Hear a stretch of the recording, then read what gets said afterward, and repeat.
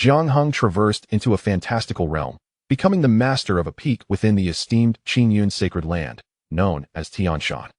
Despite his lofty title, he was, regrettably, a cultivator with a defective physique, unable to harness the energies of this world. Tianshan was on the brink of being annexed by rival peaks, casting a shadow over his fate. Just as Jiang Heng resigned himself to a life of mediocrity, fate intervened with the awakening of a divine pictorial system. By collecting the corresponding bonds within the system, he could attain extraordinary enhancements. On the Tianhuang continent, amid the snow-laden expanse of Qingyun's sacred land, the Tianshan Peak stood under a leaden sky, enveloped in a thick blanket of snow. The winter chill rendered the summit desolate, a stark white void stretching endlessly before him. Amidst this starkness, a solitary gravestone stood out, a poignant reminder against the swirling snow. Before it stood a young man, lingering in quiet contemplation. Clad in a pristine white fur coat, his unbound black hair cascaded over his shoulders.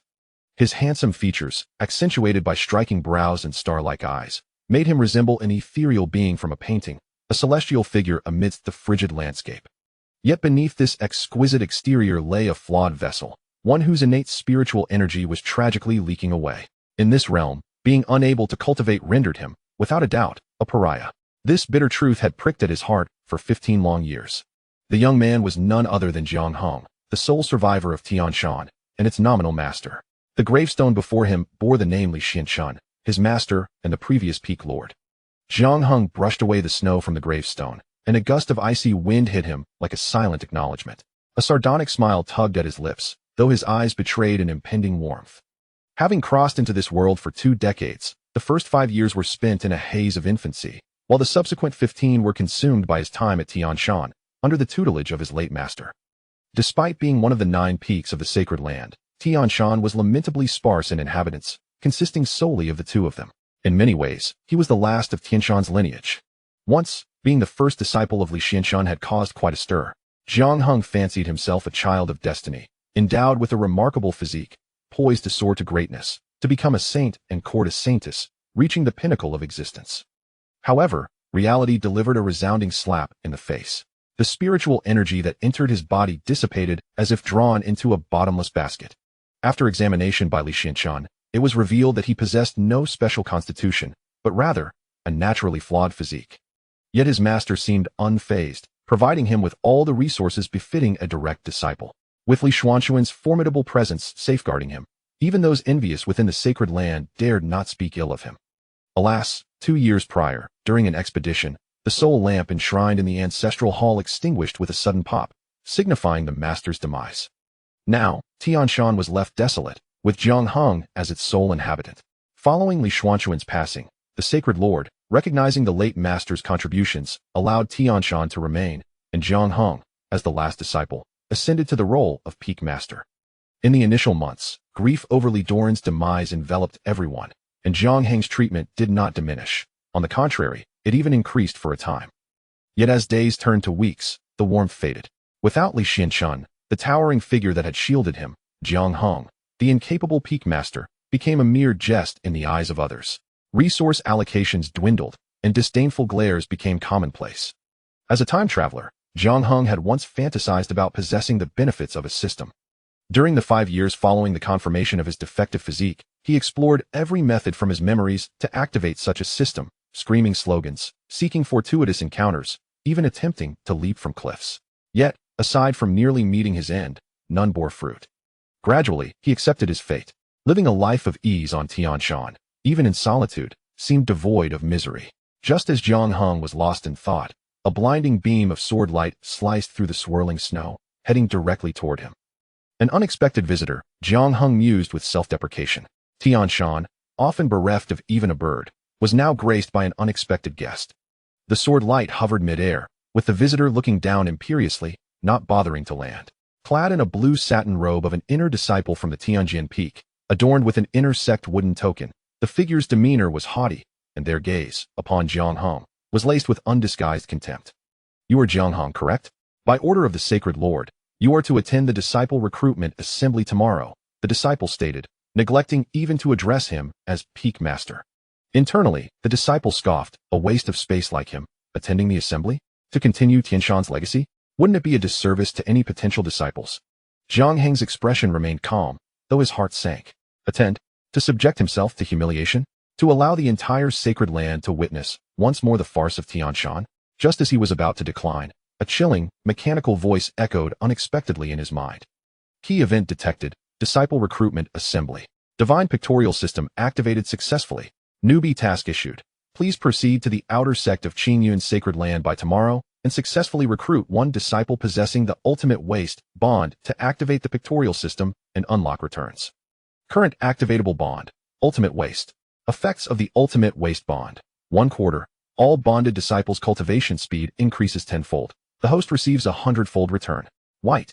2 of 4. All bonded disciples' cultivation speed increases 100-fold. The host receives a 1,000-fold return. Blue. 3/4. All bonded disciples' cultivation speed increases 1,000-fold. The host receives a 10,000-fold return. Gold. 4/4.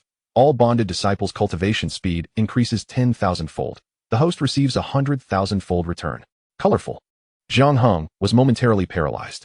The once tranquil lake of his heart erupted into a tempest. A system? After 20 long years.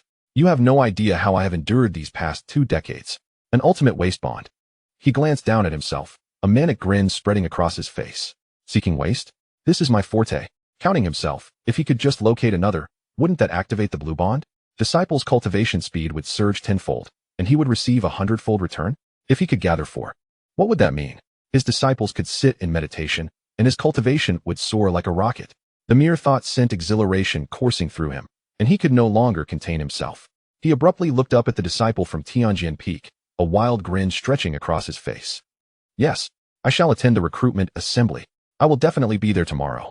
The Qiong Peak disciple was taken aback by this sudden transformation. One moment, Jiang Heng was despondent. The next, he seemed invigorated as if he had been injected with enthusiasm. The disciple felt a chill run down his spine, eager to flee. The message has been delivered. I take my leave. Jiang Peak Master should set off immediately, as Tianshan is quite distant from the outer sect. I hope you arrive before the assembly concludes, the Tianjin disciple taunted before swiftly departing on his flying sword, almost stumbling in haste. Unfazed by the mockery, Jiang Heng merely smiled coldly. For once, as long as he could gather the bonds, he would regard even the esteemed inner disciples with indifference. Without further ado, he gathered his belongings and set off toward the outer sect. Chapter 2. The Disciple Selection Conference. The following day, at the Qingyun Square of the outer sect, a throng of eager spectators had gathered, the atmosphere thick with anticipation. After all, the Qingyun sacred ground ranks among the 6 great sanctuaries of Tianhuang. Albeit the least esteemed, it remains a revered place of cultivation for countless aspirants. Silence. A resonant voice infused with spiritual energy reverberated through the square, instantly quelling the cacophony. At the podium stood a middle-aged man with black hair interspersed with streaks of silver, Mu Yunbai, the revered leader of the Qingyun sacred ground. Flanking him were the imposing figures of the peak masters from various sections. Participants in the entrance examination lined up orderly, ready to have their talents assessed. Mu Yunbai's voice echoed once more throughout the venue. Arrayed before them were 9 monumental talent assessment stones, and soon, 9 long queues formed in front of these stones. The youthful faces present were etched with anxiety, brimming with a mix of hopes and trepidation for their futures. With great orderliness, each aspirant infused their spiritual energy into the assessment stones, which began to radiate an array of colors: white, green, blue, purple, pink, red, and gold, each representing varying levels of talent. White denoted the lowest aptitude, merely sufficient for cultivation, while the others ascended in merit. As time passed, the atmosphere in the square began to diverge. Joyful cheers mingled with despondent sighs. It must be noted that most who dared to partake in the Sacred Grounds examination possessed a modicum of talent. A glance around revealed that blue and purple lights had become commonplace, with several pink talents emerging, and even a dazzling red light had made its appearance. Excellent, excellent. The emergence of a red talent so swiftly bodes well, Mu Yunbai remarked, stroking his beard with a smile. Indeed, if a golden talent were to manifest, the future of our Qingyun sacred ground would be exceedingly bright. One of the peak masters concurred. Yet, Mu Yunbai shook his head, a hint of resignation creeping into his smile. Alas, most promising candidates with any renown have flocked to the other 5 sacred grounds. I have heard whispers of a golden talent emerging from the ancient sacred ground. When shall we see such fortune grace our Qingyun? No sooner had he spoken than the mirth in his expression vanished entirely. The other peak masters lowered their gazes, and a palpable gloom settled over the assembly. However, at that moment, an unexpected turn of events transpired. A second red light surged upwards, then a third, a fourth. In the span of a mere incense stick's burning time, 3 more talents of red aptitude emerged. Mu Yunbai and the peak masters on the podium found their breaths quickening, their faces flushed with unrestrained joy. 4 red talents. Such a harvest would be deemed remarkable for the Qingyun sacred ground. Just when everyone believed this to be the day's most astonishing revelation, one of the assessment stones erupted without warning, unleashing a blinding column of golden light. The golden beam shot skyward, and at that moment, the breaths of tens of thousands in the square seemed to be collectively stifled, plunging the scene into an eerie silence. After the stillness, a roar of exclamations erupted, akin to the crashing of waves. Golden! A golden talent! Heavens! To think that my Qingyun sacred land has produced a genius of golden aptitude. With a sudden jolt, Mu Yunbai rose to his feet, his body trembling slightly as he fixated on the source of that golden light beam. His lips quivered, struggling to articulate a coherent thought. Bless my Qingyun. Bless my Qingyun indeed. The individual detected with golden talent was a young man clad in garments adorned with golden patterns. His chin held high as he gracefully accepted the envious, jealous, and admiring gazes of the crowd, a hint of pride playing upon his lips. In an instant, all the high-ranking officials on the stage directed their intense stares at him, their gazes burning with a fervor that seemed capable of melting him away. Soon, the talent assessment reached its conclusion. Next came the segment where the peak masters selected their personal disciples. According to tradition, after each apprentice recruitment conference, the peak masters are afforded the opportunity to choose their own disciples. Shall we commence? Wang Feng, the master of Qiong Peak, spoke with barely concealed eagerness, his eyes never straying from the golden-clad youth. In Qingyun sacred land, apart from the main peak, Qiong Peak holds the most esteemed power. Following precedence, it was only fitting that he would be the first to select a disciple. Thus, the golden talent disciple would likely fall under his tutelage. The other peak masters, though begrudging, could only sigh in resignation, for Qiong Peak's might was undeniable. Master Wang, please be patient, Mu Yunbai remarked, glancing at the vacant spot beside him. Qiong Peak has yet to arrive. Qiong Peak? Wang Feng scoffed upon hearing this. Master, the only one left from Qiong Peak is Jiang Heng. That waste who cannot even cultivate spiritual energy. What difference does it make whether he comes or not? His voice, neither too loud nor too soft, carried clearly to all present. Are we truly expected to believe he could take on a disciple and hinder their future? As soon as his words fell, a clear, cold voice echoed from a distance. Whether I hinder the disciples or not is of no concern to Master Wang. The crowd turned to see a young man in white approaching with measured steps, his posture upright and his features strikingly ethereal, as if he had descended from the heavens. He walked straight up to Mu Yunbai and performed a respectful bow. Disciple Jiang Heng, greetings to the master. Ah, please take your seat. Mu Yunbai nodded slightly. The arrival of Jiang Heng instantly shifted the focus of the entire assembly. Who in Qingyun's sacred land was unaware of the youngest peak master? While undeniably handsome, he was also painfully inept. Many disciples quietly sensed his aura, confirming that he bore no trace of spiritual energy, akin to an ordinary mortal. Wang Feng scoffed, turning his head away in disdain, choosing to remain silent. Now that everyone is present, let us commence the selection of disciples, Mu Yunbai declared, clearing his throat. His resonant voice spread throughout the hall. In light of Li Xuanqing's contributions to the sacred land during his lifetime, this recruitment conference will begin with Qiong Peak. This announcement sent shockwaves through the crowd. Wang Feng, in particular, nearly turned crimson with rage, the veins on his neck standing out. I do not understand. This is against the rules, he exclaimed as he abruptly stood. Why should a waste be the first to select? That is a disciple of golden aptitude.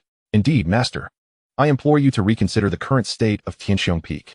As the esteemed master Jiang Feng faced such a predicament, how could he possibly guide his disciples, especially those with golden potential? It was imperative not to let this opportunity slip away. The other peak masters, unable to remain idle, began to voice their concerns. A solemn expression overtook Mu Yunbai's countenance, and an invisible pressure descended like a mountain, suffocating the atmosphere on the podium. The air seemed to freeze, causing those peak masters who continued to plead to feel a sudden tremor in their hearts, rendering them mute. In truth, the selection of candidates for Qiong Peak was a deliberate decision on his part. Since the establishment of the Holy Land, Qingyun Holy Land had always stood with 9 peaks.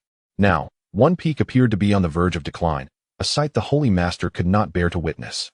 Moreover, the former master of Qiong Peak, Li Xuanqing, was his sworn brother, which further compelled him to take action regarding Qiong Peak. As for Jiang Heng's inability to cultivate and teach disciples, it was not a significant concern.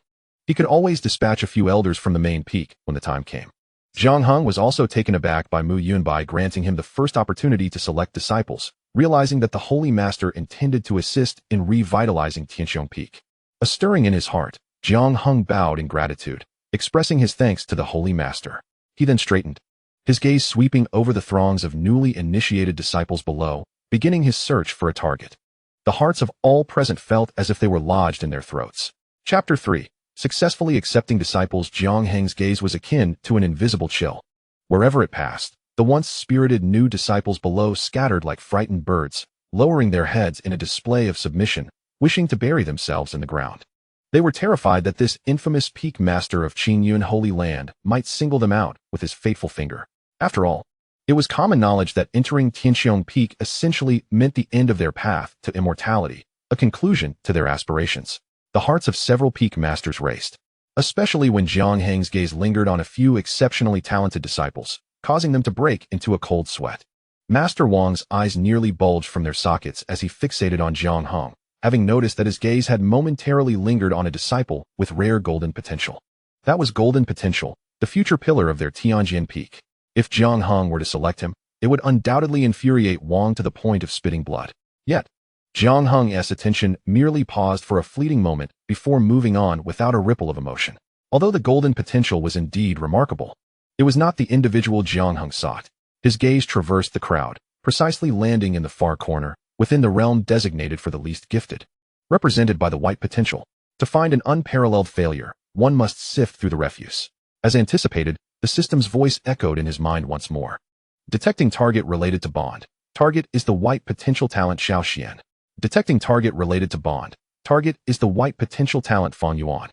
As the words faded, two inconspicuous young men in Jiang Heng's vision suddenly radiated a golden glow visible only to him.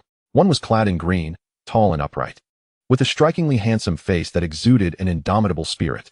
One was clad in a black robe, unremarkable in appearance. Yet his eyes harbored a depth and ferocity that belied his age. Upon closer inspection, neither of these individuals seemed to align with the notion of being worthless. However, as Jiang Heng pondered his own circumstances, he found solace in this realization. While he scrutinized the two, they too were lost in their own contemplations. The youth in blue, Xiao Xian, was preoccupied with a quaint ring in his hand, as an ancient and feeble voice reverberated in his mind. Xiao Xian, to ensure you navigate through the trials undetected, I have expended considerable essence of my soul to manifest your white talent in the aptitude assessment. You must succeed in gaining admission to the sacred land of Qingyun. In just 3 years, I can guarantee your ascension to the profound realm, at which point you will possess the power to vanquish your betrothed, with whom you have a 3-year pact, thus forging an indomitable heart and defying fate. In the future, becoming an unparalleled powerhouse is not beyond your grasp.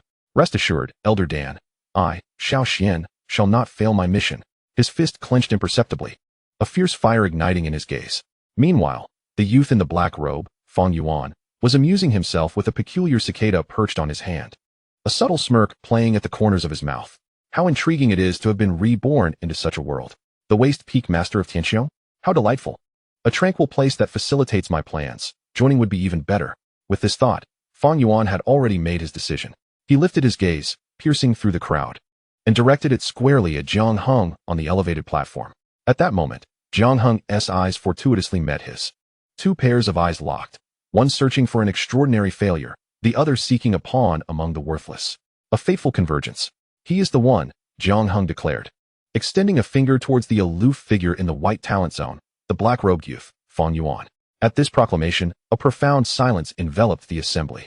The sound of a pin dropping would have been audible. Everyone stood in a daze, convinced they were hallucinating. What was this? The Master's selection of candidates for the first round, and he disregards the golden and crimson talents, even the pinks and blues, to choose the most inferior white talent? Is he out of his mind? Particularly, the disciple of golden talent, who had just moments before been grappling with whether to graciously decline if Jiang Heng selected him, felt a rush of humiliation as Jiang Heng instead opted for a veritable failure. A wave of indescribable indignation surged through him, his complexion turning a deep shade of crimson. Why was Jiang Heng not choosing him? Did he, a proud possessor of golden talent, lack even the qualification to be chosen? This was an affront to his dignity. In that instant, a deep-seated resentment towards Jiang Heng took root in the golden talent's heart. Meanwhile, Wang Feng, after a moment of stunned silence, erupted into unabashed laughter. His delight evident as his beard seemed to lift with mirth. He clasped his hands together, speaking with a mocking tone. It appears Master Jiang possesses self-awareness. Recognizing that the temple of Tianxiong is too small to accommodate gifted disciples, thus deliberately selecting someone of lesser talent to avoid hindering them. Such noble integrity, I admire greatly. On the elevated platform, the Holy Lord Mu Yunbai wore a rather unpleasant expression. He had initially intended to lend a hand to the Qiong Peak, but to his dismay, Jiang Heng had chosen a disciple of merely white aptitude in front of everyone. Jiang Heng, have you truly considered this? Do not heed the words of others. Feel free to select, for with my presence, none would dare to oppose you. Mu Yunbai had thought that Jiang Heng was merely succumbing to fear of retribution from Wang Feng and others, leading him to such a self-defeating choice. However, no, Holy Lord. Jiang Heng replied, shaking his head with an expression of calm. I see a connection between this disciple and our Qiong Peak. With this statement, he silenced all dissent. Very well, you feel a connection. You are remarkable. Observing Jiang Heng's resolute demeanor, Mu Yunbai let out a heavy sigh, ultimately refraining from further discussion and simply gestured for the matter to be concluded. Let it be. I shall find a way to compensate Qiong Peak in the future. Once Jiang Heng had made his choice, the disciples present collectively exhaled in relief, as if they had narrowly escaped the clutches of death. This sense of survival imbued their gazes towards Jiang Heng with gratitude. Yet, before they could fully relax, Jiang Heng once again turned his attention to Mu Yunbai. Oh, Holy Lord, I have one more humble request. Mu Yunbai, still lamenting Jiang Heng's choice of a disciple with white aptitude, was taken aback. Oh, pray do tell. You see, at Qiong Peak, I am the sole living soul, and the atmosphere is quite desolate. The winds at night can be rather unsettling. Jiang Heng earnestly expressed his grievances. Might I be permitted to select another disciple? It would be nice to have some company and merriment. As soon as these words were uttered, the atmosphere fell into a profound silence once more, only to erupt shortly thereafter. No way. Wang Feng was the first to jump up, his face contorted in anger. Jiang Heng, do not overreach. The Holy Lord has graciously allowed you to choose a disciple in the first round, which is already a tremendous favor. Do you wish to set a precedent that has not occurred in a century? Indeed, we are still waiting. Shall we simply allow all selections to be made by Qiong Peak? The heads of the various peaks were aflame with indignation, all voicing their opposition. Jiang Heng's selection of one incompetent disciple could be overlooked, but now he desired to select yet another? It was as though he treated the disciple selection ceremony as a market, choosing vegetables and then seeking to snatch an onion. Mu Yunbai's brow furrowed, his expression conflicted. He genuinely wished to assist Qiong Peak, yet such blatant disregard for the rules could not be permitted, lest he lose the support of the others. As the situation threatened to spiral out of control, Jiang Heng, unfazed, raised his hand slightly.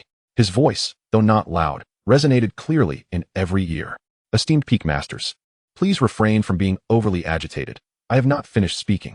He surveyed the crowd, finally fixing his gaze upon Mu Yunbai, and declared loudly, the disciple I wish to select this second time shall not possess an aptitude of red or higher.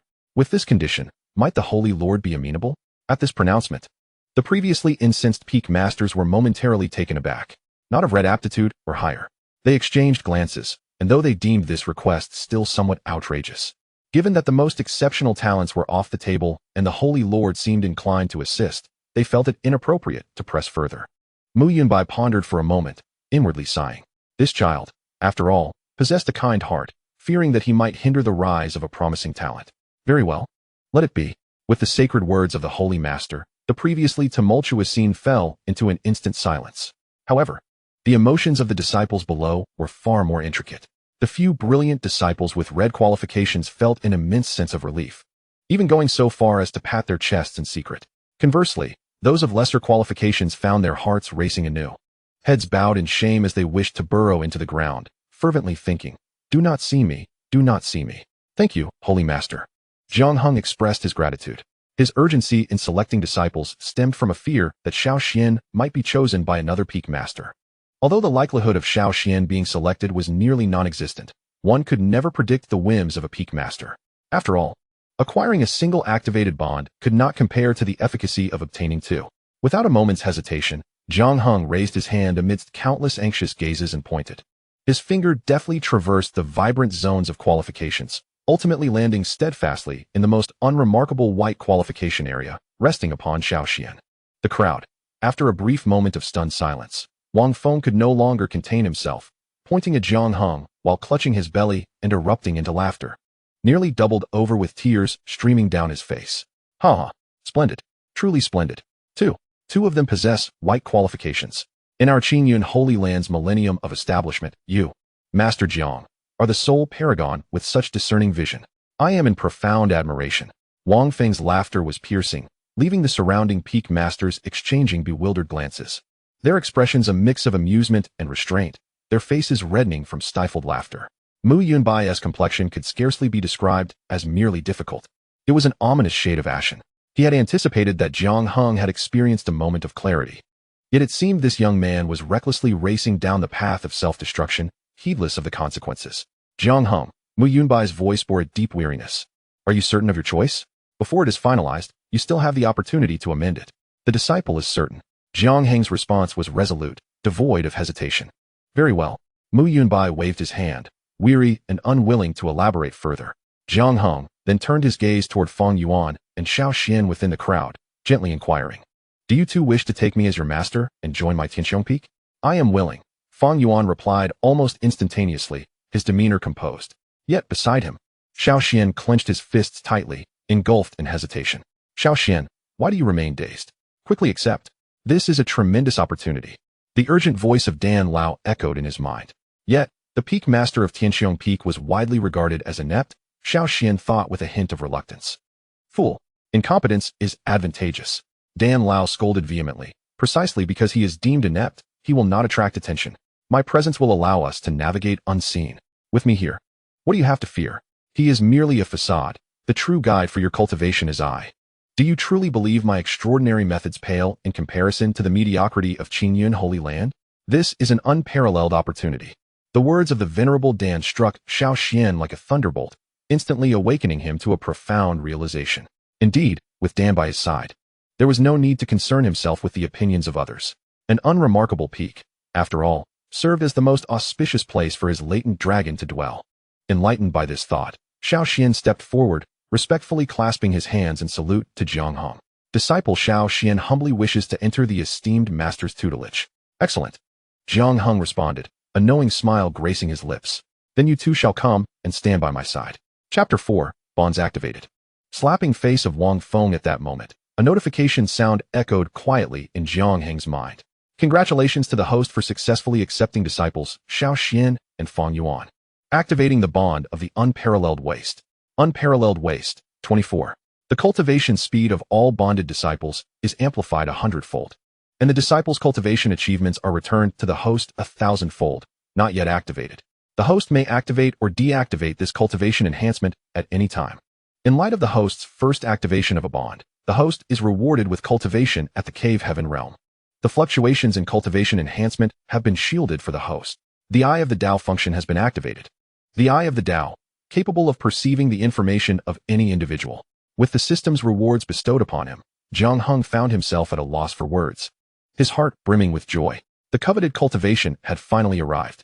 An immense, unparalleled energy surged forth, manifesting a realm within him without any forewarning. The residual energy transformed into a warm torrent, cleansing his limbs and bones, as every cell rejoiced in exuberance, filling him with an unprecedented sense of power. This was the Cave Heaven realm. Jiang Heng slowly clenched his fist, feeling the formidable strength capable of shaking mountains coursing through his fingertips, his heart ablaze. Yet his countenance remained composed and tranquil. Typically, one capable of soaring through the skies, often referred to as an immortal by mortals, resides within the innate realm. The Cave Heaven realm, viewed through the lens of the entire sacred land of Qingyun, undoubtedly represented the backbone of the elder ranks. At that moment, Xiao Xian and Feng Yuan, their faces alight with joy, hastened to stand respectfully behind Jiang Heng. Onlookers regarded the duo as if they were fools, bemused that this so-called waste peak master could elicit such happiness. Yet, the true nature of folly would soon be revealed. Next, it was the turn of other peak masters to select their disciples. Wang Feng, without a moment's hesitation, named a disciple of golden aptitude, promising numerous benefits. Ultimately, the gifted youth entered his service amidst envious glances, though the remaining peak masters were reluctant, for among them chose disciples of red aptitude. The two peak masters who did not select red aptitude disciples, having witnessed Jiang Heng's precedent, opted to choose several pink aptitude disciples instead. The remaining disciples were then selected by the elders of each peak. White aptitude disciples, should they not be chosen by an elder, would likely be relegated to the status of servant disciples. Thus, The gazes of those white aptitude disciples towards Feng Yuan and Xiao Xian were filled with envy. Though they were selected by the so-called Waste Peak Master, they were still direct disciples, enjoying a status far superior to that of mere servants. Seizing the opportunity amidst the elder selection of disciples, Jiang Heng's thoughts stirred as he resolved to experiment with the newly acquired Eye of the Tao. His gaze, shimmering with golden light, swept over Xiao Xian, who stood behind him. Xiao Xian, cultivation, none. Recent experiences, publicly jilted by his fiancée, bound by a 3-year agreement.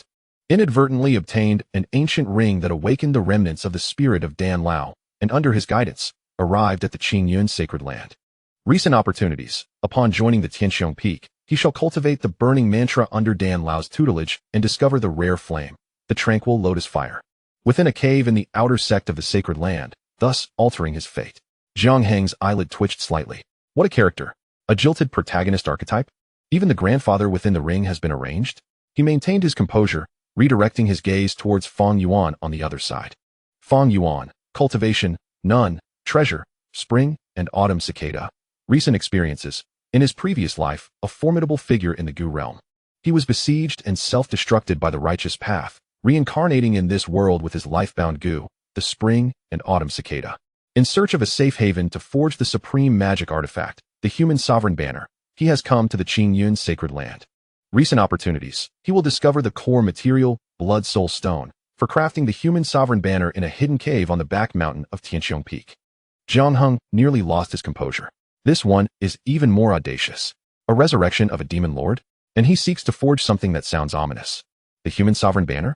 Have I unwittingly disturbed the nest of protagonists? A useless character rising against the odds, and a demon reborn, both with their own advantages. Yet, a playful smile curled at the corner of Jiang Heng's mouth. No matter how formidable the protagonists may be, they must still respectfully address me as their master. As time passed, the disciple selection ceremony finally came to a close. Each peak had welcomed a plethora of fresh talent, yet Qiong Peak, under Jiang Heng, remained desolately sparse with merely 3 disciples. This year, so many have joined my Tianjin Peak, truly a cause for celebration. Wang Feng stood with his hands clasped behind him, surveying the spirited golden-graded disciple behind him, his face brimming with undisguised pride. He then cast a meaningful glance at Jiang Heng, his gaze filled with condescension. With such joyous occasions, I, the Peak Master, am in remarkably high spirits today. When one is elated, one feels inclined to perform acts of kindness. I have observed that Peak Master Jiang has traveled a long way, and now has taken on 2 promising disciples. To walk back would indeed be a rather dreary sight. How about this? When I return to the mountain later, I shall give you a ride. Wang Feng wore a benign smile, yet his words dripped with sharpness. The emphasis on a ride was particularly heavy. Those present could hardly miss the underlying implication. This was no act of kindness. It was a public humiliation, highlighting Jiang Heng's inability to even fly. Aside from the Holy Master Mu Yunbai and a few other Peak Masters whose expressions remained unchanged, the rest looked at Jiang Heng with bemusement, anticipating how he would extricate himself from this predicament. The decline of Qiong Peak had long since become a source of amusement for many. Such is the world of cultivation. Without strength, there is no dignity. Wang Feng reveled in the attention, a wider grin spreading across his face. A seemingly worthless individual, incapable of cultivation, had the audacity to confront him in public. Did he truly believe that Qiong Peak remained the same as it once was? He had a myriad of methods to render Jiang Heng incapable of holding his head high within the sacred grounds. Jiang Heng chuckled coldly within, recognizing that Wang Feng's talent for provoking others had not diminished in the slightest. In the past, he would have grudgingly accepted this humiliation, silently enduring the disgrace. But now, things had changed. His internal realm had blossomed, and his power surged within him. Although he may not yet match the revered Wang Feng in cultivation level, what did he have to fear?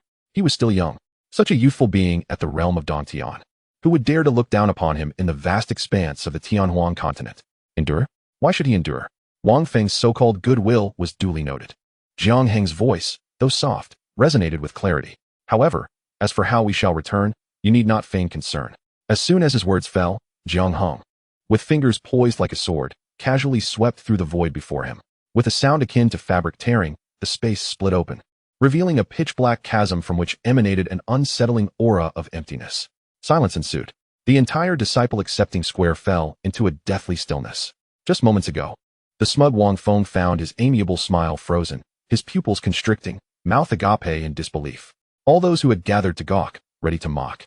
wore expressions of shock and astonishment. What had happened to the so-called worthless one? What had happened to the claim of his incapacity for cultivation? Was this truly what they deemed worthless? Were they to be regarded as mere refuse? Have you ever seen a so-called worthless individual effortlessly tear open the fabric of space with a mere flick of a finger? It must be noted that the ability to rend space barehanded is a hallmark of Dantian realm practitioners. Moreover, Jiang Heng's composed demeanor suggested he was far beyond just a novice in the Dantian realm. With a tranquil expression, Jiang Heng surveyed the faces of those below, frozen in shock, and felt a rush of exhilaration. Yes, this was the sensation befitting a transmigrator. What were they still doing in a daze? Come forth. He turned to his companions, Fang Yuan and Xiao Xian, who stood utterly flabbergasted. The two jolted back to reality from their overwhelming astonishment. Was their master truly this formidable? They exchanged glances, recognizing the shock mirrored in each other's eyes, and swiftly approached Jiang Heng, stepping into the chilling rift in space, their figures vanishing in an instant. The rift soon sealed, as if it had never existed. The scene remained enveloped in silence. Particularly, Wang Feng felt a chilling sensation surge from his feet straight to the crown of his head, cold sweat trickling down his brow. Just moments ago, when Jiang Heng had torn the fabric of space, he had not sensed even the slightest ripple of spiritual energy. What did this imply? To achieve such a feat indicated that Jiang Heng's cultivation far surpassed his own. A thought uncontrollably surged within Wang Feng's mind. A quasi-saint. Beneath the saint, all are but ants. Though a quasi-saint is not a true saint, extinguishing a mere practitioner of the revered realm would be as effortless as squashing an ant. Had he just provoked a quasi-saint? However, as the overwhelming dread began to recede, Wang Feng forced himself to regain composure. No, this was impossible. Given Jiang Heng's age, how could he possibly be a quasi-saint? Suddenly, a possibility struck him. It must be that old wretch from Sky Qiong Peak, who, before his demise, bequeathed Jiang Heng some extraordinary spatial treasure. Yes, it must be that way. He himself remained a mere waste, unable to perceive the fluctuations of spiritual energy. Moreover, he had just gravely offended Jiang Heng. If the latter truly was a quasi-saint, could he still be standing here now? Surely, he would have been reduced to ashes by then. With this realization, Wang Feng's fear morphed into a seething rage. How could he have been deceived by this insignificant fool? He felt the gaze of the other peak masters and disciples around him shift from amusement to ridicule, their eyes mocking him as if he were a capering clown. What are you waiting for? Retreat to your peak. Wang Feng's face turned a ghastly shade of white. He could no longer endure the situation. He barked an order to the crowd from Tianjin Peak before vanishing into the void in a flurry of embarrassment. Unbeknownst to him, he had guessed half correctly and half incorrectly. Jiang Heng was indeed not a quasi-saint, but he was far from the easily manipulated fool he once was. As for the fluctuations in spiritual power, they had been concealed by the system. Such a function was indeed a splendid advantage, a testament to the system's prowess.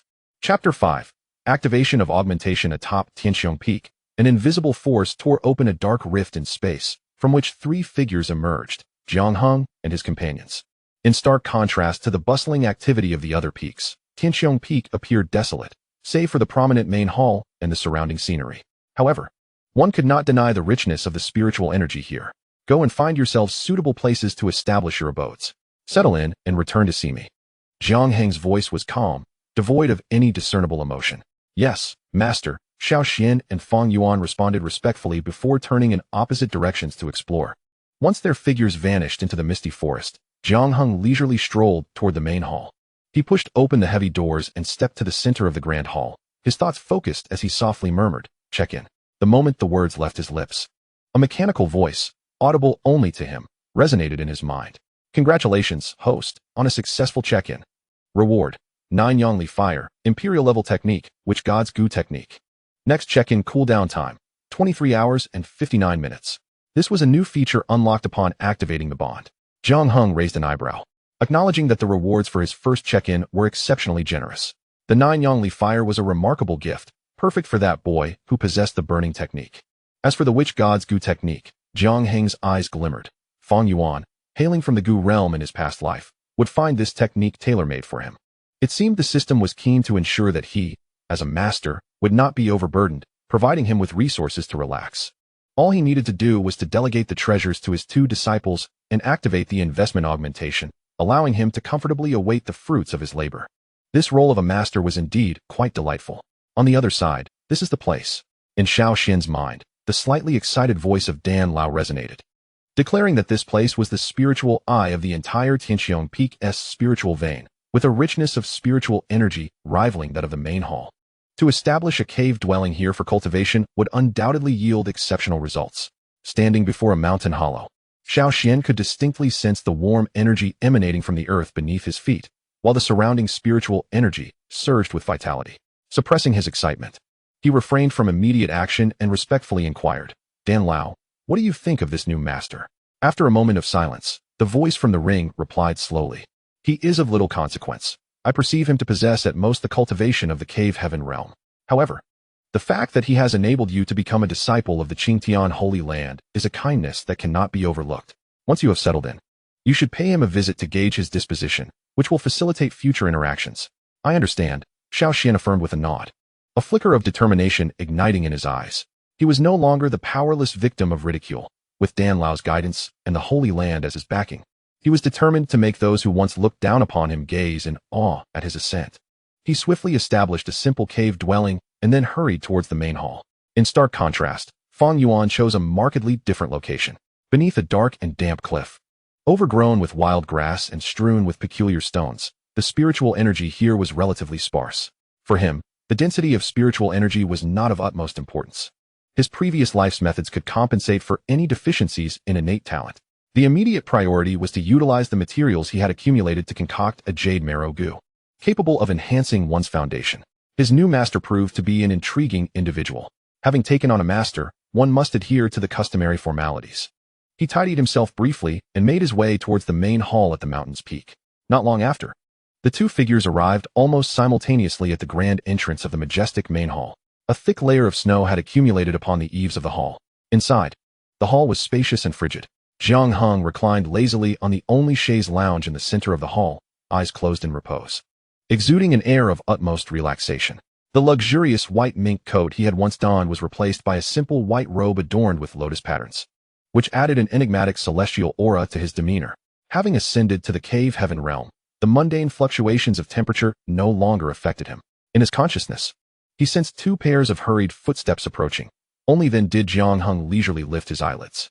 Master, Xiao Xian and Fang Yuan entered the hall one after the other, almost bowing simultaneously in greeting. Jiang Heng responded lazily from his nostrils, straightening slightly in his chaise, yet retaining an air of languidness. "Since you have taken me as your master, a formal greeting is in order." His gaze first settled on Xiao Xian.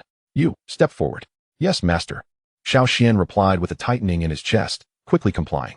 Jiang Heng casually raised his hand, and a cluster of brilliant golden flames materialized in his palm. Quietly burning, this was the 9-yang glass fire. At the moment the flames appeared, the temperature in the grand hall surged dramatically, the air began to warp, and the cold stone floor rapidly became scalding hot.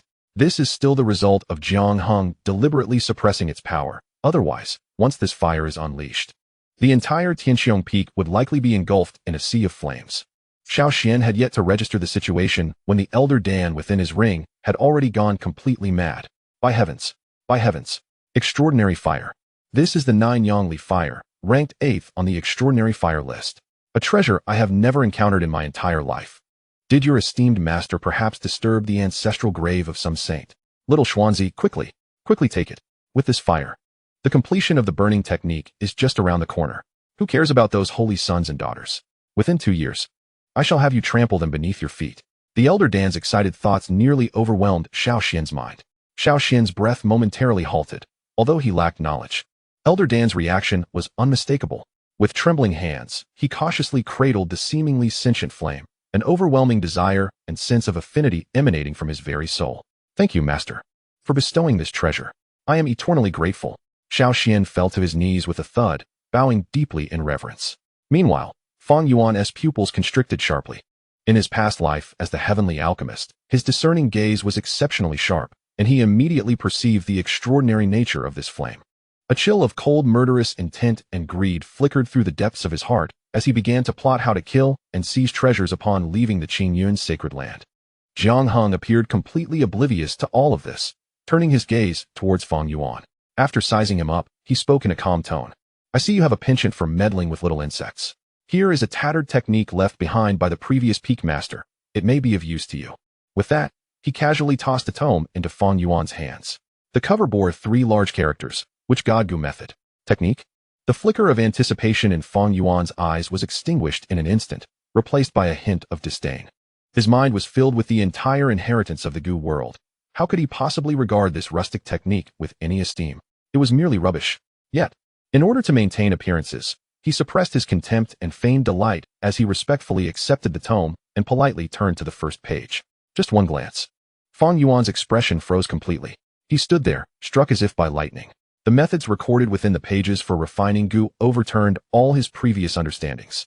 Those astonishing ideas, those exquisite constructs, had opened a door to a new world for him. Had he possessed this technique in his past life, he would not have been besieged and forced to self-destruct for rebirth by that so-called righteous path. With a soft thud, Fang Yuan slowly closed the tome, his fingers turning slightly pale from the pressure. He took a deep breath, raised his head, and looked at Jiang Heng. This man had already bestowed upon him an abundance of surprises today. Thank you, Master, for granting this method. Fang Yuan's voice was hoarse and dry as he solemnly bowed. He was quite satisfied with this initiation gift. Enough, you have received your items. If there is nothing more, you may leave and not disturb my tranquility. Jiang Heng waved his hand impatiently, reclining back in his chair and closing his eyes. Yes, Master. The two responded in unison, their hearts swirling with tumultuous emotions as they exited the grand hall. Until the breaths of the two departed entirely, Jiang Heng finally opened his eyes, a lazy smile curving his lips. System, activate the 100-fold amplification. Ding. 100-fold amplification has been activated. It is done. Next, he would merely wait for the two extraordinary wastrels to diligently cultivate while he reaped experience effortlessly. Chapter 6. Recruiting disciples 7 days later, within the cave of Shaoxian. Boom. A wave of scorching air exploded, instantly reducing Shaoxian's stone bed to mere powder. He abruptly opened his eyes, his pupils seemingly ablaze with crystalline flames. With a single punch, the very air emitted a thunderous roar under the strain. 8th level of body refinement. Feeling the torrent of immense power surging within him, Shaoxian was momentarily dazed. How could his realm have ascended so rapidly in just a few days? It felt as though he were dreaming. Kid, don't get too carried away, came the voice of Dan Lao from within the ring, tinged with astonishment. The dominance of this 9-yang glass fire surpasses my expectations. It seems your constitution is indeed extraordinary, capable of perfect accommodation. Meanwhile, in another cave, Fang Yuan cautiously unveiled the Guding, a hue of ethereal blue radiating from within, casting a dreamlike glow throughout the stone chamber.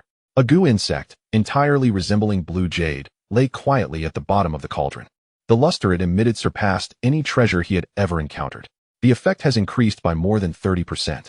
As Fang Yuan absorbed the jade marrow Gu into his body, a surge of energy, purer than he had anticipated, washed over his limbs and bones. His originally white aptitude rapidly transformed into a pristine blue before his very eyes. 5th level of body refinement. Fang Yuan gazed inward at his Qi, his mind shaken. Something is amiss. This is too uncanny. The spiritual energy of Sky Qiong Peak is indeed rich, and the witch god Gu techniques are profound. Yet the combination of both should not yield such miraculous effects. Being a meticulous thinker, he never believed in serendipitous gains. There must be a secret behind this that he was unaware of. His gaze pierced through the stone walls of the cave, directed toward the main hall, his expression profound. This seemingly advantageous master of mine harbors great secrets. Within the main hall, Jiang Heng's face was nearly radiant with joy. Shaoxian's cultivation has ascended to the 8th level of body refinement, triggering a 1,000-fold return. Congratulations to the host for elevating to the 5th level of cave heaven. Fang Yuan's cultivation has ascended to the 5th level of body refinement, triggering a 1,000-fold return. Congratulations to the host for elevating to the 8th level of cave heaven. Boom, boom.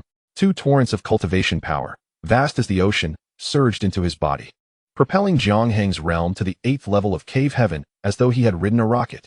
He slowly exhaled a breath of turbid air, the chi arrow stretching several feet into the void, lingering for a time. What bliss! Jiang Heng clenched his fists, feeling as if he could punch through a mountain now. Wang Feng, he smirked. If he dared to show his face before him now, he would learn the true hospitality of Sky Qiong Peak. Although the rewards from the past few days' sign-ins were not entirely satisfactory, they were not without merit. As his thoughts stirred, an ancient longsword materialized in his hand. The hilt bore the inscription of 2 seal characters, Tian Qiong.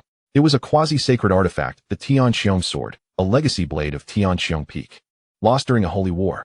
Unexpectedly, he had retrieved it in such a manner. Jiang Heng gently caressed the blade, which emitted a melodious hum, as if in response.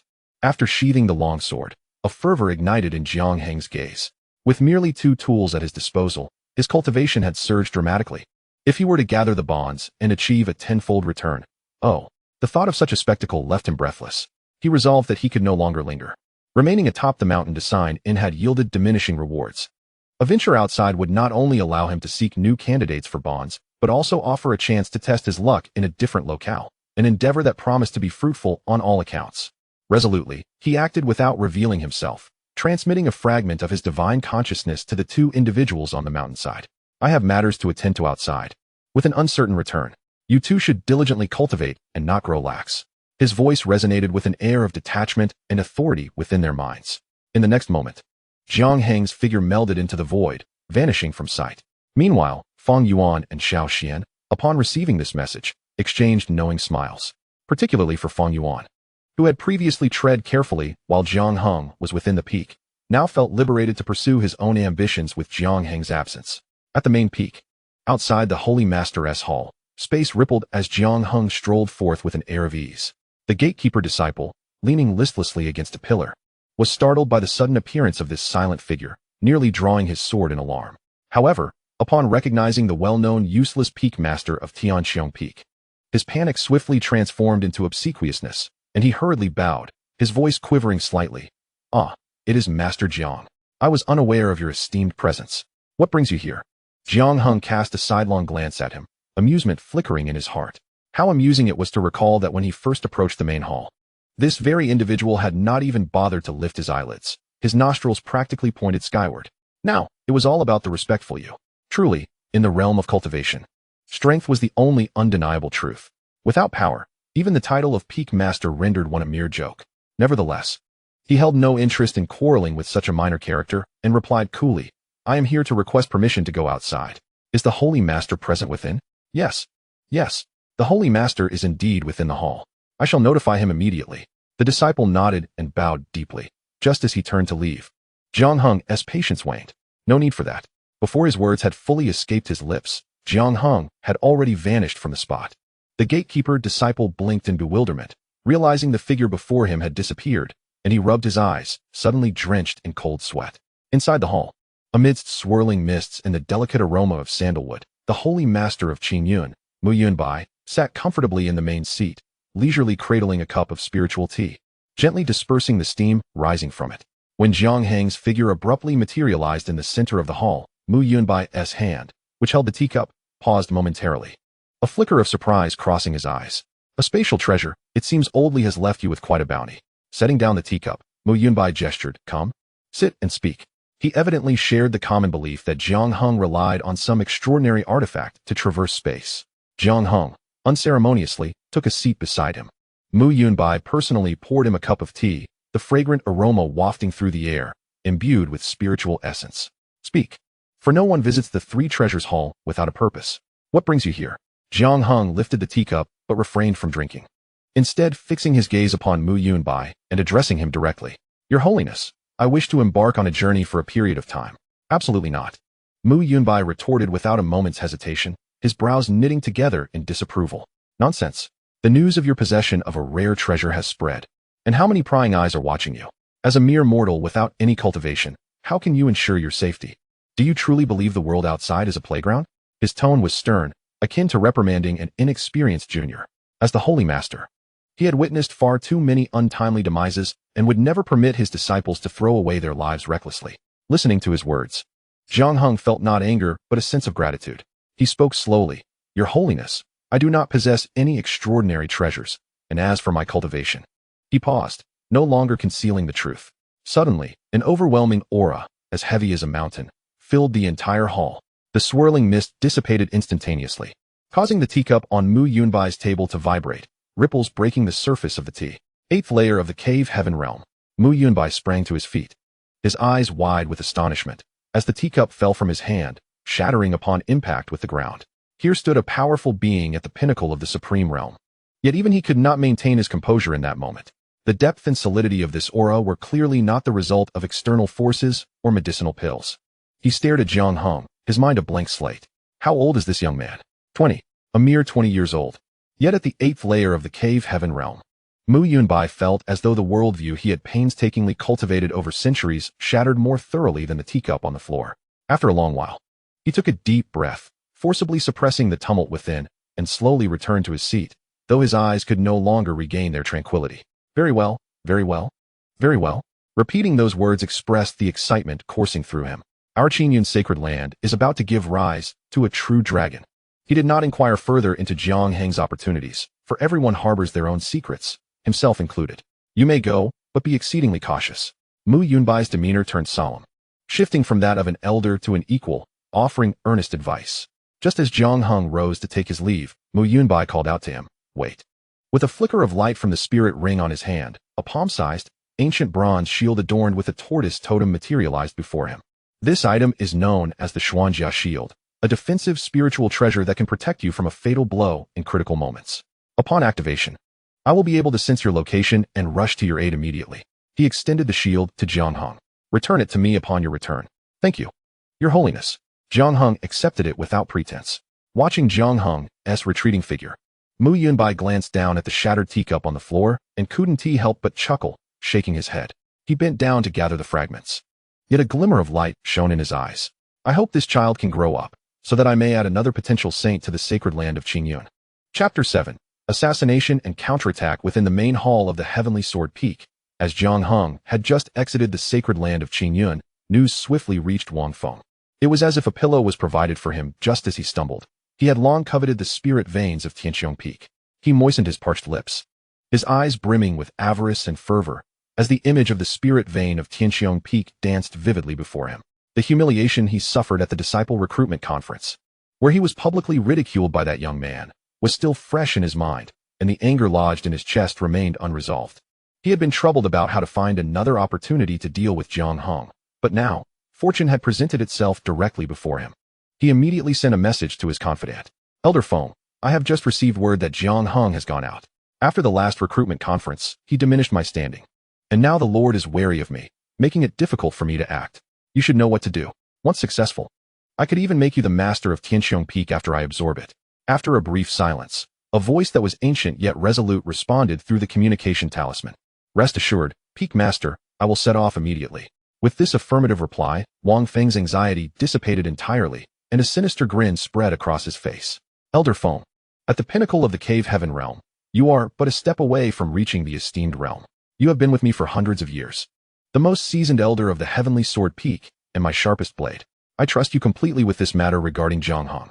He could already envision the scene of Jiang Heng's corpse and himself taking control of Sky Qiong Peak.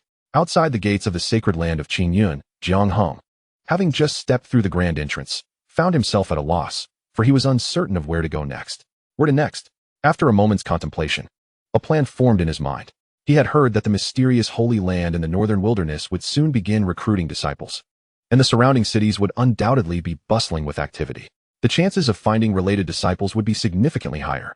A visit there might yield unexpected gains. Yes, I shall go there. Even if I cannot find suitable disciples, I shall consider it a journey, exploring the northern wilderness, savoring its delicacies, and admiring its scenery. How delightful that would be. Resolute in his decision, Jiang Heng made his way towards the largest city near the sacred land of Qingyun. Qingyun City, where there was a teleportation array leading directly to the cities surrounding the mysterious Holy Land. However, scarcely had he flown 100 miles when a chilling sensation crept from behind him, like a prickling awareness. With a sweep of his divine sense, he detected a vague figure shadowing him from afar. The murderous intent, though deliberately suppressed, could not elude his perception. Jiang Heng understood immediately. Goodness, that old dog Wang Feng is indeed swift. Since my arrival in this world, I have only offended him.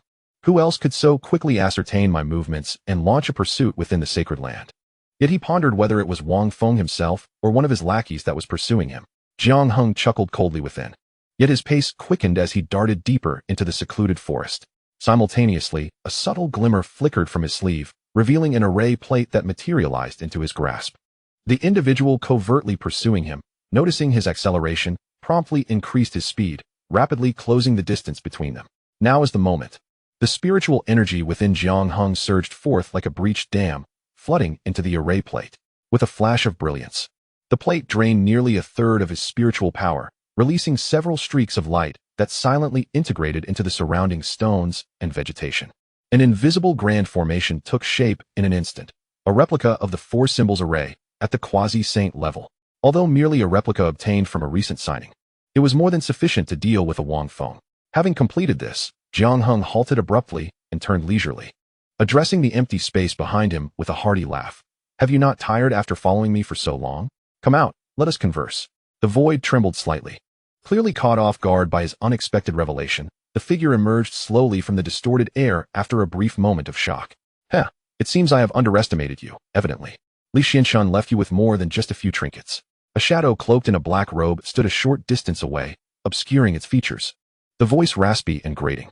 Although the face remained hidden, the stature and tone indicated it was not Wang Feng. A pity, indeed. You were sent by Wang Feng, weren't you? Jiang Heng inquired, hands clasped behind his back, exuding an air of nonchalance.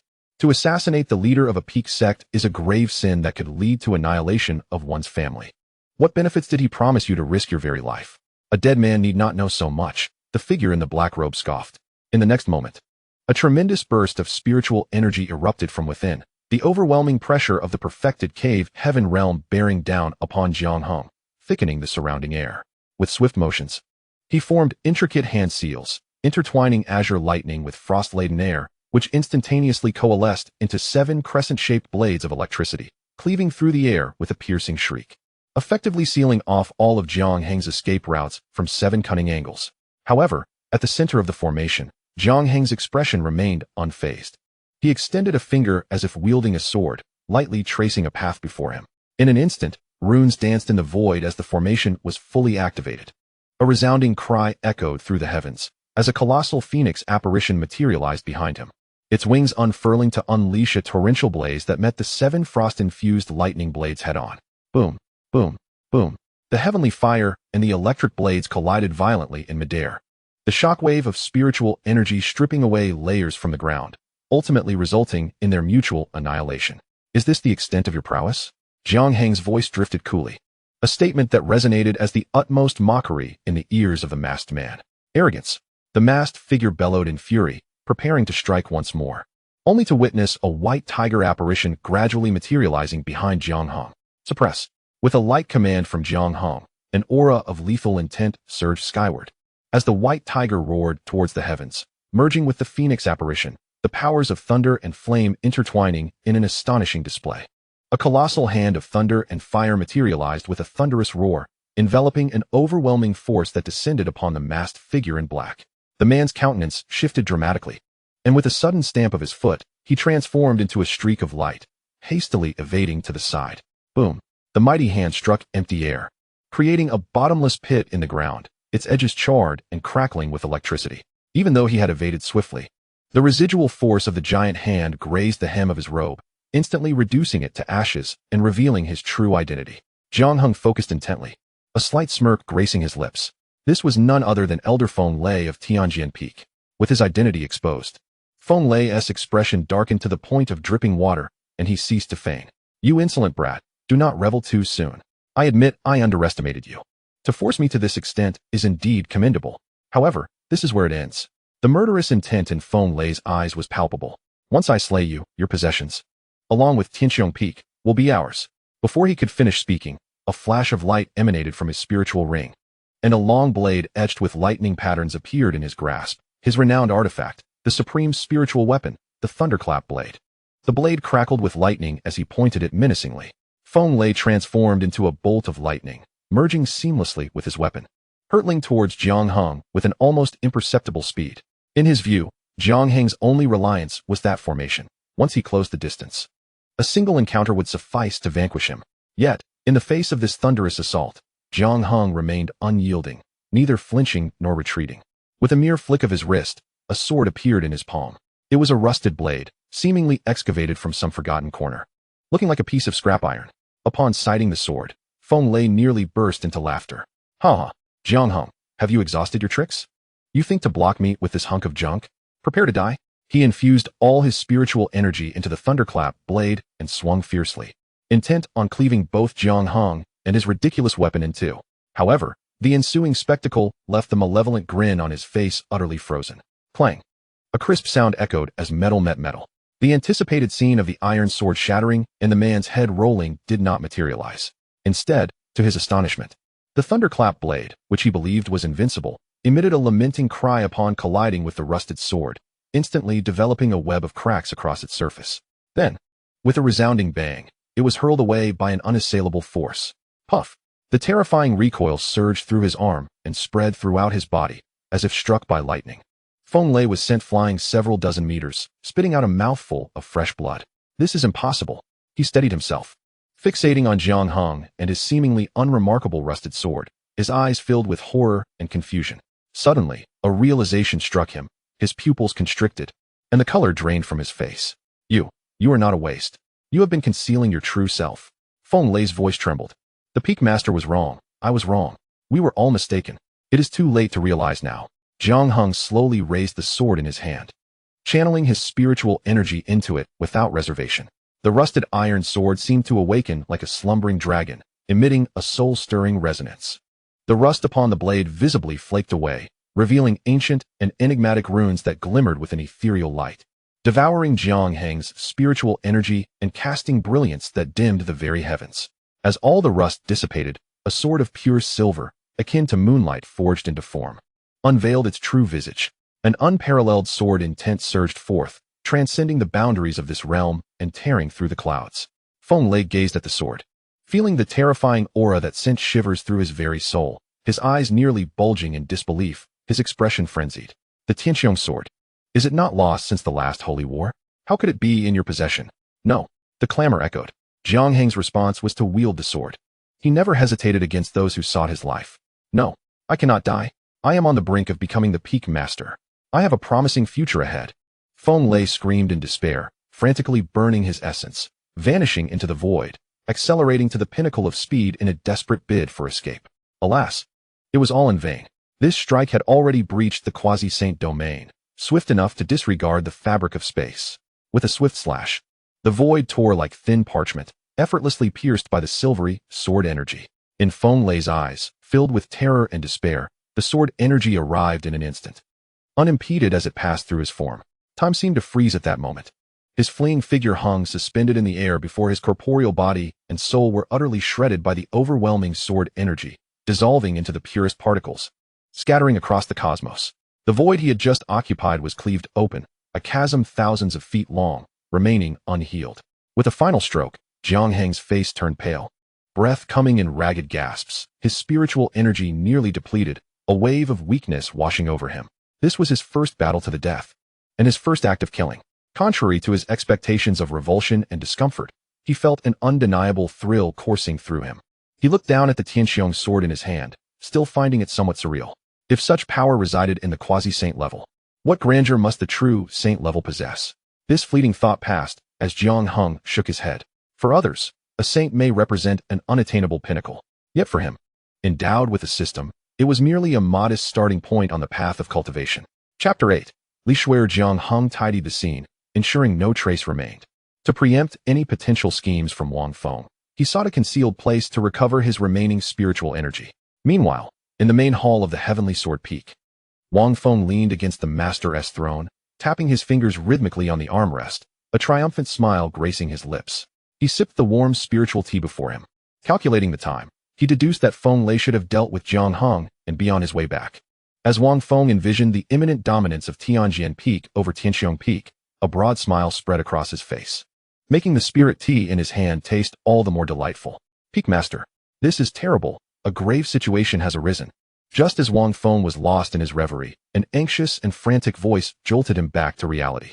Not far from the main hall, a disciple of Tianjin Peak rushed in, his face etched with terror, stumbling into the hall and collapsing to the ground. Wang Feng's good mood was abruptly interrupted.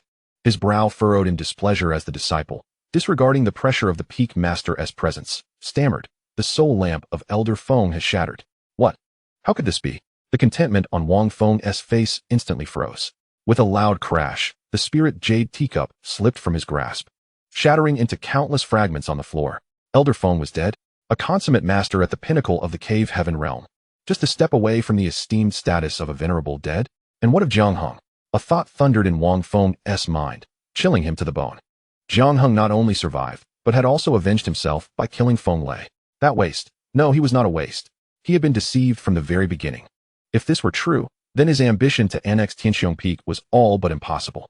Moreover, with Elder Feng's demise, he would find it challenging to explain to the Holy Master, leaving him in a highly precarious position. Wang Feng paced back and forth within the hall, his expression fluctuating as beads of cold sweat formed on his forehead. No, he could not remain passive. Hadn't Jiang Heng gone out? With Feng lay dead, there were no witnesses. Perhaps he could turn the tables and manipulate this situation to his advantage. He could claim that Jiang Heng harbored resentment against Qiong Peak, secretly trailing the elders and ultimately cruelly murdering one outside the sect. In that case, even if Jiang Heng possessed formidable abilities, bearing such a charge would surely destabilize his position as Peak Master. By unseating him and orchestrating matters so that his own confidant ascended as the new master of Qiong Peak, the spirit vein would ultimately fall into his hands. The more Wang Feng contemplated, the brighter his eyes shone, convinced of his own brilliance. Gradually, he turned, his gaze settling on the trembling disciple before him, reconstituting a facade of gentle benevolence. Who else knew of Elder Feng's shattered soul lamp? The disciple felt an unsettling chill under Wang Feng's scrutiny and hurriedly replied, reporting to the Peak Master. Only this disciple witnessed it. I rushed here immediately to inform you. Indeed, you have done well. Wang Feng approached the disciple, patting him approvingly on the shoulder. The disciple's face lit up with a glimmer of hope, anticipating a reward. However, before he could receive the promised prize, an overwhelming force surged through his right shoulder. Crack! The smile on Wang Feng's face remained unchanged as his fingers crushed the disciple's shoulder bone, releasing a surge of spiritual power. Bang! The disciple barely had time to scream before his body erupted into a mist of blood, splattering Wang Feng in the process. Wang Feng, his expression devoid of emotion, used his spiritual energy to disperse the bloodstains, his gaze icy. The fewer who knew of this matter, the better. As for this disciple, is it not rather commonplace for a sect member to perish during their training excursions? The following day, Jiang Heng spent the night recuperating in a cave, finally managing to restore a substantial portion of his spiritual energy that had been depleted during his confrontation with Feng Lei. Rising to his feet, he brushed off the dust from his robes, no longer wishing to linger, and set forth towards Qiong City. This location was but a few hundred kilometers from the city, and with his current cultivation at the Cave Heaven stage, he arrived at the city gates in little more than the time it takes for half a stick of incense to burn. The gates of Qiong City loomed majestically, with cultivators entering and exiting in a steady stream, forming a long queue, while the presence of mortals became a rarity. Jiang Heng had no interest in waiting in line. He approached the city gate directly, casually brandishing the token that represented his status as the master of Qiong Peak. The gate guards, initially poised to reprimand this rule-breaking individual, were swiftly rendered speechless upon seeing the characters Qiong inscribed on the token. Their expressions shifted from impatience to sheer terror, and they nearly fell to their knees. Master Jiang, I am blind to not recognize your greatness. Allow me to clear the way for you. The head guard hastily opened a path, bowing and scraping as he ushered Jiang Heng into the city, simultaneously signaling to his colleagues to rush to the Lord's residence to report this development. Ignoring the flurry of guards, Jiang Heng wandered into the city, taking great pleasure in meandering through the streets. One hand clutching a skewer of candied hawthorn and the other a stick of roasted spirit bird meat, relishing the flavors. The vibrant hustle and bustle of the marketplace stirred memories of his past life. Ever since being taken back to the mountain by Old Li upon his arrival in this realm, he had nearly forgotten such sensations. Experiencing them once more brought an indescribable comfort. At that moment, a raucous commotion emanated from a nearby alley, contrasting sharply with the lively atmosphere of the streets. Jiang Heng instinctively turned his gaze toward the sound. Deep within the alley, a group of unruly youths surrounded a small figure huddled in the corner, delivering punches and kicks. A calamity like you does not deserve to eat. Hand it over. Get out of Qiong City. You are not welcome here. Do not let us see you again, or you will regret it. The leader of the boys stepped forward, knocking a bun from the small beggar's grasp, while the others joined in with threats. The little beggar remained silent, only bending down to retrieve the bun that had fallen to the ground. However, just as her hand reached for it, the leader of the boys sneered, crushing the half-eaten bun she clutched to her chest beneath his foot, grinding it further into the dirt.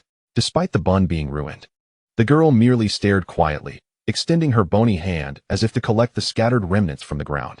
Yet, the boy delivered another kick, trampling the crumbs into the muddy earth.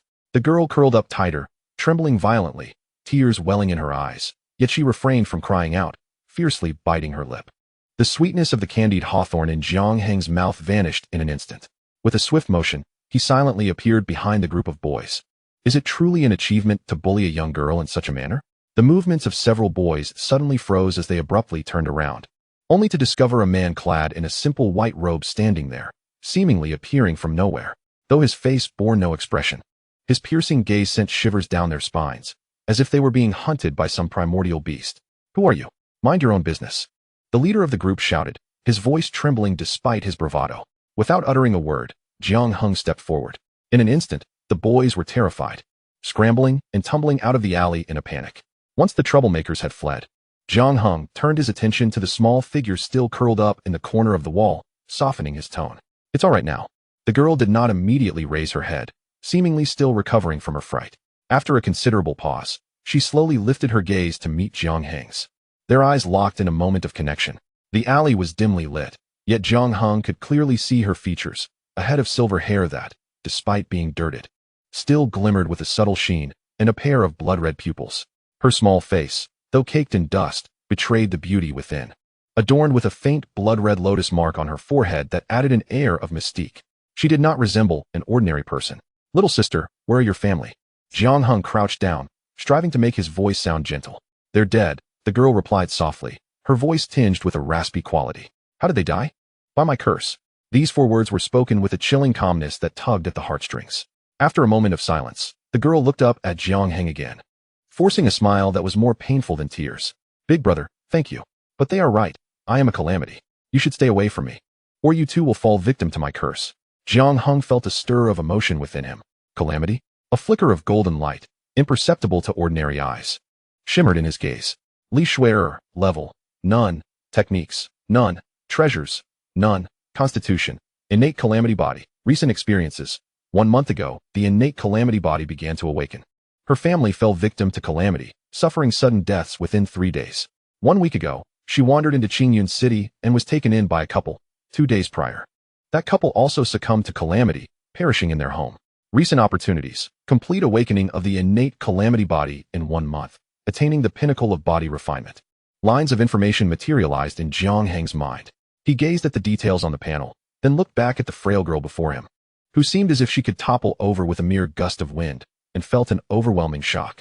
Goodness, she truly is a genuine calamity. This constitution was akin to the Pro-Max version of a fated misfortune. Anyone who crossed her path would surely meet with disaster. As Jiang Heng beheld the despair and resignation etched into Li Shuer's crimson eyes, he found himself at a loss for words. Chapter 9. Special Bond. Calamity. At that moment, a notification from the system echoed in his mind. Detected special bond target, Li Shuer. Unlocking special bond for the host. Calamity, gold. Calamity. The concentration of calamity energy within Disciple 01 is increased tenfold, limited to calamity-bound disciples, and disciples under the host will no longer be affected by calamity energy, rewarding the host with immunity to all forms of harm. The myriad of laws are impervious, immune to any form of adverse effects, including but not limited to curses, lethal toxins, celestial constraints, the debilitating aura of the fated child, and the misfortunes brought by innate calamities. Jiang Heng's heart skipped a beat, followed by a surge of elation. A golden bond. He had merely intended to perform a good deed. Little did he expect that a blind cat would stumble upon a dead mouse, fortuitously encountering a target for a bond, and a special one at that. His gaze returned to the frail figure in the corner, and his emotions became complex. This was no calamity. It was evidently a walking golden treasure chest. Although this treasure chest was thorny, bringing misfortune to anyone who touched it, he was undeterred. Possessing a system that rendered him invincible, Li Shuer remained oblivious to the thoughts swirling in the mind of the older boy before her.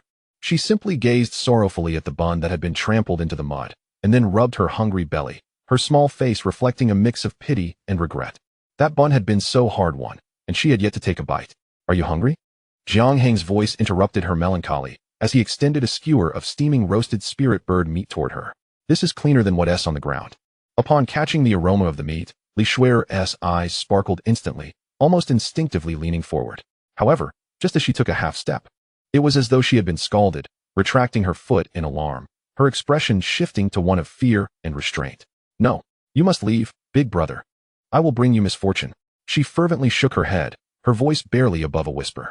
The people who helped me before they all perished. It's all right. Jiang Heng's expression remained unchanged. He earnestly fabricated his words. I am resilient, adept at overcoming various predicaments. I am known as the fated child. A mere calamity poses no threat. Really? A flicker of confusion passed through Li Shuer's crimson eyes. Of course, I never deceive. If I lacked this indomitable spirit, I wouldn't dare to take on a delicate matter such as yours. In a certain sense, with the system at his disposal, Jiang Heng could indeed be considered a child of destiny. Upon hearing that she might not have to face her plight alone, a glimmer of faint light finally emerged in Li Shuer's once dull gaze. She looked up at Jiang Heng's gentle face, her resolve wavering. She yearned to approach that warmth, yet feared it would be extinguished just as it had been in the past. After a tumultuous internal struggle, she seemed to reach a form of resolution. Taking a deep breath, her eyes transformed from pure terror to a blend of determination and madness. I'll take a gamble. Just this once. If even this child of destiny can perish because of me, then I shall find a solitary place and end my own life. The solitude of her existence had become unbearable. If it were to continue in such misery, she would rather seek liberation sooner. With this newfound clarity, her steps toward Jiang Heng quickened and grew bolder. Yet, when she finally stood before him, the courage she had mustered dissipated significantly. She nervously lowered her head, halting a step away from him, fearful that her own filth would tarnish his immaculate white garments. At this close distance, Jiang Heng was finally able to see clearly.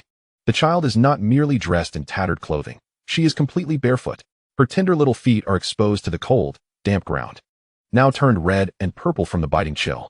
A wave of compassion washed over Jiang Heng, and a gentle stream of spiritual energy quietly emanated from his fingertips, enveloping Li Shuer entirely. A warm current abruptly surrounded her, instantly dispelling the bone-chilling cold. That long-lost warmth brought a sense of comfort to her once-numb body, prompting an involuntary, soft hum of relief. She looked up, bewildered, directly meeting the tender gaze of the brotherly figure before her, resembling an ethereal being. Come along, little sister. I shall take you to enjoy some delicious food. Here, take this spirit bird to fill your belly. Jiang Heng extended his right hand, inviting her to grasp it, while his left presented the spirit bird before her. Li Shuer accepted the roasted bird, glancing at his clean, elongated hand, then at her own grimy, thin fingers, caked in dirt, instinctively wanting to withdraw. Yet ultimately, trembling, she reached out and placed her small hand in his. The moment their palms touched, an unprecedented sense of security coursed through her, spreading warmth throughout her entire being. Within a tavern in Qingyun City, several exquisite appetizers had already been laid out upon the table. Jiang Heng poured a cup of warm water for Li Shuer and pushed it toward her. The girl seated across from him cradled the cup in her hands, sipping cautiously as if hoping to extract a hint of warmth and courage from the liquid. With her head bowed, her voice was barely a whisper. I am Li Shuer. Big brother, you may call me Xiao Shui. Xiao Shui, Jiang Heng echoed thoughtfully, nodding. Would you be willing to take me as your master? The prospect of becoming his disciple promised a future free from hunger and cold. However, he withheld the latter part of his thought as he observed the girl before him. Li Shuer's hands trembled, causing a few drops of hot water to splash onto her skin, yet she seemed oblivious to the discomfort. Suddenly, she lifted her gaze. Her blood-red eyes filled with confusion and doubt rather than joy. Why me? Because our meeting today is fate. I take on disciples based solely on this connection. Jiang Heng replied, his words precise and unwavering. Fate. Li Shuer pondered the term, a bitter smile emerging on her face that was more sorrowful than tears. Big brother. They all say I am a harbinger of disaster, that I bring misfortune to those around me. Anyone connected to me will suffer. Her words were soft yet cutting, like a knife that first pierced her own heart before turning to others. If I feared death, I would not have intervened in the alley. Jiang Heng maintained his composure. Moreover, the troubles you bear are not insurmountable. Become my disciple, and I will teach you to cultivate, to grow stronger. When you are sufficiently powerful, the so-called misfortune shall no longer bind you. The concepts of cultivation and strength shone like a beacon, slicing through the heavy gloom that enveloped Li Shuer's heart. She bit her lips slightly, and the desolation in her eyes began to flicker with a spark of desire. Jiang Heng seized the moment, speaking more softly. Yet every word resonated deeply within her. Then, we shall be family. I will offer you a home. Home, Li Shuer murmured softly. And a profound shift occurred within her innermost being. Certainly, as long as I remain at home, there will always be a place for you. Can I truly? This word seemed to bear the weight of 1,000 burdens, crashing down and utterly shattering Li Shuer's last psychological defense. She could no longer hold back. The tears that had been welling up for so long cascaded down her soiled cheeks, carving 2 clear tracks. Could she really still have a home? She lifted her gaze, her eyes brimming with tears as she sought a glimmer of compassion or pretense on Jiang Heng's face. Yet, there was none. In his eyes, there was only tranquility. Sincerity, and an unexplainable certainty that left her bewildered. The young man before her, clad in white as pure as snow, resembled a celestial being, while she felt like a mere speck of dust in a mire. Would a deity truly wish to take a speck of dust home? Am I really allowed? She timidly inquired, her voice thick with emotion and tremors. Of course, Jiang Heng replied solemnly, nodding, as long as you are willing from this day forth. I shall protect you. Well then, I am willing. Li Shuer mustered all her courage and nearly shouted this declaration. She longed so deeply for a home, for a guardian who could protect her. No, from now on, she should refer to him as master. The moment her words fell, the system's notification resonated in Jiang Heng's mind. Congratulations, host, for successfully accepting Li Shuer as a disciple. The Calamity bond has been activated. Calamity. The concentration of Calamity power within Disciple 11 is increased tenfold, not activated, rewarding the host with invulnerability. Jiang Heng felt a surge of certainty. It was accomplished. Just then, the waiter began to serve the dishes. Upon seeing Li Shuer's attire, a flicker of disdain briefly crossed the waiter's eyes. But his professional demeanor kept him from speaking out, and he swiftly arranged the meals. Jiang Heng paid little heed to the system notification, instead gazing softly at Li Shuer. Saying, "Come eat up." He pushed a plate of tantalizing roasted spirit chicken toward her. "Once you finish, Master will take you to buy new clothes." "All right, Master," Li Shuer replied, a hint of bashfulness in her voice as she picked up a piece of meat, yet hesitated to bring it to her lips. The way she addressed him as Master filled Jiang Heng's heart with warmth, and he couldn't help but reach out to gently touch her slightly disheveled, yet lustrous silver hair. However, as his hand approached, Li Shuer flinched back like a startled fawn. "Master, don't. Shuer is dirty." She recoiled. Jiang Heng's hand hovered in the air. But he felt no anger.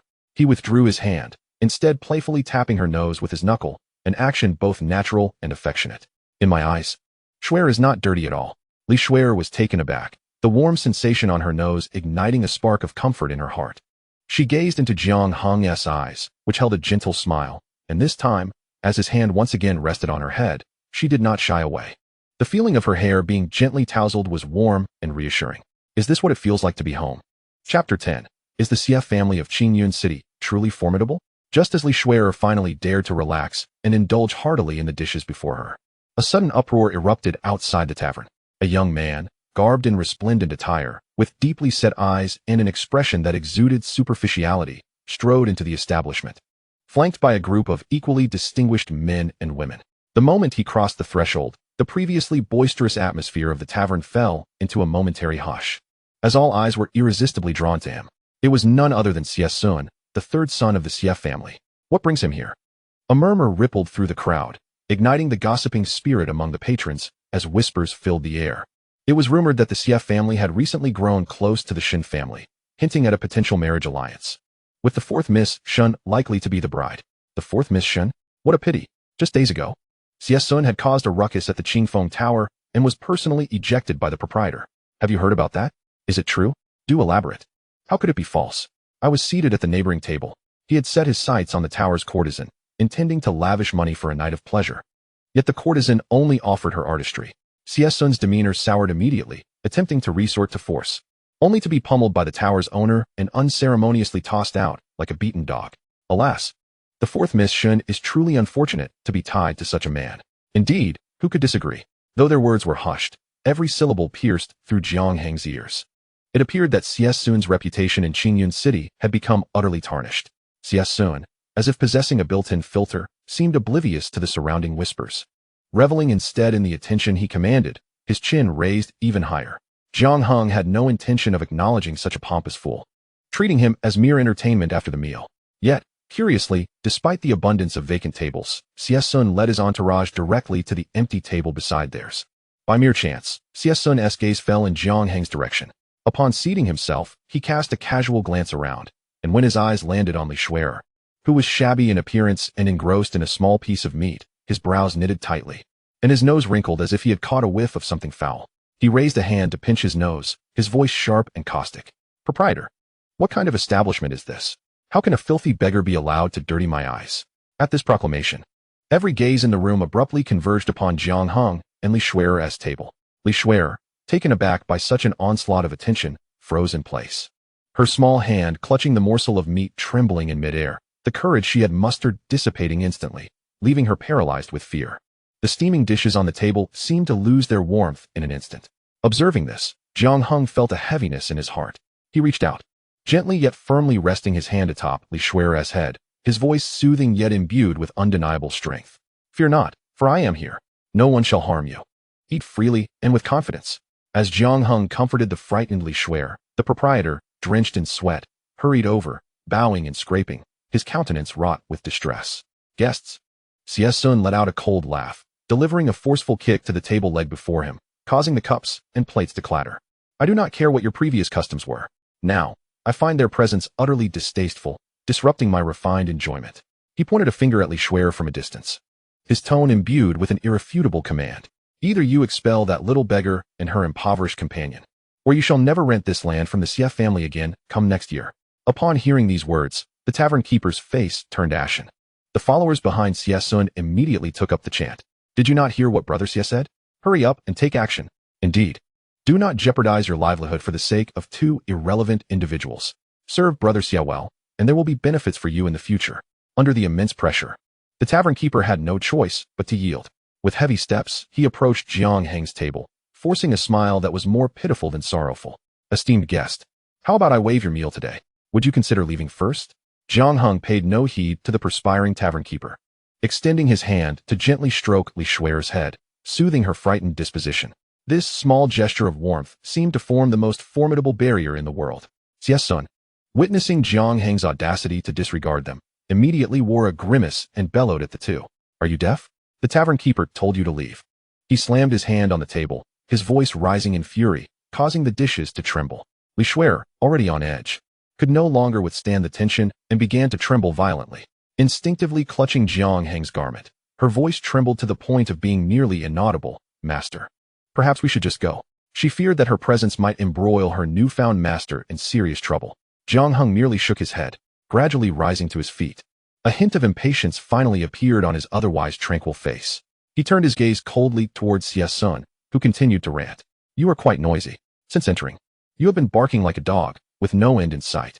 Upon utterance of these words, the entire tavern fell silent. The sound of a pin dropping could be heard. Everyone regarded Jiang Heng with the gaze one reserves for the deceased. Xie Sun was initially taken aback, then erupted in a furious laugh. You dare to insult me? Do you know who I am? I am the third young master of the Xie family from Qingyun City. He puffed out his chest, emphasizing the name Xie as if it were a talisman granting him immunity from consequence. Is the Xie family from Qingyun City truly formidable? Jiang Heng inquired, nodding as if in acknowledgement. Xie Sun, perceiving this as an admission of defeat, could no longer conceal his smugness, his chin nearly reaching the heavens. How about it? Are you frightened? He pointed a finger at Jiang Heng, exuding an air of superiority. Now, I shall grant you an opportunity to save your life. Crawling on his knees, he struck his own face 20 times. Upon closer inspection, the young woman beside him was indeed quite enchanting. How about this? Leave that wretched girl beside you for me to toy with, and perhaps, if I am in a good mood, I might spare your life. The group of men and women behind him erupted in laughter, their faces adorned with a sense of amusement as they eagerly awaited the spectacle of Jiang Heng's desperate pleas. Li Shui's delicate face turned pale, her lips bitten hard, her body trembling uncontrollably. Never mind that. Jiang Heng chuckled lightly, though the mirth did not reach his eyes. I am more accustomed to others kneeling before me than to kneel and converse with them. The moment the words left his lips, his figure vanished from sight. Slap. A resounding smack echoed throughout the hall. Before the triumphant grin could fade from Xie Sun's face, he was spun around by an overwhelming force, his cheeks swelling visibly as bloodied teeth flew from his mouth. Before he could comprehend the situation, an irresistible terror bore down upon his shoulders. Crack. Two distinct sounds of bones fracturing rang out. Xie Sun's legs buckled, collapsing heavily to the ground, leaving two deep dents in the hard tiles, with spiderweb-like cracks spreading outward. Unbeknownst to him, Jiang Heng had already materialized before him, a hand casually resting on his shoulder. After a brief silence, a horrifying scream pierced through the tavern. My legs! My legs! Xie Sun looked down at his grotesquely contorted legs, oozing what resembled tomato sauce. The arrogance and pride that once adorned his face now replaced by sheer terror and agony. Jiang Heng had intentionally moderated his strength, otherwise, that single blow would have been sufficient to send this young Master Xie to meet the King of Hell. Today, Li Shui had already experienced enough emotional turmoil, and he wished to shield his newly acquired disciple from further fright. Of course, should this young Master Xie prove to be utterly ungrateful, he would not hesitate to send him to confront the ancestral spirits of the Xie family. At this moment, The playful expressions of the young men and women behind Sun had vanished, replaced by trembling bodies and faces filled with dread as they gazed at Jiang Heng. Suddenly, a commotion erupted outside the tavern, followed by a booming voice announcing, "The city lord has arrived." No sooner had the words been spoken than a plump, elegantly dressed middle-aged man, flanked by a retinue of guards, strode confidently into the tavern.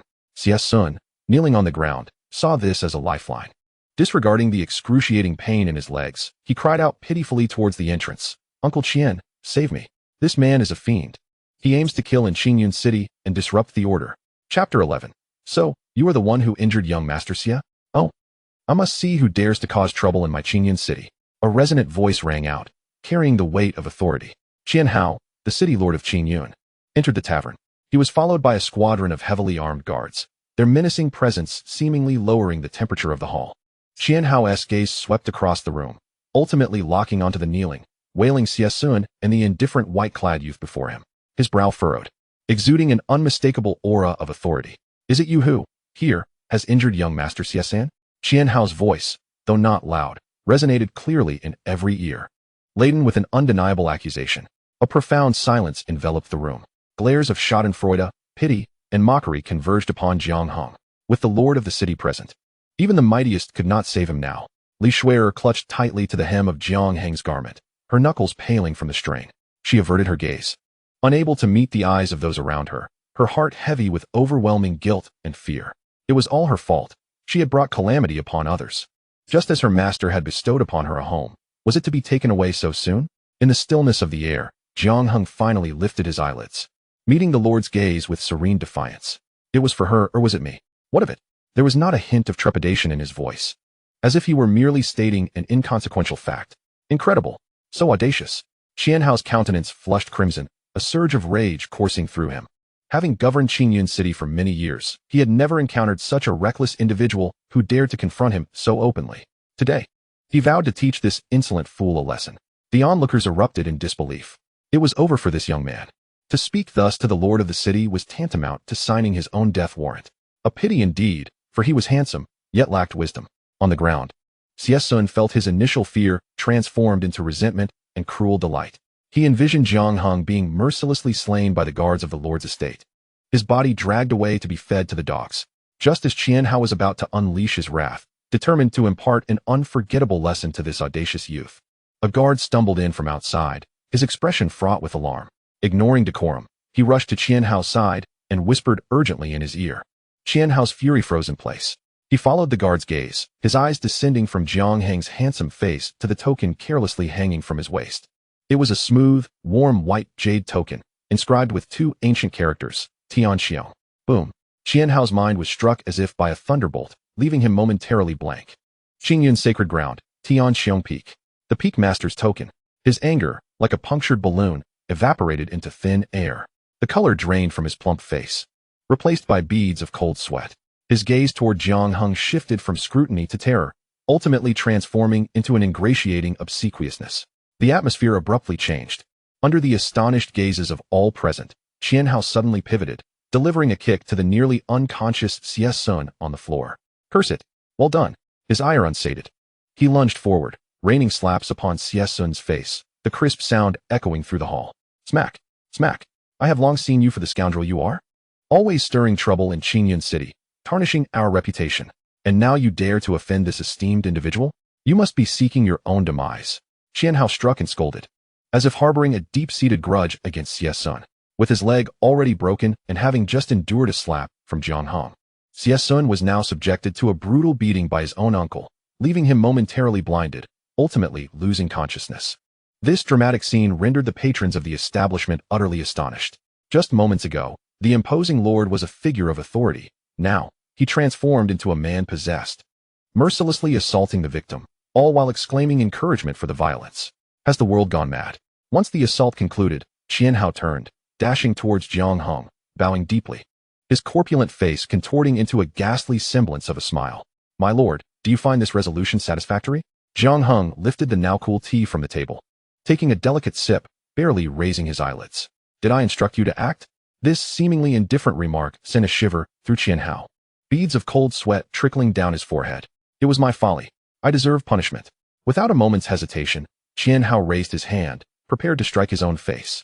Though it appeared he feared Jiang Heng, his true intent was to protect Xie Sun, as he had refrained from delivering a fatal blow. With his disciple present, he hesitated to act, aware that even if he eliminated the young man, the elder would inevitably seek retribution. Thus, it seemed more prudent to eliminate both at once. Contemplating this, Jiang Heng began to formulate an alternate plan. Enough. His voice rang out just in time to halt Jiang Heng's actions. This lesson was sufficient. In the future, keep a watchful eye on your dogs. Do not allow them to bite indiscriminately. Yes, yes. Your wisdom is unparalleled. I shall ensure strict discipline. Jiang Heng responded, bowing even lower. With a shrewd glint in his eyes, he tentatively suggested, My lord, you have traveled far and been disturbed by such trifles. It is my inadequacy in hosting. Might I prepare a modest banquet at my residence to welcome you and express my apologies? No need. I have no interest in such matters. Jiang Heng replied, shaking his head with a dispassionate tone. Very well, if you have no interest, I shall not press further. Jiang Heng forced a sheepish smile, quickly shifting his approach. Then, might I humbly arrange a private suite at the city lord's estate for your respite? I assure you, it will be peaceful and free from disturbance. Unnecessary. Jiang Heng continued to decline. Despite the offer of a place to rest, he knew it would come with unwelcome surveillance. He despised the feeling of being watched. Turning his gaze towards the innkeeper, who looked utterly petrified, he inquired, Innkeeper, do you have any guest rooms available? The innkeeper, regaining his composure, eagerly replied, Yes. Yes, of course we do. Good. Reserve 2 for me. No need for more. As Jiang Heng's words concluded, a faint glow emanated from his spatial ring, and a small piece of spirit stone floated gracefully onto the innkeeper's table, producing a crisp sound. The innkeeper instinctively caught it. Feeling its weight, upon a brief glance, his eyes nearly bulged from their sockets. In his hand lay a collection of crystalline spirit stones, exuding a potent aura of spiritual energy, top-quality spirit stones. To comprehend the worth of a high-grade spirit stone, one must recognize that it is equivalent to 100 mid-grade spirit stones, while a mid-grade spirit stone corresponds to 100 low-grade spirit stones. Typically, the cost of a room at their establishment amounts to merely a few low-grade spirit stones per night. Thus, a single high-grade spirit stone suffices to cover several months of the tavern's revenue. It is not merely a display of extravagance by Jiang Heng. Rather, it is that he possesses only high-grade spirit stones, obtained through prior sign-ins. With 1,000,000 stones at his disposal, he finds them almost impossible to spend. The tavern keeper trembles with trepidation, clutching the spirit stones as if they were the very essence of his existence. Hastily retreating to the kitchen, lest Jiang Heng change his mind. Meanwhile, Jiang Heng, witnessing this, feels a tumultuous wave of emotions surge within him. To offer a high-grade spirit stone as a tip, this transcends mere wealth. It is a cavalier disregard for the value of spirit stones. At that moment, Jiang Heng's gaze fell upon him once more. Jiang Heng's heart raced, and he quickly bowed, inquiring, My lord, do you have any further instructions? Indeed, there is a matter. Jiang Heng replied, gesturing towards the still somewhat anxious Li Shuer beside him. Procure all the beautiful garments suitable for her age and figure in Qingyun City. Buy as many as possible and have them delivered to me. With a casual flick of his wrist, he tossed a storage bag to Jiang Heng. As Jiang Heng's consciousness swept through the bag, he gasped in astonishment. 100. A full 100 high-grade spirit stones. Such wealth would not only suffice to purchase all the attire in Qingyun City, but could easily acquire the entire stock of tailoring shops across 10 neighboring cities. In that instant, Jiang Heng's mind cleared, leaving only a singular thought, to cling tightly to this golden opportunity. My lord, rest assured, Jiang Heng exclaimed, his eyes alight with fervor. I will empty Qingyun City and all surrounding towns of their finest fabrics and styles, ensuring not a single exquisite piece is overlooked. I promise to satisfy this little fairy. With that, he turned to the guards behind him and bellowed, Why are you all standing there? Hurry and get to work. Secure every tailor and fabric shop in the city. Move with utmost speed. The guards responded in unison, swiftly springing into action. The entire tavern fell silent, with patrons gazing at Jiang Heng as if he were a celestial being, scarcely daring to breathe. Returning to Li Shuer, who stood in stunned silence, Jiang Heng gently asked, Little Shuer, have you eaten enough? Her thoughts pulled back to reality. Li Shuer looked at Jiang Heng and then at the bustling guards outside, her mind a blank canvas, only able to nod instinctively. At that moment, the tavern keeper returned with the key, presenting it to Jiang Heng with utmost reverence. Accepting the key, Jiang Heng took Li Shuer's still cool hand, and together, they ascended the staircase, under the awed gazes of all present. The warmth of his palm gradually dispelled the chill of fear and uncertainty within her heart. She could not help but glance back downstairs. where the scoundrel named Xie Sun lay on the ground like a wretched dog, while the lofty city lord bowed and scraped before her master. It all felt like an unreal dream. Yet, the warmth emanating from her master's palm assured her that everything was indeed real.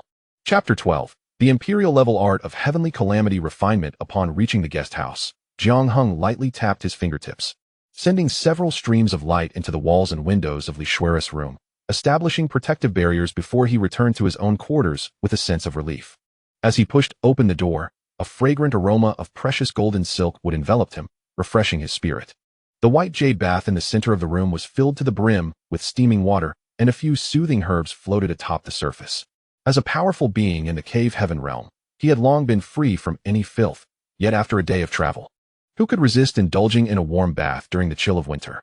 Jiang Heng shed his robes and stepped into the pool. The perfectly warm water instantly embraced his entire body as he stretched out and leaned against the edge of the bath. Moonlight streamed through the intricately carved window, intertwining with the rising steam, creating a unique ambience. Such comfort was indeed worthy of a moment of acknowledgement. With a flicker of thought, Jiang Heng initiated the sign-in process. Congratulations, host, you have successfully signed in, and your reward is the Imperial-level art of heavenly calamity refinement. Heavenly calamity refinement, Imperial low grade. This technique allows one to refine calamity energy into pure cultivation power, enabling the practitioner to gradually master the calamity body, transform disasters into personal gain, and ultimately reverse fate. Upon reading the description of the heavenly calamity refinement, Jiang Heng couldn't help but suspect that this system might be intentionally orchestrating events. Having just taken on a disciple with an innate calamity body, the system presented him with a perfectly complementary technique. He inwardly mused that the system must have surveillance on him. As if sensing his thoughts, the system's notification rang out once more. Host, this is the compensation mechanism of the system. With each new disciple acquired, there is a 99% probability that subsequent sign-ins will yield rewards related to that disciple, assisting the host in better fulfilling the responsibilities of a master. Indeed, it seemed so. Jiang Heng reflected that while it might have been a matter of luck once or twice, the third occurrence could not simply be attributed to chance. It must be said, the system was quite remarkable. He had just been troubled by the lack of an appropriate technique for Li Shui, and here it was presented to him. However, the surprises were not yet over, as the system's notification chimed again. The cultivation of Feng Yuan has been elevated to the 6th level of the body refinement realm, and the 1,000-fold return of his cultivation power has raised your cultivation to the 9th level of the cave heaven realm. Xiao Xian's cultivation has ascended to the 9th level of the body refinement realm, and the 1,000-fold return of his cultivation power has elevated your cultivation to the pinnacle of the cave heaven realm. Boom! A surge of power, far more immense than before, erupted from the void, instantly coursing through his limbs and bones. The ocean of spiritual energy within Jiang Heng surged, expanding violently. Both the quality and quantity of the spiritual energy underwent a transformative change. He could even vividly perceive every inch of his physical form becoming increasingly translucent and radiant under this powerful tide, while his soul grew clear and luminous. The pinnacle of the cave heaven realm, just a step away from the venerable realm. Jiang Heng slowly clenched his fist, feeling the terrifying powers swirling at his fingertips. A sense of unprecedented strength and control welled up within him. Just then, a series of knocks echoed from outside the door, followed by a voice saying, "My lord, I am from the city lord's residence. The garments you requested have been prepared and placed into the storage ring. Leave them at the door," Jiang Heng replied nonchalantly, extending his right hand casually towards the door. In the next moment, his hand appeared outside, retrieving the storage ring. This scene sent a shiver through the onlooker outside. By the time they comprehended what had transpired, the storage ring was already in Jiang Heng's possession, and they could not help but marvel at his extraordinary abilities. Inside the room, upon acquiring the storage ring, Jiang Heng's consciousness swept through its contents, revealing hundreds of garments, the least of which were of the standard of Qian-level artifacts, indicating that Qian Hao had indeed spent a considerable amount of spirit stones. After confirming that the contents contained only clothing and posed no danger, he promptly sent the storage ring to Li Shui's room through the void and conveyed a message to her. "Xiao Shui, the clothes have arrived. They are in this storage ring. Take a look and see if any please you." Li Shui, soaking in the bath, was startled by the sudden appearance of the storage ring and Jiang Heng's unexpected voice, instinctively curling up in the tub, revealing only her crimson eyes as she scanned her surroundings with vigilance, her hands clasped protectively over her chest. However, once she gathered her composure and surveyed the room, she found no trace of Jiang Heng and softly inquired, "Master, where are you?" "I am next door." Jiang Heng's gentle voice resonated in her mind. The clothes in the storage ring are for you. Choose a set to wear and save the rest for later. Upon receiving Jiang Heng's reply, Li Shuer relaxed her tense demeanor and began to select her garments. Sensing the shift in the little girl's emotions, Jiang Heng's heart softened. This child had endured too much hardship over the past month. It would take time for her to fully let down her guard. Meanwhile, at the CF family's residence in Qingyun City, Xie Sun had awakened from his previous state of unconsciousness, his body wrapped in bandages, leaving only his eyes visible. Across from him sat two middle-aged men, one of whom was Qian Hao, the city lord, while the other was Xie Yifan, the head of the CF family. It was at this moment that he realized he had offended none other than Jiang Heng, the master of the Waste Peak in Qingyun Holy Land. Yet, he still could not comprehend why the city lord would take action against him due to that so-called failure. Clearly, he and the entire CF family were unaware that Jiang Heng had already attained considerable cultivation. City lord, my son is gravely injured, aside from that wasteful peak master. I have heard you are also involved. Xie Yifan's voice suppressed his fury, his gaze sharp as a blade directed at the city lord. Qian Hao scoffed, taking a sip from his teacup, and replied leisurely, Waste Peak Master? Head of the CF family, your information is rather outdated. The individual from Qiong Peak showcased strength equivalent to that of a Dongtian realm expert during the disciple ceremony, who in Qingyun Holy Land is unaware of this. Your precious son lacks discernment and has kicked against an iron plate. If I do not awaken him, shall I wait until he drags the entire CF family down with him? Absolutely not.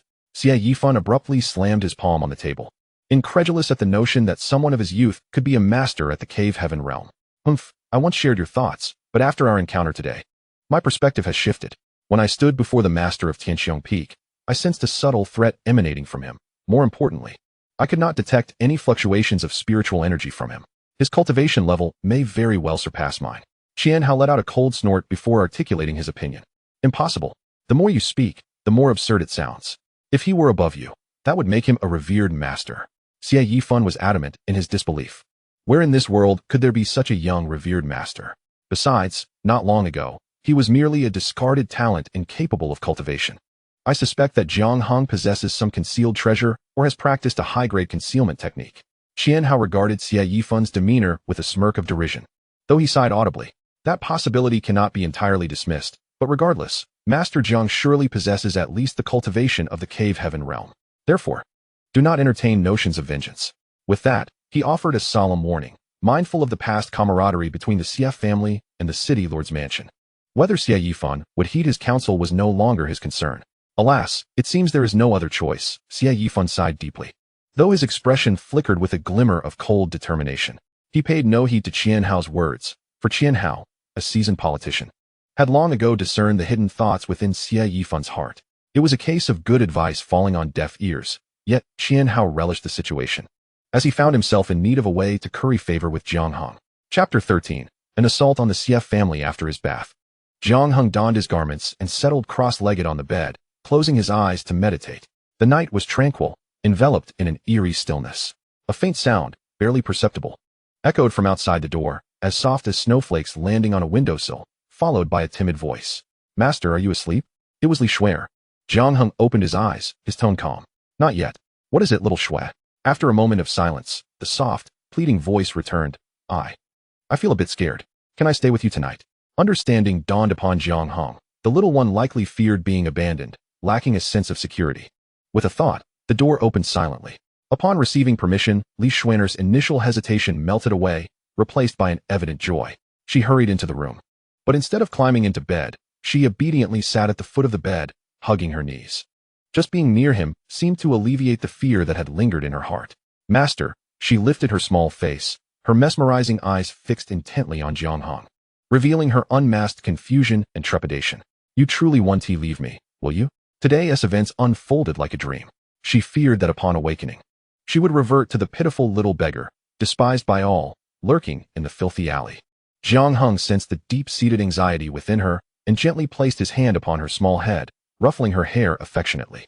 Silly girl, he said, his voice soothing yet imbued with an undeniable firmness. Now that I have taken you as my disciple, you belong to Qiong Peak. As long as I am here, no one shall ever bully you again. The warmth of his palm radiated a reassuring strength. Li Shuer's tense little face finally relaxed, and the last remnants of worry in her eyes melted away. She peacefully closed her eyes, and unbeknownst to herself, a faint smile graced her lips. Before long, The gentle rhythm of her breathing filled the air, and the little one fell asleep against the edge of the bed. Jiang Heng chuckled softly, carefully lifting her and gently laying her down on the spacious side of the bed, tucking her in snugly. Watching her serene and stable sleeping face, Jiang Heng felt an unusual tranquility wash over his heart. He suddenly understood why people in his past life often said that daughters are their father's little treasures. Just then, a faint ripple of spiritual energy emanated from outside the window. Jiang Heng's gaze shifted abruptly toward the window, his expression calm. A portly figure floated outside. Drenched in sweat, it was Qian Hao, the lord of Qingyun City. He dared not knock or make a sound, merely signaling frantically with his eyes. Jiang Heng flicked his finger, casting a soundproof barrier over the bed, then transmitted his voice, "Speak." Qian Hao, as if granted amnesty, quickly lowered his voice and reported in haste, "My lord, I have just received news that the head of the Xie family, Xie Yifan, appears to have submitted on the surface, but has secretly reached out to several families allied with the Xie clan. It seems they intend to conspire against you tonight." Jiang Heng's face revealed no surprise. Cutting grass without removing the roots allows it to grow back with the spring breeze. He understood this principle better than anyone. He had never intended to spare the Xie family. His hesitation to act at the tavern stemmed from uncertainty about their background and concern over potential interference from the city lordess office. It now seemed he had overthought the matter. Qian Hao, that old fox, was evidently aligning himself with him. "What is the strength of the Xie family's strongest member?" Jiang Heng inquired. Qian Hao replied, "My lord, the head of the Xie family, Xie Yifan, is at the 8th level of the Cave Heaven realm. Additionally, they have an ancestral elder who has been in seclusion for many years and is rumored to have reached the perfect stage of the Cave Heaven realm." He dared not conceal anything. Perfect stage of the Cave Heaven realm? A cold smile tugged at Jiang Heng's lips. "Perfect, I am as well." He glanced at the peacefully slumbering Li Shuer and issued a command to Qian Hao outside the window. His voice low but laced with a chilling intensity, "Watch over my disciple closely. If a single hair is harmed before I return, I shall dismantle your city lordess office." Qian Hao trembled in fear, nearly plummeting from the air, as he thumped his chest emphatically. "Rest assured, my lord. With me here, Miss Li will not suffer even the slightest harm. I shall immediately fetch a chair to guard the door. Should my lord require assistance, I have several attendants at the Cave Heaven realm ready to serve you." Qian Hao's eyes darted as he eagerly inquired, perceiving this as a splendid opportunity to pledge his allegiance. "No need," Jiang Heng replied with a calm yet confident tone, "I am sufficient on my own." As his words echoed, he raised a hand and a palm-sized array, intricately inscribed with complex runes, silently flew forth and merged into Li Shuer's body, transforming into an imperceptible mark. This was the 4 symbols array that Jiang Heng had previously employed to vanquish Feng Lei. Despite Qian Hao's seemingly loyal demeanor, one must always guard against treachery. Having completed his task, Jiang Heng cast one last glance at the girl on the bed. The gentleness in his eyes instantly faded, replaced by an unfathomable chill. In the next moment, his figure gradually faded away until it vanished entirely, as if he had never existed. The night remained thick and oppressive. The atmosphere of impending doom had already descended. In Qingyun City, at the Xie family estate, the crimson gates and bronze lions exuded an eerie aura beneath the moonlight. Behind the gates, 2 sleepy guards were barely awake. Suddenly, one of them jolted, feeling a chill creep up the back of his neck. Instinctively, he recoiled, rubbing his eyes and muttering, "What the hell? Why is there a breeze?" His companion did not respond. With a puzzled nudge, he called, "Hey, wake up." The head of his companion fell away, rolling several feet, the wide-open eyes still retaining a hint of sleepiness. A scream of terror barely escaped his throat when he felt a sudden chill at his brow, and the world before him plunged into eternal darkness. Jiang Heng strolled leisurely into the Xie family courtyard, as if entering an uninhabited realm. He walked unhurriedly, his footsteps steady, the night breeze rustling his robes, yet failing to disperse the faint scent of blood that surrounded him. Deep within the courtyard, a patrol of guards detected the disturbance and shouted sharply, "Who goes there?" Their response came in the form of barely noticeable sounds of slicing air. Several guards froze, clutching their necks as they fell, warm blood oozing between their fingers, and their weapons clattering to the ground, the noise echoing painfully in the stillness of the night. This sound ignited the powder keg of chaos. Enemy attack. A piercing scream shattered the tranquility of the Xie residents, only to abruptly cease. The entire courtyard erupted in turmoil, countless figures bursting forth from various chambers as lights flickered on in quick succession. However, what they beheld was not a swarm of attackers, but a solitary figure clad in white. He ambled leisurely along the bluestone path, and wherever he passed, figures collapsed like dumplings. There were no earth-shattering clashes of spiritual power, no heart-wrenching cries of agony, only a silent, suffocating harvest. Stop! A booming voice rang out as an elder of the Xie family, clad in a brocade robe, rushed forth, parting the crowd. Upon witnessing the corpses strewn across the courtyard and the indifferent figure treading through the blood, his aged eyes instantly filled with bloodshot fury. Who are you? My Xie family has no enmity with you. Why unleash such brutality upon us? He struggled to suppress his overwhelming anger and fear, his voice trembling. Jiang Heng finally halted. Casting a sidelong glance at him, his tone flat. No enmity, no grievances? Indeed, you hold no grudge against me, yet your third son harbors animosity towards me. If blame is to be assigned, let it be directed at your son. He chuckled lightly, a hint of amusement dancing in his eyes. Upon hearing Jiang Heng's words, the elder of the Xie clan immediately deduced Jiang Heng's identity. His brow furrowed involuntarily. A myriad of thoughts of vengeance towards Xie Sun surged within him. This Xie Sun only brings chaos to the family, and now he has provoked this formidable figure, truly a liability rather than an asset.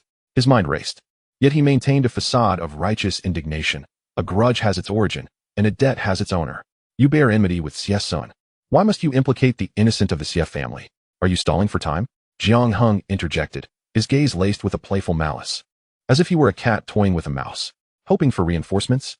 Those words plunged the elder into an icy abyss of dread, leaving him chilled to the bone. How could he possibly know? His acting skills were woefully inadequate. Perhaps he should practice in his next life. Before he could finish his thought, Jiang Heng pointed with his fingers as if wielding a sword, casually slicing the air.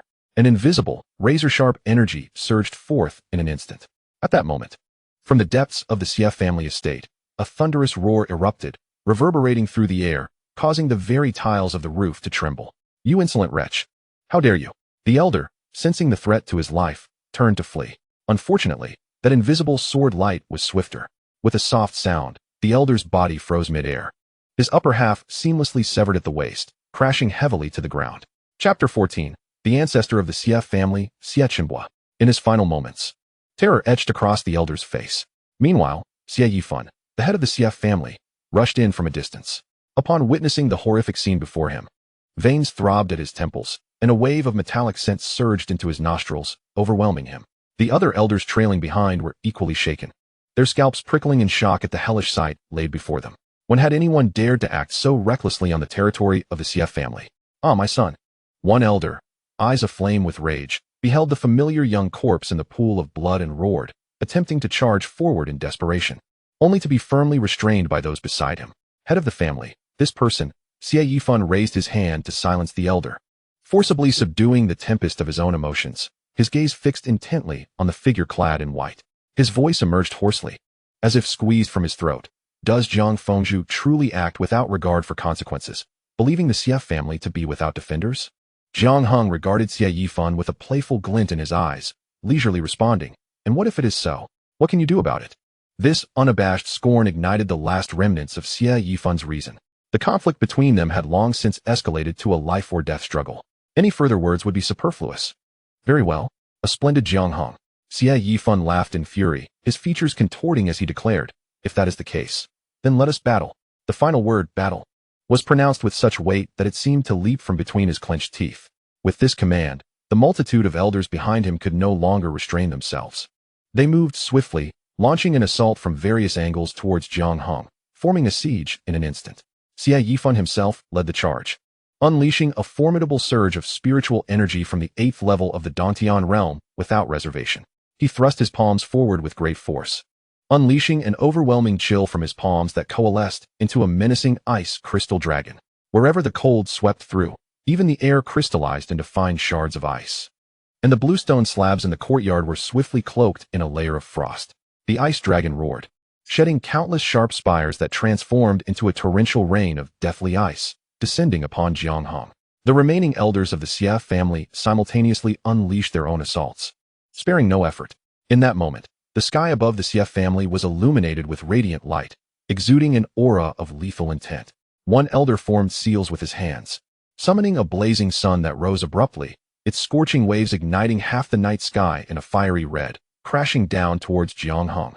Another elder wielded a gigantic sword, broad as a door, its sword energy ominous, rending the void with dark fissures. Even more audaciously, another elder invoked a secret technique, conjuring a seething sea of blood that appeared from thin air, the stench overwhelming. intent on devouring and refining Jiang Heng. Amidst this torrential onslaught, Jiang Heng merely stood with his hands clasped behind his back, not even lifting his eyelids. Witnessing this scene, Xie Yifan's heart flashed with a sinister smile. Too young. Ultimately, far too young. Did he believe that with a mere stroke of fortune, he could look down upon everything? Today, he would learn that the profound foundation of seasoned celestial realm experts is beyond the comprehension of someone of his ilk. In his eyes, with the combined lethal strikes of numerous elders, Jiang Heng had already become a corpse. Finally, just as the claws of the ice dragon were about to reach his face, Jiang Heng moved. A surge of spiritual energy, more potent than anyone present, erupted from within him, revealing the perfection of his celestial realm cultivation. The mere expansion of his aura was akin to an invisible hand, shattering the blazing sun, sword energy, and sea of blood into fragments. All attacks crumbled before this force. As fragile as paper, instantly dissipating. The ferocious ice dragon was effortlessly caught by Jiang Heng's outstretched hand, and with a firm grasp, he crushed it. With a resounding crack, the dragon's fearsome head shattered, disintegrating into countless ice flakes that gently drifted down. Xie Yifan's eyes widened in disbelief, nearly bulging from their sockets. His proud lethal technique had been so easily crushed. In one moment he was in paradise, and the next he plummeted into the abyss. The stark contrast left his mind in utter chaos. Before him, Jiang Heng's figure loomed larger in his vision, transforming into an insurmountable mountain. Run! A piercing scream, shrill enough to distort reality, erupted from an elder, instantly rousing all the stunned members of the Xie family. They no longer cared for family honor or vengeance. Their faces drained of color as they exerted every ounce of strength, fleeing in all directions like streaks of light. As for Xie Yifan, who had ascended to the position of family head, he was astute enough to perceive the shift in the situation. At the first sound of the elder's cry, he made his escape. The disciples within the Xie family were no longer his concern. After all, survival was paramount. Only by living could one hope for revenge. And foolishly holding the line was the mark of a fool. However, since Jiang Heng had arrived, how could he possibly allow them to escape? His figure flickered, leaving behind a lingering shadow in place. When he reappeared, he had already positioned himself before an elder of his clan, who was desperately fleeing. The elder's pupils constricted sharply, as he perceived a flash before him, a figure clad in white, appearing like a specter, obstructing his path. Without a moment's hesitation, he summoned all his spiritual energy, sacrificing a portion of his essence to unleash a formidable punch. However, Jiang Heng merely extended 2 fingers nonchalantly. With his fingers resembling a sword, he gently tapped. A soft sound echoed, and the seemingly invincible force of the punch dissipated into nothingness, while a small blood hole appeared on the elder's brow. The vitality in his eyes swiftly faded, and his body collapsed rigidly backward. Instant annihilation. This bloody and decisive scene shattered the courage of the other fleeing elders, urging them to flee even faster. Yet, in Jiang Heng's eyes, their speed was akin to that of a crawling tortoise. With a few flickers, Jiang Heng traversed the courtyard, and with each pause, another elder succumbed. There were no cries of despair, no resistance, only a one-sided, silent slaughter. Soon, the courtyard was strewn with lifeless bodies. And there stood the figure in white, untouched by the blood surrounding him. His gaze shifted towards a certain direction, a playful smile gracing his lips. The small fish had been harvested. Now it was time to reel in the big fish.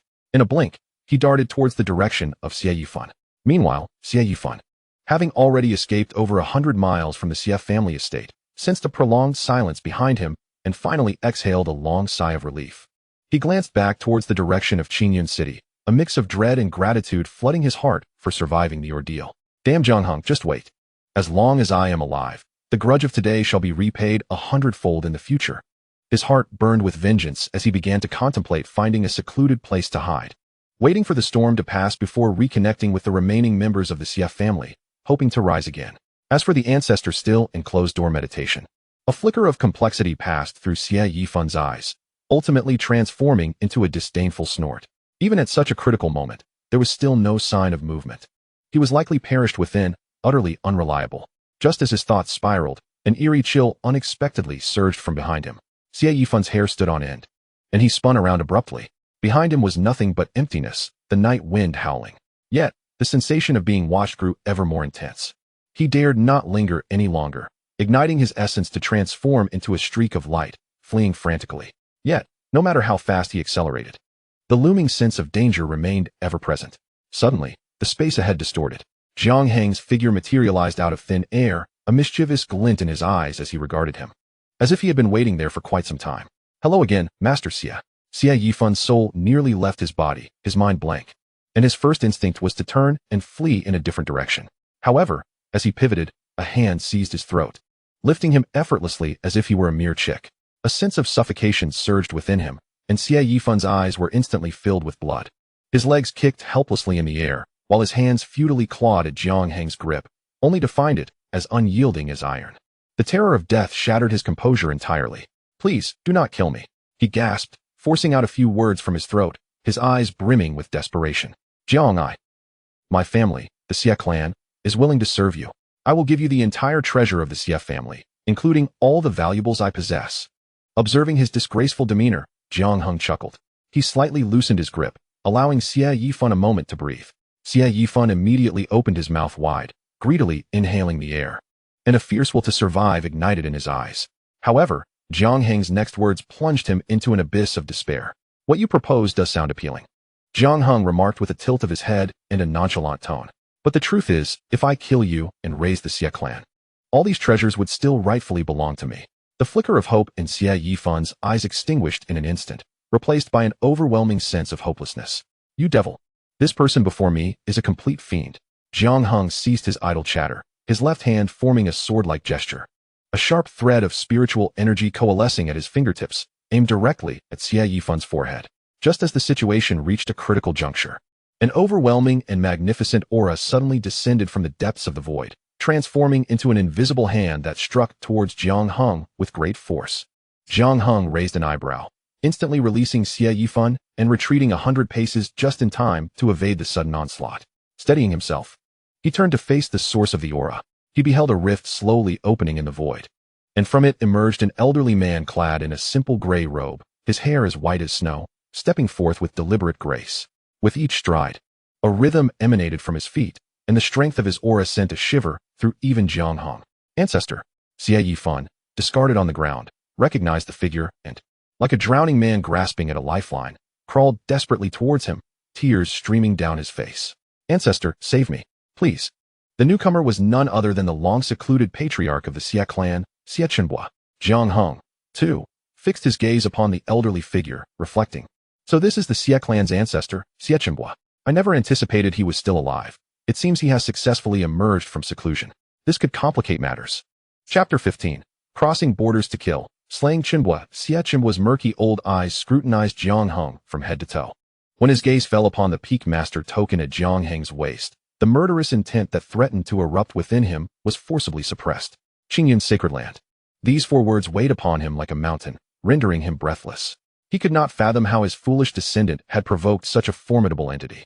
Xie Qiong turned his attention to the still trembling Xie Yifun beside him, transmitting his thoughts with a cold voice. Speak. What transpired? Xie Yifun dared not conceal a single detail, trembling as he relayed the entire sequence of events, along with all the information he had gathered about Jiang Heng. Upon hearing this, Xie Qiong's aged face darkened, his heart surging with an unnamed fury.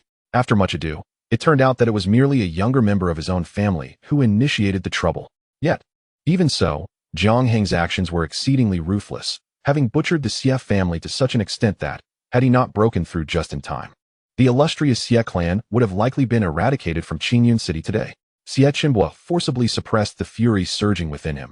Having lived for several centuries, he was no longer an impulsive individual, capable of weighing the benefits and drawbacks in an instant. He glanced at Jiang Heng once more, his tone considerably softened. Master Jiang, I understand that the youth can be fiery. Look, you have taken so many lives from my Xie family today. It is time to quell this fury. Why not cease hostilities and sit down for a discussion? It is better to resolve enmity than to foster it. Upon hearing Xie Qiong's words, Jiang Heng regarded the seemingly righteous elder with a cold smirk. Old ancestor Xie, have you been in seclusion for too long, muddling your mind? The smile on Xie Qiong's face instantly froze. Master Jiang, what do you mean by that? Are you truly intent on a blood feud with my Xie family? His voice turned icy, a dangerous aura beginning to permeate the air. What if I were to say yes? Well, what an arrogant young one. Xie Qiong laughed in fury. Since you are so bloodthirsty, you are a calamity that must be eliminated. Today, I shall cleanse the gate of the Qingyun sacred land. As soon as he finished speaking, a terrifying aura, far surpassing that of the cave heaven realm, erupted violently. Centered around Xie Qiong, the surrounding space twisted instantaneously, transforming into a crimson world. The air became thick and scalding, flames erupting from thin air, turning the night sky into a veritable inferno. So this is the domain of a venerable? Jiang Heng stood at the heart of the firestorm, his robe billowing as the oppressive heat bore down upon him like a mountain. Yet, his expression remained unchanged, keenly discerning that, despite the grandeur of this domain, the flow of power within it bore an obscure quality. Clearly, this old man had only recently ascended to the venerable realm and had yet to fully master his own strength. Seeing Jiang Heng remain composed within his domain, a flicker of astonishment flashed in Xie Qiong's eyes, quickly morphing into a potent killing intent. He swung his arm violently, and the entire sea of flames responded, crazily coalescing into a gigantic fire phoenix with a wingspan of 100 feet. With a piercing cry, the fire phoenix emitted a sound that could shatter stone, trailing a long flame tail as it hurtled towards Jiang Heng like a meteor. Rather than retreating, Jiang Heng advanced, drawing forth the Tianqiong sword. He transformed into a streak of dazzling sword light, boldly charging toward the fire phoenix, and struck with a single, decisive blow. The sword light was razor-sharp, cleaving the fire phoenix in twain as he passed through the cascading flames, aiming directly for the elder Xie Qiong. However, just as the sword tip approached within a foot of Xie Qiong, it abruptly halted. A protective shield of flame, formed from spiritual energy, enveloped Xie Qiong within a foot of his body. With his right hand, Xie Qiong thrust forth a giant fiery palm towards Jiang Heng. A resounding clash echoed, akin to metal against metal, as a tremendous backlash surged through the sword, numbing Jiang Heng's arm. Surrounding Xie Qiong was a layer of protective shield composed of fire runes, rendering him impervious. Young one, within my domain, you cannot harm me. Xie Qiong sneered, his right hand forcefully pushing forward. A colossal flaming palm materialized from thin air, obscuring the sky and radiating the formidable power to incinerate mountains and boil seas, descending upon Jiang Heng with great ferocity. Meanwhile, regaining his composure, Xie Yifan seized the opportunity, unleashing both palms to summon a ferocious ice dragon that roared as it assailed from another direction. The clash of fire and ice sealed off all of Jiang Heng's avenues of retreat. With a steely gaze, Jiang Heng propelled himself backward with a deft push of his toes against the void. Simultaneously, he flicked his wrist, unleashing two exquisitely refined sword energies that sliced toward the flaming giant palm and the icy dragon with pinpoint precision. Bang! The violent energies erupted in midair, generating a terrifying shockwave, as the collision of ice and fire transformed into a mist that momentarily quelled the onslaught of both adversaries. Jiang Heng gracefully descended to the ground, observing the cracks he had inflicted upon the flaming shield, now slowly mending. A shadow of concern crossed his features. The respect commanded by a Master Realm cultivator is indeed formidable. Feeling the depletion of 1/5 of his spiritual energy, an acute sense of crisis surged within Jiang Heng. The opponent's domain not only suppressed him, but also continuously siphoned spiritual energy from the surroundings. This imbalance boded ill for him, if prolonged. Moreover, Xie Yifan, an 8th-level cave heaven cultivator, was lurking nearby, incessantly harassing him. A swift resolution was imperative. His gaze swept over Xie Qiong, and Jiang Heng noticed the old fellow's furtive glances toward the Tianqiong, sword in his grasp, an unmistakable glimmer of covetousness lurking in his eyes. Greed serves as the finest bait. A plan swiftly crystallized in Jiang Heng's mind. Without hesitation, he flicked his wrist, and the Tianqiong sword emitted a series of blinding sword energies aimed at Xie Qiong's vital points. Immediately following, Jiang Heng stepped into the void, transforming into a streak of light, merging with his sword as if they were one, charging with unwavering momentum towards Xie Qiong's protective domain. Overestimating his capabilities, Xie Qiong, witnessing Jiang Heng's audacious assault, wore a look of disdain. Clenching his right fist, the flames within his domain surged violently, coalescing into a giant fire fist the size of a house, hurtling toward Jiang Heng with unrelenting force. Meanwhile, Xie Yifan was not idle, channeling his entire spiritual energy. He raised both hands above his head, conjuring a massive sphere of icy energy that hovered in the air. Seizing the moment, Xie Yifan unleashed the colossal ice energy ball, which spiraled through the night sky, its chilling aura causing ripples in the very fabric of space, effectively blocking Jiang Heng's escape route. Boom! The sword energy collided with the fiery fist in midair, erupting into a deafening roar, as chaotic energy torrents mingled with thick smoke, consuming all in an instant. At that very moment, a figure emerged like a wraith from the smoke. It was Jiang Heng. In an instant, the Tianqiong sword in his hand quivered violently as he executed 13 consecutive slashes against Xie Qiong's flaming shield. Each strike landed with pinpoint accuracy upon the same spot. Crack! The seemingly impervious flame barrier shattered in response, and the tremendous recoil sent the Tianqiong sword flying from Jiang Heng's grasp, tracing a beautiful arc through the air. Xie Qiong's eyes gleamed with delight upon witnessing this. Without hesitation, he executed a sweeping kick that forced Jiang Heng to retreat, his figure swaying as he darted towards the soaring Tianqiong sword, his eyes ablaze with fervor. Meanwhile, the kick Jiang Heng collided perfectly with the icy energy sphere that approached from behind. A sinister smile crept across Xie Yifan's face. However, in the next instant, that smile froze in place. The energy sphere, potent enough to freeze mountains and rivers, struck Jiang Heng, but dissipated into nothingness. Passing through as if it were merely a shadow, panic surged through Xie Yifan. An overwhelming sense of danger rose from behind him. Just as he turned, a chilling voice echoed in his ears. "What are you looking at, Xie family head?" The blood coursing through his veins seemed to congeal in an instant. He felt a cold grip encircle his throat like a vice. This time, Jiang Heng offered no chance, with a finger sharpened like a blade.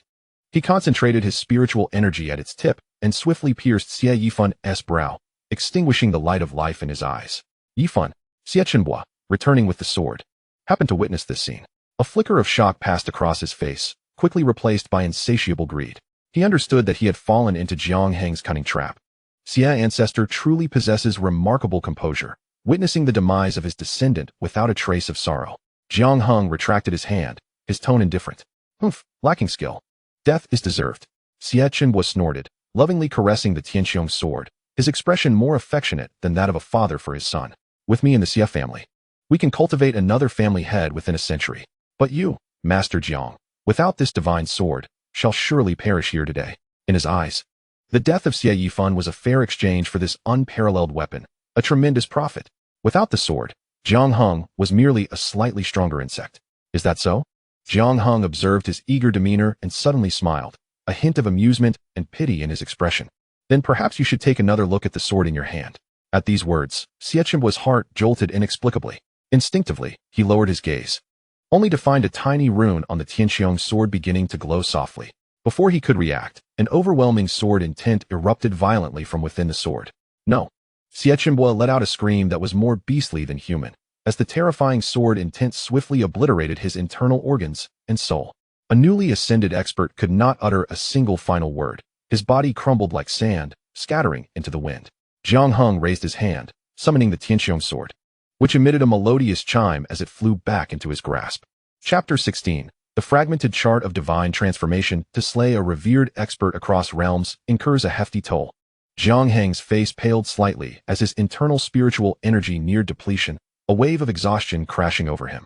Without hesitation, he retrieved a crystalline high-grade spirit stone from his storage ring, cradling it in his palm. The pure essence of spiritual energy surged violently into the cave dwelling, rapidly replenishing the parched reservoir of qi. The sensation of fullness following emptiness invigorated his spirit. After a quarter of an hour, his spiritual power was restored to 50%, and a hint of color returned to his face. He made his way to the spot where Xie Qiongbo and Xie Yifan had vanished, collecting the storage rings they had left behind before leisurely soaring towards the Xie family estate. At this moment, the Xie residence was engulfed in an eerie silence. The stench of blood mingled with the earthy aroma, permeating the night breeze. Most had fled, leaving only a handful of self-proclaimed loyal Xie descendants. Armed and stationed in the inner courtyard, their eyes reflecting despair tinged with madness. Jiang Heng's figure gracefully descended, devoid of any superfluous words. He admired such loyalty. Yet admiration did not equate to leniency. To eradicate the roots, one must strike decisively. With a flash of his sword, several heads soared into the air, warm blood splattering against the cold stone floor, the victims unable to utter a single cry. Having dealt with these foolish adversaries, Jiang Heng proceeded directly towards the innermost part of the family lord's residence. The gates stood wide open, revealing an empty interior, devoid of even a single dog. If all went as expected, the family treasury of the Xie clan lay within this estate. With this thought, Jiang Heng strode into the hall. As he searched the premises, he found nothing of value. Xie Yifan's other wives and children had long since fled the Xie family.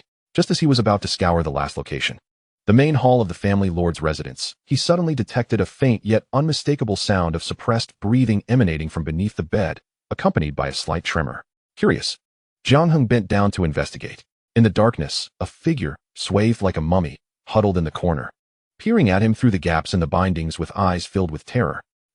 Is Is that not my old acquaintance, young Master Xie? Jiang Heng remarked with an amiable smile, surprised at their serendipitous reunion. He instantly recognized the identity of the individual beneath the bed and continued with a warm smile. Hello, young Master Xie. It seems we meet again. Xie, trapped beneath the bed, froze in place, nearly wetting himself in fright. To him, Jiang Heng's visage was more terrifying than the demons of hell. His bones trembled, and he managed to force a smile that was more grotesque than a cry. Jiang. The sect master, it has been a long time. As old friends, why hide?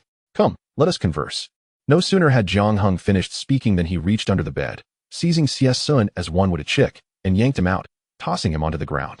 With a thud, Xie let out a muffled groan, resolutely closing his eyes and adopting a posture that suggested he welcomed death. Sect Master Jiang, whether to kill or to maim, I am at your mercy. If I, Xie, were to frown, I would no longer be a member of the Xie family. Now exposed, Xie kept his eyes tightly shut, embodying a complete surrender to fate, devoid of hope for survival. Do not be too hasty in embracing death. Young Master Xie, Jiang Heng squatted beside him, gently patting his face. I am one who values reason and would like to ask for a small favor. If you assist me well, perhaps in my delight, I may grant you a chance at survival. As these words escaped his lips, Xie's tightly closed eyelids twitched violently, slowly parting to reveal a narrow slit. In the depths of his despairing gaze, a flicker of hope ignited for survival. Is this truly the case? Naturally. The prerequisite is your obedience. What does sect leader Jiang wish for me to do? Quite simple. Jiang Heng's tone was nonchalant, as if he were discussing a trivial matter, merely requesting that I allow a soul search. Xie's expression instantly fell. To undergo a soul search in the realm of cultivation is an unparalleled humiliation. Moreover, should the practitioner mishandle the process, the subject may suffer severe spiritual harm, or worse, become a drooling imbecile. Yet, did he have any other options at this moment? Ultimately, death awaited him either way, so he might as well take a gamble. Taking a deep breath as if summoning all his strength, Xie solemnly declared, Very well. I permit you to conduct the soul search. However, you must vow by the heavenly principles that you shall not take my life afterward. That is only natural. Upon hearing Xie invoke the heavenly vow, a profound smile graced Jiang Heng's face, and he readily complied.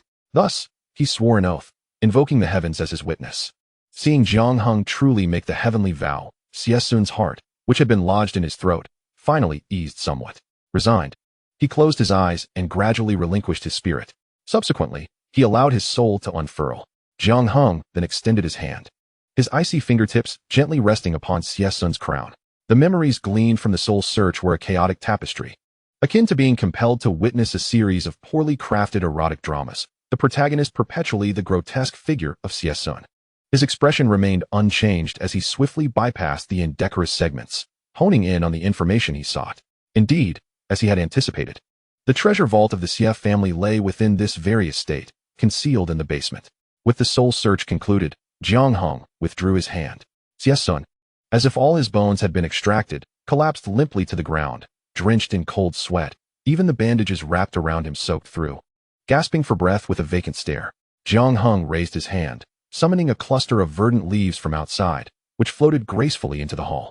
Infusing them with spiritual energy, the leaves expanded against the wind, transforming in an instant to the size of door panels, suspended in midair. With a casual wave, an invisible force lifted Xie's body, gently placing him upon the leaf vessel. The leaf vessel, swaying gently, glided towards the exterior of the Xie family estate.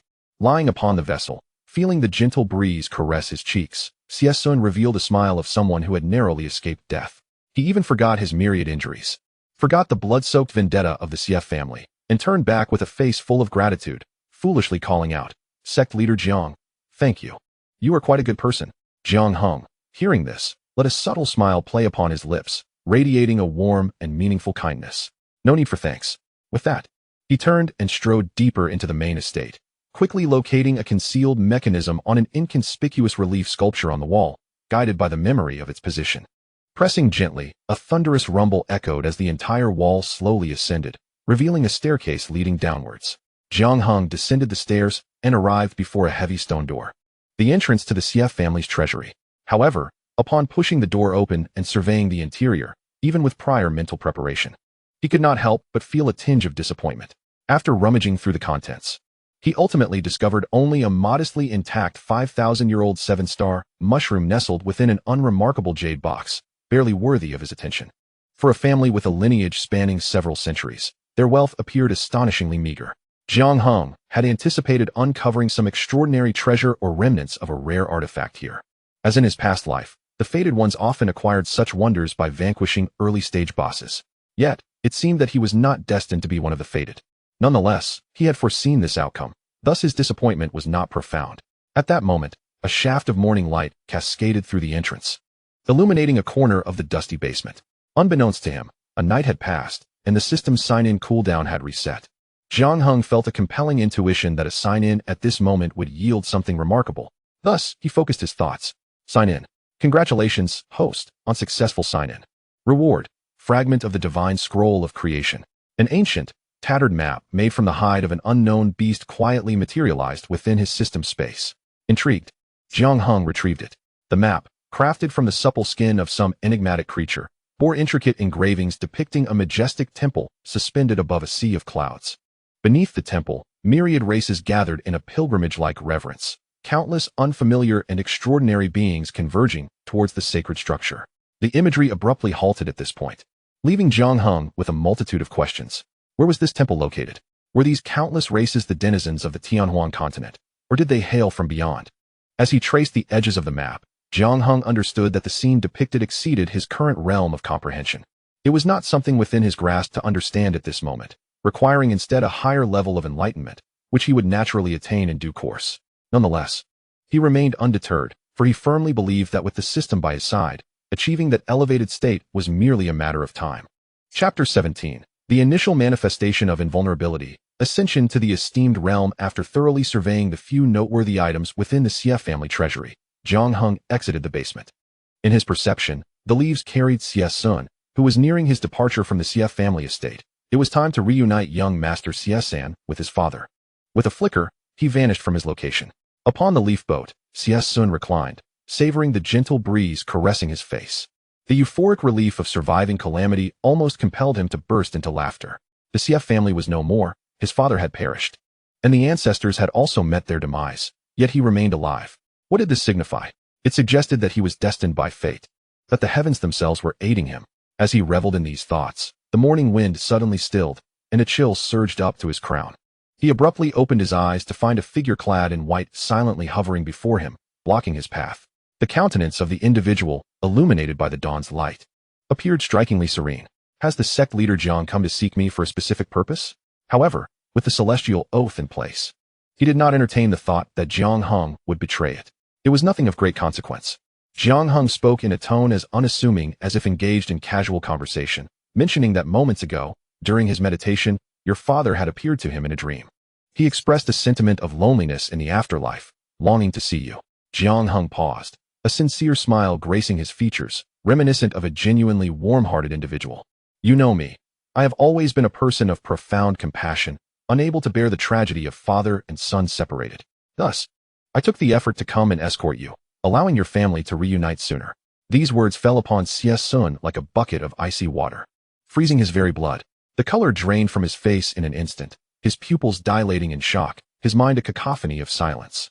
Jiang Heng casually raised his right hand, his fingers poised like a sword, and with a gentle flick, a muted sound echoed.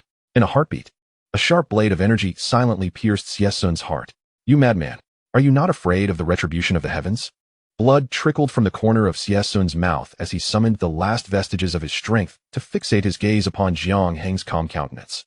Jiang Heng offered no reply, slowly lifting his head to gaze at the heavens, a faint, almost imperceptible smirk playing on his lips. Retribution from the heavens? It seemed he was truly unperturbed. In the next moment, the wind ceased, and the clouds dispersed. An indescribable pressure of terror descended from the heavens above. As dark storm clouds gathered ominously, violet arcs of lightning darting through the tumultuous skies, a terrifying punishment imbued with the laws of destruction brewing swiftly, locking onto him. Yet, just as this punishment was about to tear through the firmament and unleash divine wrath, a notification echoed in Jiang Heng's mind. Detection of heavenly punishment attempting to obliterate the host. The effect of invulnerability triggers, heavenly punishment successfully averted. In an instant, the ominous storm clouds that would terrify any soul vanished as if erased by an invisible hand, dissipating into nothingness. The sky returned to tranquility, as though the cataclysmic scene had never transpired. Jiang Heng exhaled a breath of relief, his anxious heart finally settling. He turned, stepping into the void, his figure flickering until it vanished into the dawn, heading towards the tavern. Inside the tavern, in Jiang Heng's room, Li Shue'er stirred awake, having enjoyed the most profound and restful slumber in a month. Habitually, she rolled over in bed, stretching her small form languidly, her soft voice tinged with sleepiness murmuring, "Master, is it dawn?" Her hand fell, only to meet the chill of emptiness beside her. Startled, she opened her eyes wide, springing upright, her silver hair slightly disheveled. Scanning the room, she found it eerily quiet, devoid of any trace of Jiang Heng.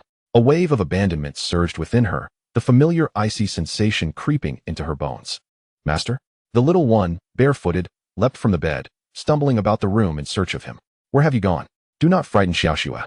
No matter how she searched or called out, Jiang Heng's figure never appeared. The only response was the increasingly hurried sound of her own breathing. The little one's eyes quickly reddened, tears welling in her eyes and falling onto the floor. She lowered her head, sobbing softly. "Does Master also dislike Xiaoxue and not want me anymore?" Just as Jiang Heng returned, he happened to witness this scene in the room. Suddenly, he appeared behind Li Shue'er. "Silly girl, how could your master ever abandon you?" His gentle and familiar voice resonated. Li Shue'er stiffened, turning around abruptly and plunging into Jiang Heng's embrace, her small hands clutching his clothing desperately, as if she wished to meld into his very being. "Master, where have you been? Xiaoxue thought you no longer wanted me." Jiang Heng reached out, gently smoothing her disheveled silver hair with tender strokes. "All right, no more tears. Haven't I returned?" He paused, casually explaining. "I merely went to resolve a few troublesome matters." Li Shue'er lifted her head from his embrace, her red eyes gazing at him. "Master is so formidable. Can anyone really cause trouble for you?" "Of course," Jiang Heng replied, his gaze turning serious. "Do not be deceived by my current appearance of grandeur. There are plenty who wish for my demise." "Xiaoxue, are you afraid?" "I am not afraid, as long as Master is by my side." Li Shue'er shook her head without hesitation. He suddenly shifted the topic, locking his eyes onto hers. "Then are you not afraid that your master is, in fact, a merciless demon who slays without blinking? A demon who targets those so-called righteous cultivators?" Li Shue'er paused for a moment before continuing to shake her head. "Xiaoxue does not understand what is righteous or what a demon is." She tilted her small face upwards, her crimson pupils reflecting Jiang Heng's figure, unwavering in her conviction. "Xiaoxue only knows that on that cold and hungry night, it was Master who saved me, not any righteous cultivator. Without Master, Xiaoxue would have perished in the streets. Whoever seeks to harm Master is Xiaoxue's enemy." Her expression bore no trace of fear, her words resonating with conviction. Jiang Heng felt a tremor in his heart, a warm current flowing through him. He gazed at this pure-hearted little one before him and suddenly smiled. "Very well. Since you possess such awareness, from today onward, I shall impart my teachings to you, hoping that you will diligently cultivate in the future." "Yes, Master." Jiang Heng nodded slightly, his thoughts shifting as he retrieved the Imperial-level cultivation method, the Heavenly Calamity refinement technique, from the system space, presenting it to her. Li Shue'er carefully accepted it, eagerly beginning to peruse its contents. After just a glance, she was utterly captivated by its teachings, sitting cross-legged as she instinctively began to cultivate according to the principles outlined within. Soon, wisps of black energy began to emanate from her being. A unique spiritual aura formed from the refined calamity power.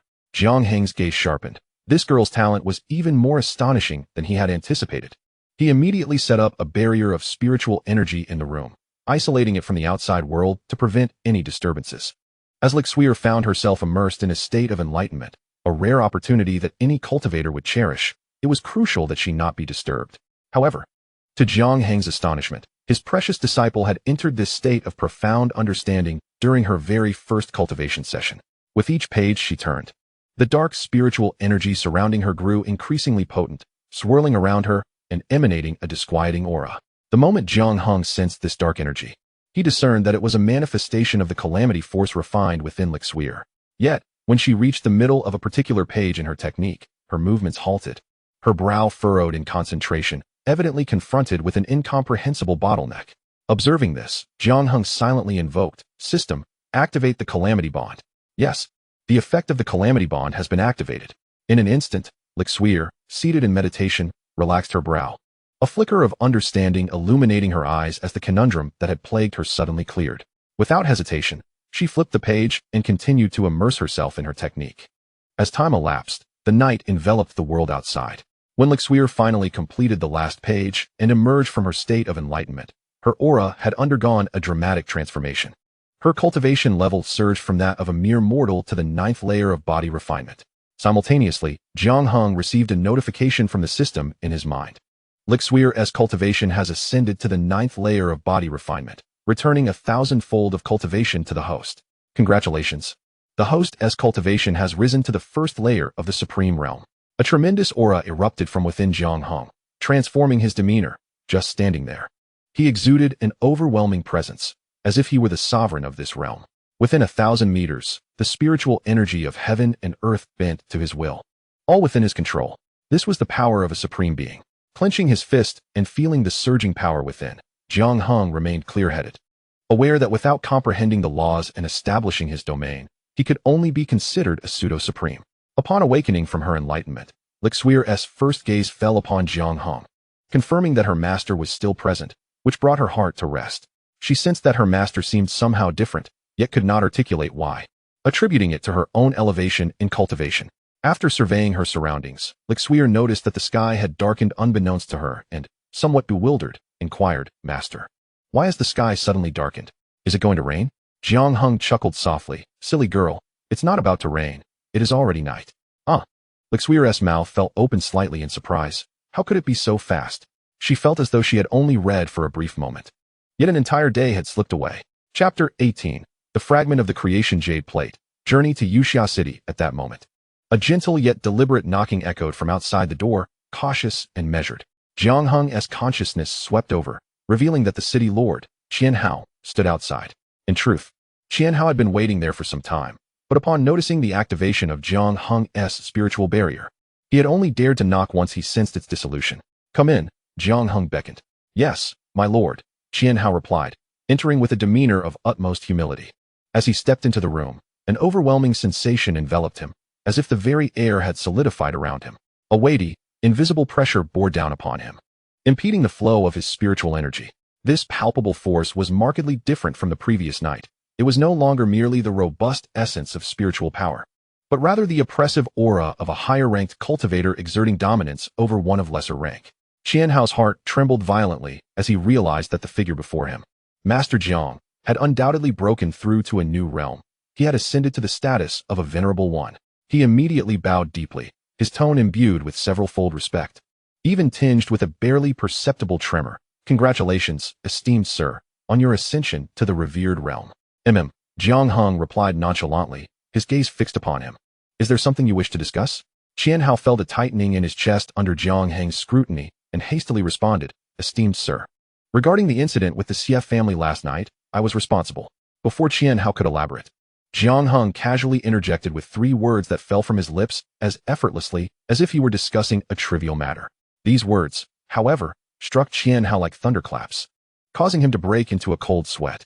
Although he had surmised that Jiang Heng was likely behind the annihilation of the CF family, having witnessed Jiang Heng's visit to their residence the previous day, he couldn't help but gasp in astonishment upon hearing the admission from Jiang Heng himself. In a single night, a deeply entrenched family of cultivators had been completely eradicated from Qingyun City. Such ruthless and domineering measures were astonishing. The individual before him was barely in his 20s, a venerable one at 20 years of age. He was destined for at least the status of a quasi-saint, with even a glimmer of hope of reaching the legendary realm of a saint. At this moment, Qian Hao's desire to ingratiate himself with Jiang Heng reached its zenith.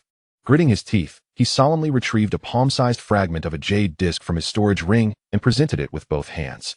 "Esteemed sir, this is a treasured heirloom of my Qian family, reputed to have existed since the establishment of the city lord's manor. However, none of my ancestors have been able to unlock its secrets. It has remained a mere gem collecting dust within our estate. I dare to offer this item to you, believing that only in the hands of a prodigy such as yourself can it regain its former brilliance." Jiang Heng's gaze fell upon the jade fragment, intrigued. A fleeting glimmer of golden light sparked in his eyes. Fragment of the jade disc of creation, quality, function, item background. The series of question marks stirred something within Jiang Heng. If even the system could not fully decipher it, providing only a name, then the origins of this object were likely far more significant than he had anticipated. The name Jade Disc of Creation was far from ordinary. Without hesitation, he reached out and accepted the fragment, feeling its smooth, warm surface in his palm. "I have accepted this item," Jiang Heng stated, looking at Qian Hao with a calm expression. "Consider it a favor owed to you. If the Qian family encounters difficulties in the future, I will extend my assistance once within the bounds of my capabilities. Upon hearing this, Qianhao's facial muscles twitched in excitement as he internally rejoiced. It was indeed wise to defy the elder's consensus within the manor and bring this jade fragment. What a worthwhile exchange. It was the most profitable transaction of his life to trade an object of uncertain utility for a favor from a future titan. You flatter me, esteemed sir, that this item has caught your discerning eye is its fortune, and it is also my honor. Qianhao bowed repeatedly and tentatively inquired, may I ask, my lord, how should we handle the land belonging to the Xie family? Just a piece of land. Manage it as you see fit, Jiang Heng replied casually. Master Xie. Master Xie. Qianhao was so overwhelmed with excitement that he nearly fell to his knees before Jiang Heng. Not only had he gained a favor, but he had also acquired a substantial piece of prime land. Upon returning, he would relish seeing the elder clan members at home refrain from casting their condescending glances his way. Then I shall not disturb your serene meditation any longer, my lord. Qianhao, thoroughly satisfied, bowed respectfully once more before carefully exiting the room. Throughout this exchange, Li Shuer, who had remained at Jiang Heng's side, listened quietly. The moment the name Xie family was mentioned, her small hands instinctively clenched tightly. She felt no ripple of emotion at the thought of Jiang Heng eradicating the Xie clan. Not even a trace of pity. In her pure world, the Xie family posed a threat to her master. Thus they deserved their fate. Even if her master spared them today, she would ensure that no one who threatened him would escape unscathed in the future. In that moment, deep within her innocent crimson eyes, a faint dark aura seemed to swirl, transforming her from the timid girl who once hid behind Jiang Heng into someone resolute and formidable. The following day, Jiang Heng, accompanied by Li Shuer, departed from the inn and embarked on their journey toward the ethereal Holy Land. The nearest city to this Holy Land was Yuxia City. After some inquiries, Jiang Heng made his way to the teleportation array leading to Yuxia City. As they walked toward the city's teleportation array, Jiang Heng's demeanor had grown increasingly transcendent since his ascension to the esteemed realm. His features appeared as if they had been sculpted anew by the essence of heaven and earth, strikingly handsome beyond the ordinary. Simply strolling through the streets, he stirred waves of admiration, akin to a boulder cast into a tranquil lake. Initially, whispers filled the air, soon followed by unabashed gazes of fervor. Heavens! Look at that man. I have never seen such a captivating figure. Is he a scion from some holy land on an outing? His aura, his appearance, simply extraordinary. I can hardly contain my heartbeat. Who will inquire about his name? I wish to bear his children. Is it you? Have you glanced at your own reflection? Resembling a wooden monkey? To me, I am the one deserving of such a celestial being. And you dare challenge me? You look like a toad and dare to dream of swan meat. I assure you, the dove would certainly choose me. The bickering escalated, and bold female cultivators, swaying their waists, approached him, deliberately letting their fragrant shoulders slip, exposing their fair, delicate skin, while their enchanting peach blossom eyes sparkled with flirtation. As if about to overflow with allure, Jiang Heng maintained an impassive expression, his steps unwavering, yet internally, he was rejoicing. In his past life, he had been an ordinary person, and after traversing into this realm, he had spent 2 decades as a mere wastrel. How could he have ever dreamed of such treatment? He could not help but revel in the thought. This is the treatment a transmigrator deserves. However, Li Shuer, standing beside Jiang Heng, was quite different. Her small hand gripped Jiang Heng's garment tightly. She lifted her gaze, and within her pure crimson pupils, 2 flickers of vigilance ignited. She gazed at the women who seemed eager to attach themselves to her master, her lips pressed tightly together, a wave of inexplicable irritation and possessiveness surging within her. Her master belonged to her. He was the only person in this world who treated her with kindness, and no one would dare to take him away. The young girl's eyes flickered, and she suddenly clung to Jiang Heng's arm, her voice innocent and clear, resonating loudly enough for all within a 10-meter radius to hear. Daddy, why are those Annies looking at us with such strange eyes? Li Shuer's exclamation instantly froze the flirtatious smiles on the faces of the female cultivators present, their fervent gazes swiftly cooling into expressions of deep regret and disappointment. So, she already had a daughter, and the child was quite grown. Alas, what a pity for their earlier excitement. The women, who had just been vying for attention, scattered like birds startled from their perch. Those who had approached even retreating to a distance of several meters, as if fearing to be mistaken for homewreckers. A subtle twitch crossed Jiang Heng's lips as he glanced down at Li Shuer, who was gazing up at him with a pure, innocent smile. Goodness! This girl certainly knew how to ward off unwanted admirers. It seemed he would need to consider taking this little protector along whenever he ventured out in the future. After this brief interlude, the two made their way unimpeded to the teleportation array. The line was short, primarily consisting of merchants traveling between the 2 locations, their carts laden with goods. A guard overseeing the teleportation array bellowed, "Attention, those heading to Yuxia City, 2 mid-grade spirit stones per person, 3 for those with carts. Place your spirit stones in the stone slot beside you. No refunds for excess, and be wary of shortages, as consequences will be borne by you." The merchants, accustomed to this routine, promptly stepped forward to deposit their spirit stones. Soon, it was Jiang Heng and Li Shuer's turn. He casually flicked 4 mid-grade spirit stones, which landed precisely in the stone slot. Currently, he possessed 10,000 mid-grade spirit stones, which he had just exchanged for 100 high-grade spirit stones from Qianhao. Initially, Qianhao had intended to gift them to him. However, Jiang Heng had declined, for he truly lacked nothing in the way of spirit stones. Upon reflection, he realized that merely possessing high-grade spirit stones was impractical and too ostentatious, likely to attract unwanted attention and trouble. Thus, he proposed the exchange with Qianhao. Unable to persuade Jiang Heng otherwise, Qianhao acquiesced. Once everyone was situated on the teleportation array, and the guard confirmed no one else was approaching, he gestured towards a distant tower. In the next moment, the runes on the array's base flared to life, beams of light shooting skyward, intertwining to form a massive luminous dome that enveloped all within the array. The blinding white light consumed all vision, and the crowd was swiftly thrust into a spatial tunnel, a sensation of weightlessness enveloping them. Yet, in the blink of an eye, solid ground returned beneath their feet, the feeling of weightlessness dissipating. As the white light faded, they found themselves in an entirely unfamiliar environment. A resounding voice echoed in their ears. "Welcome to Yuxia City." Chapter 19. The ethereal sacred land within Yuxia City. The streets were bustling with traffic and alive with the sounds of myriad voices. The streets were adorned with fluttering banners of the ethereal sanctuary, heralding the impending grand event. The air was suffused with the luminous essence of various magical instruments and the fragrant aroma of elixirs. Countless young cultivators, brimming with dreams and aspirations, converged from all directions. Li Shuer was enveloped by the vibrant atmosphere, yet a flicker of unease stirred within her. Her small hand instinctively clutched Jiang Heng's sleeve as she looked up and inquired, "Master, what brings us here?" "To accept disciples," Jiang Heng replied succinctly. "To accept disciples?" Li Shuer blinked in confusion. "Why here? Aren't there many in the vicinity of Qingyun City who wish to cultivate?" Jiang Heng continued walking, his gaze sweeping over the youthful faces filled with excitement and anxiety. His voice, though calm, carried an undeniable conviction. "I once observed the celestial phenomena and deduced through divination that here lies a disciple fated to have a profound connection with my Sky Qiong Peak." He paused for a moment, then shifted his gaze to Li Shuer's clear crimson eyes, earnestly weaving a fanciful tale. "Just as when I first laid eyes upon you in Qingyun City, I knew you were the destined disciple of my fate." "Destined?" Li Shuer's mouth parted slightly, and a warm current seemed to wash over her heart. It dawned upon her that she was not merely taken in out of pity by her master, but rather, it was fate. "Wow, Master, you are amazing." The admiration in her eyes nearly overflowed. When would she be able to discern the destinies of others with just a glance like her master? Observing the dazed expression on her face, Jiang Heng stifled a chuckle within, maintaining an air of inscrutable wisdom. He gently ruffled Li Shuer's hair and spoke softly. "There is no rush. Your journey is still long. Devote yourself to your training, and one day, you shall. Little Shuer will definitely work hard." Li Shuer nodded vigorously. Her small fists clenched tightly, igniting a fierce determination within her.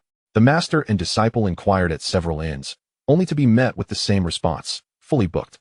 Eventually, at an inconspicuous inn at the end of the street, the drowsy innkeeper lifted his eyelids and lazily extended a finger.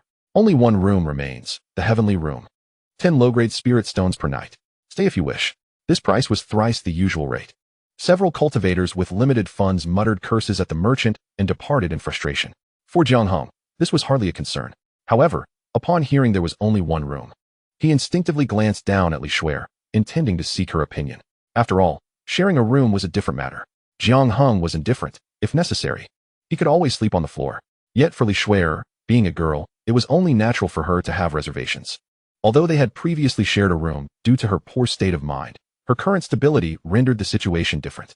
Ultimately, Jiang Heng respected her wishes. If she preferred not to share, they could seek alternative accommodations. To his surprise, a faint blush crept onto the little one's cheeks. Her grip on his sleeve tightened. Her head slightly bowed as she responded with a barely audible That was not hesitation. It was clearly a concealed delight. Jiang Heng chuckled softly, casually tossing 10 glimmering spirit stones that landed precisely on the counter. The shopkeeper accepted the stones and tossed out a wooden plaque before promptly dozing off again.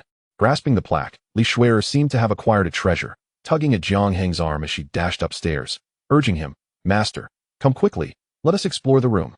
Jiang Heng, being pulled along, could only shake his head in resignation. The room was modest in size, not comparable to the one he had previously occupied in Qingyun City. Yet it was arranged with a certain cleanliness and order. Li Shuer raced to the bedside and flung herself onto the mattress, rolling over with delight. "Master, this bed is so soft. We shall sleep here tonight," she exclaimed, her laughter illuminating her features, silver strands of hair cascading across the bedding. Jiang Heng, observing the exuberance of Li Shuer, felt a wave of amusement wash over him. He strolled to the window and pushed it open, allowing the cacophony of the bustling street below to flood his ears. There were young cultivators, unable to afford rent, meditating in corners and under eaves. Suddenly, from the corner of his eye, he caught sight of a shadowy alley nearby, where two furtive figures lingered. Jiang Heng discreetly extended his spiritual awareness towards them. Within the alley, a boy, clad in tattered garments and with a youthful visage, was trembling as he handed over several spirit stones he had presumably gathered over a long time to a man with a shifty demeanor.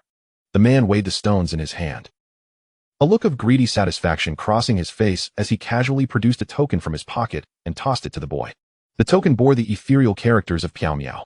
The boy received the token with an expression of sheer ecstasy, his face instantly illuminated with joy. Jiang Heng's heart stirred. If he was not mistaken, the design of this token resembled that of the Piao Miao Sacred Land's Piao Miao token, clearly a counterfeit.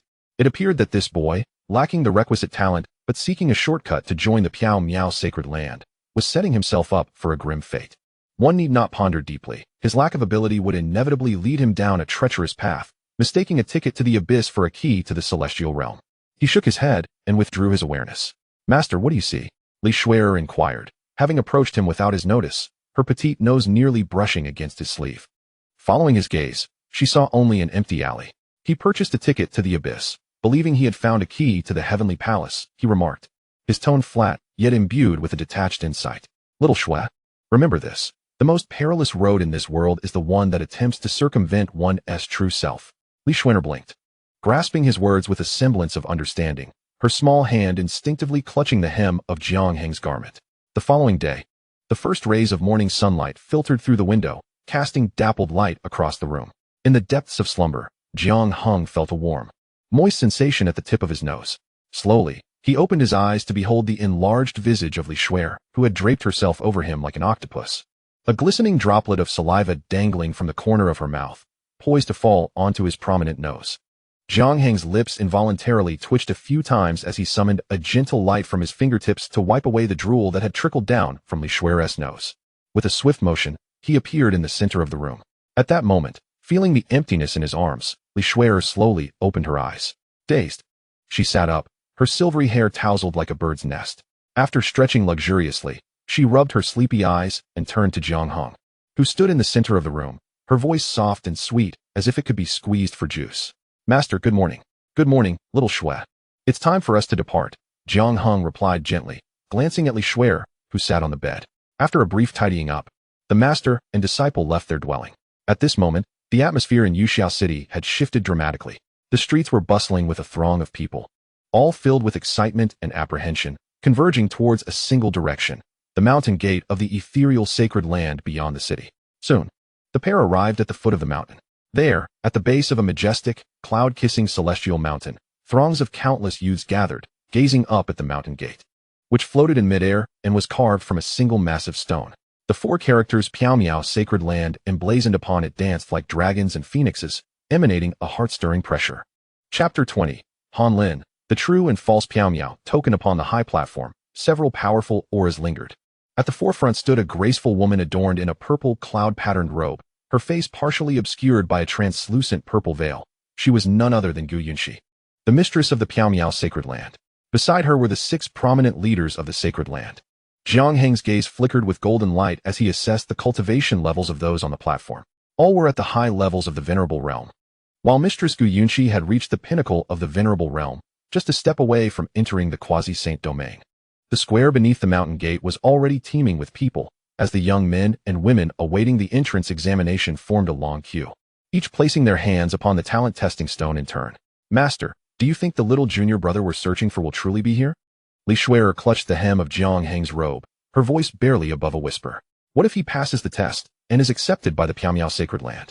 Will we be met with hostility if we try to claim him? The thought of her master attempting to snatch a disciple from another sacred land in front of so many onlookers made her instinctively shrink her neck. Isn't that akin to confronting someone at their doorstep? Do not worry, Jiang Heng replied in a calm tone. Your little junior brother cannot possibly pass the test. Li Shuer gasped, her mouth forming a na shape, increasingly perplexed by her master's words. As time slipped by, the talent assessments neared their conclusion.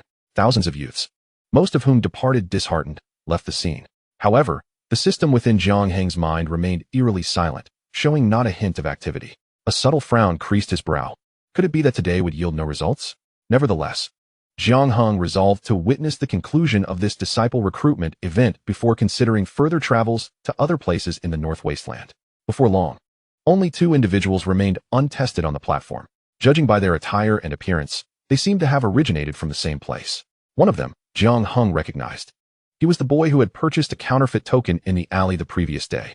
The youth, brimming with hope, stepped forward and placed his hand upon the testing stone. The stone remained utterly unresponsive, enveloped in an eerie silence. He lacked even the most fundamental white qualification. The radiance on his face extinguished in an instant, and he descended the platform in a state of despair. Observing this, another youth approached and gently patted his shoulder in a gesture of consolation, clearly indicating a bond between them. Subsequently, he too ascended the testing platform. As his palm made contact, the testing stone again emitted no light. However, unlike the previous boy, upon discovering that he too possessed no white qualification, he displayed little despondency, evidently having mentally prepared for such an outcome. At that moment, a notification echoed in Jiang Heng's mind. Detected a peerless waste material bond-related target. The target is Han Lin. Instantly, a golden light, visible only to Jiang Heng, illuminated the figure of the last boy tested.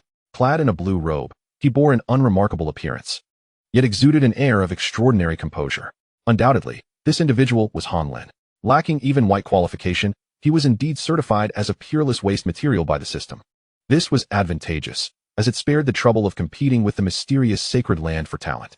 Jiang Heng employed the eye of the Great Path to scrutinize Han Lin, and a system panel materialized before his eyes. Han Lin. Cultivation, none. Techniques, none. Treasure, celestial bottle quality. Physique, none. Recent encounter. On the eve of the mysterious Sacred Land's Disciple Recruitment Conference, his parents' mysterious token was swapped out by his childhood friend, Huang Shan.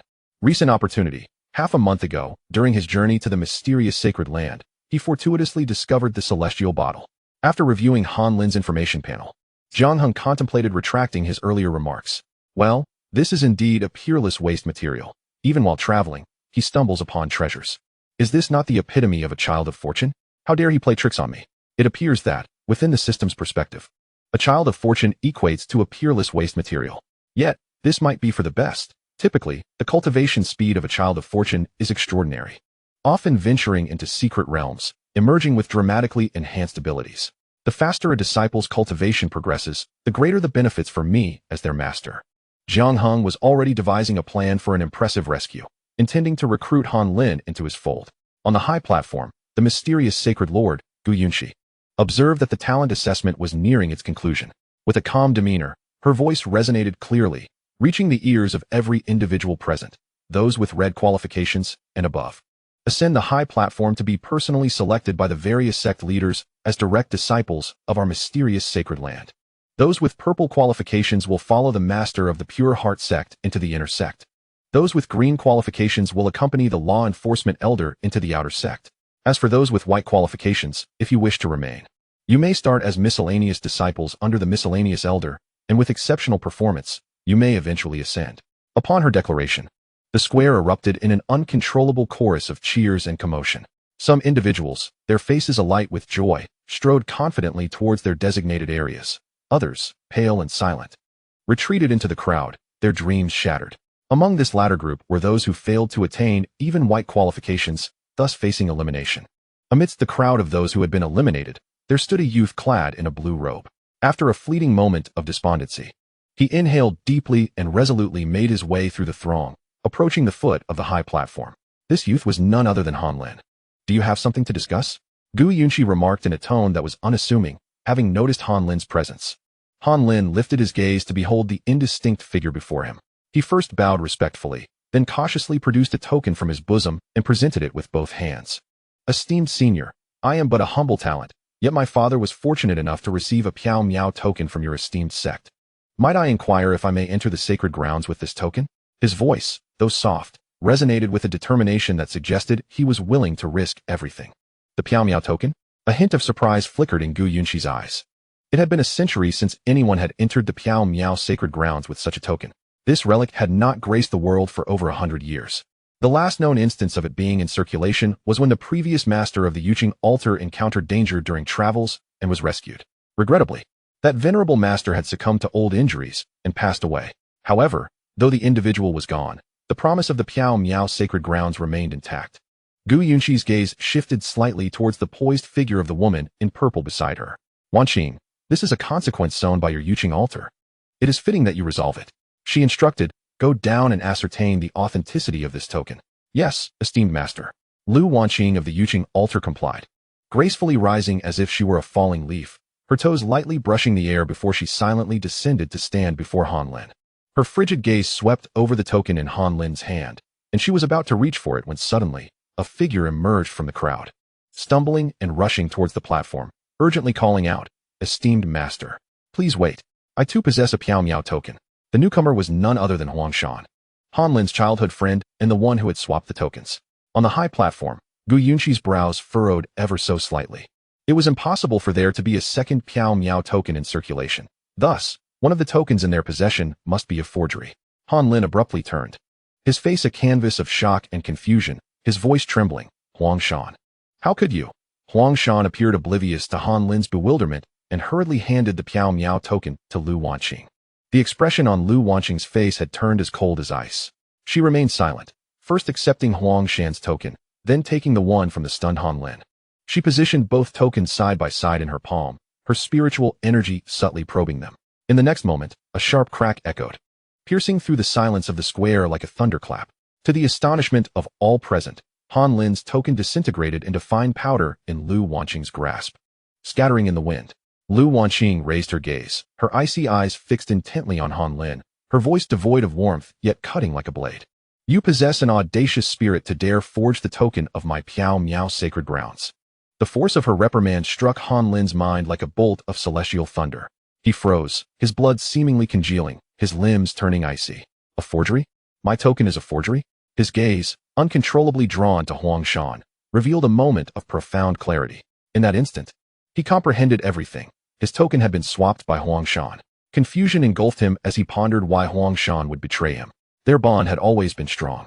They had grown up together, inseparable as brothers, and he had entrusted Huang Shan with his deepest secrets. Yet, this very person, whom he had placed his unwavering faith in, had cast him into the abyss. He yearned to confront him, to unleash his fury, but his throat felt constricted, as if silenced by an unseen force, rendering him mute. He could only stare at Huang Shan, whose once familiar face now appeared utterly foreign. Throughout it all, Huang Shan never cast a glance in his direction. When Lu Wanqing announced the outcome, a barely contained smirk of triumph crept upon Huang Shan's lips. Chapter 21, A Promise. The chaotic sword intent Han Lin's heart lay in ashes. He understood that words would bear no weight. The forgery of a sacred relic was a capital offense. Slowly, he closed his eyes, relinquishing all struggle, his mind consumed by a singular thought. In another life, he would never again place his trust in others. Yuqing sect leader Lu Wanqing observed his resignation with an unyielding demeanor, snorting coldly as she raised her delicate hand, unleashing an oppressive force toward Han Lin. An invisible and terrifying pressure descended upon him. He felt as if his very bones were lamenting, threatening to be crushed to pulp at any moment. At that critical juncture, a resonant voice echoed forth. Fear not, young friend. I am here to assist you. Almost as soon as the words were spoken, a figure clad in white appeared before Han Lin, shielding him securely. With a casual flick of his sleeve, the overwhelming pressure that threatened to annihilate Han Lin dissipated like snow under the warm sun. Han Lin, having narrowly escaped death, abruptly opened his eyes, staring in awe at the imposing figure before him. In the depths of despair, it felt as though a ray of light had pierced through. This sudden turn of events rendered the entire assembly silent, all eyes fixated upon the white-clad figure. What is your intention, fellow Taoist? Lu Wanqing's voice was sharp as she scrutinized the man before her. The ease with which he had neutralized her attack indicated that his cultivation was at least on par with hers, deserving the title of fellow Taoist. I am Jiang Heng, the peak master of Qiong Peak at Qingyun Holy Land. Jiang Heng replied, his gaze transcending Lu Wanqing to meet the ethereal figure of the mysterious Holy Lord, who presided above. With a subtle smile, he continued, I perceive a connection between this young friend and my Sky Qiong Peak. I wish to take him as my disciple. Might I request the esteemed members of the mysterious Holy Land to overlook this matter? At his declaration, the crowd erupted in astonishment. Is he really the Peak Master? He appears rather youthful. In a shadowy corner, Huangshan's earlier glee was now frozen on his face. High above, the veiled eyes of the mysterious Holy Lord, Gu Yunqi, glimmered with intrigue. As she lightly descended, her presence was ethereal, yet carried an air of superiority. I have heard whispers about the once inept Peak Master of Tianxiao, claiming to have suddenly gained cultivation. It appears those rumors hold some truth. Her voice was hauntingly beautiful, yet laced with a condescending scrutiny. However, Gu Yunqi suddenly shifted her tone, her voice becoming sharply incisive. What makes you believe that you, a mere Peak Master of a declining Qingyun sacred land, possess such significant influence? An invisible aura emanated from her, not a suppression of cultivation, but rather a dignified presence derived from the sovereign of the sacred land. Jiang Heng immediately felt an intangible pressure bearing down upon him, not stemming from a disparity in realm, but from a suppression of temperament. Nonetheless, Jiang Heng remained composed, unaffected by this imposing aura. Though he longed to rescue Han Lin on the spot, he recognized the precariousness of his situation. Being on enemy territory and outnumbered would only invite disaster. With this in mind, Jiang Heng assumed a serious demeanor and declared, given my age and current cultivation, I can offer you a promise on behalf of the mysterious sacred land. Once I achieve greater mastery, should the mysterious sacred land require my assistance, I shall not hesitate to respond. As soon as he uttered these words, he ceased to conceal his cultivation, and a vast, overwhelming aura surged forth from him. The pressure of a revered master sweeping through the entire venue like a tempest. The nearby cultivators were taken aback by this force, retreating in terror. The expressions of the several forum masters on the platform changed drastically, their gazes towards Jiang Heng utterly transformed. The sovereign of the mysterious sacred land, Gu Yunqi, found her pupils constricting in shock. She was well aware of Jiang Heng's background, a mortal deemed a failure 15 years ago, now barely in his 20s. A revered master in his early 20s. What a terrifying talent. If he did not fall along the way, his ascendance to quasi-saint was nearly assured, with potential to glimpse even higher realms. The promise of a future quasi-saint carried weight sufficient to stir any sacred land. While Jiang Heng's assurance might seem trivial to the mysterious sacred land at present, should he later ascend to quasi-saint, the implications would be entirely different. Nonetheless, regardless of the outcome, the mysterious sacred land would not incur losses. If Jiang Heng were to rise to quasi-saint, it would be a significant boon for them. If he failed to do so, they had not invested anything substantial in him. The tumult of emotions within Gu Yunqi subsided almost immediately, her composure as a sovereign allowing her to conceal all feelings behind her veil. With such qualifications, your worth is undoubtedly ample. Yet how can I be certain that your cultivation was not attained through elixirs or other means? Jiang Heng's expression remained relatively unchanged at her words. He had anticipated this. After all, his reputation as a waste was widely known, and now with his sudden surge in cultivation, anyone would suspect some form of underhanded method. I understand the sovereign's concerns, he replied with a calm smile. Verifying my abilities is quite simple. Let a fellow cultivator of the same realm spar with me, and then the truth of my nature shall be evident. Very well, you possess courage, Gu Yunqi remarked, her scrutiny softening into a hint of admiration. As you wish, Master Jiang. Upon finishing her statement, the 6 forum masters by her side shifted, appearing seamlessly behind her, their revered auras openly displayed. Master Jiang, please proceed. No hurry. But before that, Jiang needed to confirm one matter. Jiang Heng waved his hand dismissively, turning to gaze at Han Lin beside him, his tone softening considerably. My young friend, as I mentioned earlier, I wish to take you as my disciple. Would you be willing? Despite having already grasped Jiang Heng's intention, Han Lin still could not suppress the disbelief that colored his youthful visage upon hearing those words again. His greatest aspiration had merely been to become an ordinary outer disciple of the mysterious sacred land, to find a place to call home, and to learn some rudimentary cultivation methods. Yet now, a Peak Master of the sacred land sought to take him as a disciple. Without a moment's hesitation, Han Lin knelt down, his knees buckling, and bowed his forehead to the ground. Disciple Han Lin pays respects to Master. Congratulations, host, on successfully accepting Han Lin as a disciple. The bond of the unparalleled waste has been activated. Gold. Unparalleled waste. 34. All disciples bonded to the host will experience a 1,000-fold increase in their cultivation speed, and the disciples' cultivation achievements will return 10,000-fold to the host, not yet activated. In light of the host's first assembly of multiple golden bonds, the host is rewarded with the Chaos Sword Intent. Chaos Sword Intent. This was one of the legendary Supreme Sword Intents. A surge of exhilaration washed over Jiang Heng's heart as he smiled and assisted Han Lin to his feet. Excellent. From this day forth, you shall be a disciple of Sky Qiong Peak. With your master here, none shall dare to bully you. Jiang Heng suppressed the urge to comprehend the sword intent immediately. After all, it would not do to appear overly adept. If he were to grasp it now, others might believe he had already mastered it. However, should he achieve enlightenment during the forthcoming sparring session, in front of everyone, the nature of the revelation would be entirely different. A prodigious talent breaking through in battle. This would not only dispel the sacred master's doubts, but also elevate his prestige significantly. A perfect twofold gain. Since Master Jiang had confirmed his decision, it was time to commence. Gu Yunxi's voice pulled him back from his thoughts. All right. Jiang Heng turned around, his gaze sweeping across the 6 major leaders. He briefly glanced at a muscular bald man, shaking his head in disapproval. Too fierce. Then he passed over a middle-aged man with a sinister expression, dismissing him as well, as he looked quite formidable. Ultimately, his eyes settled at the end of the line. Was that a young girl? With striking red hair tied in twin ponytails, a round face, delicate features, and a petite frame. She appeared to be merely 14 or 15 years old. Was this not the legal lowly from his past life? Jiang Heng felt a chuckle rise within him.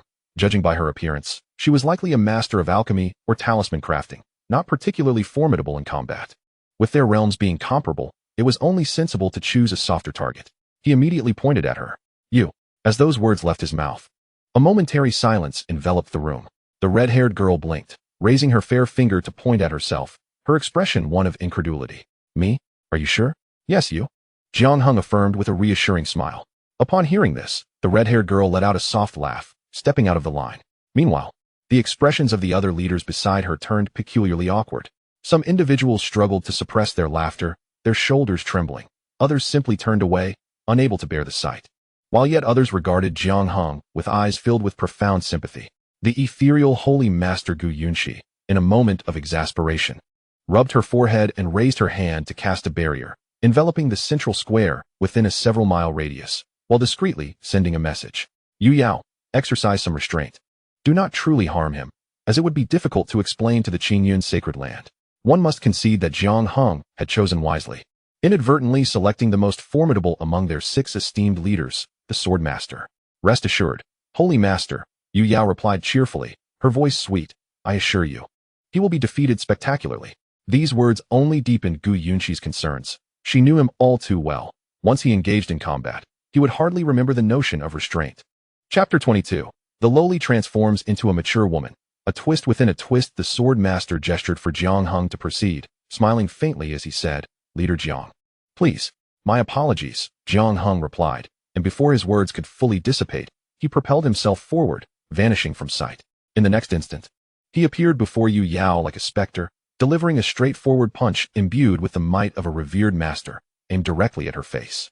This strike was swift, precise, and forceful. Yet, Yu Yao did not even flinch. She casually raised her right hand, her seemingly weak palm effortlessly deflecting his formidable blow, rendering it utterly ineffective. Almost immediately, a surge of counterforce propelled him backward uncontrollably. Jiang Heng, flung into the air, traced an arc, spinning 2.5 times before finally regaining his balance. This was merely a test, yet the nonchalance of his opponent spoke volumes. No longer holding back, a flash of inspiration surged within him as he grasped the Tianqiong sword. The blade hummed, and a tremendous aura emanated from him, causing the surrounding air to thicken as if it had birthed its own realm. The nascent domain, where the spiritual energy rippled, the air seemed to tear apart, producing a series of piercing howls until it met the energy barrier, where it finally came to rest. Standing within his domain, Jiang Heng, wielding the Tianqiong sword, fixed a piercing gaze upon the sword master not far away and spoke in a low voice. Will you not reveal your domain? No need, Yu Yao yawned, appearing still half asleep. To deal with you, it is unnecessary. Jiang Heng's lips twitched. What a surprise. He had intended to impress, only to find himself outshone by this girl. She was even more audacious than he, no longer willing to engage in idle chatter. Jiang Heng brandished the Tianqiong sword, unleashing an exceptionally refined sword aura that sliced through the air with a deafening sonic boom, aimed directly at Yu Yao's head. The sword energy cleaved through the atmosphere, hissing ominously. However, Yu Yao merely took a languid step to the left. The fierce sword aura grazed her hair before crashing violently against the energy barrier behind her, sending ripples cascading outward, without so much as brushing her garments. A weight settled in Jiang Heng's heart. He was aware of the disparity between the initial stage of the esteemed realm and that of the advanced level. Yet he never anticipated the gap would be so egregious. Despite exerting all his efforts, he was unable to compel his opponent to unleash her domain. Unbeknownst to him, this was due to the fact that he had fortuitously chosen to confront the most formidable of the 6 sect leaders. Had he faced any other, even if defeated, he would have been capable of drawing out their domain. No, he could not afford to lose face in front of his newly accepted disciple today. Since this was a matter of numerical disparity, he resolved to elevate his own metrics. Taking a deep breath, Jiang Heng cast aside any lingering hopes of luck and summoned his internal spiritual energy to its utmost potential. The Tianqiong sword blazed with brilliance as a resplendent sword silhouette detached from the blade, soaring towards Yu Yao like a stunning comet. The sword master remained composed, gently raising her hands, her delicate fingers weaving through the air. In an instant, a grand net, intricately woven from spiritual energy, materialized to confront the sword's silhouette. Just as the sword's shadow seemed destined to be engulfed by the spiritual net, Jiang Heng's gaze sharpened, and he felt not a shred of hesitation. System. Merge with the chaos sword intent. In that fleeting moment, an ancient essence, reminiscent of the primordial origins of the universe, surged into his limbs and bones. A faint aura of chaos enveloped him, causing his presence to shift dramatically. He transformed from an overtly sharp figure into a profound void, the sword's silhouette in his grasp. Once radiant, now dimmed to a somber gray, exuding a terrifying aura capable of annihilating all existence. The seemingly indestructible spiritual net, upon contact with this gray sword silhouette, disintegrated silently, as if it had never existed. The gray sword silhouette sped forth, tracing an unfathomable trajectory that grazed Yu Yao's cheek. With a soft sound, a strand of crimson hair fell, revealing a delicate crimson mark that slowly emerged upon her fair visage. This sudden turn of events left the onlookers outside the ethereal sanctuary momentarily stunned, their eyes wide with disbelief, jaws nearly scraping the ground. A moment of enlightenment amidst battle? A voice from the high platform trembled with astonishment and confusion. Had he truly comprehended the sword intent during combat? The utterance reverberated like a boulder plunging into still waters, stirring up tumultuous waves. This was beyond mere genius. This was a monster. Gu Yunxi, hidden behind her veil, allowed a subtle smile to grace her lips, her doubts entirely dispelled. This investment was bound to yield profit. Now, she was even more eager to witness how much of Yu Yao's true prowess could be compelled to surface amidst this unexpected twist. In the arena, with a mere thought, Jiang Heng ignited the spiritual energy within his domain, causing it to bubble with fervor. Under the empowerment of the chaos sword intent, several purple-gold spiritual swords materialized from thin air. Each blade was enveloped in an elusive aura of chaos, emanating a disquieting sense of impending destruction. Go! Jiang Heng gestured with one hand, sending the spiritual swords hurtling through the air, directly aimed at Yu Yao. In rapid succession, Yu Yao formed intricate hand seals, conjuring a shimmering shield of spiritual energy before her. However, this time, as the shield made contact with the purple-gold swords, it cracked like fragile ice, producing a cacophony of shattering sounds before erupting violently. At the very moment the shield shattered, Jiang Heng had unknowingly approached the sword master, standing right before her. The heavenly sword surged forth, enveloped in an unstoppable chaos of sword intent, aimed directly at the vital center of its target. The strike was executed with unparalleled swiftness and ferocity. Yu Yao's pupils constricted, leaving her no time to react. However, at the moment the sword tip was about to pierce her flesh, an unexpected turn of events occurred. With a resounding clang, a melodious ring of the sword reverberated across the arena. The sword at Yu Yao's waist unsheathed itself autonomously, deftly intercepting Jiang Heng's lethal blow at an astonishing angle. The collision of blade against blade sparked a visible ripple of energy, showering sparks in all directions. Jiang Heng withdrew gracefully, maintaining distance from Yu Yao, a glimmer of seriousness flickering in his eyes. How intriguing. Yu Yao extended her tongue, delicately licking away the blood that had trickled from the wound on her cheek to her lips, her previously languid eyes now ignited with fervent excitement. After all these years, you are the first whose realm is beneath mine, yet has drawn blood from me. She gazed at Jiang Heng as if admiring a rare treasure, acknowledging, I concede. I had underestimated you before. In response to this surprise, I shall now unleash my full strength. As soon as the words left her lips, Yu Yao swiftly grasped her wine gourd at her waist, raising it above her head without hesitation, and downed its contents in one go. As the fiery liquor coursed down her throat, an overwhelming surge of energy erupted from her petite frame. A blinding white light ascended, enveloping her entirely. When the brilliance faded, the red-haired girl with twin ponytails had vanished, replaced by an enchanting woman with hair as fiery as her spirit. Her features were strikingly beautiful, yet radiated an indomitable battle intent. Her curves were breathtaking, and her long, snow-white legs were elegantly poised, adorned with a hint of feverish madness upon her visage. Outside the arena, Gu Yunxi pressed her forehead in exasperation, transmitting a thought. This reckless girl has truly lost her mind. Meanwhile, Jiang Heng, within the arena, was utterly bewildered. He stared blankly at the commanding red-haired woman before him, his mind a blank slate. He blinked in disbelief, recalling the seemingly innocuous little girl from moments ago. Has the innocent girl transformed into this fierce woman?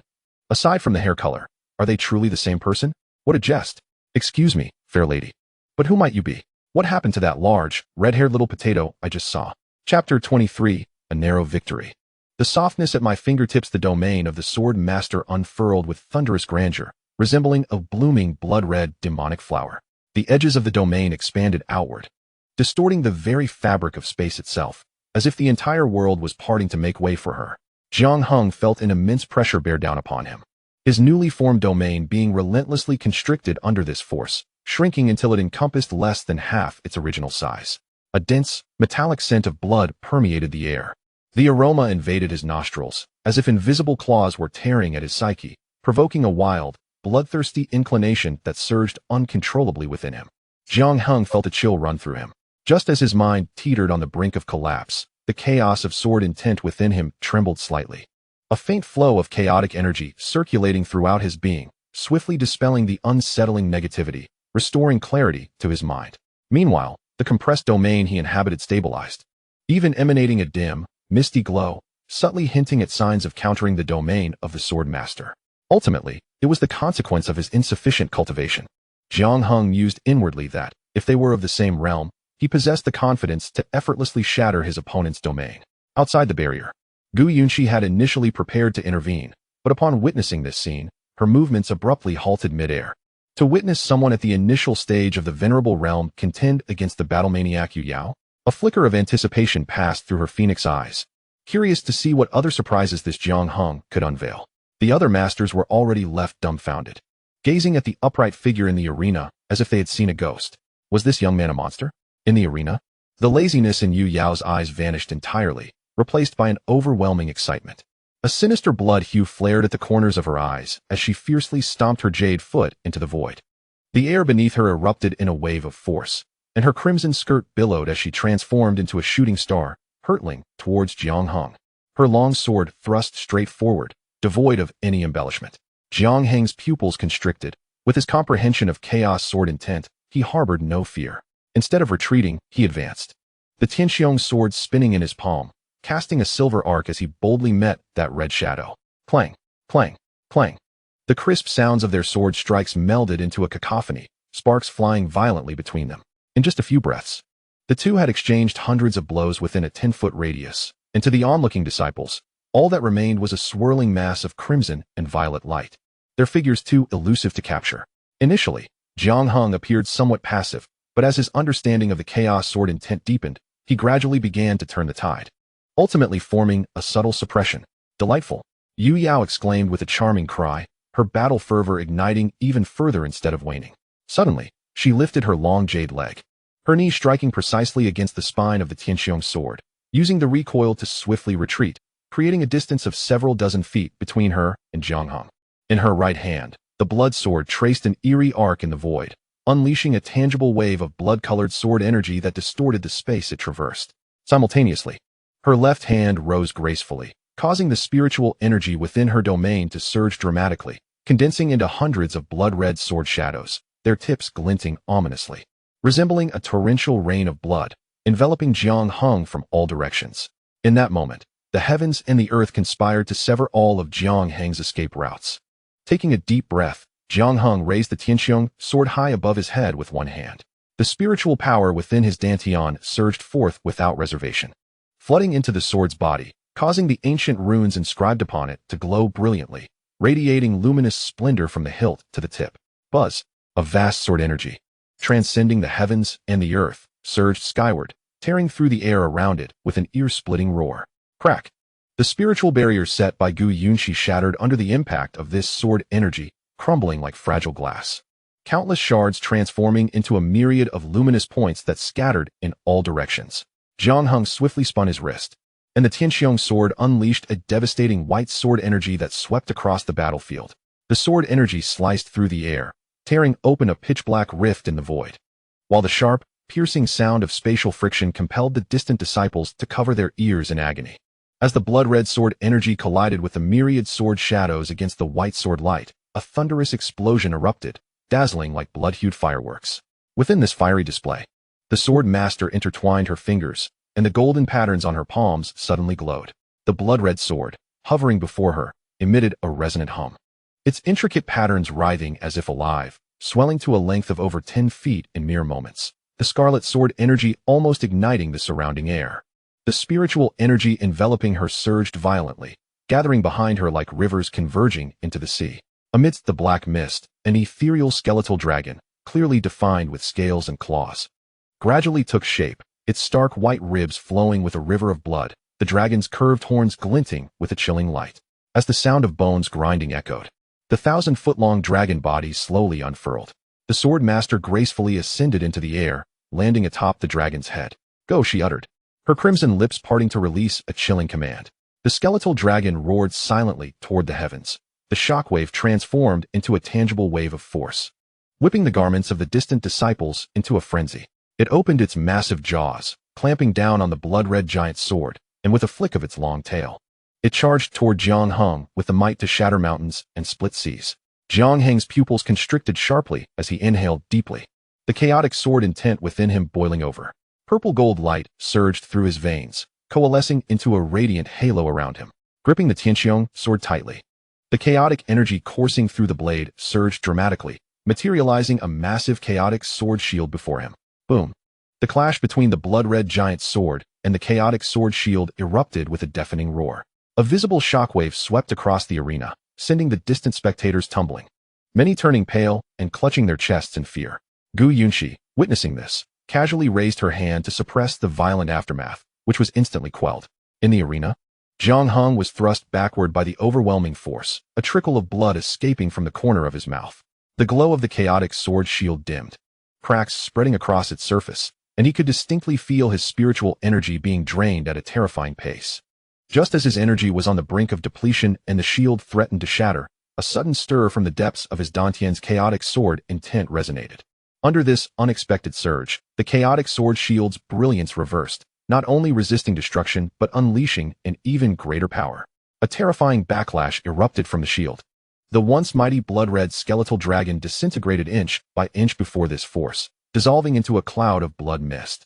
The giant blood-red sword emitted a mournful wail as it was sent flying far away. Meanwhile, Jiang Heng's chaotic sword shield, too, began to dissipate as the last vestiges of his spiritual energy were exhausted. Darkness clouded his vision, and he staggered, propping the Tianqiong sword against the ground as he gasped for breath. Before he could regain his composure, a sudden rush of wind heralded the descent of a crimson figure, hurtling down with fierce momentum, striking directly at his chest. Ugh! The violent impact plunged Jiang Heng into complete darkness, driving him forcefully into the ground, stirring a whirlwind of dust. In the 2-meter-deep pit, Jiang Heng felt as though stars were dancing before his eyes, his internal organs seemingly displaced. As he regained his senses, he perceived two immense and tumultuous forces obscuring his vision. When he finally managed to focus, he discovered that two colossal masses were pressing against his face, exuding a faint, refreshing fragrance that completely shrouded his sight. Confused, Jiang Heng instinctively raised his hand to touch them. A remarkable softness and elasticity coursed through his fingertips, radiating throughout his being. The sensation was rather pleasant. Just as he subconsciously intended to grasp them further, a sudden clarity illuminated his surroundings, and the two oppressive masses vanished in an instant. He blinked his weary eyes, and as the dust settled, he beheld the ethereal saintess Gu Yunxi. Her expression darkened, lifting the already restored, unconscious Yu Yao as if she were a mere chick. Her phoenix-like eyes, now filled with intense disdain, fixed coldly upon him. "Jiang Peak Master, have you had your fill of touching? Yu Yao has yet to find a partner. I urge you to conduct yourself appropriately." Jiang Heng was momentarily taken aback by her words, and then, with a thunderous realization, he comprehended what he had just touched. His face flushed crimson, and he awkwardly retracted his hand, wishing he could vanish into the earth at that moment. Gu Yunqi scoffed lightly, too disinterested in his embarrassment to linger, and a soft green light emanated from her palm. A warm force coursed through Jiang Heng's meridians, gradually reviving his depleted spiritual energy and alleviating the severe pain in his chest considerably. He hastily rose, adjusted his appearance, and cupped his hands in gratitude towards the saintess, saying, "Thank you for your assistance, saintess. I acknowledge your talent." Gu Yunqi responded coolly, her tone devoid of any discernible emotion. "From this day forward, you owe me a promise to the Miao Ling sacred land." However, she shifted her gaze to Han Lin, standing behind Jiang Heng. "Your disciple's judgment leaves much to be desired." At her words, Jiang Heng, instead of feeling anger, merely chuckled. "If the quality of judgment is in question, why not send someone to investigate?" Meeting Gu Yunqi's scrutinizing gaze with composure, he continued, "The family that rescued the previous Yuqing altar master, were they surnamed Han or Huang? The truth will reveal itself upon inquiry." Upon hearing this, Gu Yunqi's veiled phoenix eyes suddenly sharpened. Chapter 24. Return to Qing Yun's sacred land. Rumors. As soon as Jiang Heng spoke, Huang Shan felt a jolt of anxiety, a wave of guilt washing over him. The color drained from his face, and his eyes flickered with confusion, an amalgamation of jealousy and insecurity tightening his fists instinctively. Why was this? He could not fathom why Han Lin, whose talents were comparable to his own, seemed to encounter fortune at every turn. The Miao Ling decree was his. Yet now even the peak master of the sacred land was eager to take him as a disciple, even willing to confront the Miao Ling sacred land itself. And what of him? After all his scheming, he might end up with nothing. Jealousy coiled around his heart like a venomous vine, causing his features to twitch. Jiang Heng paid him no heed, leaping effortlessly from the pit, landing gracefully without a speck of dust upon him. He dusted off his sleeves and offered a warm smile to Han Lin, who stood not far away. "All right, the matter is resolved. Let us depart." "Indeed, master." Han Lin nodded earnestly and took a step forward. As he passed by Huang Shan, his pace did not falter, only his lips moved slightly, releasing an almost inaudible whisper carried away by the wind. "From this moment forth, our bond is severed." It was unclear whether this phrase was meant for himself, for Huang Shan, or perhaps for both. The utterance was as delicate as a feather, yet stirred violent waves within Huang Shan's heart. He abruptly lifted his gaze, catching only a glimpse of Han Lin's resolute silhouette. Those memories he had deliberately buried surged forth in a relentless torrent. At the age of 6, Han Lin had gifted him the only ripe peach he had pilfered, while he himself nibbled on a green and bitter one. During a winter night at the age of 8, when he was burning with fever, it was Han Lin who braved the snowstorm to scour half the village for herbs. Returning with his nose frostbitten, he could not help but question, was it worth it? To sever all ties for an elusive path to immortality? This thought flickered briefly before he extinguished it with fierce determination. The road to cultivation was, after all, a solitary bridge built upon the backs of others. Lacking a noble background and possessing only mediocre talent, if he did not adopt a ruthless attitude, he would inevitably be trampled into the mire, lost to oblivion. He was not in the wrong. Huang Shan gritted his teeth, the confusion in his eyes replaced by a steely resolve. Meanwhile, Jiang Heng placed a hand upon Han Lin's shoulder, causing the air around them to shimmer. In the next instant, they appeared before Li Shuer. "Master." A melodic call resonated as the girl rushed into Jiang Heng's embrace, enveloped in a fragrant breeze. "Master, you are so formidable. Even that red-haired woman is no match for you." Li Shuer beamed up at him, her crimson eyes sparkling with admiration, wondering when she could become as powerful as her master. "That day will surely come." Jiang Heng chuckled, tousling her hair, stating that when she achieved mastery, she might one day need to protect him. "Yes, little Shui will strive to protect master." Li Shuer nodded vigorously, her small fists clenched tightly, her eyes brimming with a yearning for strength. Jiang Heng felt a warmth in his heart as he turned, bringing Han Lin to the forefront. "Little Shui, this is your junior brother, Han Lin." Only then did Li Shuer notice the boy following her master. She curiously peeked out, smiling brightly, and said, "Hello, junior brother. I am Li Shuer, but you can call me Sisterly." "Sisterly, it is a pleasure to meet you. My name is Han Lin." Han Lin's face flushed deeply, his hands and feet unsure of where to rest, anxiously twisting the hem of his garment, struggling to articulate his words. It was the first time he had conversed with such a beautiful girl. Uffed. Li Shuer was amused by his awkwardness. "Junior brother Han, you speak quite strangely." "Not at all." Han Lin hastily defended himself, his tongue stumbling over the words, which only made Li Shuer laugh even more heartily. Jiang Heng observed this scene, a gentle softness unconsciously settling in his gaze, feeling a sense of comfort. He recalled the first time they met. The little girl's eyes had been as vacant as a desolate well in the depths of winter. Now, the girl's eyes sparkle with light. She laughs and plays. Even the tips of her brows are touched by warmth. Indeed, this aligns with the character of her name, the word snow not embodying the frigid winter frost, but rather the melting snow of early spring that rests upon the plum branches, filled with vitality. Quite splendid. By the way, Han Lin, Jiang Heng suddenly spoke. Should we return to bid farewell to our parents? Once we embark on this journey to Qingyun, returning to the mortal realm may prove challenging. Han Lin's fingertips trembled, a flicker of melancholy passing through his eyes, but it was swiftly replaced by unwavering determination. He recalled Huang Shan's betrayal and the harsh realities of the path of cultivation. Having chosen this road, he could no longer afford the weaknesses of a mortal. No, master. He shook his head, though reluctance lingered in his gaze. His tone carried a resolution far beyond his years. The paths of immortals and mortals diverge. Having set foot on the road of immortality, there is no turning back. He feared that upon returning, he might not wish to leave again. Very well, since you have made up your mind. Jiang Heng nodded. Then, as the hour is still favorable, let us set forth. Indeed, master. Li Shuer and Han Lin responded in unison. In no time, the trio returned to Yuxia City. At this moment, Jiang Heng recalled the matter of signing in, and thus silently uttered, "System, sign in. Congratulations, host, for successfully signing in. You have received the Emperor-level cultivation method, the 5 elements transformation technique." With a thought, a time-worn jade slip materialized in his hand. He presented the jade slip to Han Lin. This is the Emperor-level technique, the 5 elements transformation technique. I see your affinity with the 5 elements. This method suits you well. Take it and cultivate. Han Lin's breath caught abruptly. An Emperor-level technique. Though he hailed from humble origins, he had heard tales from storytellers about the world of cultivation, knowing that techniques are divided into 4 realms: heaven, earth, profound, and yellow, each further categorized into upper, middle, and lower grades. As for the Emperor level, that is a treasure of the sects found only in the fabled sacred lands. Master, did you truly bestow this upon me so casually? Han Lin accepted the jade slip with trembling hands, the heavy weight nearly causing him to kneel. Master, this is too precious. It is a gift from your master. Accept it without hesitation. Jiang Heng's tone left no room for argument.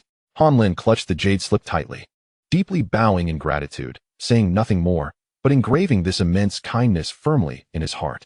On the way to the teleportation array, he could hardly contain his eagerness. Immersing his spirit in the jade slip, the esoteric technique capturing his full attention in an instant. Finally, following the same procedure as in Qingyun City, they boarded the teleportation array bound for Qingyun City. The array shimmered with light, and in an instant, the 3 traversed thousands of miles, arriving at Qingyun City.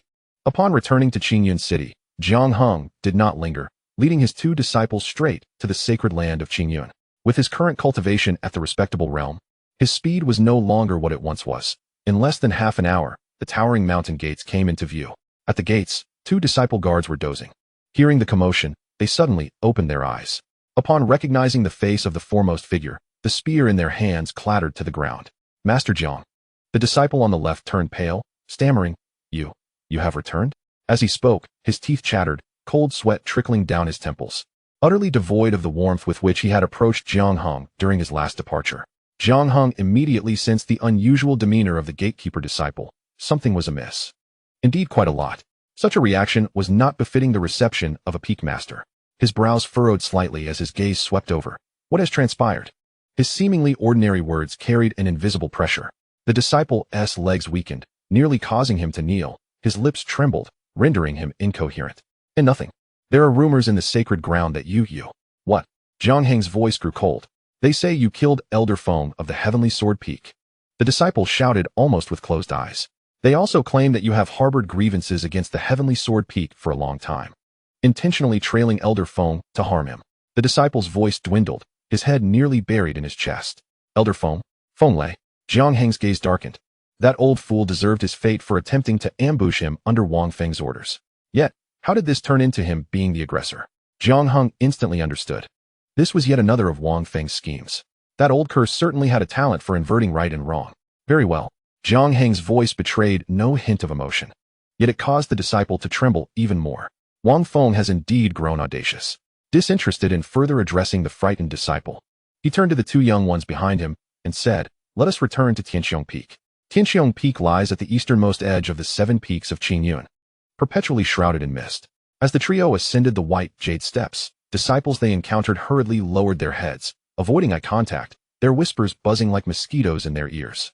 Look, it's him. The one who killed Elder Feng, that useless Qiong Peak master. Goodness, he even dares to return. I heard that the Heavenly Sword Peak has issued a warning for him to pay in blood for his debts. Shoo, keep your voice down. Don't you see how profound his cultivation is now? If he hears us, our lives are forfeit. Li Shuer's face flushed with indignation as she stomped her foot. Master, they are spouting nonsense. You are not that kind of person.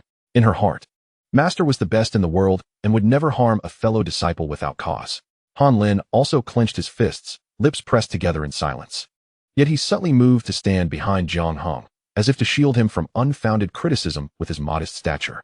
Jiang Heng felt warmth in his heart at the children's defense. He reached out and patted their shoulders, his voice calm and unperturbed. Words belong to others. Let them say what they will. He lifted his gaze, peering beyond the sea of clouds toward the most majestic peak, its sword-like aura piercing the sky. His eyes gradually grew colder. Wang Feng, if you are so eager for death, I shall oblige. First, let us return to the peak and settle matters. Jiang Heng withdrew his gaze, suppressing the surging intent to kill within him, his voice softening once more. The remaining matters shall be handled by me. Chapter 25. The Quan-style breathing technique. Thousand-fold amplification upon returning to Sky Qiong Peak. Jiang Heng's first order of business was to summon Xiaoxian and Feng Yuan to the main hall via sound transmission. Shortly thereafter, the two entered the hall in succession. However, the scene within caused them to momentarily halt in their steps. At the head of the hall, Master Jiang Heng sat serenely, his aura significantly deepened since his departure. Beside him stood a young man and woman, both unfamiliar faces, their youthful features still bearing traces of innocence. Master, they both bowed in unison. Jiang Heng raised his hand and, in a calm tone, introduced them. These are my newly accepted disciples, Li Shuer and Han Lin. From this day forth, they shall be your junior sister and brother. As soon as he finished speaking, the girl stepped forward with agility, mimicking the gestures of a cultivator, and performed a graceful bow, her voice melodious. I am Li Shuer, and I look forward to your guidance, esteemed senior brothers. The boy appeared considerably more reserved, bowing shyly, his head nearly touching his chest, his voice slightly strained. I am Han Lin, honored senior brothers. Xiaoxian wore a gentle smile, returning the greeting with a clasped hand, his jade pendant swaying lightly at his waist. No need for such formalities, junior sister and brother. I am Xiaoxian. Feng Yuan merely nodded slightly, his words scarce. Feng Yuan. Li Shuer, with her striking crimson eyes, curiously glanced back and forth between Xiaoxian and Feng Yuan, unable to suppress her innocent question. So, who should we call the senior brother? This inquiry momentarily stumped both Xiaoxian and Feng Yuan. They exchanged glances and shook their heads. Junior sister, you are unaware, Xiaoxian said, touching his nose, slightly embarrassed. Master accepted us on the same day, without any distinction. I see, Li Shuer responded, realization dawning upon her. Jiang Heng, seated at the head of the table, subtly raised an eyebrow at this revelation. It was indeed an oversight on his part, in his eagerness to forge connections. He had forgotten this detail. Disorder within the sect was hardly beneficial. After a moment of contemplation, he cast a sweeping glance at Xiaoxian and Feng Yuan and spoke with an air of indifference. Since this has been brought up today, let us settle this matter. Which of you wishes to take on the title of senior brother? At his words, the hall fell silent. Unexpectedly, Feng Yuan, who had remained silent until now, stepped forward. Speaking with respect, Master, the position of senior brother carries significant responsibility. I feel myself unworthy and unable to fulfill such a role. Senior brother Xiao, with his superior cultivation and steady demeanor, would be the most fitting choice for this esteemed position. His words were meticulously crafted, both elevating Xiaoxian and displaying his own humility. However, Feng Yuan had his own calculations in mind. The title of senior brother sounded illustrious, always in the limelight, but it would hinder his covert endeavors. Allowing this Xiaoxian to bear the burden was indeed ideal. Upon hearing this, a glimmer of light crossed Xiaoxian's eyes. Though he concealed it well, merely clasping his hands in acknowledgement towards Feng Yuan, feigning modesty. You overestimate me, junior brother. Since you place such trust in me, I shall graciously accept. He genuinely desired this position of senior brother.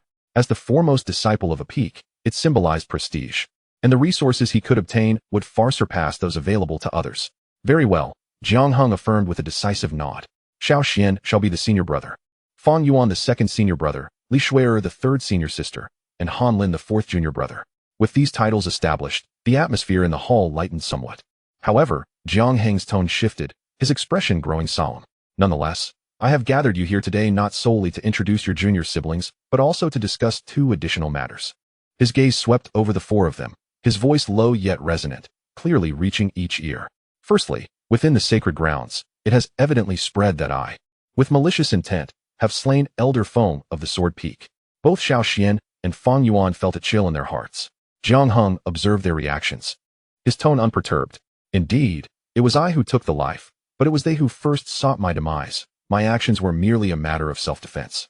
The intricacies of this matter need not concern you. Neither should you heed the slanders circulating in the outside world. He felt the necessity to secure this fragile bond he had painstakingly assembled, ensuring they would not flee at the slightest disturbance. Rest assured, Master, I have never doubted your integrity. Xiao Xian stepped forward, his gaze earnest and his tone resolute. This must surely be the machinations of treacherous individuals within the Sword Peak. Seeking to frame him unjustly, he looked at Jiang Heng, his eyes unwavering. Indeed, Master, Feng Yuan echoed, equally sincere, I too believe in your character. Such trifling rumors are unworthy of our attention. Yet, internally, he was rapidly calculating. Whether Jiang Heng was framed mattered little to him. What he truly cared about was whether he could weather this storm. Should he fail, he would have to seek an alternative path. Very well, Jiang Heng nodded in satisfaction. Taking in their reactions, Xiao Xian's loyalty was genuine, while Feng Yuan remained observant. However, that was of little consequence. He would soon make Feng Yuan realize that remaining was the wisest choice. He suddenly lowered his voice, infusing it with an air of mystery. Are you not curious about how I, in such a brief period, ascended from a mere mortal to my current stature? Upon uttering these words, the air within the hall seemed to solidify, for pairs of eyes fixed intently on Jiang Heng, their gazes aflame with inquiry, yearning, and a hint of disbelief. Xiao Xian momentarily lost his breath, for this was a question he had long wished to pose. Master, you. Jiang Heng raised a hand to silence him. Casting a mysterious glance around the room, I happened upon an ancient secret method that significantly enhances cultivation efficiency. Today, I shall impart this method to you. His tone shifted to one of utmost gravity. However, before we proceed, you must swear an oath to the heavenly way. This method must not be disclosed to any fifth party without my express permission. The words ancient secret method reverberated like thunder in the minds of the 4. Xiao Xian and Feng Yuan were profoundly shaken, while Li Shui'er and Han Lin felt as though their heads were buzzing, though they found it somewhat incredulous. Their thirst for power eclipsed all doubts. The 4 did not hesitate, immediately channeling their spirits to solemnly swear their oaths to the heavenly way. Once the oaths were made, Jiang Heng stood from his seat, satisfaction evident. This method is called the Kuan-style breathing technique. The traditional methods you have been using are now outdated. Pay close attention. No sooner had he finished speaking than he abruptly turned, presenting his back to them. The next moment would be etched into the memories of the 4 disciples for a lifetime. Jiang Heng slightly bent his knees, settling into a loose stance, then lunged forward. Arching his back dramatically, his form transforming into a peculiar arc immediately, his shoulders began to sway rhythmically, and his head followed suit, bobbing aimlessly. Han Lin stared, his eyes wide and mouth agape, unable to close it for a considerable time. Li Shui'er bit her lip tightly, her beautiful face flushed crimson, shoulders trembling as she evidently exerted all her strength to stifle her laughter. Xiao Xian and Feng Yuan exchanged glances, both perceiving a profound sense of bewilderment and stupor reflected in each other's eyes. Was this an ancient secret technique? Was it truly not some long-lost exorcism ritual? Especially Feng Yuan, who had once been a demon lord and witnessed a multitude of magical arts, yet had never encountered such an eccentric display. He even began to suspect that Jiang Heng was deliberately toying with them, testing their resolve. Completing his series of movements with fluid grace, Jiang Heng slowly straightened up and turned to face the 4, petrified in place. Well, have you all memorized it? Memorized it. Xiao Xian involuntarily twitched his lips. Yet he questioned, Master, does this truly serve a purpose? Isn't the Master himself the best example? Jiang Heng retorted lightly, whether you believe it or not. You need only to try it yourselves to find out. The 4 exchanged glances, filled with myriad doubts, but could only brace themselves and mimic the actions. In an instant, a comically absurd scene unfolded in the main hall. Li Shui'er, the most earnest in her imitation, endeavored to replicate her master's movements, yet when she twisted her body, her supple waist swayed, resembling a clumsily flapping duckling, both adorable and awkward. Han Lin, on the other hand, moved stiffly, completely out of sync. As a result, when he turned, his elbow inadvertently jabbed Feng Yuan in the lower back. Ugh! Feng Yuan grunted, his brows instantly knitting into a frown. A flash of murderous intent flickered in his eyes, quickly suppressed. To think that a dignified demon lord could be manhandled by a mere fledgling. He inhaled deeply, adjusting his posture while scanning his body with spiritual awareness, attempting to comprehend the essence of the movements, yet only feeling a chaotic surge of energy, utterly discomforting. What on earth was this nonsense? Only Xiao Xian, though slow in his movements, carried an air of inquiry. In his mind, Dan Lao's voice resonated with a hint of confusion. I too cannot fathom this method. It defies reason, yet seems to align with some profound truth of the universe. Xiao Xian, you must concentrate and feel it without distraction. Observing the 4 figures before him, each with their own awkward postures turned away, Jiang Heng wore a barely discernible smile. With a thought, he commanded, System, activate 1,000-fold amplification. Received host command, 1,000-fold amplification activated. Chapter 26. Slander. Once the 4 completed their bizarre postures and sat cross-legged as instructed, the hall initially remained in silence. However, merely 3 breaths later, the atmosphere shifted dramatically. Buzz. Centered around the main hall of Sky Qiong Peak, the spiritual energy within a 100-mile radius seemed to be grasped by an invisible hand, surging in like a torrent. Inside the hall, the 4 diminutive figures became the epicenter of a tempest of spiritual energy, nearly engulfed by the dense, almost tangible spiritual mist. Ugh! Li Shui'er let out a suppressed moan, her small face turning pale. A frigid breath, chilling to the core, was forcibly extracted from the depths of her being. A penetrating cold that caused her to tremble uncontrollably. Yet, almost immediately, a robust warmth surged forth, akin to the thawing of snow in early spring, dispersing and evaporating the frigid air. An unprecedented sense of lightness spread throughout her body. With a resounding crack, it was as if invisible shackles within her shattered. The 9th level of body refinement, broken. The 1st level of Qi training. The 2nd level of Qi training. Spiritual energy surged into her body, her cultivation ascending with unwavering momentum until it gradually halted at the 4th level of Qi training.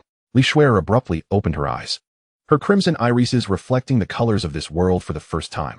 The myriad of luminous specks floating in the air, the vibrant life exuding from the vegetation outside the hall. Everything became strikingly clear and vividly alive. Han Lin, experiencing his first cultivation, was utterly at a loss. A mere mortal, he felt as though he were a parched riverbed that had suddenly been inundated by a celestial torrent. The tumultuous spiritual energy coursed through his meridians, refining his physical form. The excruciating pain akin to being torn apart was followed by a transformational rebirth. The 1st, 3rd, and 6th levels of body refinement. He felt no sign of a bottleneck. His cultivation surged forward, reaching the pinnacle of the 6th level of body refinement before finally stabilizing. He instinctively clenched his fists, sensing an unprecedented power within him. Tears welling in his eyes. Is this the strength of an immortal? In the young man's heart, the figure of his master, Jiang Heng, had become indistinguishable from that of a deity. This is impossible. In Xiao Xian's mind, the voice of Dan Lao had lost its usual composure for the first time, tinged with a sharp astonishment. This is not the method of breathing and absorbing. This is a blatant plundering, a brazen theft of the spiritual energy of this realm. This method defies all logic. Who exactly is Jiang Heng? Xiao Xian's heart trembled violently, but he had no time to respond. That domineering power had already shattered the barriers that had confined him for so long, forcibly elevating his cultivation to the 4th level of Qi training. He sensed that this was far from the end. Among the 4, the one most unsettled was undoubtedly Feng Yuan. As a reincarnated demon lord, he had witnessed much. Yet everything unfolding before him utterly overturned his understanding of 2 lifetimes. What ancient secret arts? Nonsense. This was an entirely unprecedented path, a terrifying principle that transcended all reason. He suppressed his shock, fervently circulating his techniques, greedily absorbing this power. The sensation of his cultivation skyrocketing felt like riding a rocket, causing him to waver in his previous calculations. Perhaps following this mysterious master would lead him back to his peak more swiftly than his clandestine schemes. At that moment, a blinding stream of light tore through the dense spiritual mist within the hall, precisely hovering before Jiang Heng. The solemn voice of the Holy Master, Mu Yunbai, resonated from within, bearing an undeniable authority. Master Jiang, swiftly come to the Holy Master's hall. Jiang Heng waved his hand to disperse the light, his gaze sweeping over the 4 disciples who remained ensnared in their surging cultivation. A subtle smile graced his lips, hinting at profound significance. Continue your endeavors. I shall return shortly. Before his words could fully resonate, his figure had vanished from the hall. Within the sacred hall of the Qingyun sect, an eerie silence enveloped the space, so still that one could hear a pin drop. The masters of the 9 peaks, save for the lord of Sky Qiong Peak, were all present, seated on either side of the hall, their expressions solemn, gazing intently, as if they were meditative monks. At the forefront of the left side sat Wang Feng, the master of Qiong Peak, his aged visage darkened as though it could yield rain. High above, in the principal seat, the sacred master Mu Yunbai furrowed his brow, his bony fingers unconsciously tapping lightly on the armrest, each sound resonating like a heartbeat among the assembly. When Jiang Heng's silhouette graced the entrance of the hall, the subtle rhythm of the tapping abruptly ceased. All eyes within the chamber, sharp as arrows, were fixated upon him, an amalgamation of scrutiny, skepticism, and a hint of schadenfreude. The moment Jiang Heng crossed the threshold, conversations came to an abrupt halt, and a myriad of gazes converged upon him, laden with judgment, doubt, and a glimmer of malicious delight.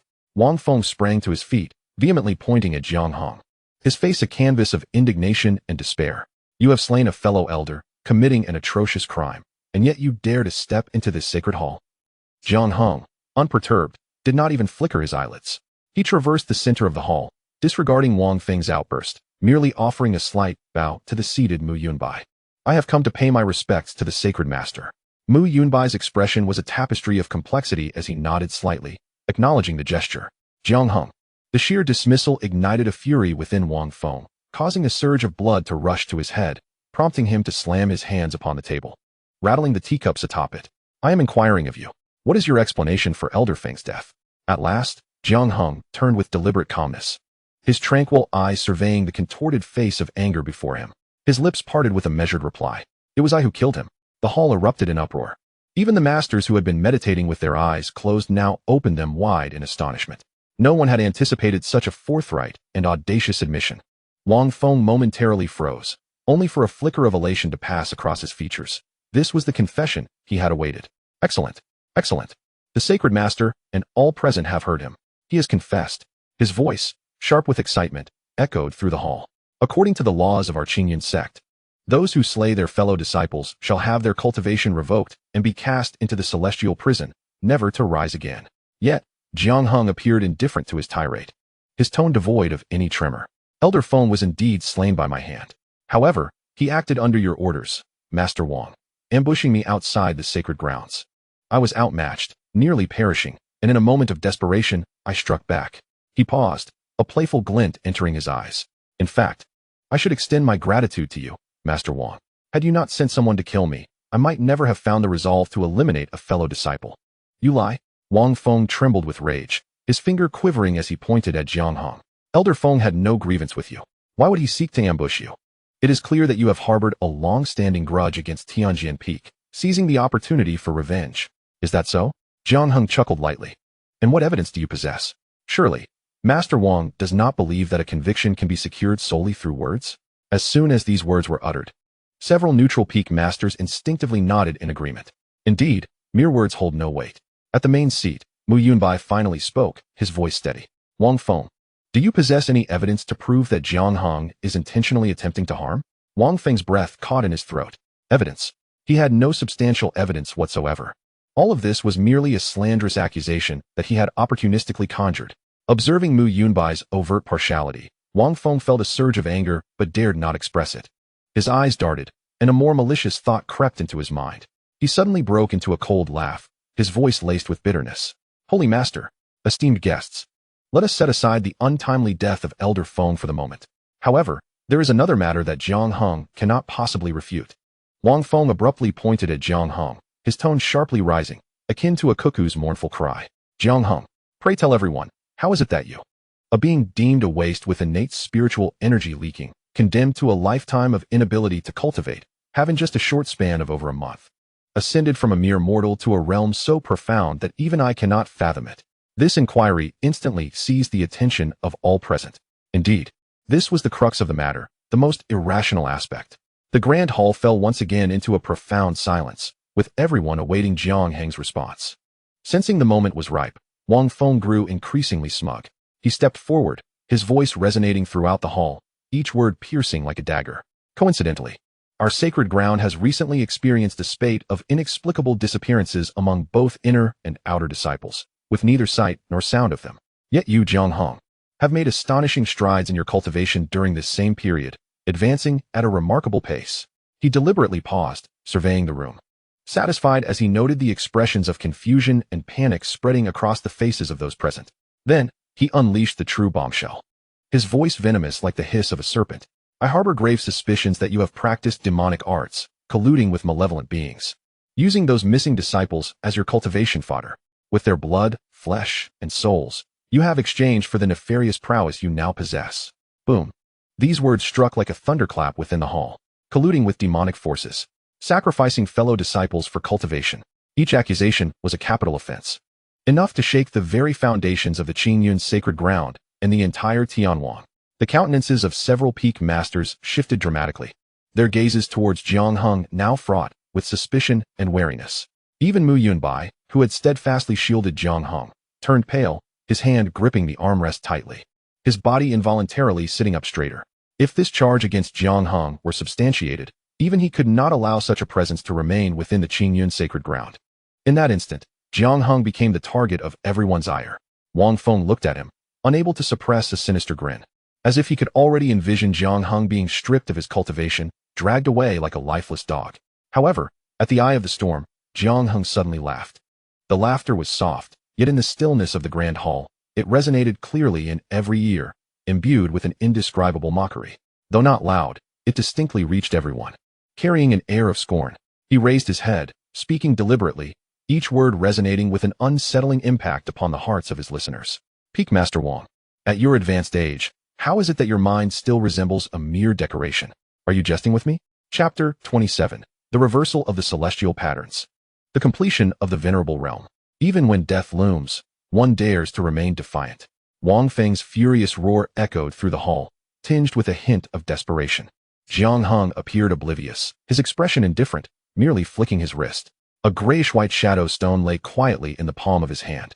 I have a habit, he spoke slowly, his voice soft yet distinctly overpowering Wang Feng's fading echoes. I like to keep a memento. As the words left his lips, he flicked his fingers, infusing a wisp of spiritual energy into the stone.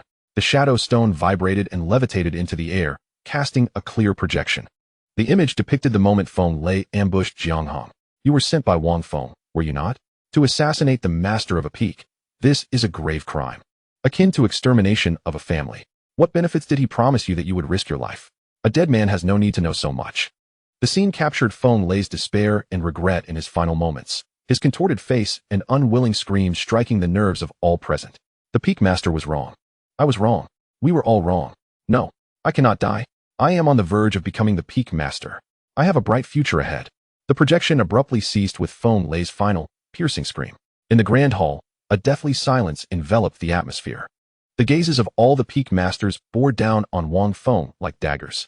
His usually composed visage had turned ashen, his lips twitching unnaturally. Nonsense. Wang Feng slammed his palm against the table, pointing at the spot where the projection had vanished, his voice faltering. This is fabricated. Absolutely fabricated. Holy Lord.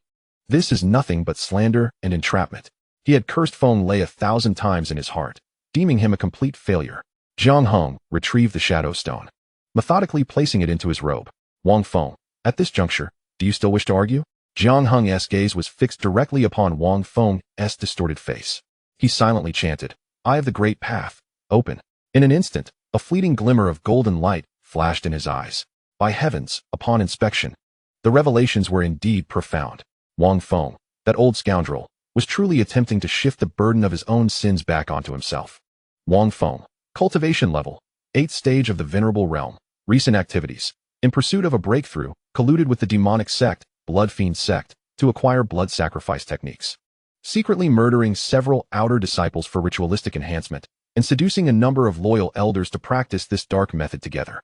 The several originally neutral peak masters exchanged glances instinctively, their expressions growing increasingly peculiar. The master of Danding Peak even stroked his beard, casting a meaningful glance at Wang Feng. Indeed, based on their understanding of Wang Feng, it was highly likely that he was behind this. Finally, Mu Yunbai spoke, his voice heavy enough to draw water. Wang Feng, what more do you have to say? Holy Lord, this is defamation. A blatant defamation. Wang Feng's anxiety was palpable, with veins bulging on his forehead. He was acutely aware of the lethal potential of the Shadow Stone, but could only stubbornly deny its implications. For he had no other evidence to present. How could mere dying words of a deceased be sufficient to condemn me? Mu Yunbai furrowed his brows in contemplation. Although Wang Feng's arguments were evasive, they were not entirely devoid of merit. The shadow stone could indeed be forged, and with Feng lay deceased. There was no one to corroborate the claims. Relying solely on this evidence made it exceedingly difficult to directly accuse the master of One Peak. Observing the hesitation on Mu Yunbai's face, Wang Feng felt a flicker of reassurance, though the malice in his eyes deepened. Your Holiness, let us set aside the matter of Elder Feng for the moment. However, the sudden surge in my cultivation demands an explanation, and we cannot simply overlook the missing disciples. He endeavored to cast the blame once more onto Jiang Heng. Yet, Jiang Heng regarded him as one mighty jester, then respectfully inclined his body towards the seated Mu Yunbai. Your Holiness, if Master Wang deems the evidence insufficient, then the assassination matter can be temporarily shelved. At this pronouncement, Wang Feng was taken aback. He had not anticipated Jiang Heng's willingness to concede. However, Jiang Heng's tone shifted, turning frigid. As for the missing disciples, since Master Wang is so concerned and insists on casting aspersions upon me, I, Jiang Heng, shall make a commitment here. He raised 3 fingers. His voice soft yet resonant throughout the hall. 3 days, I require but 3 days. I shall unearth the truth of this matter and expose the hidden malevolence, providing a satisfactory account to the Holy Land. Jiang Heng's gaze pierced through the assembly, like 2 sharpened blades aimed at Wang Feng. When the time comes, the truth of who colluded with the demonic path and who harmed their fellow disciples will undoubtedly be revealed. A heavy sense of foreboding settled in Wang Feng's heart. Mu Yunbai scrutinized the tall figure of the young man before him, and after a moment, he nodded gravely. Very well, I shall grant you 3 days. He slammed his hand on the armrest, his authoritative voice echoing through the hall. Until this matter is clarified, both Jiang Heng and Wang Feng shall remain suspects, and neither is permitted to leave the Holy Land. Dismissed. Jiang Heng refrained from uttering another word, not even casting Wang Feng a final glance, as he turned and strode towards the hall's exit. With the eye of the Great Path in his possession, he was acutely aware of the names of Wang Feng's closest allies. It was merely a matter of time before he procured the evidence to bring him to justice. At Tianqiang Feng, within the main hall, as Jiang Heng stepped inside, 4 distinctly different auras surged skyward. Master, Li Shuer was the first to awaken, her voice ringing with delight. She sprang to her feet, bouncing in place and reveling in the unprecedented lightness and strength coursing through her, her small face aglow with excitement. Following her, Han Lin, Xiao Xian, and Fang Yuan also opened their eyes. Their auras had deepened significantly since Jiang Heng's departure. In that very moment, the system's notification echoed fervently in Jiang Heng's mind. Xiao Xian's cultivation has risen to the 6th level of qi refinement. The cultivation returns tenfold to the host, elevating the host's cultivation to the 4th level of supreme realm. A surge of spiritual energy churned within Jiang Heng, propelling his aura to new heights. Fang Yuan's cultivation has risen to the 2nd level of qi refinement. The cultivation returns tenfold to the host, elevating the host's cultivation to the 6th level of supreme realm. Master, I feel as if I could fell a bull. Han Lin clenched his fists, feeling the surging power within him, his cheeks flushed with excitement, his voice trembling as he spoke. He had never imagined in his lifetime that he could possess such strength. Another wave of pure energy surged in, and the chaotic sword intent in his meridians hummed joyfully. Li Shuer then rushed over, wrapping her arms around Jiang Heng's, her little face tilted up in pride. Master, Master, I have now reached the 8th level of qi training. Isn't that impressive? Just as her words fell, the system's notification echoed once more. Li Shuer's cultivation has reached the 8th level of qi training, with a 10,000-fold return to the host, elevating the host's cultivation to the 9th level of supreme being. Han Lin's cultivation has attained completion in body refinement, with a 10,000-fold return to the host, elevating the host's cultivation to the completion of supreme being. Boom. The last 2 vast forces surged into Jiang Heng's dantian like a torrent converging into the sea. This time, it was not merely a simple ascent. Every inch of meridian and every acupoint within Jiang Heng expanded and solidified madly under the onslaught of this power. The chaotic sword intent in the dantian spun to its utmost, emitting a clear, melodious sword cry, as if it sought to break free from his body. The barrier of the supreme being crumbled without even a trace of resistance. 4-fold, 6-fold, 9-fold completion. As the vast energy gradually subsided and returned to the qi sea, Jiang Heng's cultivation had firmly stabilized at the completion of the supreme being realm, just a step away from the quasi-saint level. He slowly raised his hand and gently grasped at the air. Crack! A faint, crisp sound resonated as a visible ripple appeared in the space within his palm. Delicate as fragile glass, unable to withstand a mere touch, Jiang Heng withdrew his hand, the warmth in his eyes replaced by a profound chill. Power is the most direct means of resolving troubles. With a flick of his right hand, a blank sheet of paper and a pen materialized out of thin air. With a graceful wrist, he began to write, names flowing onto the paper as if alive. The list of Wang Feng's loyal elders who practiced the blood sacrifice method. As seen in the eye of the Tao. Upon completion, he pointed his fingers like a sword and made a gentle stroke across the paper. The sheet folded itself automatically, transforming into a lifelike paper crane in an instant. A strand of golden spiritual power danced around Jiang Heng's fingertips, and with a snap of his fingers, he struck the crane's forehead. Go! The paper crane emitted a clear, bright cry, fluttering its wings as it truly came to life, becoming a streak of light that swiftly pierced through the hall, racing towards the main peak's sacred master's hall. After accomplishing this, Jiang Heng turned to face the four bewildered little ones, the coldness in his gaze dissipating, returning to a gentler demeanor. Wang Feng, your time has come, he said softly. Yet his words held an undeniable decree. Chapter 28. Wang Feng's escape. Meanwhile, in the sacred master's hall, Mu Yunbai was troubled by the matters of today's assembly when suddenly, a streak of light burst through the window and precisely hovered before him. He was taken aback, and upon recognizing it as a paper crane, his brow furrowed. Which old fool is up to tricks again?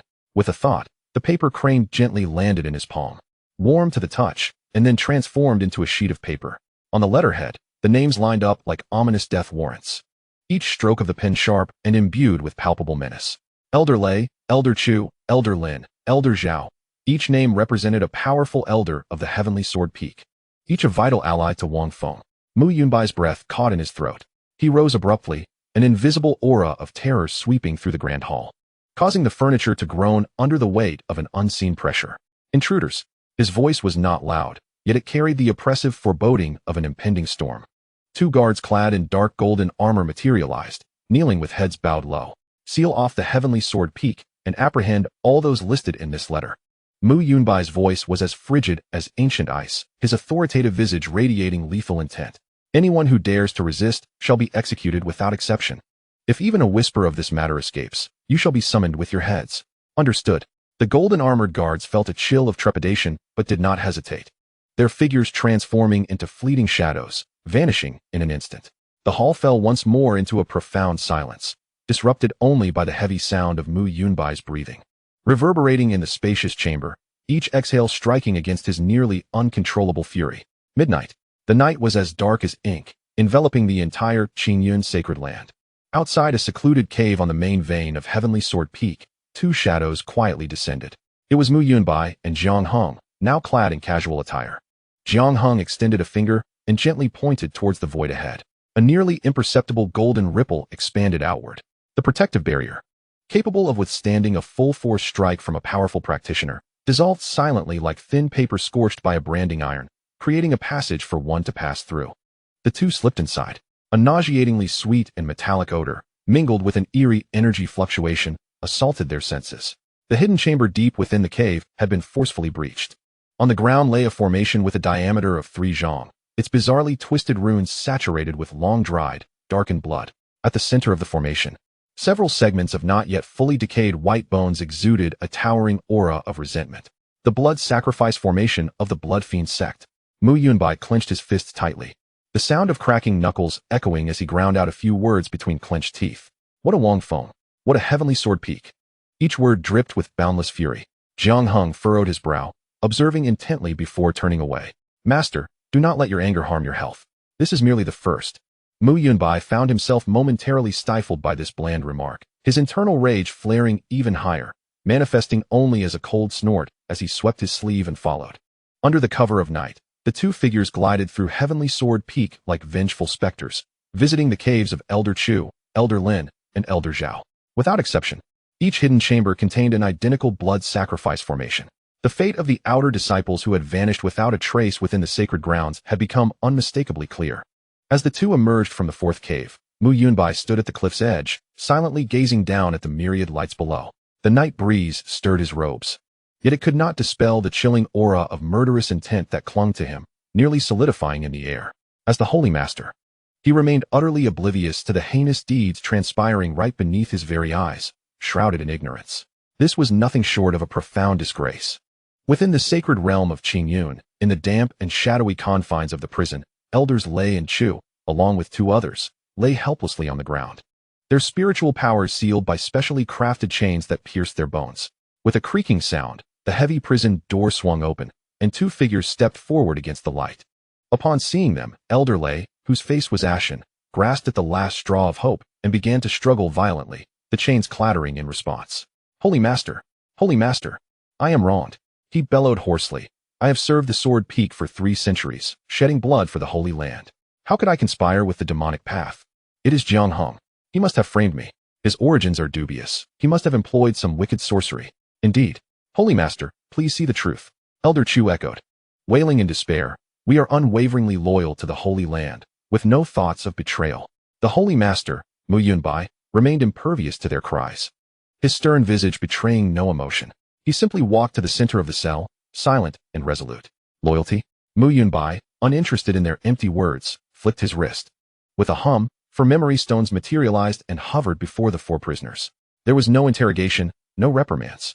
The light flickered on, revealing the blood-soaked and sinister array within their respective secret chambers, vividly displayed before their eyes. The dark, blood-soaked patterns and the scattered white bones at the center of the formation silently narrated the entire story. The evidence was irrefutable. The cries of the 4 ceased abruptly, their faces drained of color. Jiang Heng stepped forward, squatting before Elder Lay, his gaze calm and steady. Do you still believe this is a frame-up? Elder Lay's lips quivered violently, emitting raspy sounds from his throat, yet he could utter not a single word. Where is Wang Feng? Jiang Heng inquired directly. I don't know. Is that so? Jiang Heng rose and turned to Mu Yunbai. Holy Master, it appears they will not shed tears until they see the coffin. According to the rules of the sect, colluding with the demonic path and harming fellow disciples warrants 7 days of soul fire torment, after which their souls will scatter, and their entire clans shall be reduced to servitude, forever barred from cultivation. Jiang Heng's voice, though soft, struck the hearts of the 4 like a heavy hammer. No. Please no. The most psychologically fragile, Elder Zhao, was the first to crumble. I will speak. I will tell you everything. Tears streamed down his face as he bowed frantically towards Mu Yunbai. It was Wang Feng. He forced us into this. It was Wang Feng. He compelled us to act thus. He claimed that this blood sacrifice would enable us to swiftly break through our bottlenecks. He also said those outer sect disciples were mediocre. Their deaths would be wasteful, and it would contribute to the Holy Land. It was he who contacted the Bloodfiend sect. The array blueprints were provided by him. Once one spoke, the remaining 3's psychological defenses crumbled in an instant. Holy Master, spare us. We too were deceived by him. We do not deserve death. Cries for mercy, confessions, and even mutual accusations intermingled within the small cell, a cacophony of disgraceful displays. Jiang Heng observed everything with unwavering composure. Mu Yunbai closed his eyes, grappling with the unwelcome truths that assailed him, his chest heaving violently. After a prolonged silence, he reopened his eyes. Where's Wang Feng now? Elder Zhao, trembling with trepidation, dared not conceal the truth and replied, after today's council, the Peak Master sent us a message, indicating that circumstances have changed and we must be prepared. He warned that if the Holy Master's palace makes any moves against the Heavenly Sword Peak, it would mean our plan is compromised. He will take the initiative to rendezvous with us at the Bloodfiend sect's headquarters. Before he could finish, a golden armored guardian hurriedly burst into the dungeon, kneeling with a look of panic, reporting to the Holy Master. Wang Feng has escaped. His chamber is empty, save for a short-distance teleportation array that has already been activated. The dungeon fell into an immediate silence. Mu Yunbai clenched his fists, a terrifying aura erupting uncontrollably, causing the entire dungeon to vibrate ominously. Jiang Heng merely brushed off his sleeves. He has fled. So be it. Dying in the Holy Land would be too lenient for him.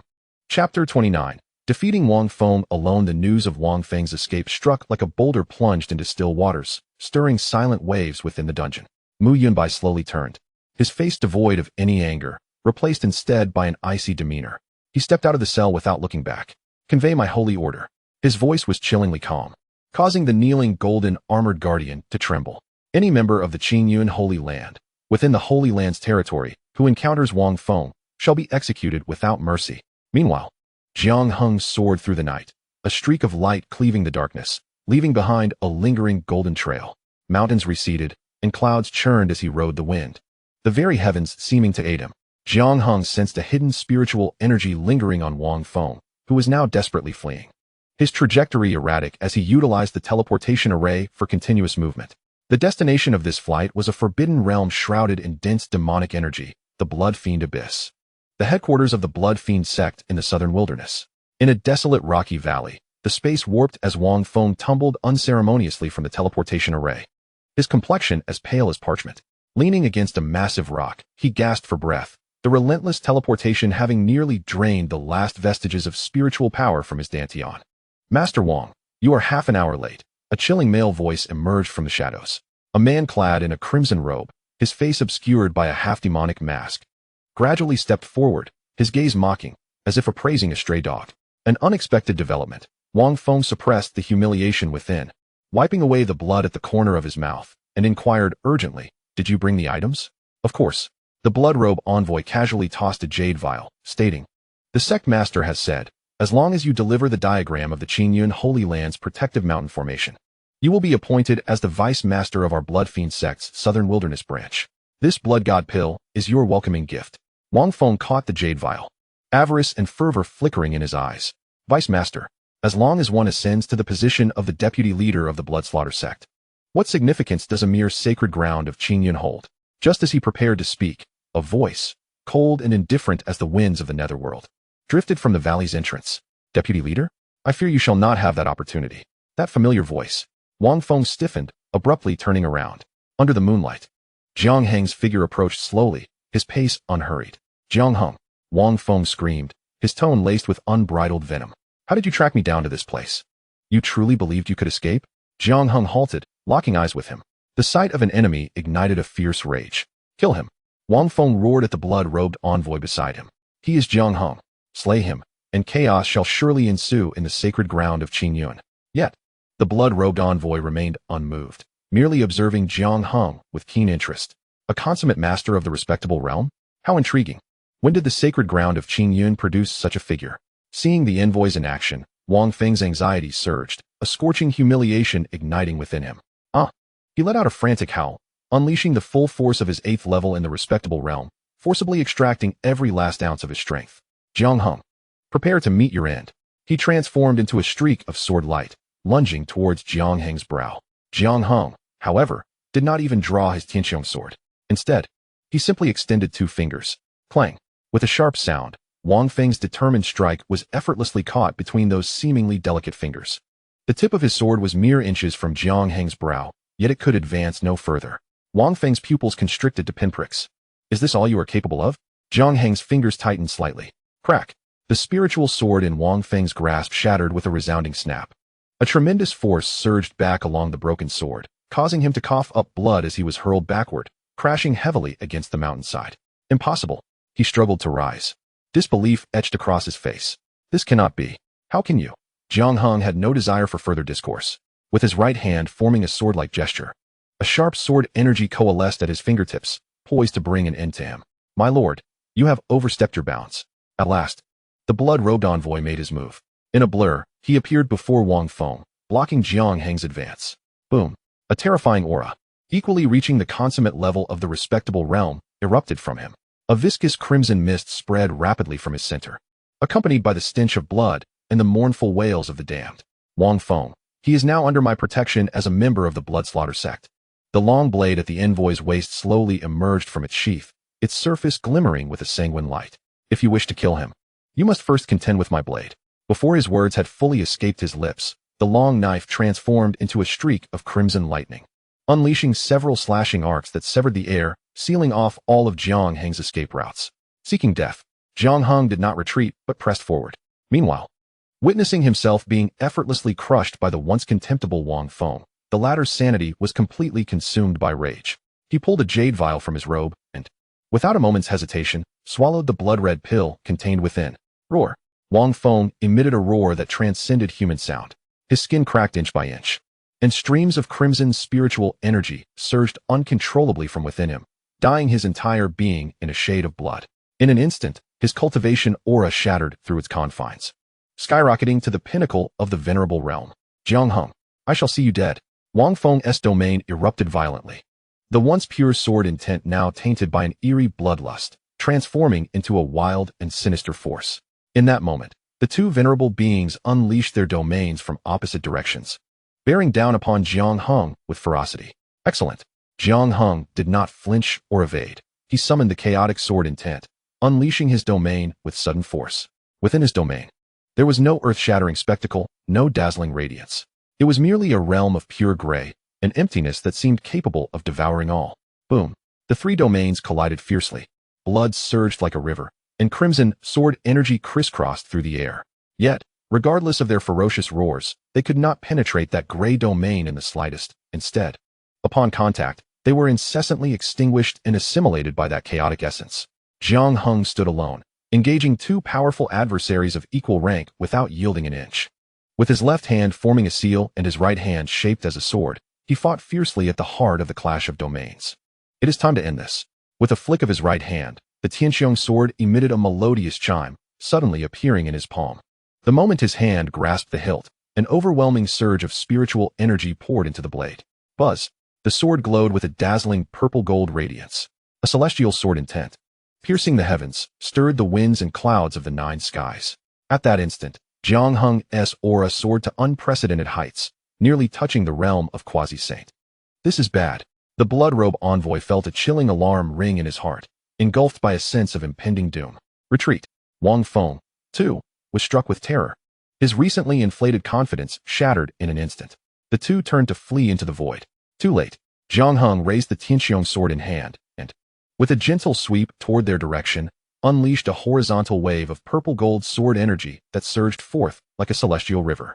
Wherever the sword energy passed, the very fabric of space was effortlessly torn apart. Just as Wang Feng and the blood robe envoy were about to slip into the rift of the void, their bodies suddenly froze, their faces etched with horror. In the blink of an eye, their forms, along with that expanse of void, were wholly consumed and obliterated by the purple-gold sword energy, leaving not even a trace of ash behind. Chapter 30, Blood Shadow. The sect leader of the Blood Slaughter sect, the purple-gold sword energy tore through the sky, its residual force gradually dissipating. The entire shattered stone valley had been irrevocably transformed.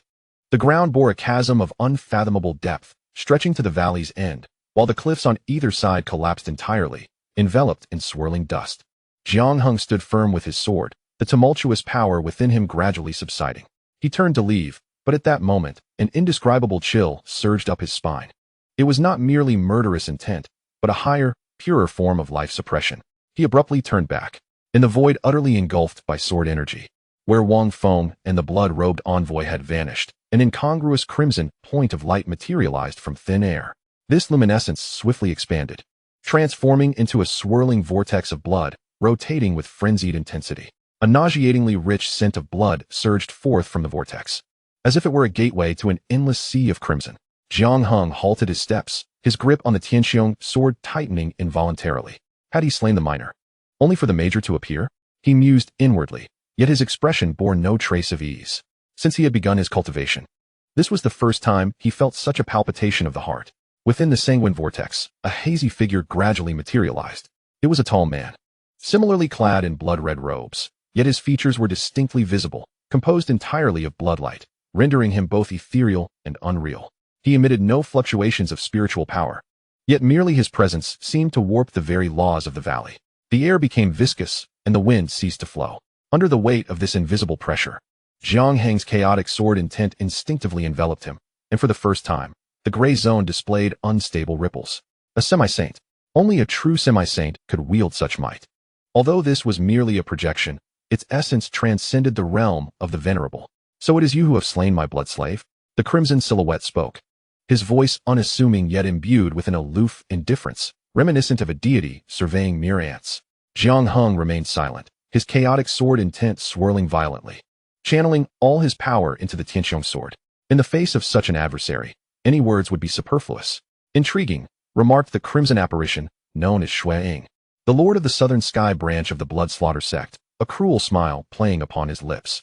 A mere perfected venerable, capable of slaying my blood slave and compelling my projection to descend.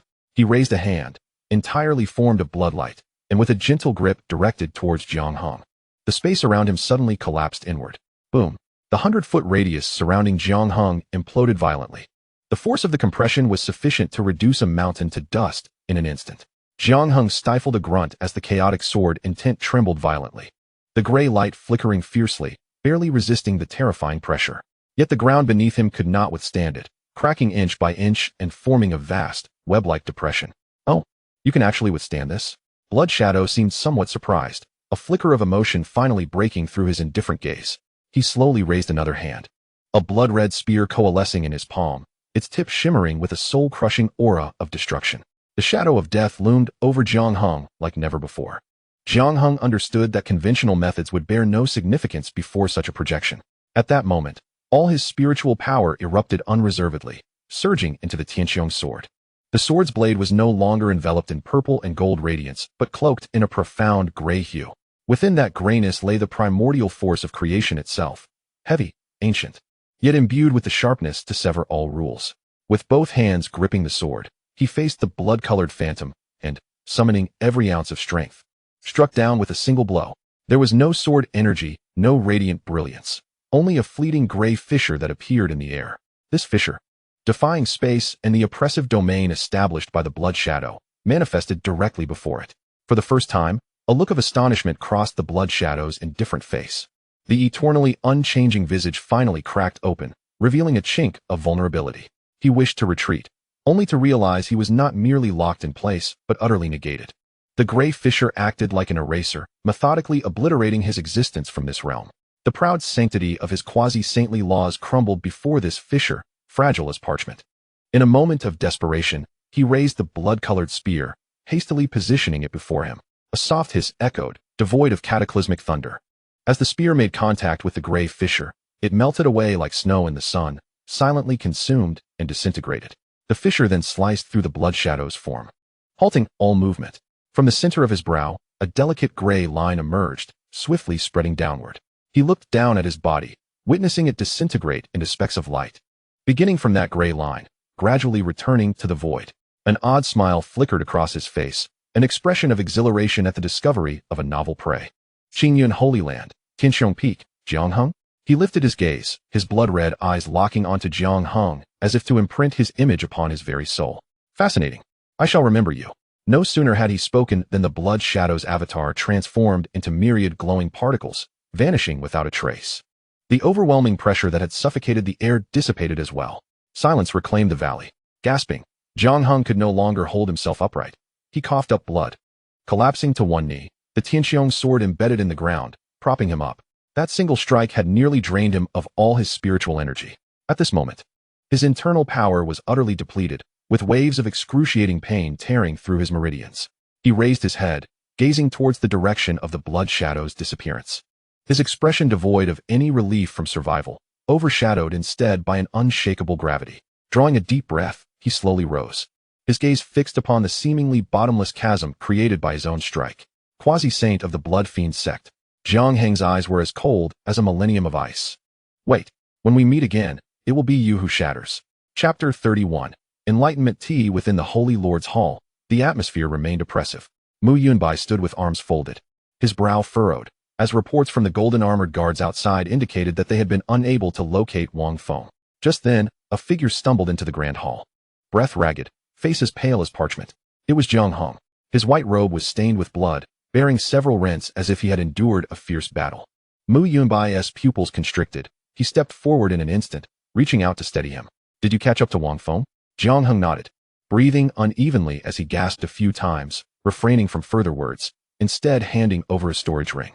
Mu Yunbai accepted the ring, and upon a mental scan, the familiar imprint of spiritual power rendered him momentarily frozen. It truly belonged to Wang Feng. Had he perished? Mu Yunbai lifted his gaze, his expression a complex tapestry as he regarded the youth before him. How much time had elapsed since he received news of Wang Feng's escape until Jiang Heng's return? While he contemplated issuing a wanted notice throughout the sacred land, Jiang Heng had already returned with spoils in hand. This was nothing short of astonishing. That Wang Feng was exceedingly cunning, employing short-range teleportation arrays to elude capture. Fortunate for me, I had recently gained insight into formations and acquired some knowledge of the art, ultimately managing to slay him, albeit narrowly. Jiang Heng's tone bore a hint of frailty, a remnant of survival. Yet, he refrained from mentioning the blood-robed messenger and that terrifying quasi-saint avatar. A commoner bears no guilt, yet possesses a treasure, without absolute power. Revealing too many hidden cards would only invite unnecessary troubles, even disasters. Mu Yunbai regarded him deeply, a tempest of emotions raging within his heart. He recalled that not long ago, this child was merely at the cave heaven realm.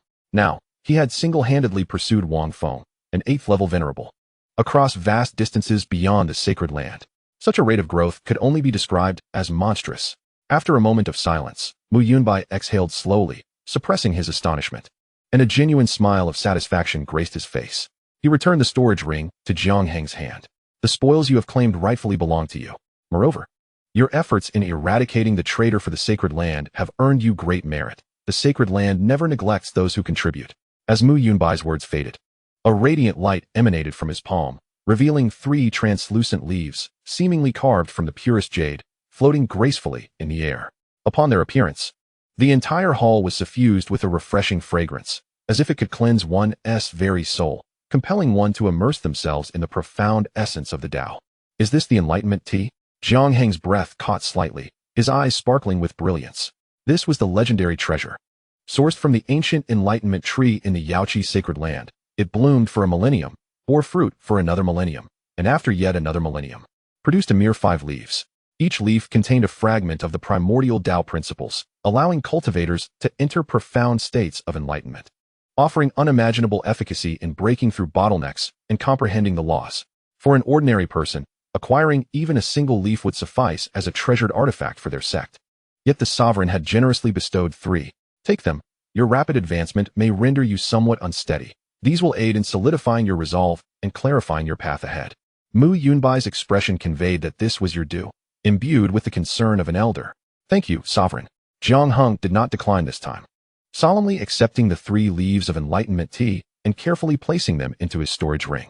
Mu Yunbai nodded in satisfaction, refraining from inquiring how Jiang Heng had tracked down Wang Feng, nor did he question the secret behind his sudden surge in cultivation. From the moment of Wang Feng's betrayal, all doubts he harbored regarding this child had dissipated like mist. He merely needs to understand that this child represents the future of the Azure Cloud sacred land. That is sufficient. By the way, Mu Yunbai seemed to recall something and shifted the topic. Now that Wang Feng has passed away, the Sky Sword Peak cannot remain leaderless for even a single day. Would you be interested in concurrently assuming the role of the Peak Master of Sky Sword Peak?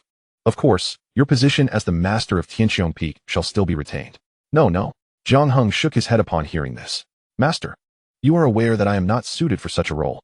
Managing the few young ones at Sky Qiong Peak is already quite taxing. I fear that taking on Sky Sword Peak as well would leave me with no time for cultivation. What a jest. Taking on disciples requires a certain rapport, and the motley crew at Sky Sword Peak would be of no benefit, merely a source of frustration for myself. This rascal. Mu Yunbai could not help but be amused by his aversion and chuckled helplessly. His original intention was to leverage this opportunity to redirect resources from Sky Sword Peak to bolster the dwindling lineage of Sky Qiong Peak. Since Jiang Heng was unwilling, he did not wish to press the matter further. Very well, then you should return and focus on your cultivation. With a respectful gesture, Jiang Heng took his leave, his figure transforming into a streak of light as he soared towards Sky Qiong Peak. Watching his vanishing silhouette, Mu Yunbai stroked his beard, his gaze deepening. That is fine. A hidden dragon in the abyss, when it finally soars into the sky, will surely cause a tremor throughout the entire realm. Meanwhile, in midair, the weariness on Jiang Heng's face had long since faded, replaced by an inescapable gravity. He could sense that the gaze of the quasi-saint known as Blood Shadow seemed to pierce through the void. The sensation of being scrutinized was decidedly unpleasant. He opened his palm, feeling the pure Tao aura emanating from the 3 leaves of enlightenment tea in his hand, his resolve solidifying. I must swiftly elevate my strength. Naturally, this enlightenment tea is not meant for his own consumption. To sit cross-legged and comprehend the elusive principles by himself, the efficiency would be far too low. In comparison, entrusting it to his disciples, allowing them to cultivate while he awaits the system's tenfold returns, is the most expedient path to strengthening himself. Shortly thereafter, in the main hall of Sky Qiong Peak, Jiang Heng's figure quietly appeared. He retrieved a set of purple clay teaware from his storage ring and leisurely began boiling water and warming the cups. He sent a message to his 4 disciples. Before long, 4 figures arrived in succession. Li Shui'er, Han Lin, Xiao Xian, and Feng Yuan entered the hall, all taken aback. They beheld their usually disheveled master, now seated in the main position, focused intently on the teaware before him, his movements fluid and graceful. You all have arrived? Please, take a seat. Jiang Heng did not even lift his eyelids, merely gestured towards the cushions below. The 4, puzzled, complied and sat down, their curious gazes fixed on the exquisite teaware. Master, what are you doing? Han Lin could not help but inquire. Brewing tea. Jiang Heng's tone was calm as he picked up a crystal-clear tea leaf, seemingly carved from jade, and placed it into the pot. As boiling water poured in, an intensely rich Tao fragrance instantly filled the entire hall. The four individuals felt a sudden buzz in their heads, as if their very souls had been cleansed. The numerous obstacles they encountered during their cultivation suddenly seemed to dissipate, yielding a profound clarity. Merely inhaling the fragrance of the tea bestowed such remarkable effects. Their breaths quickened in an instant. This was a brilliant light erupted in Xiao Xian's eyes as he fixated intently on the tea leaves. Enlightenment tea. Jiang Heng casually uttered. Boom. Those three words resounded like thunder in the minds of the four disciples. Enlightenment tea. The legendary supreme treasure of the Yaoqi sacred land. It takes 3,000 years to grow just 5 leaves, each imbued with the principles of heaven and earth, priceless and beyond market reach. It is a coveted relic sought after by countless powerful beings. Chapter 32. Second transformation to semi-saint. All right, the tea is brewed. Come and drink. Jiang Heng said with a gentle smile directed at the four. However, Li Shui'er quickly shook her head. Master, this item is far too precious. You should be the one to partake. Indeed, Master, please reconsider. Han Lin echoed, shaking his head. Enlightenment tea is an unparalleled treasure that can aid you in comprehending the great Tao. As disciples of lowly cultivation, consuming it would be sheer waste. Please, Master, retract it. Though Xiao Xian and Feng Yuan remained silent, the turbulence in their gazes was no less pronounced than the others. Especially Feng Yuan, who appeared calm outwardly, yet internally. Waves of astonishment surged within him. This was indeed enlightenment tea. He had heard of its rarity in this world. To think that their humble master would casually brew it for them. Everyone, take a seat. Jiang Heng's voice was soft, yet carried an undeniable authority. He lifted his gaze, sweeping his eyes over the four. What is mine, I offer to you. You should accept it with ease. Why all this pushing and pulling? But there are no buts. Jiang Heng interrupted Han Lin, his tone softening. Each of you is a prodigy, destined for boundless futures. What I can teach you is limited. The rest must be grasped through your own understanding. This enlightenment tea is the path I lay before you. Seeing his disciples still hesitating, Jiang Heng's lips curled into a slight smile. Moreover, my family's resources are vast. A few leaves of enlightenment tea are hardly a concern. As he spoke, he lifted the teapot, pouring 4 streams of amber tea precisely into the cups before each disciple. The essence of the Tao flowed, and a haze of radiant light enveloped the room. Gazing at the tea before them, the four were overwhelmed with emotion. In unison, they bowed deeply to Jiang Heng.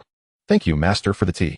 Having spoken, they no longer hesitated, lifting their cups and drinking in one swift motion. As the tea slipped down their throats, an enigmatic and wondrous sensation instantaneously enveloped their souls. The next moment, they all closed their eyes simultaneously, plunging into profound enlightenment. Observing this scene, Jiang Heng nodded in satisfaction. This was precisely the effect he desired. With only 3 leaves of enlightenment tea and 4 disciples, he planned to brew it for them in 3 rounds. Before long, within the grand hall, the essence of the Tao swirled, enveloping the 4 disciples in its embrace. They sat cross-legged, their eyes tightly shut, each breath rising at an astonishing pace. The first to undergo a transformation was Han Lin. The long stagnant barrier of his body-refining realm, under the cleansing influence of the Tao tea, burst open like paper.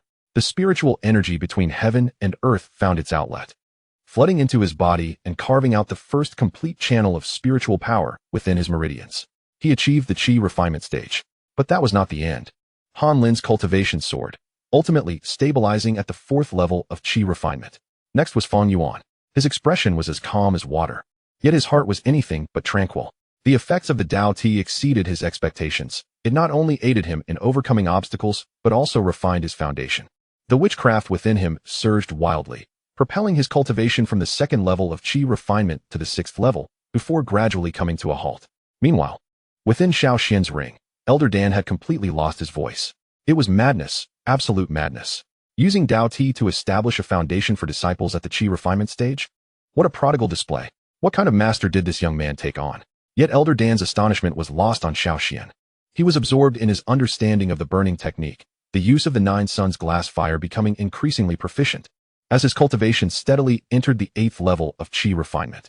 At that moment, a series of system notifications began to resonate in Jiang Heng's mind. Han Lin's cultivation has risen to the 4th level of Qi refinement. Cultivation returns 10,000-fold to the host. Feng Yuan's cultivation has risen to the 6th level of Qi refinement. Cultivation returns 10,000-fold to the host. Xiao Xian's cultivation has risen to the 8th level of Qi refinement. Cultivation returns 10,000-fold to the host. From within Li Shuer's petite frame, an aura of perfect harmony surged upward, effortlessly crossing the final threshold of the qi refinement stage. She achieved complete qi refinement. Li Shuer's cultivation has risen to complete qi refinement. Cultivation returns 10,000-fold to the host, elevating the host cultivation to the second level of quasi-saint. A final wave of boundless, pure power, imbued with profound insights into the laws of the universe, surged into Jiang Heng's body like the Milky Way pouring forth. Boom! The barrier of the perfected sage realm within Jiang Heng shattered without a ripple. Crack! Crack! It was as if invisible shackles within him were breaking one after another. Quasi-saint first level. Quasi-saint second level. Jiang Heng slowly opened his eyes, and the light in the great hall seemed to dim. He released no pressure, yet Han Lin, Xiao Xian, and the others, upon awakening, felt that their master had transformed in some subtle way. Fang Yuan's normally placid gaze was filled with astonishment. To him, it appeared as though there was a river within Jiang Heng. The river did not flow with water, but with space. He sat there, yet it felt as though he were far away, merging with the entirety of heaven and earth. They could hardly bear to gaze into his eyes. Where it seemed stars flickered into existence and worlds revolved. This was the essence of a quasi-saint. In an instant, one could create a realm of their own. Uttering the law with words and commanding space, Jiang Heng raised his hand and gently grasped the teacup before him. The teacup remained unbroken. Yet the surrounding space felt as if it were gripped by an invisible hand, rippling with layers upon layers of disturbances. Upon releasing his grasp, the space returned to its original state. Having ascended to the realm of quasi-saint, and feeling the overwhelming force surging within him, Jiang Heng gained a clearer perspective on the recent battle. He then comprehended that the blood shadow of the Blood Fiend sect was far from an ordinary quasi-saint. A mere avatar possessed the strength of a first-level quasi-saint, a feat unattainable by typical quasi-saints. His true form must be at least a fifth-level quasi-saint, if not higher. The quasi-saint realm differs significantly from other realms. The gap between the first and second levels is a chasm that can hardly be crossed unless one possesses an extraordinary constitution. Currently, he was merely a second-level quasi-saint, and should he face the true form of the Blood Shadow, he would likely find himself without any means to retaliate. But what of it? He had a system, and time was on his side. Moreover, he still possessed 2 pieces of enlightenment tea. Though he was not in haste to utilize them, he planned to wait until he gathered 4 unparalleled wastes to activate the colorful bond before consuming them. 100,000 times the return would allow him to leap into the ranks of the saints, rendering it entirely possible. By then, not only would the Blood Fiend sect's branch feel his wrath, but the headquarters would as well. A cold smirk graced Jiang Heng's lips. Wait for me. I shall soon come to share a cup of tea with you. Chapter 33. Pinnacle of the Third Turn, Quasi-Saint's Secret Realm unbeknownst to him. Half a month had slipped by. In light of the recent betrayal of Wang Feng from the demon sect, Mu Yunbai had been swift and decisive, turning the Qingyun Holy Land upside down. He unearthed numerous spies deeply embedded within the sect, thus purging the atmosphere of the sect. At this moment, Jiang Heng sat upon the main seat of the main hall, taking great interest in the records of his disciples displayed on the system's interface. Xiao Xian, cultivation, second level of innate realm, recent opportunity, discovered the rare Qinyu lotus fire in a hidden cave outside the Qingyun Holy Land, experiencing a significant boost in both cultivation and aptitude. Fang Yuan, cultivation, first level of innate realm, recent opportunity, found materials for crafting the human emperor banner, the blood soul stone, in a concealed cave on the back mountain of Sky Qiong Peak. It appeared that his interference had not altered the destinies of the two. Their fortunes ultimately rested in their own hands. Next came Li Shuer, cultivation, third level of innate realm, constitution, innate calamity body, recent opportunity, 2 days prior. Her innate calamity body fully awakened, resulting in a significant surge in both cultivation and aptitude. It seemed that his intervention had hastened Li Shuer's awakening of her constitution. Finally, there was Han Lin, cultivation, perfected qi training, recent opportunity, none. Among the 4, only Han Lin, who had joined the sect the latest, had not yet ascended to the innate realm. Nevertheless, even with a 100-fold return, the rapid ascension of the 4 in this half-month was nothing short of miraculous. Jiang Heng's own cultivation had merely advanced from the second to the pinnacle of the third level of quasi-saint. This illustrated how difficult it was to progress even a single step within the quasi-saint realm, where the divide between each level is akin to a vast chasm. In stark contrast to the previous pace of promotions, the current rate could only be described as tortoise-like. It was simply too slow. Jiang Heng rubbed his brow, troubled by this matter. At that moment, a brilliant golden light unexpectedly streaked across the great hall, and a bamboo tube radiating a gentle glow gradually unfurled before Jiang Heng. The resonant voice of the Holy Master Mu Yunbai followed, tinged with a barely perceptible excitement. Jiang, swiftly summon your disciples from Sky Qiong Peak to the inner hall. There is pressing business to discuss. Although Jiang Heng was unaware of the specifics of this urgent matter, the tone suggested it was not unfavorable. With a flicker of thought, he sent out a message. Moments later, 4 figures appeared simultaneously within the hall. Master, the 4 bowed in reverence, their eyes reflecting even greater awe than half a month prior. The Holy Master has summoned, Jiang Heng stated calmly, casually waving his hand. The laws of space enveloped them in an instant. Li Shuer and the others felt the scene before them twist, as though gripped by an invisible hand. Time and space reversing in an instant. The next moment, they felt solid ground beneath their feet. They found themselves in the grand inner hall, which was filled with people, disciples from every peak, each forming their own faction, led by the most distinguished senior brother or sister from their respective peaks. Jiang Heng, along with his 4 disciples, appeared silently before the assembly. There was no fluctuation of spiritual energy, no sound of flight piercing the air. It was as if they had always stood there. This abrupt, yet tranquil entrance momentarily stilled the clamor in the hall. All eyes turned in unison towards them, ultimately resting upon the figure of Jiang Heng. In the present Qingyun's sacred land, who was unaware of the transformation of Jiang Heng from Sky Qiong Peak. Just recently, he had personally slain Wang Feng, a defector from the demonic sect. Such prowess at such a young age, combined with his ethereal, flawless visage, stirred infatuation among the female disciples present. He is even more remarkable than the illustrations depict, one female disciple remarked, her cheeks tinged with crimson, struggling to complete her thought. It's not just his looks, can't you feel it? Standing there, it's as if I can scarcely breathe, another sister whispered, her eyes reflecting admiration mingled with reverence. The male disciples exhibited a myriad of expressions, some envious, others indignant, but most conveyed a sense of helplessness. Li Shuer keenly sensed the gazes of the female disciples. She instinctively took a half-step forward, positioning herself beside Jiang Heng. Her blood-red eyes glared coldly in response. Her cheeks puffed up in a manner reminiscent of a small beast guarding its food. On the main seat, Mu Yunbai observed the scene with a subtle smile playing at the corners of his mouth. He cleared his throat softly, yet the sound instantly silenced the entire hall. Now that everyone is present, let us address the matter at hand. Mu Yunbai surveyed the room and spoke gravely. I trust some of you have already caught wind of the developments recently, within the vast expanse of the southern wilderness. A remarkable discovery was made in the Great Zhou Dynasty, a place known as the Semi-Saint's Secret Realm. The mere utterance of these 4 words reverberated like thunder throughout the grand hall, causing every disciple to draw a sharp breath. Mu Yunbai raised his hand to command silence, and, once the room was still, continued, this secret realm is extraordinary. Through a collaborative investigation by the Qingyun's sacred land and several other sacred sites, we have discerned that this realm is safeguarded by formidable restrictions. Only cultivators below the Xian realm may enter. This presents both an opportunity and a peril. Therefore, participation is entirely voluntary. Those who wish to proceed, step forward. As Mu Yunbai's words faded, not a single person retreated. Instead, all disciples stepped forward in unison, their eyes alight with longing. Excellent. Truly excellent, Mu Yunbai said, stroking his black and white beard with satisfaction. Disciples of the Qingyun's sacred land should possess such fervent spirit. He then shifted his gaze to Jiang Heng. In light of Chief Jiang's notable contributions in eliminating traitors for the sacred land, he shall lead this expedition to the Great Zhou Dynasty, ensuring the safety of all. Does anyone dissent? His voice resonated with authority, and his piercing gaze swept intentionally over the Tianjian Peak direction. A few disciples from Tianjian Peak stiffened, and their leader turned pale, ultimately lowering his head. It would be folly to oppose someone capable of slaying an 8th-level venerable. Who would dare voice dissent? Who among them had the standing to do so? The female disciples present gazed at Jiang Heng with starry eyes, eager to proclaim the Lord's wisdom. Very well. Since there are no objections, Mu Yunbai affirmed, nodding in satisfaction. Chief Jiang, you may set forth with these disciples immediately. Yes, my lord.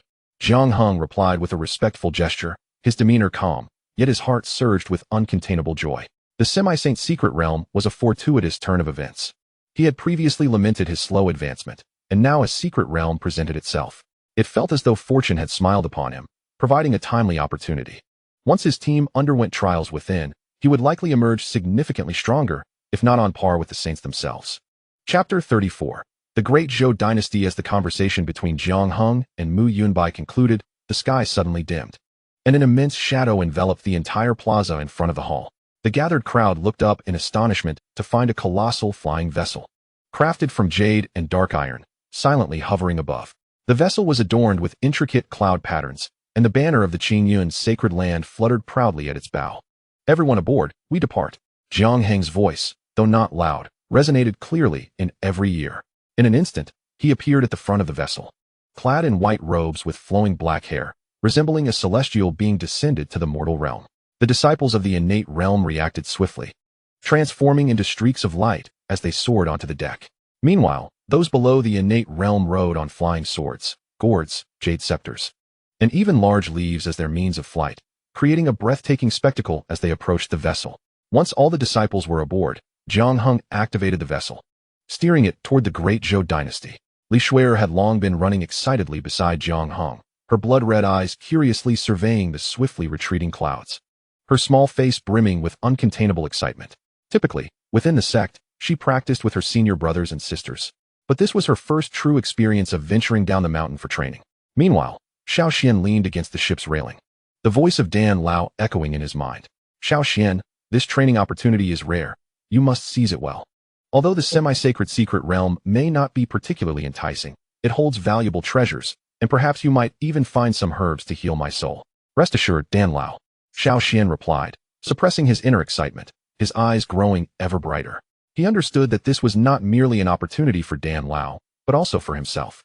In another corner of the deck, Fang Yuan sat cross-legged, gently stroking the sleeping cicada on the back of his hand. A faint smile played at the corners of his mouth, yet his eyes held a chilling coldness, as he mused. The semi-sacred secret realm? According to the master, it seems others from the sacred lands will also attend. Just right, for my human emperor banner still lacks some high-quality main souls to serve as catalysts. The prodigies from these sacred lands must have well-nurtured souls. Moreover, should a few disciples go missing in the secret realm, no one would suspect a mere disciple from the small Sky Qiong Peak. Han Lin stood among the crowd, observing everything before him, his heart brimming with excitement.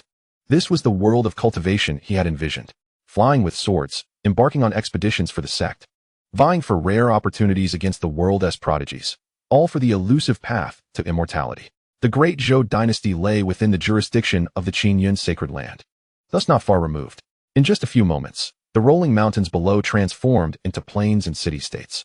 A majestic giant city appeared in the sight of all, and the flying vessel showed no signs of slowing, heading straight for the most magnificent palace complex within the city. The common folk below, witnessing this colossal craft soaring overhead, paused in awe. "Wow, what a massive flying vessel. I wonder which immortal is passing through this place. Don't you know? It is said that the Qingyun sacred land is coming to our region. Judging by the direction of that flying vessel, it must be people from the Qingyun sacred land." Before long, the vessel entered the palace and landed steadily. At that moment, the members of the royal family, led by the emperor of the Great Zhou, had been waiting for quite some time. The emperor, Zhou Yong, clad in a golden robe adorned with dragons, bore no semblance of imperial majesty at this moment. He hastily stepped forward and offered a deep bow to Jiang Heng, who was the first to disembark from the vessel. Little King Zhou Yong welcomes the esteemed arrival of Master Jiang. Behind him, numerous princes, princesses, and lords dared not raise their heads, all bowing in unison. Jiang Heng returned a polite smile. "There is no need for such formalities, Your Majesty." His calm and serene voice immediately relaxed Zhou Yong's tense demeanor, cautiously straightening up. A respectful smile spread across his face as he stepped aside to lead the way. "Master Jiang, esteemed immortals, after your long journey, I have prepared chambers and a light banquet for you. Please, allow me to escort you for a brief respite." With that, he exchanged a glance with one of the princes behind him. The young prince hastily stepped forward, bowing once more to the assembled crowd. "Esteemed masters, please follow me." The royal members advanced, guiding the disciples of the Qingyun sacred land towards their designated lodgings. As a richly adorned young prince passed by Han Lin, he noticed that the latter had not even attained the innate realm, and a hint of disdain involuntarily flickered across his face. Yet, before this sentiment could fully manifest, he felt a chilling aura lock onto him. Terrified, he raised his gaze, meeting Li Shui'er's blood-red eyes. Her stare, frigid and ferocious, was akin to that of a person gazing upon the lifeless.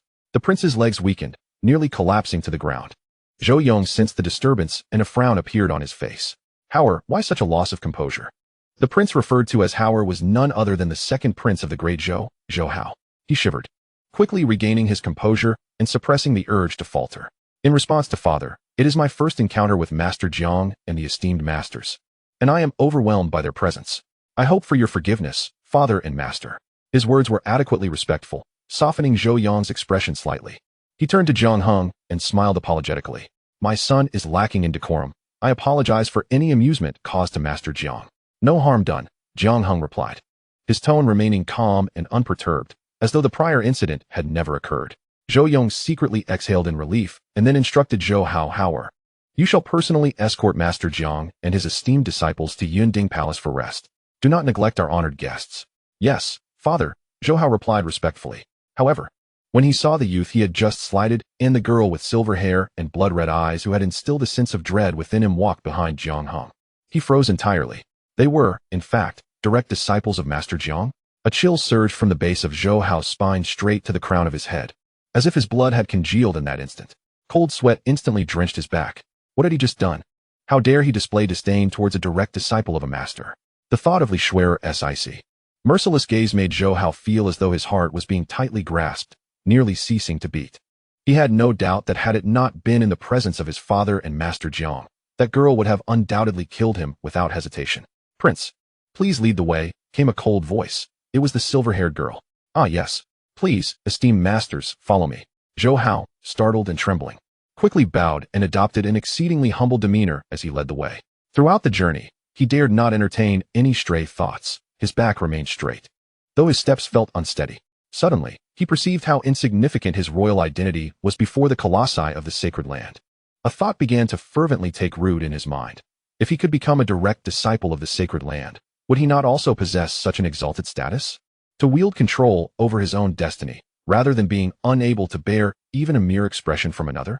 Once this thought took root, it became an uncontrollable force, wildly spreading within him, transforming into an ardent desire.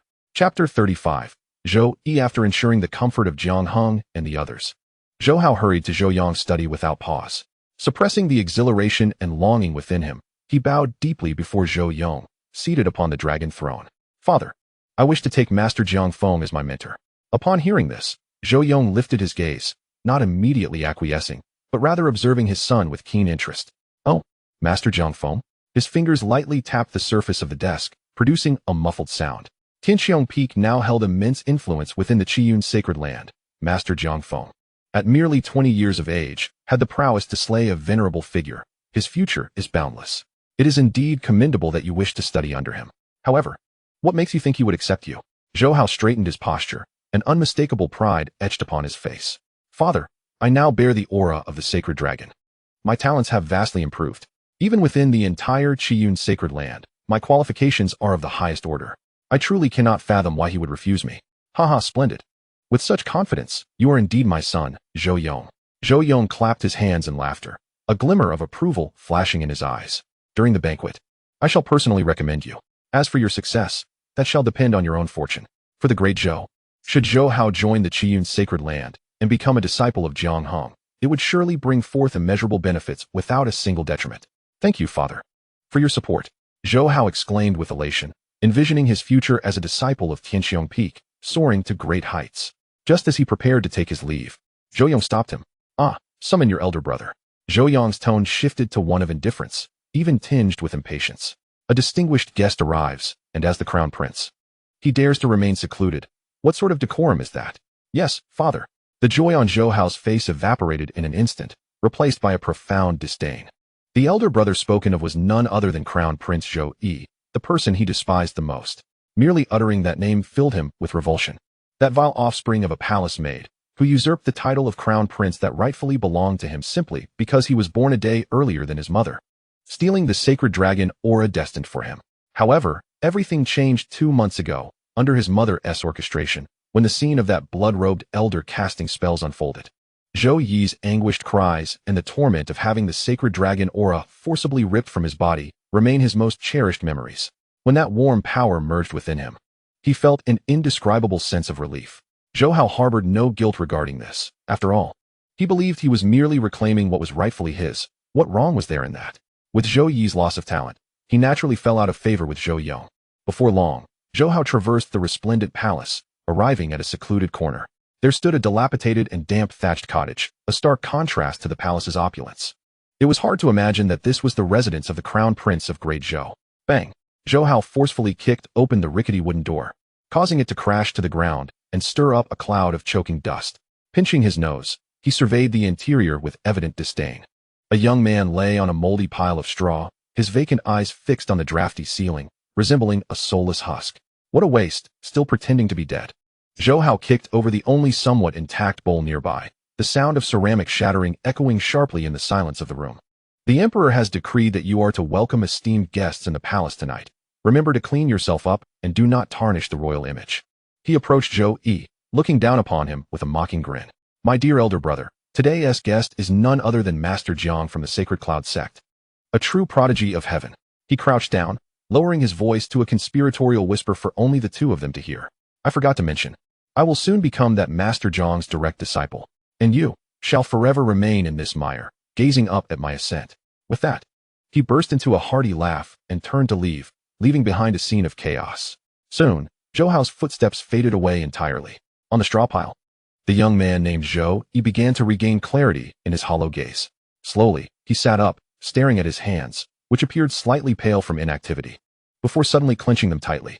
The knuckles protruded sharply from the exertion. He then lifted his head, fixating on the direction Zhou Hao had departed, a flicker of unquenchable hatred igniting in his eyes. Zhou Hao, Zhou Ya, Feng Xia, and that blood-robed old monster. His voice was hoarse. Every word seemed to be squeezed out from between clenched teeth. For the grievances of my fortune taken and my foundation destroyed, I, Zhou Yi, vow to the heavens that if I do not repay this 100-fold, I shall not be human. Later that night, the palace was ablaze with light. Fragrant spirits flowed freely, and celestial music filled the air. The civil and military officials of the great Zhou dynasty, along with royal relatives, sat upright, not daring to breathe. The hall was filled with disciples from the Sacred Cloud sect. Jiang Heng occupied the seat of honor beside the main table, while Xiao Xian, Fang Yuan, Li Shui'er, and Han Lin sat behind him. Jiang Heng appeared unfazed, seemingly indifferent to the feast before him, only occasionally lifting his cup to take a shallow sip. As the banquet progressed, Zhou Hao could no longer contain himself. He stood and raised his cup. Young Prince Zhou Hao, a toast to Master Jiang. His voice boomed, his demeanor respectful, yet exuding an unmistakable air of princely grace. It is said that Master Jiang, at a tender age, has slain the revered elder of the demon sect. Truly a role model for our kind.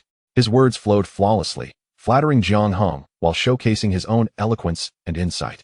The emperor of the great Zhou, Zhou Yong, stroked his beard with satisfaction, pride unmistakably etched upon his face. Ha, Master Jiang, please do not take offense. He set down his cup and turned to Jiang Heng, his words laden with implication. My son possesses extraordinary talent. At such a young age, he has already attracted the protection of the sacred dragon's aura, a rarity in our great Zhou over the past century.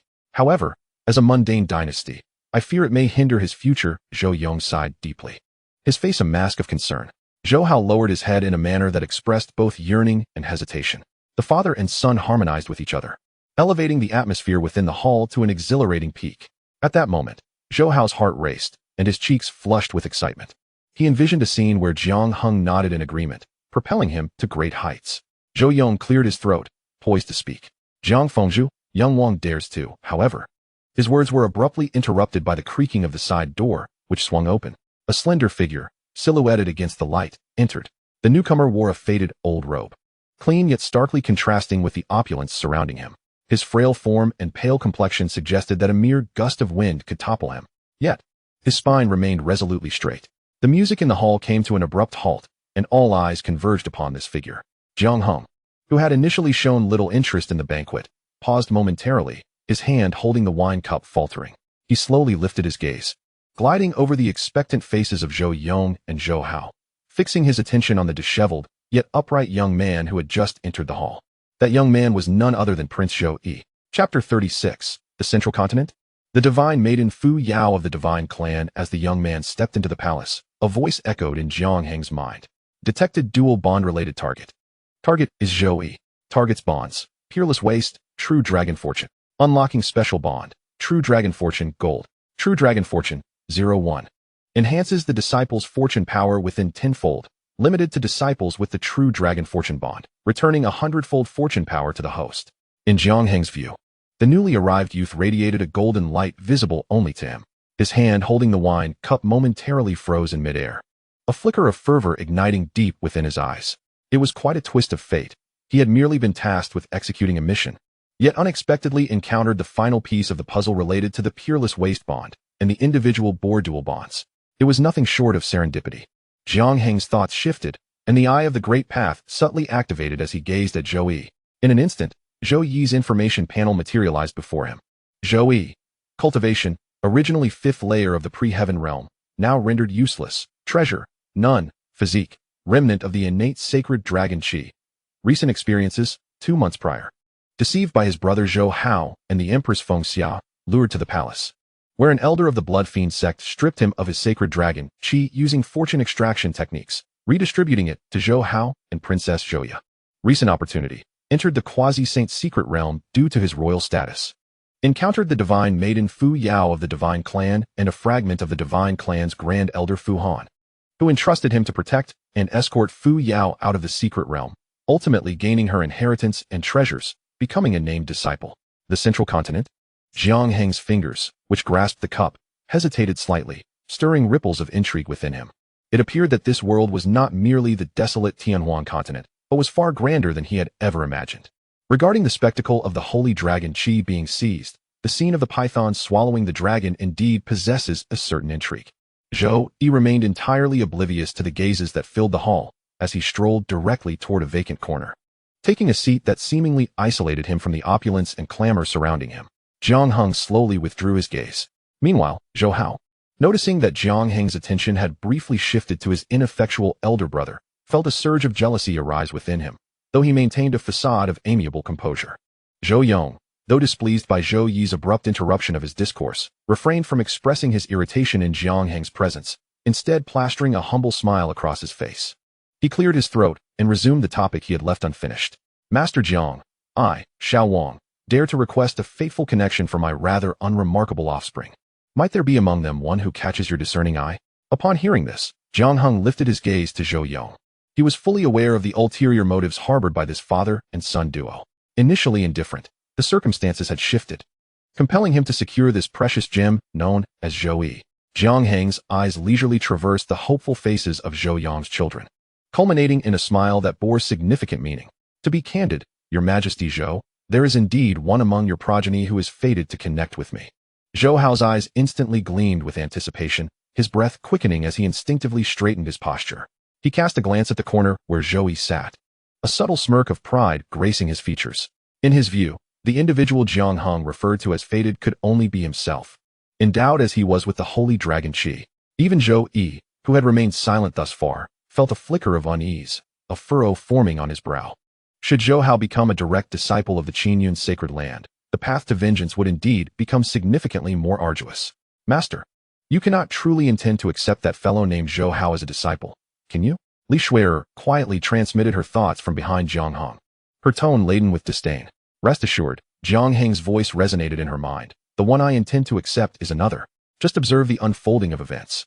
Although Li Shui'er remained perplexed, she had always placed unwavering faith in her master's words and chose not to press further. Meanwhile, Zhou Yong, seated at the head of the hall, could hardly conceal his joy and eagerly inquired, "Pray tell, which of my children possesses such extraordinary fortune as to earn your favor?" Master Jiang? The curve of Jiang Heng's lips deepened. That would naturally be. He deliberately elongated his tone. Zhou Hao, unable to contain his excitement, was about to rise and perform the customary bow of apprenticeship. The current crown prince, Zhou Yi. The moment the words fell, Zhou Hao's poised stance abruptly faltered. The ethereal melodies that had previously filled the hall came to an abrupt halt. Even the handmaidens pouring wine found themselves frozen mid-action. All eyes shifted in unison from the spirited Zhou Hao to the gaunt figure ensconced in the most remote corner, nearly merging with the shadows. Zhou Yi, seated in that corner, was equally taken aback. Instinctively, he lifted his gaze, piercing through the opulence and clamor of the hall to the young man in white, resplendent as snow, beside the throne. Were you just speaking of me? Zhou Yong, seated in the main position, involuntarily twitched his lips, as if he had not heard clearly, and once again inquired, "Master Jiang, did you just mention Zhou Yi?" "Indeed," Jiang Heng replied, placing down his wine cup with an even tone. "Is there an issue?" Zhou Yong hastily rose, bowing deeply, and urgently explained, "Master Jiang, you may not be aware, but my son Zhou Yi, due to an injury in his early years, has damaged his foundation and blocked meridians, rendering him incapable of cultivation. He is essentially a useless individual." It would be rather inappropriate for him to become your disciple. Please consider how instead, he possesses remarkable talent and bears the aura of the sacred dragon, making him far more suitable to be your disciple. However, Jiang Heng merely cast a fleeting glance at him, his eyes suddenly turning icy. What? Must I have Zhou Hao choose for me when it comes to taking on a disciple? Zhou Yang's legs weakened, and he hurriedly bent at the waist. Cold sweat beading on his forehead. I dare not. I would never presume. It was my audacity. Yet, Jiang Heng could not be bothered to glance at him again. His gaze like a blade, piercing through the pale-faced Zhou Hao. He snorted softly, his voice not loud, yet it resonated throughout the hall with clarity. A petty thief who steals others' fortunes is hardly worthy of being my disciple. At these words, the entire assembly was taken aback. Zhou Hao felt as though he had been struck hard, retreating several steps before collapsing onto the ground, his eyes filled with boundless terror. How could he have known about the theft of fortunes? Jiang Heng lifted his wine cup, gently swirling the liquid within, his tone growing increasingly stern. Do you think I cannot discern the source of your sacred dragon aura? As for Zhou Yi's inability to cultivate, rest assured, I possess the means to address that. Upon hearing that Jiang Heng could resolve his inability to cultivate, a glimmer of hope surged within Zhou Yi. It was the first flicker of hope he had witnessed since his fall into despair. He clenched his fists tightly, his body trembling slightly with excitement. Jiang Heng fixed his gaze upon Zhou Yi. Zhou Yi, do you wish to become my disciple? Chapter 37. Activation of Colorful Bonds. Reward, Chaotic Body. Disciple Zhou Yi. Greets my esteemed master. Zhou Yi's voice was hoarse, yet imbued with unwavering determination. Without a hint of hesitation, he bent slightly and performed the formal bow of apprenticeship to Jiang Heng. At that moment, the air in the hall seemed to solidify. The color drained from Zhou Yang's face, his lips quivering, yet he could utter not a single word. Zhou Hao was rendered speechless on the ground, his eyes vacant. Muttering to himself, impossible, this cannot be. Haha, splendid, very good. Jiang Heng's disciples exchanged glances, astonished. Xiao Xian and Fang Yuan caught each other's eyes, both reflecting surprise. The actions of their master had indeed become increasingly inscrutable. Li Shui'er tilted her head, curiosity flickering in her crimson eyes, while Han Lin offered Zhou Yi a warm smile. Haha, splendid, very good. Jiang Heng chuckled softly, raising his hand, a gentle force lifting Zhou Yi's bent form. At that very moment, the long-awaited system notification chimed in his mind. Congratulations to the host for successfully accepting Zhou Yi as a disciple, an extraordinary waste, color. Activation of the True Dragon Fortune, gold, bond successful. The unparalleled waste. The host's disciples experience a tenfold increase in their training speed, with the potential for the host to receive a 100-fold return on their cultivation, not yet activated. The True Dragon's Fortune. The internal fortune power of the disciples is amplified tenfold, limited to those bound by the True Dragon's Fortune, returning a 100-fold fortune power to the host, not yet activated. In light of the host's successful gathering of multiple colorful bonds for the first time, the host is rewarded with the supreme physique of the chaos body. The collection of illustrated objects will no longer be restricted to disciples, but will extend to include partners and close friends. The sign-in function has been upgraded to allow for cumulative sign-in counts. The greater the number of sign-ins, the better the rewards. The ability to unlock instant kill features has been activated. Instant kill. The host can eliminate any opponent of the same realm or below instantly. When facing an opponent with a higher realm, within the same major realm, the host's damage dealt is increased by 50% while the damage received is reduced by 50%. The Chaos Body. Jiang Heng's heart raced. This is the legendary physique that surpasses countless others, reputed to be invulnerable to all methods and to share a common origin with all paths. He never anticipated that the reward for gathering colorful bonds would be the Chaos Body. Furthermore, the instant kill feature is extraordinarily domineering, especially the second effect, which has both damage reduction and increase, is tailor-made for crossing realms and defeating enemies. Additionally, the newly unlocked slots for partners and close friends made Jiang Heng's lips twitch slightly. He was already overwhelmed with accepting disciples, and now the system was adding more tasks. As Jiang Heng pondered, an indescribable, immense power erupted within him. In an instant, a purplish-golden chaotic force surged through his limbs and bones like a torrential river breaking through a dam. Every inch of his meridians, every bone, and every drop of blood underwent a monumental transformation under this force. His meridians were imbued with an eternal, indestructible purplish-golden luster, while the ocean of spiritual energy in his dantian bubbled, compressed, and sublimated, its total quantity and quality soaring by more than tenfold. Boom! An invisible shackle shattered within him. The barrier of the peak of the third transition to quasi-saint was pierced effortlessly by this power, akin to tearing through a thin sheet of paper. His cultivation surged forward, directly ascending to the fourth transition of quasi-saint, and continued unabated until it faintly brushed against the threshold of the fifth transition to quasi-saint, before gradually calming. Jiang Heng slowly clenched his fist, feeling the terrifying power within him, and a glimmer of fearsome brilliance flashed in the depths of his eyes. He now felt that even if he encountered the blood shadow entity, he could easily slay it, and even against a 9-transition quasi-saint, he could hold his own. Since he had already accepted disciples, it was only fitting to take advantage of the sign-in opportunity. Just as the sign-in system had been upgraded, and he had not signed in for a while, he noticed that the sign-in count displayed the number 15. Therefore, with a thought, he silently intoned, "System, sign in. Congratulations to the host for signing in successfully. Would you like to consume accumulated counts to enhance the quality of rewards?" "Yes. Accumulated counts consumed successfully. Congratulations to the host for obtaining True Dragon Fortune 1 and an Imperial Grade top-tier technique, the 10,000 Paths True Dragon Art. True Dragon Fortune. It can reshape the source of fortune for those without a foundation, recreating the life of a true dragon.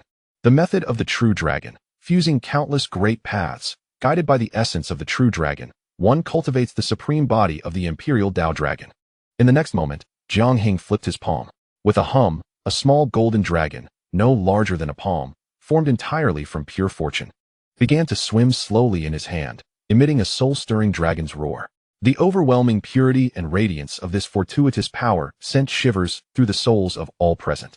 Zhou Hao, seated on the ground, gazed at the golden dragon with initially bewildered eyes, which soon transformed into unabashed greed and jealousy.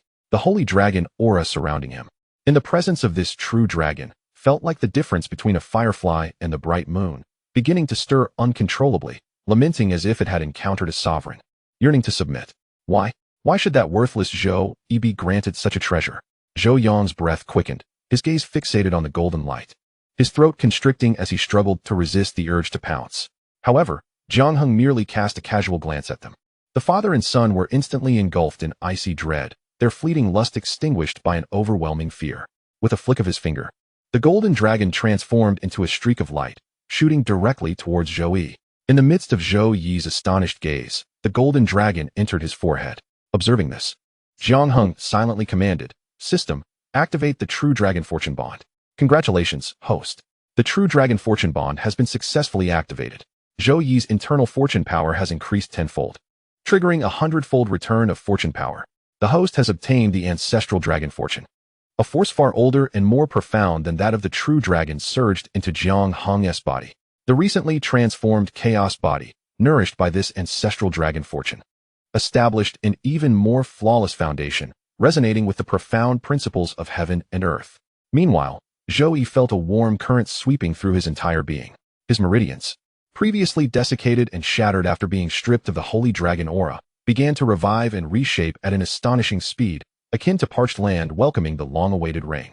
He could distinctly see a brand new root of fortune, 100 times stronger than before, slowly forming deep within his dantian. His realm surged past the body refinement stage, advancing through the Qi cultivation first layer, second layer, all the way to the pinnacle of Qi cultivation, before gradually coming to a halt. Zhou Yi slowly opened his eyes, feeling the regained power within him. This long-lost sense of solidity nearly brought him to tears. Moreover, after absorbing the true dragon fortune, he comprehended the immense strength of his master, for he sensed an extraordinary fortune power in his master, far surpassing his own. Compared to the true dragon fortune, he felt as if a grandson stood before his grandfather, unable to muster any resistance. He suddenly turned, kneeling before Jiang Heng, his forehead striking the cold floor with a resounding thud. "Thank you, master, for this rebirth.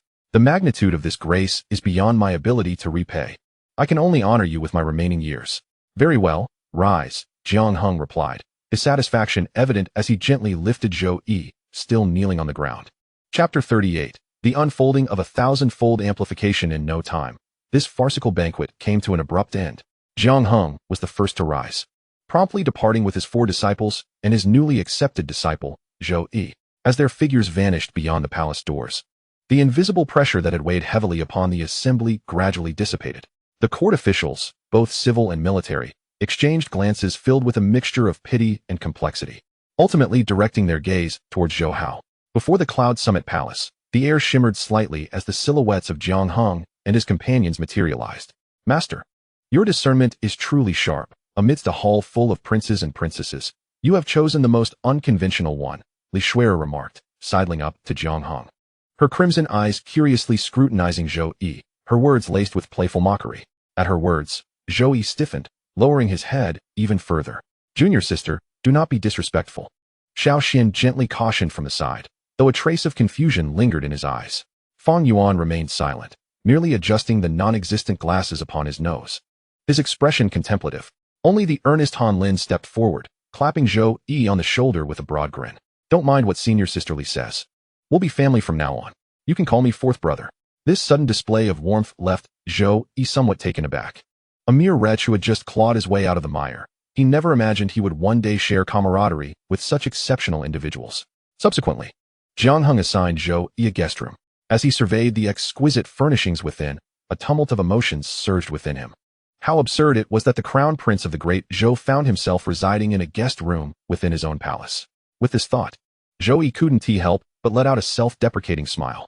Just as Zhou Yi settled in, Jiang Heng's voice resonated within his mind. Zhou Yi, come to my chamber. Perplexed yet obedient, Zhou Yi made his way toward Jiang Heng's room. Before long, he stood at the threshold of Jiang Heng's door, gently pushing it open. He found the master reclining leisurely in a chair by the window. Disciple Zhou Yi pays respects to master, he said, bowing respectfully. Jiang Heng acknowledged him with a casual hum, not permitting him to rise. Instead, he leisurely inquired, Zhou Yi, do you harbor hatred?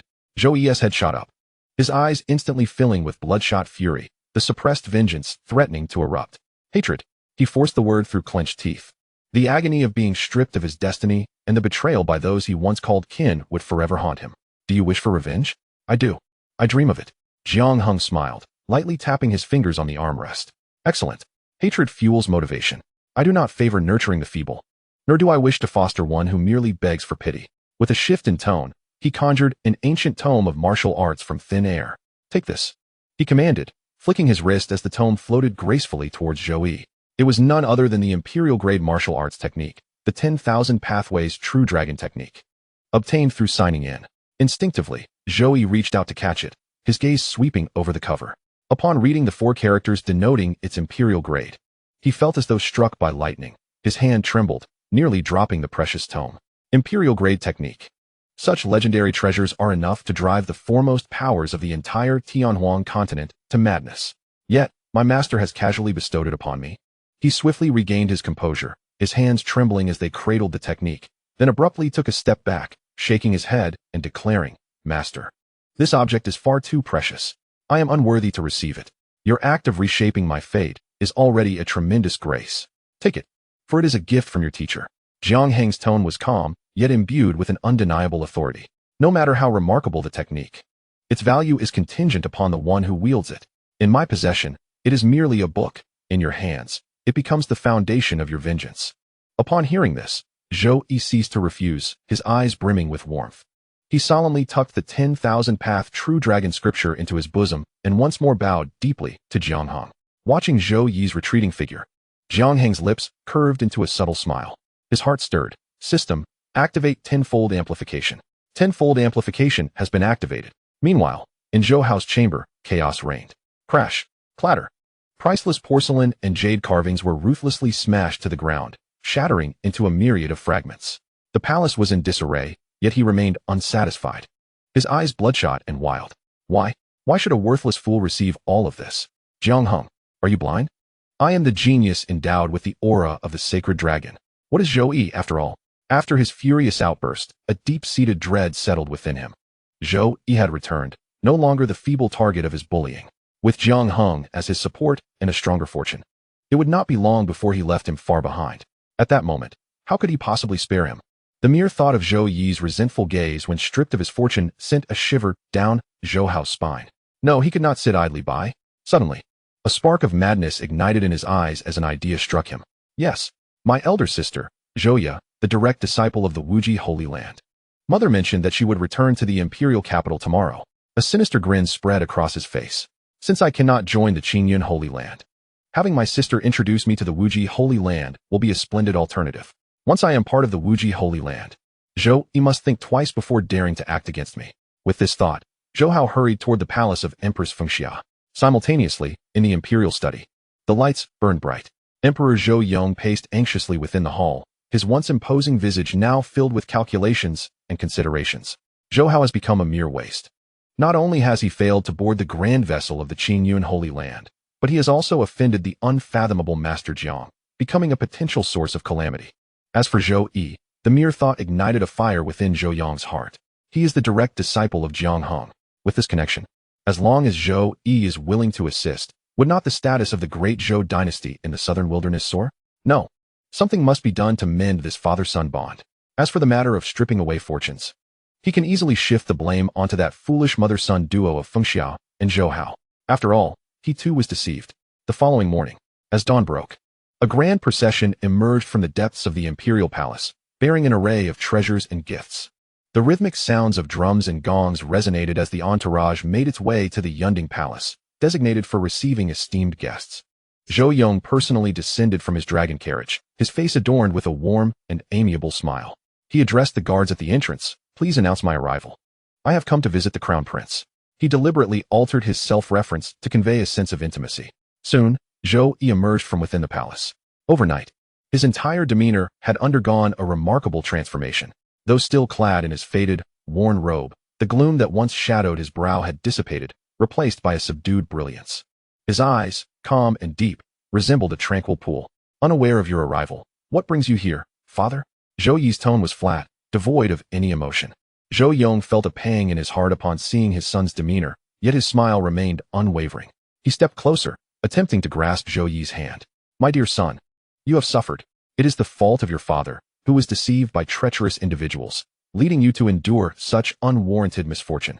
His voice was impassioned, and his eyes glistened with unshed tears. Rest assured that ungrateful Zhou Hao has been placed under house arrest. Your residence in the Crown Prince's palace has been tidied, and you may return at any moment. The realm of great Zhou shall ultimately be yours. However, Zhou Yi merely sidestepped, evading his father's outstretched hand. He raised his gaze, allowing it to drift past Zhou Yong's loving visage to the Yunding Palace behind him, a fleeting smirk tugging at the corners of his mouth. It was not a smile, but rather a hint of derision. He turned back to Zhou Yong and spoke slowly. Father, your words carry too much weight. Compared to the Crown Prince's palace, this Yunding Palace feels far more like home. In the past 2 months, Zhou Yi had come to see through his father. After a fruitless attempt at persuasion, Zhou Yong recognized his own shortcomings towards Zhou Yi and, with a heavy sigh, departed in silence. Chapter 39. Visitors from the boundless sacred land. Zhou Yong on that midday. A resounding avian cry pierced the skies above the imperial capital, casting a vast shadow below. A magnificent azure-feathered phoenix, with a wingspan of several dozen zhang, alighted gracefully before the courtyard of Empress Fengxiao's chambers. The wind generated by its landing caused the golden bells hanging from the palace eaves to chime melodiously. From the bird's back, several figures descended gracefully. At the forefront stood a woman clad in the moon-white robes of an esteemed disciple from the boundless sacred land. She was tall and striking, her visage cold and aloof, exuding an air of haughty detachment. Mother, I have returned. As her words fell, the grand doors swung open, revealing the resplendent Fengxia, who hurriedly stepped out, followed closely by Zhou Hao. Xia, you have finally returned. My dear daughter, both Hao and I have missed you dearly during your absence. Fengxia's face radiated joy as she grasped her daughter's hand, inquiring warmly about her journey. You must have endured hardships along the way. The woman was none other than the eldest princess of Great Zhou and a direct disciple of the boundless sacred land. Zhouya, hearing her mother's words, Zhouya's gaze momentarily flicked over Fengxia before briefly resting on Zhou Hao, only to then drift away indifferently. In her gaze, there was no disdain, only a pure indifference that cut deeper than any scorn. Regarding her biological brother, she harbored a genuine contempt. After all, without Zhou Yi's auspicious fate of the sacred dragon, her brother's talents would at best qualify him as a disciple of the outer sect. Zhou Hao's face twitched. His clenched fists hidden within his sleeves tightened to the point where his nails nearly pierced his skin. Surely, this must be the Crane Taoist? Fengxia, unfazed by her daughter's cold demeanor, turned with enthusiasm toward the elder with an ethereal presence behind Zhouya, expressing gratitude for the care bestowed upon her daughter in the sacred grounds. The Crane Taoist stroked his long beard and nodded slightly, stating, Zhou Ho, you are too kind. Zhouya possesses extraordinary talent. She is my esteemed disciple, and it is only natural for me to attend to her needs. Observing this, Fengxia promptly pulled Zhou Hao forward, a hint of a flattering smile gracing her face as she shifted the conversation. Crane Taoist, to be frank, I have another request. Please, speak freely. What do you think of my son, Hao? Feng Xia looked at him with eager anticipation. The crane Taoist's gaze fell upon Zhou Hao, and his previously casual expression suddenly deepened. He scrutinized Zhou Hao from head to toe. A tightening sensation gripped Zhou Hao's heart, compelling him to straighten his posture and exert the recently acquired sacred dragon energy within him. After a pause, the crane Taoist withdrew his gaze and remarked in a neutral tone, the aptitude is acceptable. Possessing the sacred dragon energy, he could indeed be a promising seed. The terms acceptable and promising uttered from the mouth of an elder from the sacred grounds hardly constituted praise. Feng Xia promptly pressed on, might I inquire, crane Taoist, if you could allow Hao to become your disciple and follow your path of cultivation? Zhou Hao's breath hitched, his eyes igniting with fervent desire.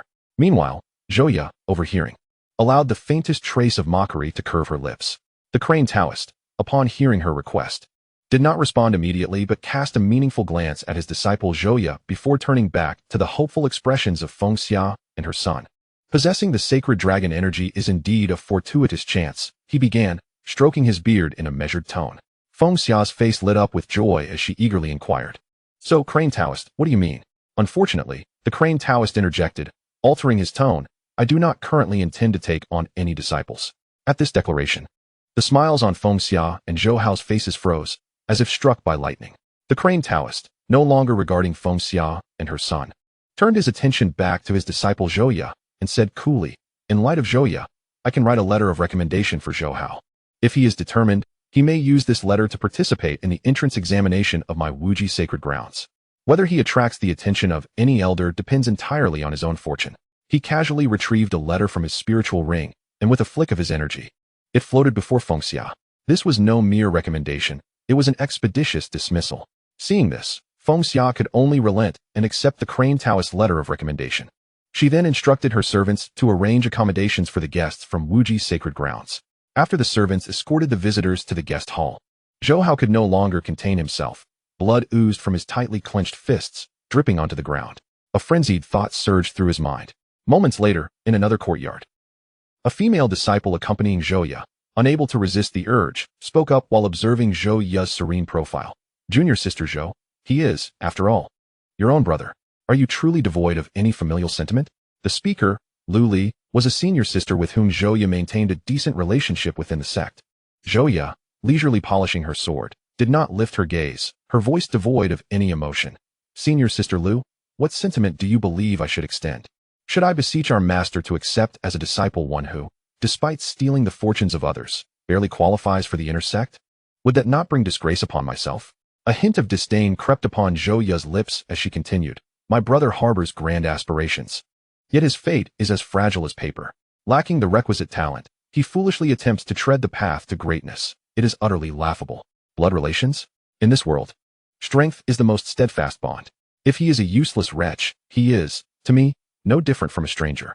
Upon hearing such callous words, Lu Li clicked her tongue, tactfully shifting the subject. All right, enough about him. How dreary. Let me share something intriguing with you. She leaned in conspiratorially, lowering her voice. Have you heard? The esteemed Master Jiang from the Qingyun sacred land is currently in the palace. Rumor has it he is extraordinarily handsome, surpassing even celestial beings. Zhou Ya paused in her task, glancing at her with mild interest. Beauty? That is not the crux of the matter. Lu Li exclaimed excitedly, slapping her thigh. The key point is, he is only 20 years old, and recently, he single-handedly slain Wang Feng, an 8th-level revered one who defected from the Qingyun sacred land. To kill an 8th-level revered one at such a young age, junior sister. What does that signify? At this, genuine curiosity ignited in Zhou Ya's eyes. A handsome man is merely a fleeting embellishment in one's leisure time. However, a formidable individual capable of slaying an 8th-level revered one at the tender age of 20 is an entirely different story. She sheathed her sword, rising to her feet, a flicker of intrigue crossing her gaze. Very well, I shall await the opportunity to witness the demeanor of one who can achieve such feats at such a young age. Chapter 40. The arrival of forces from all directions, the opening of the secret realm 2 days later. In the capital of the Great Zhou, the atmosphere was charged with anticipation. The day of the secret realm's opening had arrived. The streets of the capital bustled with activity, teeming with people. Occasionally, streaks of light raced across the sky, whether from elders of sects riding rare beasts or talented disciples soaring on swords, their formidable auras unabashedly intermingling in the skies above the capital. Look, that is the lotus throne of the western heavenly Huangyao pool. Over there, The banners of the ancient and primordial sacred lands of the central region. They have actually come. Not only them. The mysterious sacred land of the northern wilderness and the infinite sacred land of the eastern wilderness have also been drawn to this southern wilderness quasi-saint's secret realm, attracting powers from the other 5 sacred lands, truly unprecedented. Ordinary cultivators buzzed with excitement, their words laced with awe and exhilaration. In stark contrast to the external clamor, the Yunding Palace remained tranquil as ever. Jiang Heng lounged in a recliner, delicately wielding a smooth jade comb to groom the silvery locks of Li Shuer. Nestled in his embrace, as the comb glided through her hair, it elicited a gentle tickling sensation, causing Li Shuer to squint contentedly, reminiscent of a cat being stroked, emitting a soft, satisfied hum. In recent days, bolstered by a tenfold amplification, Jiang Heng's disciples have experienced considerable advancements. Li Shuer has reached the 5th level of the innate realm, while Xiao Xian and Fang Yuan have ascended to the 4th and 3rd levels, respectively. Meanwhile, Han Lin and Zhou Yi have broken through the shackles of the Qi refinement stage, attaining the 1st level of the innate realm. As for Jiang Heng himself, he has, by virtue of the cultivation returned by his disciples, leaped from the pinnacle of the 4th transformation of the quasi-saint realm to the threshold of the 7th transformation, entering the ranks of high-level quasi-saints. This strength, in the vast expanse of Tianhuang, is sufficient to dominate, as long as a saint does not emerge. Jiang Heng then set aside his jade comb and gently patted Li Shuer on the head. Slowly opening his eyes, he spoke in a soft tone. The time has come. Go and gather your senior brothers, and inform the other disciples of the Qingyun sacred land to assemble in front of the palace, preparing for departure. Yes, master. Li Shuer, reluctantly snuggling against Jiang Heng for a moment, then darted off toward the rooms of her companions. Jiang Heng subsequently rose and strolled toward the palace entrance. Moments later, the disciples of Qingyun's sacred land arrived one after another at the Yunding Palace. Each disciple was eager and filled with excitement, their faces alight with anticipation.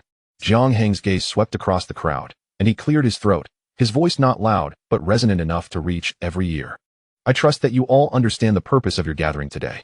However, before we set off, I have but one piece of advice. His tone turned serious. No matter how abundant the opportunities within the secret realm may be, one must have the life to seize them. Outside, I can protect you, but once inside, everything relies solely on you. Remember, preserving your life is of paramount importance. Without life, nothing else holds value. Do you understand? As he spoke, his gaze intentionally lingered on Xiao Xian, Li Shuer, Fang Yuan, Han Lin, and Zhou Yi. Though his words seemed directed at the assembly, they were primarily intended for these treasured disciples. After all, they were the embodiment of his hard-earned experience, and the thought of losing any of them within could be heart-wrenching. Understood, master. The crowd responded in unison. Jiang Heng nodded slightly. Very well, then let us depart. As his words fell, he flipped his right hand, and a palm-sized flying vessel materialized in his palm.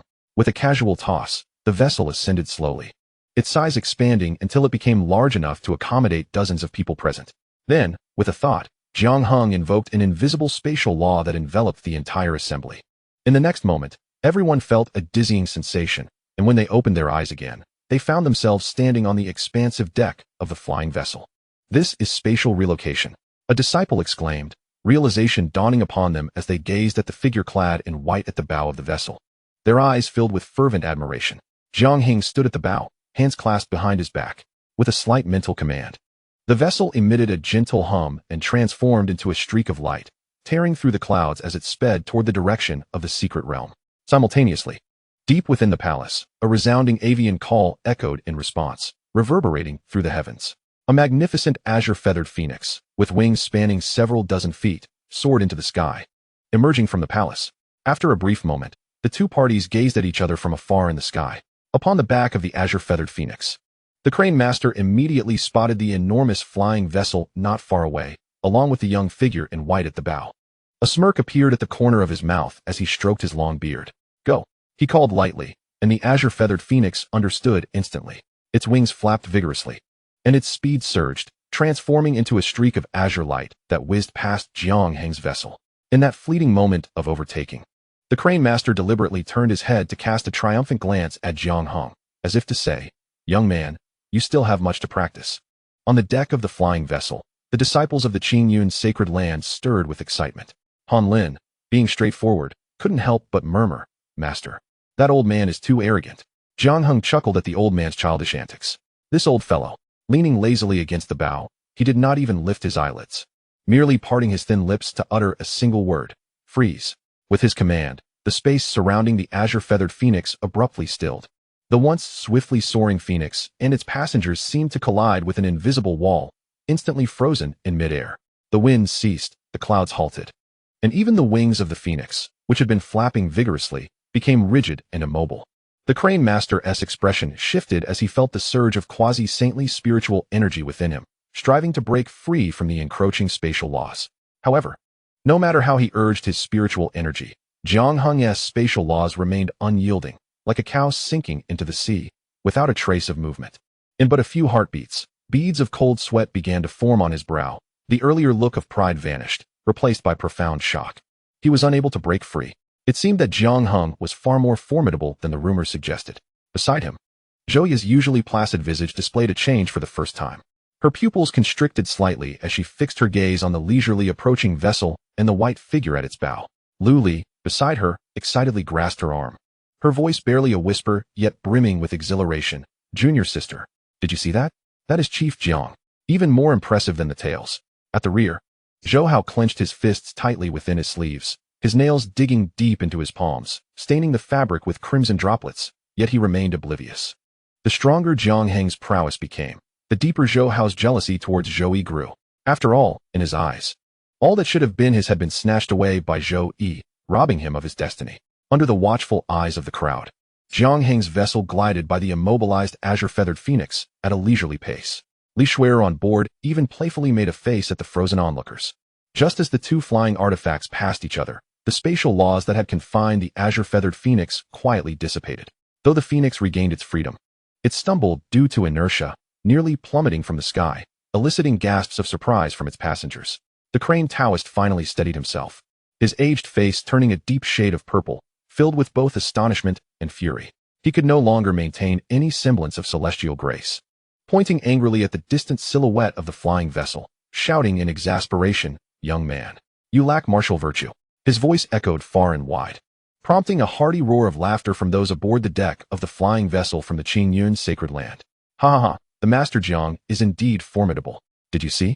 That old fellow has turned green with rage." The disciples looked at Jiang Heng with eyes that now reflected not just admiration, but an almost fervent reverence. "Master Jiang, you are truly impressive." Chapter 41. The 6 great sacred lands gather at the secret realm before long. The flying vessel reached the skies above the entrance to the secret realm.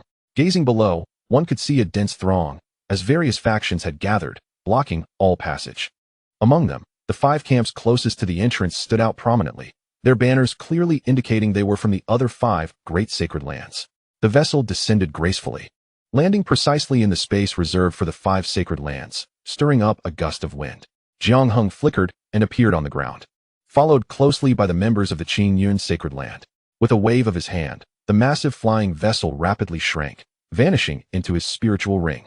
Many gazes turned towards the Qingyun sacred land, ultimately converging on the figure in white at the forefront. "Humph, the Qingyun sacred land has finally arrived. They certainly have a grand air about them," remarked Zhu Yan, the burly leader of the ancient sacred land faction, crossing his arms and exhaling a puff of heated breath.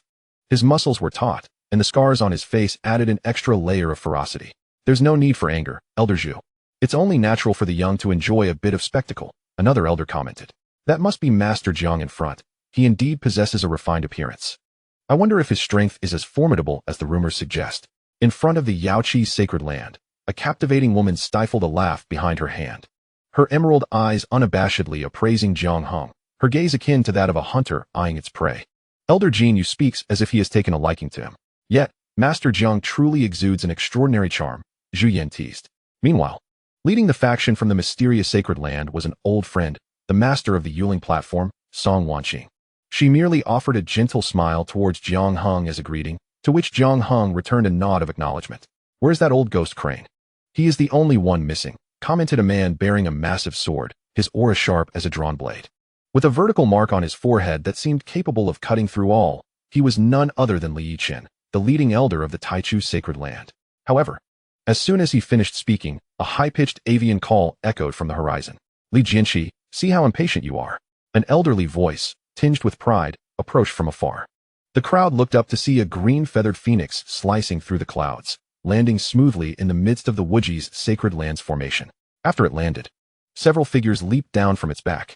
As Li Yichen's gaze swept over the foremost figure of the crane Taoist, his calm eyes suddenly narrowed. Crane old ghost, have you ascended to the status of a quasi-saint? The moment those words left his lips, the crowd was taken aback in astonishment. The gazes of the remaining elders from the sacred land grew solemn in an instant. Ha ha ha, merely a stroke of luck, nothing more. The crane Taoist, stroking his long beard, lifted his chin slightly, his face brimming with restrained pride. However, when his eyes inadvertently swept over Jiang Heng not far away, that smug expression on his face stiffened abruptly.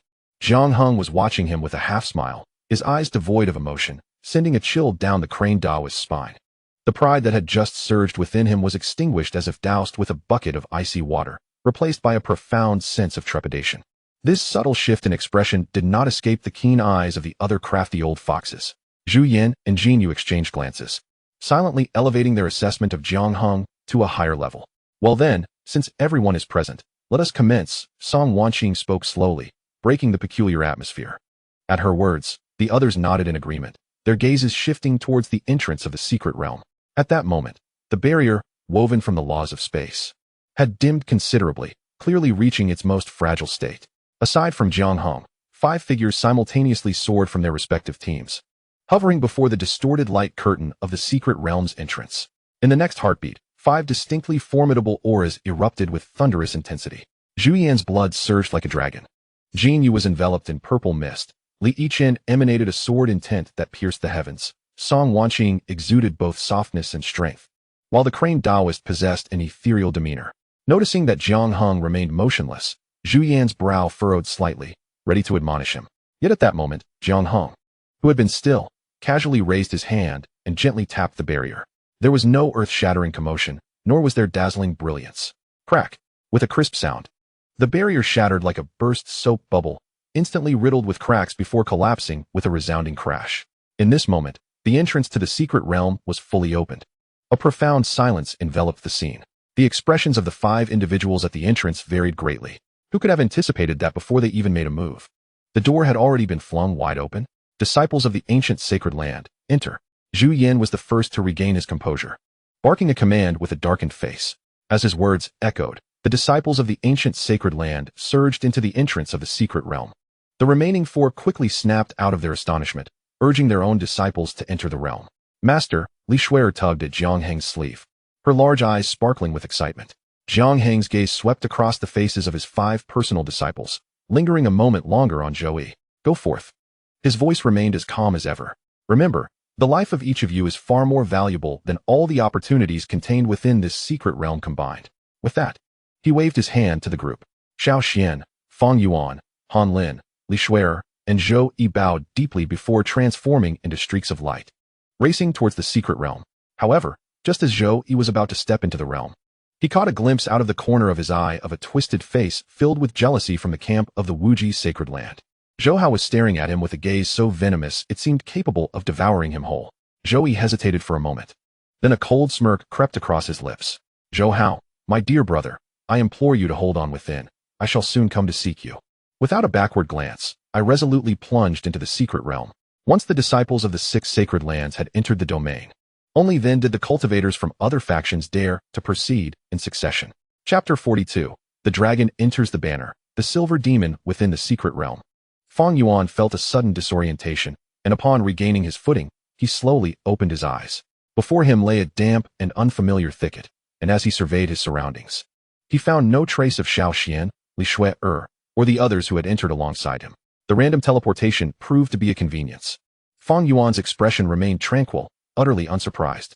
In his previous life, he had braved countless perilous terrains. Such a scene was hardly more than an appetizer. A gentle murmur of flowing water reached his ears from a nearby stream. Thus, he followed the river's course. Not long after, he sensed a tumultuous surge of mixed spiritual energy emanating from ahead, accompanied by the sharp clattering of weapons. Observing this, Fang Yuan advanced toward the source of the disturbance and soon glimpsed 2 figures engaged in fierce combat not far away. He halted his steps, seamlessly merging into the shadows of the dense underbrush, his presence concealed to the utmost degree.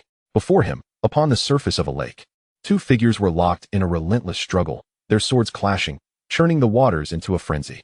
Judging by the insignias on their attire, they were disciples of the Taichu sacred land and the Wujia sacred land, respectively. At the center of the lake, a snow lotus, radiant and crystalline, floated serenely, emanating a kaleidoscope of colors. This 5-colored jade lotus was first discovered by me. If you persist, do not blame me for being ruthless. One of them barked.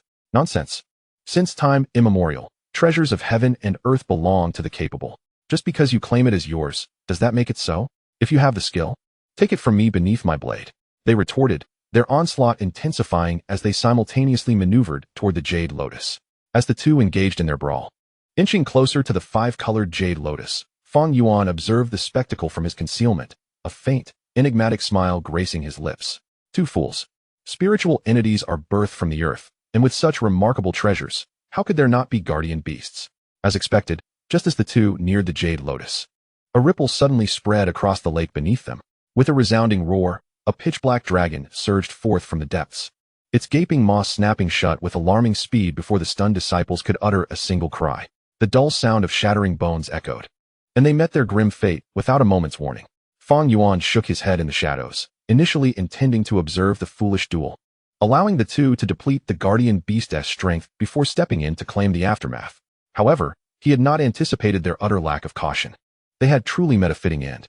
The black dragon atop the lake let out a triumphant roar, stirring the waters into tumult. Its cold, slit-like eyes scanned the vicinity, confirming the absence of further threats before it prepared to submerge back into the depths. Feng Yuan's gaze sharpened. The aura of this beast had already reached the pinnacle of the 3rd tier. More importantly, a glint of cunning shone in its eyes, clearly indicating that this creature had developed a significant level of intelligence. Compared to the two previous fools, this black dragon was far more suitable as nourishment for his Blood Soul banner. A thought took shape in Feng Yuan's mind. He silently summoned the Blood Soul banner. The palm-sized flag billowed in the wind, yet made no sound, blending seamlessly into the canopy above, merging with the shadows. Having completed this, he stepped out from the thicket and soared towards the colorful jade lotus on the lake's surface. As he approached the lotus, the water rippled once more. Suddenly, with a thunderous splash, the black dragon burst forth, propelled by a gust of foul wind, opening its massive jaws to bite at Feng Yuan. However, he was already prepared. With a swift movement, he deftly evaded the dragon's fangs at a seemingly precarious angle. Infuriated by its missed attack, the dragon sensed that this human was far more elusive than the previous two. It let out a furious roar, swinging its tail and lunging at a greater speed. Feng Yuan employed the same tactic again, barely dodging the assault at what appeared to be a stroke of luck. Without a backward glance, he hastily fled toward the dense forest where he had previously set his ambush. Seeing its two attacks evaded, the dragon, its already diminished intellect now consumed by rage, disregarded any hint of trickery and pursued Feng Yuan with its massive form.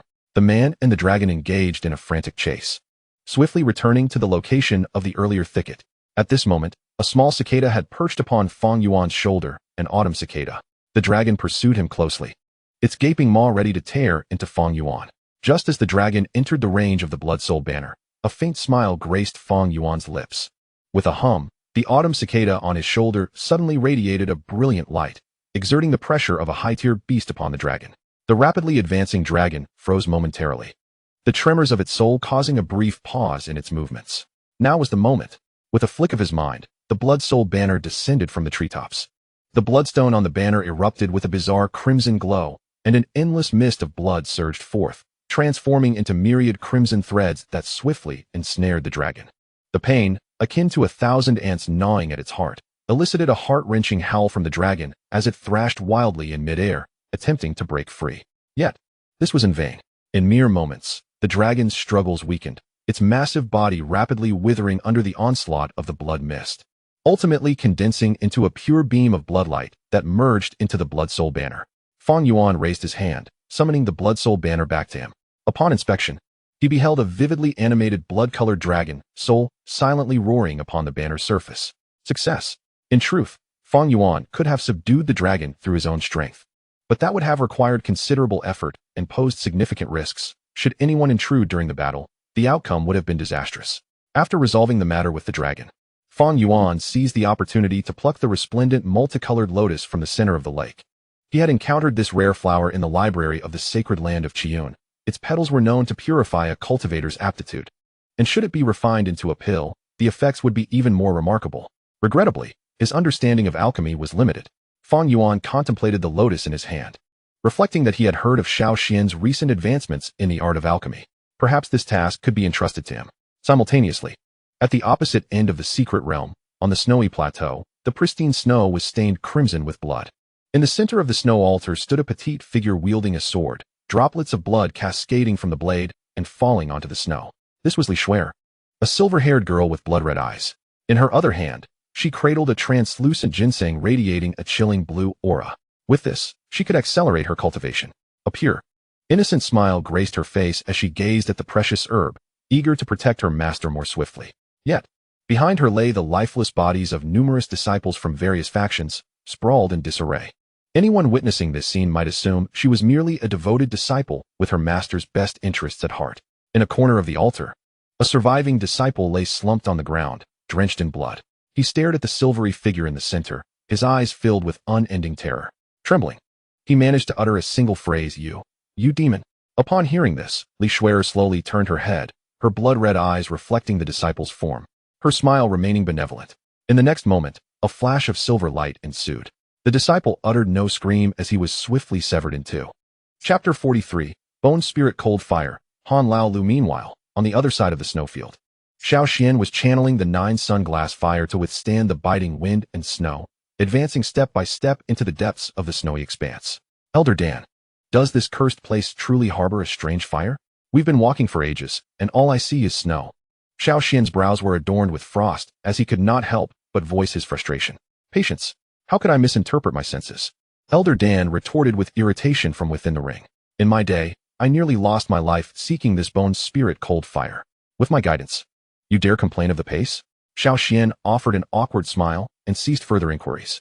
After another incense stick's worth of time, his footsteps abruptly halted, his gaze fixed intently ahead. In the midst of the pristine white snow, a spectral white flame flickered quietly. It bore no warmth, instead exuding a chilling aura that seemed capable of freezing souls. Surrounding the flame, a pack of massive snow wolves lay in wait, their bodies clad in ice crystal-like armor, exhaling visible frosty breaths. Leading them was a wolf king, colossal as a small mountain, who let out a low howl directed at the white flame, his eyes brimming with reverence akin to that of a pilgrim. Do you see, Xiao Xian? When have I ever deceived you? Elder Dan's voice resonated once more. Indeed, I see it, but what about this wolf pack? Xiao Xian felt a shiver run down his spine. The aura emanating from the wolf king hinted at a creature on the threshold of a 4th-tier beast, while the rest were predominantly 3rd-tier. Should one charge forward, it would likely result in an instantaneous dismemberment. Merely a horde of uncivilized beasts. Leave them to me. The voice of Master Dan turned grave. Xiao Xian, entrust your body to me. Once the task is accomplished, you shall grant me a fragment of the essence of bone spirit cold fire. However, utilizing the power of this remnant soul will undoubtedly necessitate a restorative slumber for me. Very well, Xiao Xian replied without a moment's hesitation. As his words fell, an overwhelming aura erupted from within him. His ebony hair transformed into a striking white at an observable pace, his eyes deep as ancient wells. The aura that once resonated at the 4th layer of the innate realm surged, ascending to the pinnacle of the innate realm. In that fleeting moment of transformation, the ice crystal wolf king, sensing an imminent threat, abruptly turned its head, its golden beastly eyes fixating on Xiao Xian. A low growl emanating from its throat in a menacing warning. Howling, it then let out a piercing cry towards Xiao Xian, as dozens of ice crystal wolves, eyes ablaze with crimson, charged forth like streaks of white lightning, propelled by the howling blizzard. The wolf king leapt ahead, its sharp claws tearing through the air with a deafening sonic boom aimed directly at Xiao Xian. Come at me. Xiao Xian smirked, his demeanor calm and collected. In his left palm, the resplendent golden Jiang glass fire surged forth, exuding a fierce heat. In his right palm, a blue flame resembling a blooming lotus unfurled. Enigmatic and cold, he casually brought his hands together. The two distinctly different fires harmoniously fused in his grasp, forming an extraordinarily radiant, bicolored fire lotus. Go. There was no explosion, no cacophony. The moment the golden blue fire lotus made contact with the wolf king, it spread like ink dissolving in water, rapidly engulfing its form. He flicked his fingers, and the fire lotus was released, appearing slow yet instantly imprinting itself upon the chest of the leading wolf king. The fierce expression on the wolf king's face froze instantaneously, its massive body dissipating in the air, along with the entirety of the wolf pack behind it. Reduced to ashes and swept away by the storm. One strike, instant annihilation. After this display, the formidable aura that emanated from Xiao Xian receded like a tide. and his white hair returned to its original black. Stumbling slightly, he nearly collapsed to the ground, the sensation of regaining control over his body leaving him somewhat weakened. Master Dan, he called within his mind. Silence prevailed. Calling out once more yielded no response. It appeared Master Dan had truly succumbed to slumber. Taking a deep breath, Xiao Xian resolutely advanced towards the white flame that quietly burned amidst the snow. In the valley, Han Lin concealed his aura to the utmost, hidden behind a thicket, observing the unfolding battle within. Inside the valley, 7 or 8 cultivators led by the elegant Wang Ye from the Wuji sacred land were locked in a standoff with a colossal griffin. The griffin was adorned with feathers of purple crystalline plumage, its wings unfurling to a span of several yards, each flap summoning fierce winds. Moreover, the aura emanating from this purple crystal griffin indicated it was a genuine fourth-order beast. In the center of a spiritual pool behind it, a massive purple egg was absorbing the essence of the heavens and earth, radiating vibrant vitality.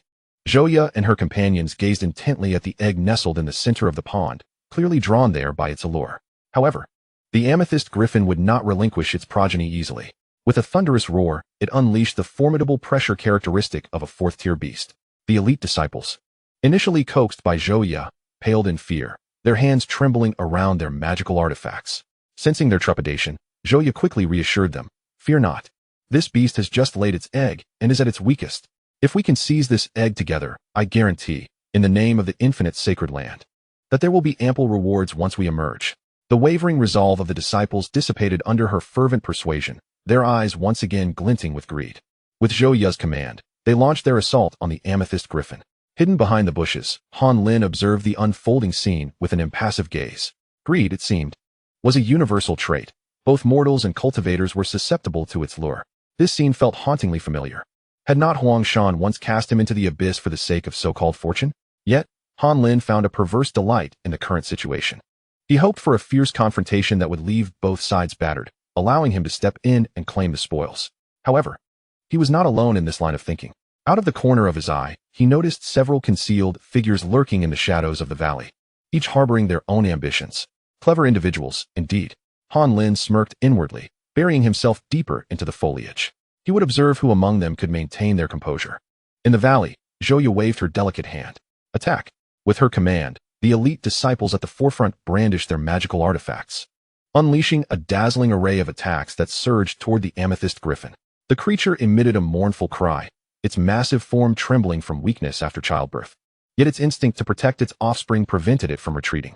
With a powerful thrust of its wings, it summoned a shimmering crystalline barrier before it. Boom, boom, boom. The energy erupted, colorful lights exploding against the crystalline wall, creating ripples that failed to harm the griffin in the slightest. Observing this, Zhouya's own spiritual energy surged within her, coalescing into dozens of azure wind blades behind her. Go! The wind blades whistled forth, cleverly circumventing the barrier and targeting the griffin's relatively vulnerable abdomen and the junction of its wings. Beside her, Zhou Hao feigned a few fireballs, which harmlessly splattered against the barrier, creating mere sparks.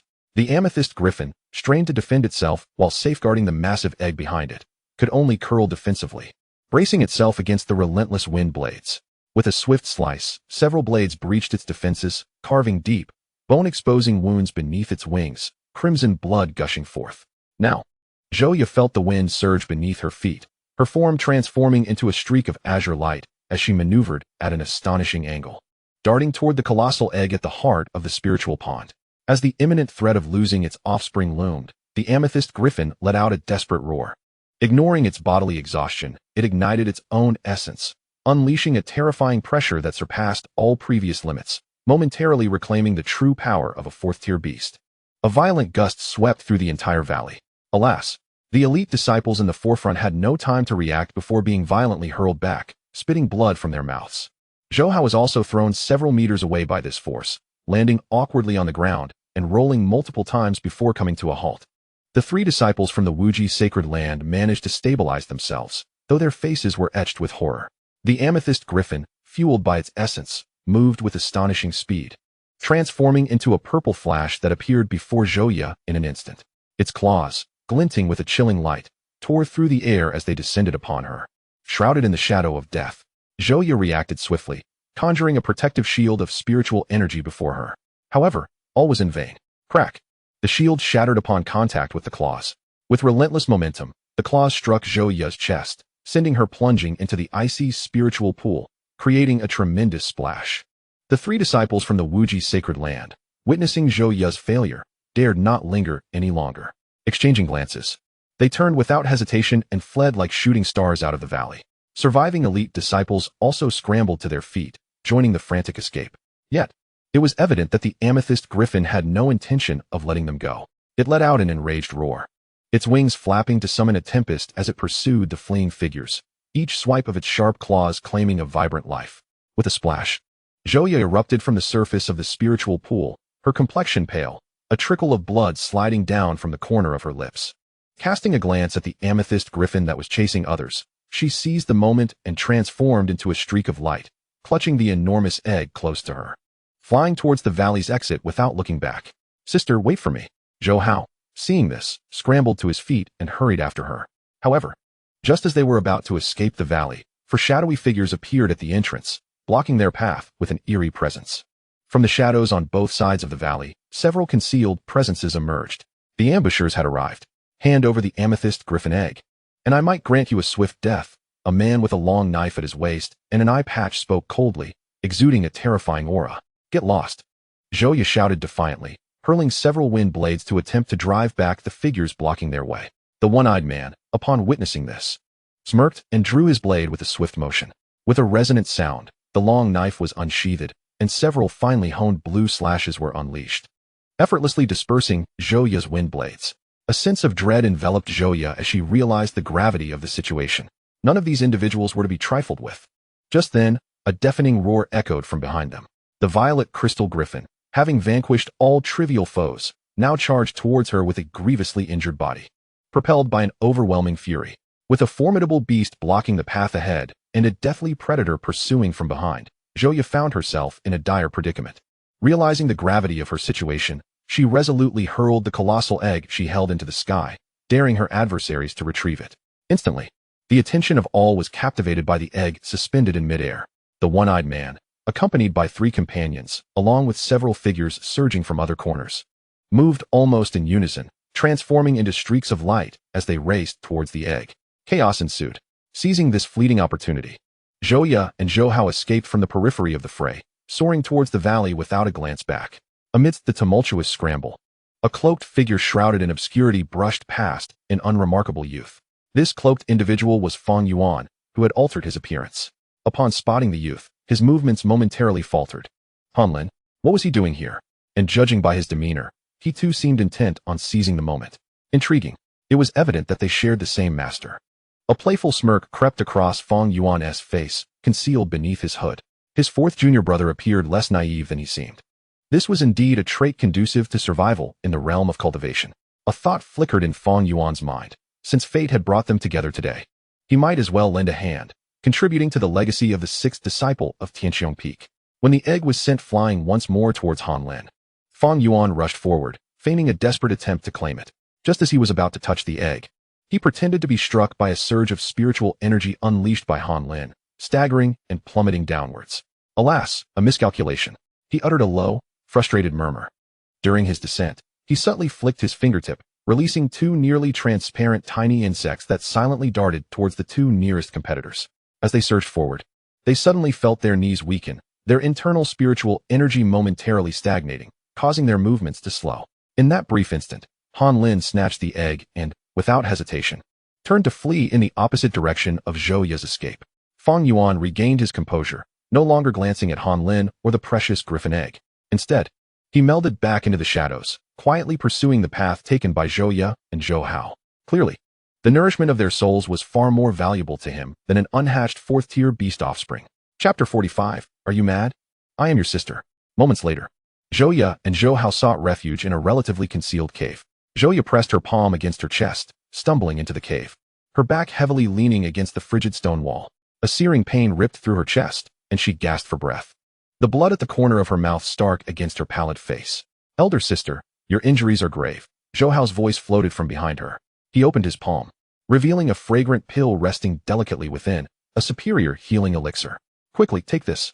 Here, elder sister, this is a medicinal remedy for your wounds. Zhou Ya glanced at him, her eyes devoid of gratitude, snatching the pill and swallowing it whole.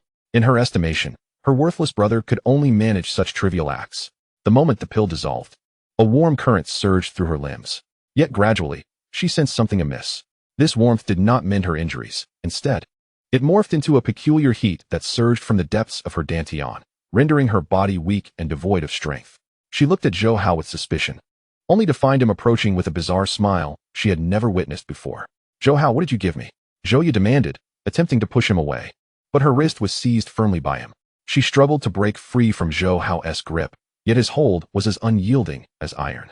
"Elder sister, cease your struggles," he said, his smile twisting further.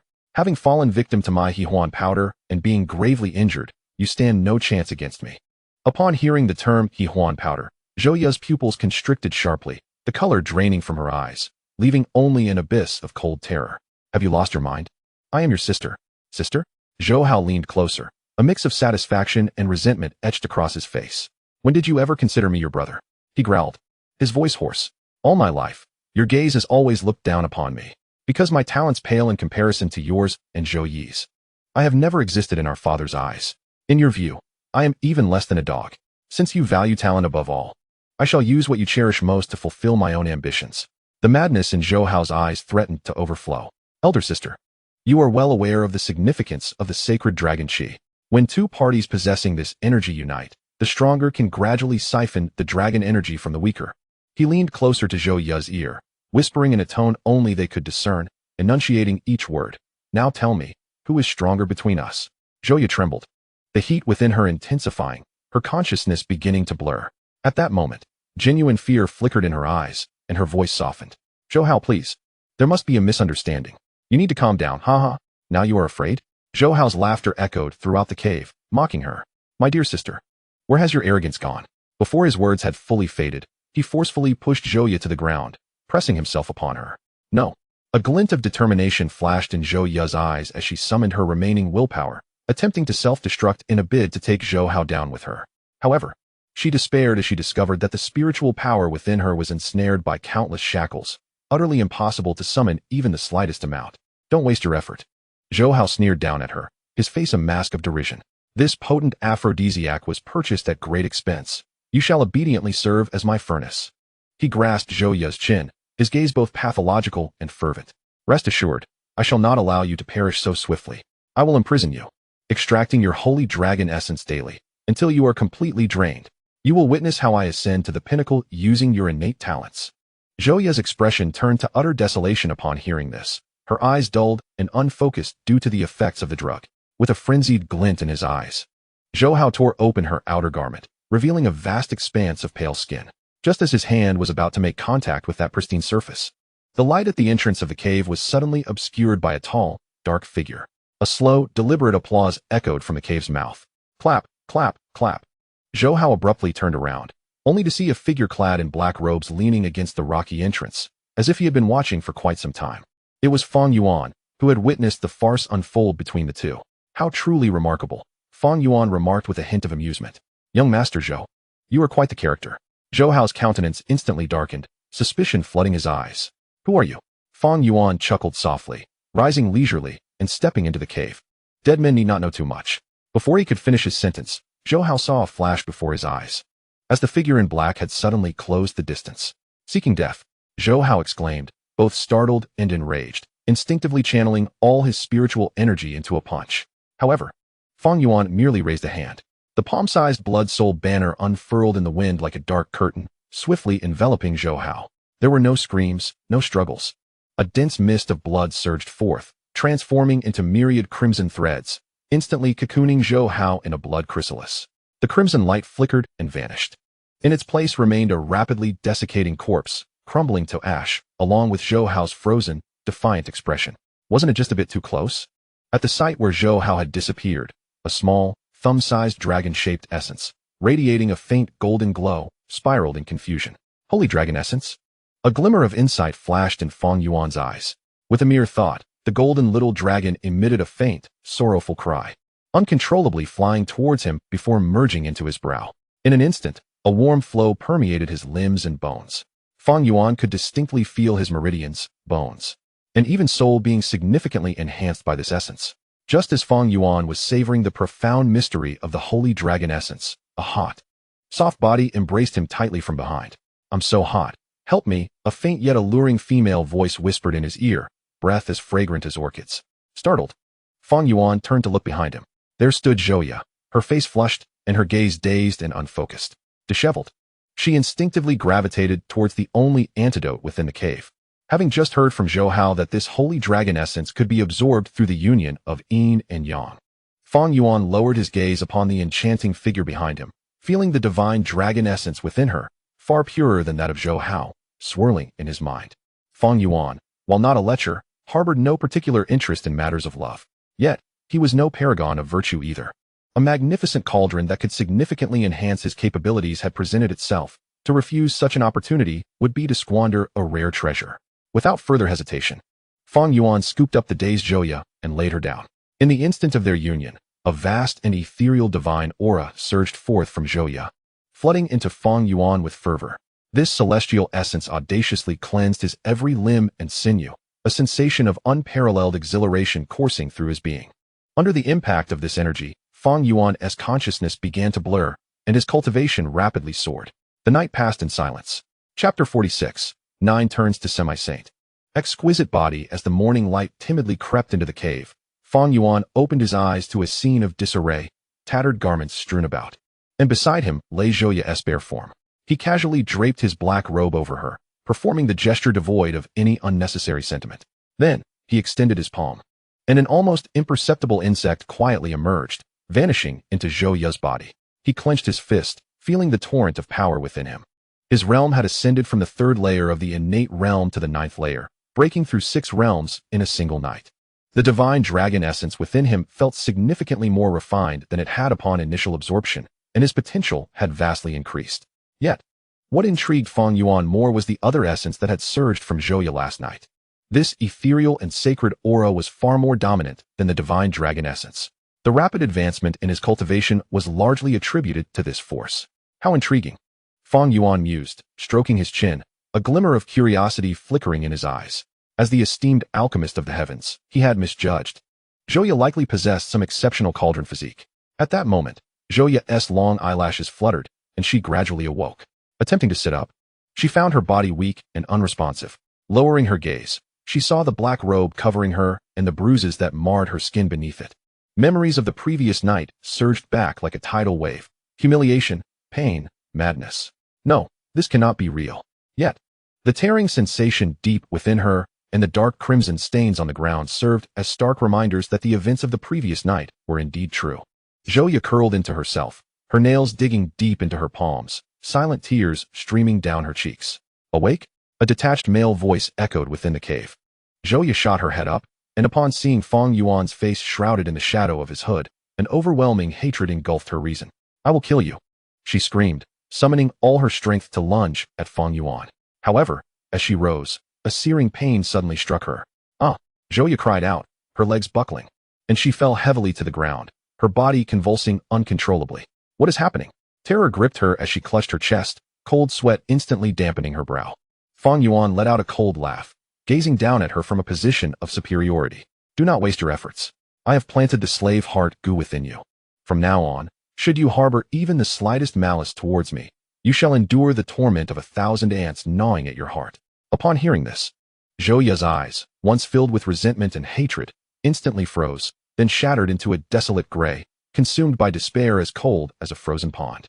In that moment, all her pride and dignity were crushed to dust. "Kill me," she uttered, devoid of any desire for life, her gaze hollow and her voice hoarse. "Kill you?" Feng Yuan scoffed. "Such a rare and exquisite furnace. Where would I find another?" At this, Zhouya, whose psyche was already on the brink, could no longer contain herself and broke down into heart-wrenching sobs. Feng Yuan, witnessing her despair, couldn't help but furrow his brow. "Enough, cease that pitiful display. Following me is far better than trailing behind your useless brother." Outside the secret realm, Jiang Heng was meditating when a vast, terrifying energy, as boundless as a sea of stars, surged into his body without warning. The bottleneck within him was shattered in an instant, causing his cultivation to soar uncontrollably. Ultimately, the energy's impact came to a halt at the 9th stage of quasi-saint.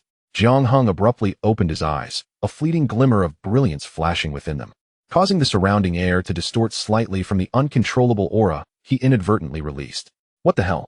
he exclaimed, unable to restrain himself. "What just happened?" The other elders from the sacred grounds turned their gazes towards him upon hearing the commotion, particularly Taoist He, who felt a tremor in his heart as he sensed Jiang Heng's aura had significantly strengthened. He could not help but think, what a monster. Soon after, the system's notification echoed in Jiang Heng's mind, albeit belatedly. Host's bonded disciple Feng Yuan's cultivation has risen to the 9th stage of innate realm, triggering a 10,000-fold cultivation return, elevating the host's cultivation to the 9th stage of quasi-saint. Jiang Heng's eye twitched. Has that kid been taking drugs? How could he leap from the 3rd stage of innate realm to the 9th stage in such a short time? He promptly opened the system's interface, focusing on Feng Yuan's information panel. Feng Yuan, cultivation, 9th stage of innate realm, recent fortuitous encounter, in the cave of the secret realm. He thwarted Zhou Hao's plot against Zhou Ya, killing Zhou Hao and refining his Saint Dragon Qi. Subsequently, he engaged in dual cultivation with Zhou Ya, who was under the influence of an aphrodisiac, absorbing not only her Saint Dragon Qi, but also unexpectedly awakening the hidden Linglong Qi within her. Under the cleansing of both the Saint Dragon Qi and Linglong Qi, his cultivation and aptitude surged. Linglong Qi, one of the purest and most pristine energies in the world, capable of manifesting only in those with the supreme furnace body known as the Linglong physique. After reading this, Jiang Heng's expression turned serious. Good heavens, he really has been taking something. However, it's human medicine. That kid truly struck luck. To encounter such a legendary furnace physique is nothing short of extraordinary. He must truly be the son of fortune. Wait, Zhou Ya? Jiang Heng's gaze fixated on that name. If he recalled correctly, she was the eldest princess of the great Zhou dynasty and one of the culprits behind the stripping of Zhou Yi's Saint Dragon Qi. A playful smirk gradually formed on Jiang Heng's lips. Feng Yuan, oh Feng Yuan, you truly are a splendid disciple of mine. What a remarkable twist of fate this is. It is indeed a manifestation of cosmic justice, as the heavens spare none. This turn of events is a testament to the adage that wickedness begets its own downfall. Subsequently, Jiang Heng redirected his gaze from Feng Yuan's information panel and slowly opened his own. Jiang Heng, cultivation, 9th level of quasi-saint, treasure, Tianqiong sword, quasi-saint grade. Fragment of the creation jade plate, fragment of the creation divine scroll. Physique, chaotic body, intent, chaotic sword intent now. Having reached the 9th turn of quasi-saint, he stands on the precipice of accessing the saint realm, a domain that countless cultivators have spent their entire lives striving to reach, but have never touched. However, at this juncture, Jiang Heng truly comprehended the chasm that lies between the quasi-saint and the saint. That seemingly insurmountable distance is akin to a vast divide. It is not merely an accumulation of spiritual power, but a profound understanding and mastery of the laws of the universe, a transcendence of life's very essence. Moreover, his treasured sword, the Tianqiong sword, was beginning to lag behind. With his current cultivation, should he fully unleash the chaotic sword intent, the Tianqiong sword would likely shatter under the strain, unable to withstand even a single strike. It is time to acquire a more suitable weapon. His gaze drifted to a corner of the system interface, where a solitary number quietly displayed itself. Current sign-in count, 5. With 5 sign-ins, should fortune favor him, he might obtain the embryonic form of a saint-grade treasure. Yet, it would only be an embryo. Jiang Heng's fingertips lightly tapped the air. The more sign-in counts accumulated, the greater the probability of receiving exceptional rewards, and the quality of the rewards would undergo a qualitative transformation. Should he expend them now for a weapon of minimal utility, or endure a little longer to gather 30 counts for a more substantial reward? He chose to take a gamble. Chapter 47. Fu Yao. Meanwhile, deep within the core of the secret realm, the gentle sound of flowing water stirred Zhou Yi from his stupor, a cool sensation brushing against his cheek, awakening him. He abruptly opened his eyes, only to be met with a breathtaking visage mere inches away. The girl's features were exquisitely refined, starkly transcending the mundane, with raven black hair cascading to her waist. Most striking were her unusually elongated pointed ears and her serene, unruffled blue eyes, which captivated Zhou Yi, leaving him momentarily entranced. At that moment, her gaze scrutinized him with an air of cold detachment. How did you arrive here? The girl's voice was crisp and devoid of emotion. This inquiry jolted the dazed Zhou Yi back to reality. I am Zhou Yi, from the great Zhou dynasty, currently at the Qiong Peak of the Qingyun sacred land. Stop! Stop! Stop! The girl decisively interrupted him, her brow furrowing. I only wish to know how you managed to enter. It felt as though Zhou Yi was on the verge of divulging all his information to the girl before him. I entered through the entrance of the secret realm, and then lost consciousness. I awoke here, Zhou Yi succinctly replied. Upon hearing the words entrance to the secret realm, a subtle change flickered across the young girl's expression. She turned her face slightly and murmured softly to herself, her voice barely audible. It seems that the restrictions set by the old black are nearing their limit. At that moment, a voice, aged yet resonant, echoed from the void, reverberating throughout the valley. Yao Yao, as a guest, please bring him over for a conversation. Yes, Black Elder, the girl replied succinctly, then turned and gestured with her chin towards Zhou Yi, her words still minimal. Follow me. Though Zhou Yi felt somewhat bewildered, he followed her nonetheless.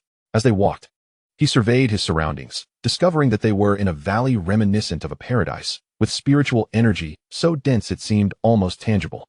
In no time, they traversed a lush bamboo grove and arrived at an elegant bamboo pavilion. Inside, an elderly man with white hair was leisurely savoring tea. His frail frame exuded an aura of profound dignity. The young girl hastened to his side. Her lips moved, but ultimately, she uttered only a gentle call. Black Elder, you. Child, I know what you wish to say, the Black Elder replied, setting down his teacup, shaking his head with a hint of openness in his tone. This old body of mine cannot endure much longer. In the depths of Fuyo's tranquil blue eyes, a glimmer of moisture appeared, and her nose tinged with a slight ache. Observing this, the Black Elder's eyes softened with affection as he gently said, there is no need for sorrow. All gatherings in this world must eventually part. Today's farewell is but a prelude to a more splendid reunion in the future. With that, his gaze shifted to Zhou Yi. Those eyes seemed capable of piercing through all facades, discerning the innermost thoughts of the heart. Zhou Yi felt as if he were laid bare, his entire being scrutinized. A chill ran down his spine, and he instinctively braced himself. The true dragon of the great Zhou has had its horns severed by others. Yet it can be reborn. How intriguing, the Black Elder remarked, lifting his teacup and taking a delicate sip. His tone was calm. Yet the implications of his words struck Zhou Yi like a thunderbolt. Who exactly is this venerable elder? Do not be anxious, young one. The Black Elder seemed to read his thoughts, offering a faint smile. If I intended you harm, you would not be able to lift a single finger. The moment his words fell, an overwhelming pressure erupted from the elder's body. Zhou Yi's pupils constricted. This aura, this terrifying pressure that sent shivers through his soul, was akin to what he had felt from his master, Jiang Heng. This meant that this elder was a formidable figure, comparable to his master. Zhou Yi's tense body gradually relaxed, the wariness in his eyes transforming into profound astonishment, though the caution in his heart remained intact.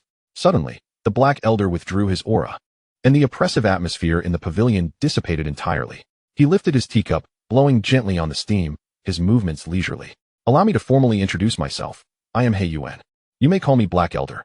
The girl beside him had been gazing at the stream outside the pavilion the entire time, and only now spoke coolly. Fuyo. Indeed, Zhou. My young friend. He Yuan set down his teacup and spoke plainly. You must have noticed that this manifestation of mine is running low on energy and will soon dissipate. Fuyo's shoulders trembled imperceptibly, and her hands at her sides clenched quietly. I have a matter to entrust to you. The gaze of He Yuan fell upon Zhou Yi, his eyes profound as if capable of penetrating the depths of one's heart. I wish to request that, after my dissolution, you take Yao Yao and depart from this secret realm together. Zhou Yi furrowed his brow. To entrust a living soul upon such a fleeting encounter? This must inevitably entail immense trouble. Observing Zhou Yi's silence, He Yuan continued, rest assured, I shall not impose upon you without recompense. Should you agree, I will present to you the most treasured artifact within this realm, and even take you as my disciple, passing down my legacy to you. Old He, I can manage on my own, Fu Yao interjected, her tone imbued with a hint of defiance. Before she could finish her thought, He Yuan swiftly interrupted, no. It is far too perilous for you alone. Having said this, he turned his attention back to Zhou Yi, awaiting his response. He Yuan's insistence stemmed from his recognition of the extraordinary fortune that surrounded Zhou Yi. With such fortune to obscure the heavenly secrets, it would be increasingly difficult for the old ones to deduce Fu Yao's whereabouts, thereby granting precious time for his true form. Zhou Yi's mind raced with thoughts. To accept a disciple? The figure of Jiang Heng immediately surfaced in his mind. It was his master who had pulled him from the mire, reconstructing his meridians and bestowing upon him unparalleled techniques. This debt of gratitude outweighed the heavens and the earth. In this life and the next, there was but one master for Zhou Yi, Jiang Heng. As for the so-called treasures of the secret realm, Zhou Yi's heart remained clear. The more valuable the item, the more treacherous it became to grasp. He raised his head to meet He Yuan's gaze, bowing respectfully yet with dignity. Old He, your kindness is greatly appreciated. However, I already have a master and dare not take another under my tutelage in this lifetime. His voice, though though soft, rang with clarity and conviction. Fu Yao regarded him with newfound admiration. After a brief pause, Zhou Yi continued, "As for the care of Miss Fu Yao, my cultivation is insufficient, and the path ahead is uncertain. I can barely protect myself, let alone her. I hope you can understand, esteemed elder." Upon hearing this, He Yuan did not display anger. Rather, he clapped his hands and chuckled, his laughter filled with approval. "Ha ha ha, splendid. Excellent. Loyal to your master, composed in spirit, and unperturbed by external matters. It seems my judgment is indeed sound." He regarded the puzzled Zhou Yi and gradually revealed the truth. "Young friend Zhou, my choice of you is not based on your current prowess, but rather the fortune that surrounds you, a fortune even I cannot decipher. It is only by following you that Yao Yao may have a glimmer of hope." Zhou Yi remained silent. The notion of fortune felt too ethereal, and he trusted only in the sword at his side. He Yuan perceived his concerns and chuckled. "You fear that your insufficient strength might endanger her, bringing upon yourself misfortune, do you not?" Without waiting for Zhou Yi's response, he shifted the conversation. "However, your apprehensions are not unfounded. In light of this, allow me to present you with a gift to bolster your defenses." Chapter 48. Coercion? The Blood Fiend Sect's Assembly. "Come, child." He Yuan's voice bore the weight of the ages as he retrieved an ancient brush from his sleeve. The brush, with its archaic design, boasted a handle of unknown wood, dense as iron, with bristles as dark as ink. This object is known as the Tianyuan pen, once the personal sacred artifact of this old man. Although it is now incomplete and has lost most of its power, its essence remains. He handed the Tianyuan pen to Zhou Yi. "The realm you inhabit is merely a desolate wasteland. True saints are bound by the laws of heaven and earth, their true forms unable to descend. With this treasure in hand, as long as you do not encounter ancient monsters of the quasi-saint level, you possess sufficient strength for self-preservation. Should a great opportunity arise in the future, restoration of this pen is not entirely impossible." A desolate wasteland? Zhou Yi felt a jolt in his heart. The Tianhuan continent he resided in was deemed by the elder as an insignificant barren land. The magnitude of this information left him momentarily dazed. He hesitated to reach for the pen. It felt too perilous. Furthermore, he discerned from the elder's words that the girl named Fu Yao was entangled in a fate that likely transcended the boundaries of the Tianhuan continent. No longer was he alone. He had a master, Sky Qiong Peak, and the Qingyun sacred land behind him. This entanglement of fate was a burden he could not bear nor dare to accept. Noticing Zhou Yi's reluctance to act, He Yuan appeared unsurprised but was about to speak again when his brow furrowed sharply. He gazed into the void, as if perceiving something. "Humph, those old fellows are quite swift." He Yuan murmured to himself, his tone laced with a chill. "Boy, be ready to catch it. I have urgent matters to attend to. Yao Yao, I entrust her to you." Before his words had fully resonated, He Yuan flicked his wrist, and the Tianyuan pen transformed into a streak of dark light, shooting directly towards Zhou Yi. He had no time to refuse and could only instinctively reach out to catch it. As the brush entered his grasp, an indescribable weight enveloped him, not in terms of mass, but a profound heaviness emanating from the path of the Tao. It felt as though the pen harbored the remnants of a shattered world, threads of sacred pressure causing his spirit to tremble. Before he could regain his composure, He Yuan's figure had dissipated into specks of light within the bamboo pavilion, leaving only an echo of his voice. "Remember, take her away from here." Zhou Yi clutched the Tianyuan pen, rendered motionless. What was this? An unsolicited imposition? "If you do not wish to accept it, return the Tianyuan pen to me." A cool, clear voice sounded beside him. Fu Yao had turned around at some point, her translucent blue eyes gazing steadily at him. "I can manage on my own." Her tone was calm, yet it conveyed an undeniable tenacity. Zhou Yi found himself in a quandary. Reason urged him to discard this hot potato immediately and sever ties, for that would be the most prudent course of action. Yet, an inner voice warned him that if he rejected this opportunity today, he would surely regret it in the future. Fortune and peril have always coexisted. He took a deep breath, the image of Jiang Heng flashing through his mind. If his master could uplift him from the mire of despair, how could Zhou Yi be a coward? Resolute, he steeled his gaze and, with determination, directly stored the Tianyuan pen in his spatial ring. He turned to look at Fu Yao, forcing a smile that he deemed somewhat reliable. "Fairy Fu Yao, do not jest. Since this is a request from the esteemed Elder He, how could I, Zhou, abandon a young lady to flee alone?" Upon hearing this, a rare look of astonishment graced Fu Yao's delicate features. She scrutinized Zhou Yi from head to toe, her gaze akin to that of someone observing a fool oblivious to the heights of heaven.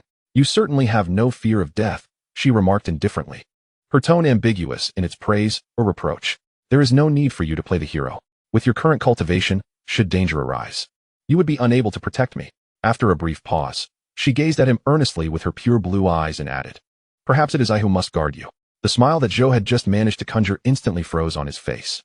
Meanwhile, in a hidden location deep within the secret realm, the fabric of space was abruptly torn asunder by a forceful power, unleashing a torrent of acrid bloodlust that surged forth, corrupting the local spiritual energy.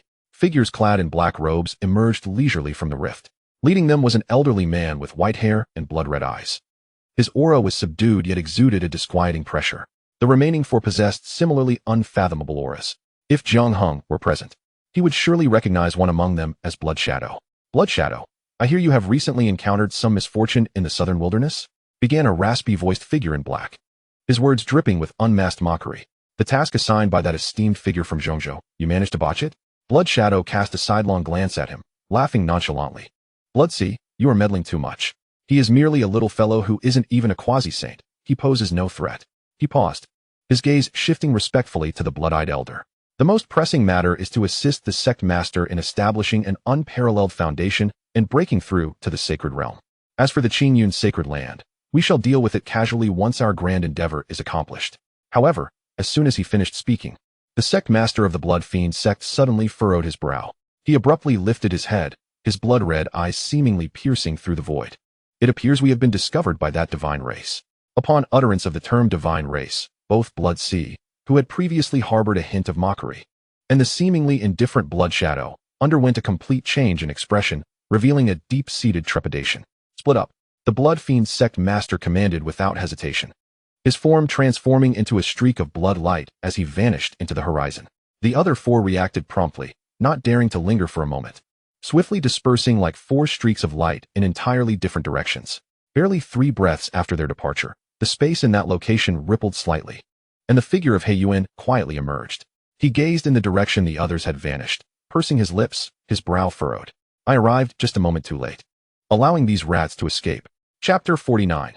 The pinnacle of 9 transformations. Quasi-saint. Outside the core area of the secret realm, disciples from various factions, whether treasure-seeking, battling, or cultivating, simultaneously halted their actions and made their way towards a singular direction.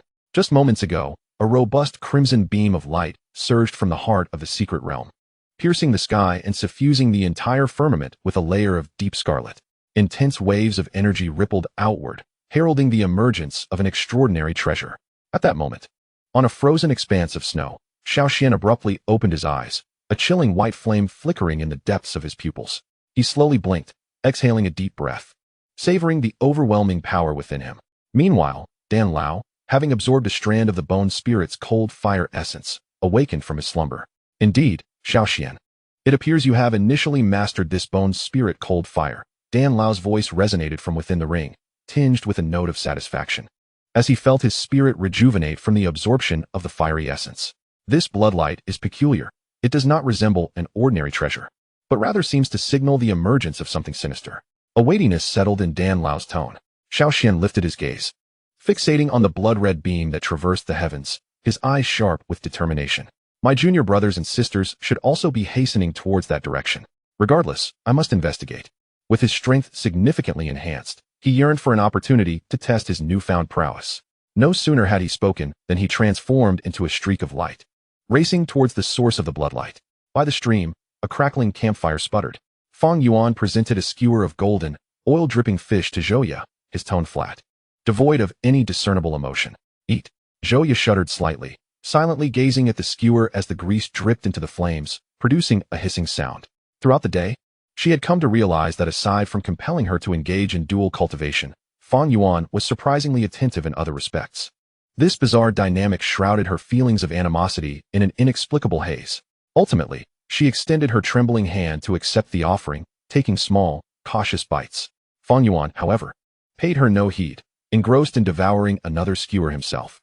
At that moment, the crimson beam shot into the sky. Feng Yuan paused mid-chew, slowly raising his head. The dark depths of his eyes mirrored the eerie red glow, his brow furrowing imperceptibly. "This aura is far too deliberate," he mused. "It's as if it desperately seeks to inform everyone of the treasures here, eager to attract all within the secret realm." As a formidable alchemist of the heavenly demon, he had encountered myriad manipulative tactics in his past life. This transparent ruse was easily seen through. "Looks like there is a spectacle to behold," Feng Yuan murmured to himself. a chilling smile gracing his lips. Zhouya, catching his murmur, glanced up, only to be met with the shadow of his hood, revealing a gaze so profound it sent an involuntary shiver down her spine. Simultaneously, in another part of the dense forest, Han Lin was sprinting for his life, pursued relentlessly by several figures, like parasites clinging to his every move. Faintly, shouts of frustration could be heard. Damn it, is this kid a rabbit? How can he run so fast? Quit the chatter. Capture him. That purple crystal griffin egg is a rare treasure, worth a fortune. Kid, I advise you to be sensible. Hand over the egg, and we might spare your life. Otherwise, when we catch up to you, we shall surely flay you alive. Han Lin remained indifferent, resolutely fleeing, his speed increasing. At that moment, he caught sight of the towering crimson light pillar. Without hesitation, he altered his course towards the radiant beam. Look, a precious treasure has emerged in the core area. Someone behind exclaimed with joy. Chase, that brat is undoubtedly headed there as well. Perfect. We can seize his egg and then snatch the treasure, a double delight. Energized, the group quickened their pace even further. Meanwhile, Li Shuer had already arrived at the core. After absorbing the miraculous ginseng, her cultivation had soared from the 5th to the 9th level of the innate realm. She stood atop a branch of an ancient tree, her petite figure appearing delicate under the immense crimson light. With curiosity, she tilted her head, her blood-red eyes fixated on the piercing beam that connected heaven and earth. Not far off, several teams that had arrived earlier instinctively maintained a safe distance from her, none daring to approach. In recent days, the moniker of the silver-haired demon had spread like wildfire through this secret realm. This seemingly harmless young girl was known to kill without a flicker of her eye. She stood there quietly, doing nothing, yet exuding an invisible pressure that weighed heavily on all the talented individuals present. On another front, Zhou Yi and Fu Yao arrived before a spatial rift. Have you made up your mind? If you regret it now, it's not too late. Fu Yao turned her face, her translucent blue eyes gazing at Zhou Yi, her voice devoid of emotion. Absolutely, Zhou Yi responded without a moment's hesitation. A gentleman's word is his bond. Fu Yao gave him a deep look, said no more, and stepped into the spatial rift. Zhou Yi followed closely behind. Their figures swiftly vanished into the rift. The next moment, they found themselves in a forest not far from the core area. Outside the secret realm, Jiang Heng was meditating with his eyes closed when a series of system notifications exploded in his mind. Your disciple, Xiaoxian, has advanced to the 9th level of the innate realm, triggering a 10,000-fold reward, enhancing your cultivation. Your disciple, Li Shuer, has advanced to the 9th level of the innate realm, triggering a 10,000-fold reward, elevating your cultivation to the pinnacle of the quasi-saint realm. As the system's voice faded, a torrent of immense power surged from the void, flooding into Jiang Heng's limbs and bones. The ground beneath him cracked, and the surrounding space twisted violently, as if unable to withstand the aura he was radiating. The crane Taoist felt his eyelids twitch uncontrollably, instinctively retreating a couple of steps. His gaze towards Jiang Heng was beyond astonishment, akin to staring at an ancient beast clad in human skin. As the surge of power gradually subsided, Jiang Heng slowly opened his eyes, his gaze now tempered with restraint. He could feel his spiritual energy brimming to an unprecedented extreme, as if it might overflow at any moment, just a half step away from the realm of saints. As he focused his thoughts, he endeavored to summon all his strength to break through that layer of shackles. However, the vast spiritual energy, upon making contact with the barrier, vanished as if a cow had sunk into the ocean, not even stirring a ripple. Jiang Heng's brow furrowed slightly, a subtle indication of his unease. Something was amiss. It was not a deficiency in accumulation. On the contrary, his foundation was overwhelmingly robust, bolstered by a return of cultivation 10,000 times that of his disciples, far exceeding the norm for a quasi-saint. It was the laws. Upon reaching the pinnacle of the 9 transformations of the quasi-saint realm, mere inches from becoming a saint, he had only just begun to grasp the true threshold. This was an absolute barrier spanning the heavens and the earth, one that could not be breached by mere force, but required a profound understanding of the grand principles of existence. It signified a leap in the level of life, a qualitative metamorphosis. It seemed that to attain sainthood, he must traverse a few more steps himself.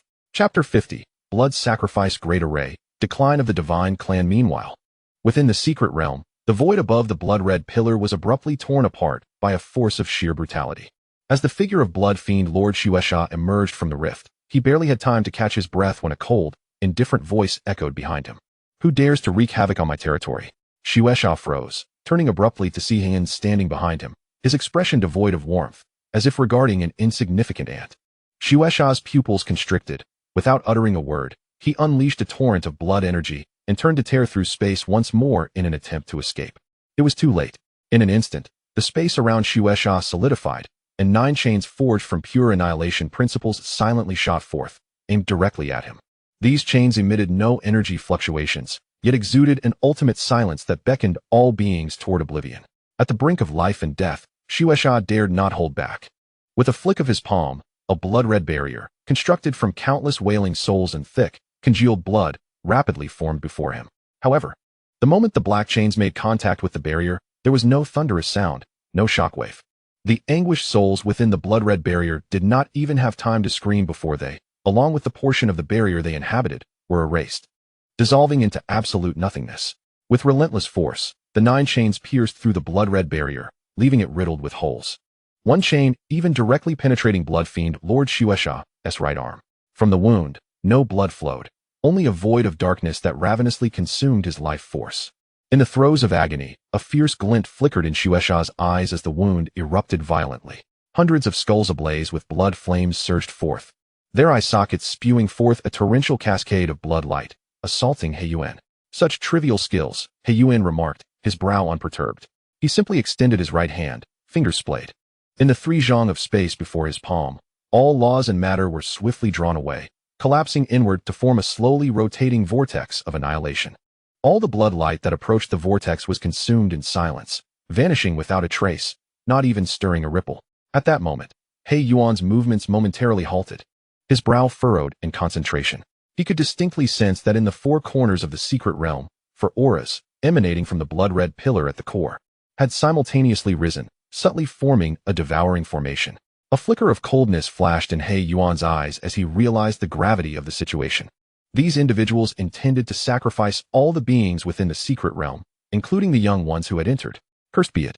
If not for the fact that the energy of my avatar was nearly depleted, I would not allow these wretched insects to act with such impunity. With this thought, He Yuan ceased to hold back. The annihilation vortex in his hand surged with immense power, which he forcefully propelled forward. The vortex shot forth, instantly transforming into a black hole of devouring light, drawing everything towards it with an unparalleled gravitational force, barreling toward the Blood Fiend. The shadow of death swiftly enveloped the Blood Fiend. The sea of blood is boundless. He roared, a sound more beastly than human, as his black robe shattered, and his entire form erupted into a surging river of crimson. Within this blood river, reflections of countless beings struggling in agony materialized, emitting silent wails that coalesced into a torrent of resentment, defiantly surging toward the annihilation vortex. A hissing sound echoed through the starry expanse. As the annihilation vortex collided with the blood river, there was no cataclysmic explosion, only a silent erosion and obliteration.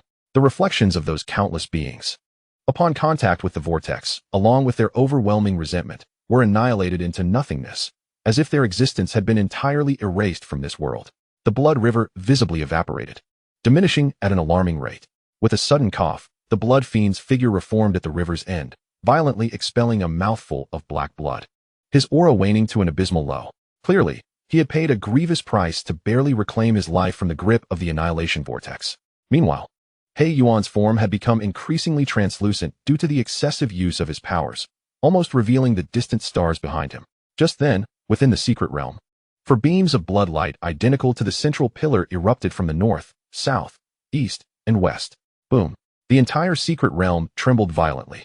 The 5 blood-red pillars resonated in the heavens, their bloodlines intertwining, weaving into a massive crimson canopy that enveloped the core area of the secret realm in an instant. The sky was entirely stained with an ominous scarlet hue, an aura of malevolence and filth descending upon them. The previously rich spiritual energy crackled under this influence, rapidly being assimilated and corrupted. Observing this, the Blood Fiend's pale face flushed with a morbid crimson, and he threw his head back in a maniacal laugh, his voice hoarse and frenzied, echoing endlessly beneath the blood-red canopy. Ha! The blood sacrifice formation has finally been completed, gradually tempering his mirth. He regarded the increasingly ethereal figure across from him with a mocking gaze. Esteemed one of the divine race, you can no longer prevent us. He Yuan's form flickered uncertainly, as if it might be scattered by the wind at any moment. He paid no heed to the provocation, merely casting a cold glance at the devouring formation below, his voice as frigid as eternal ice.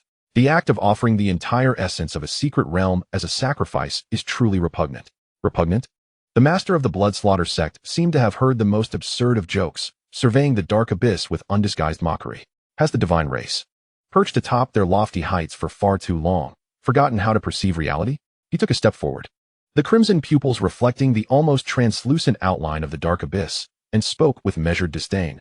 What qualification does a race, which can barely protect its own ancestral land and is reduced to a mere shadow of its former self, have to critique my path?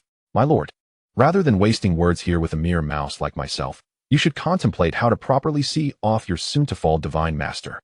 You. A tempest of fury finally surged within the dark abyss's otherwise tranquil gaze.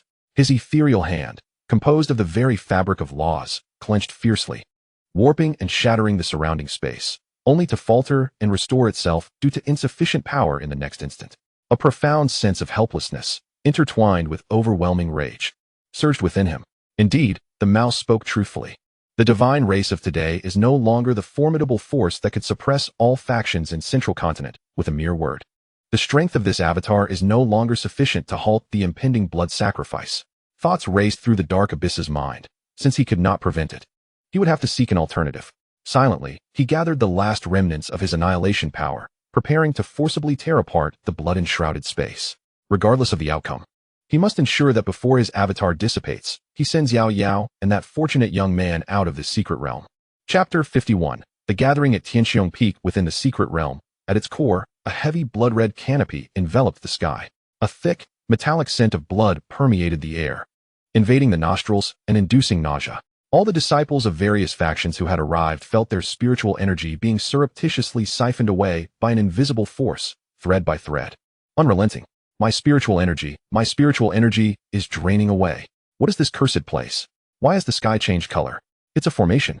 Someone has set up a grand array, intending to capture us all. Panic spread like a plague, cries of alarm and curses echoing throughout the gathering.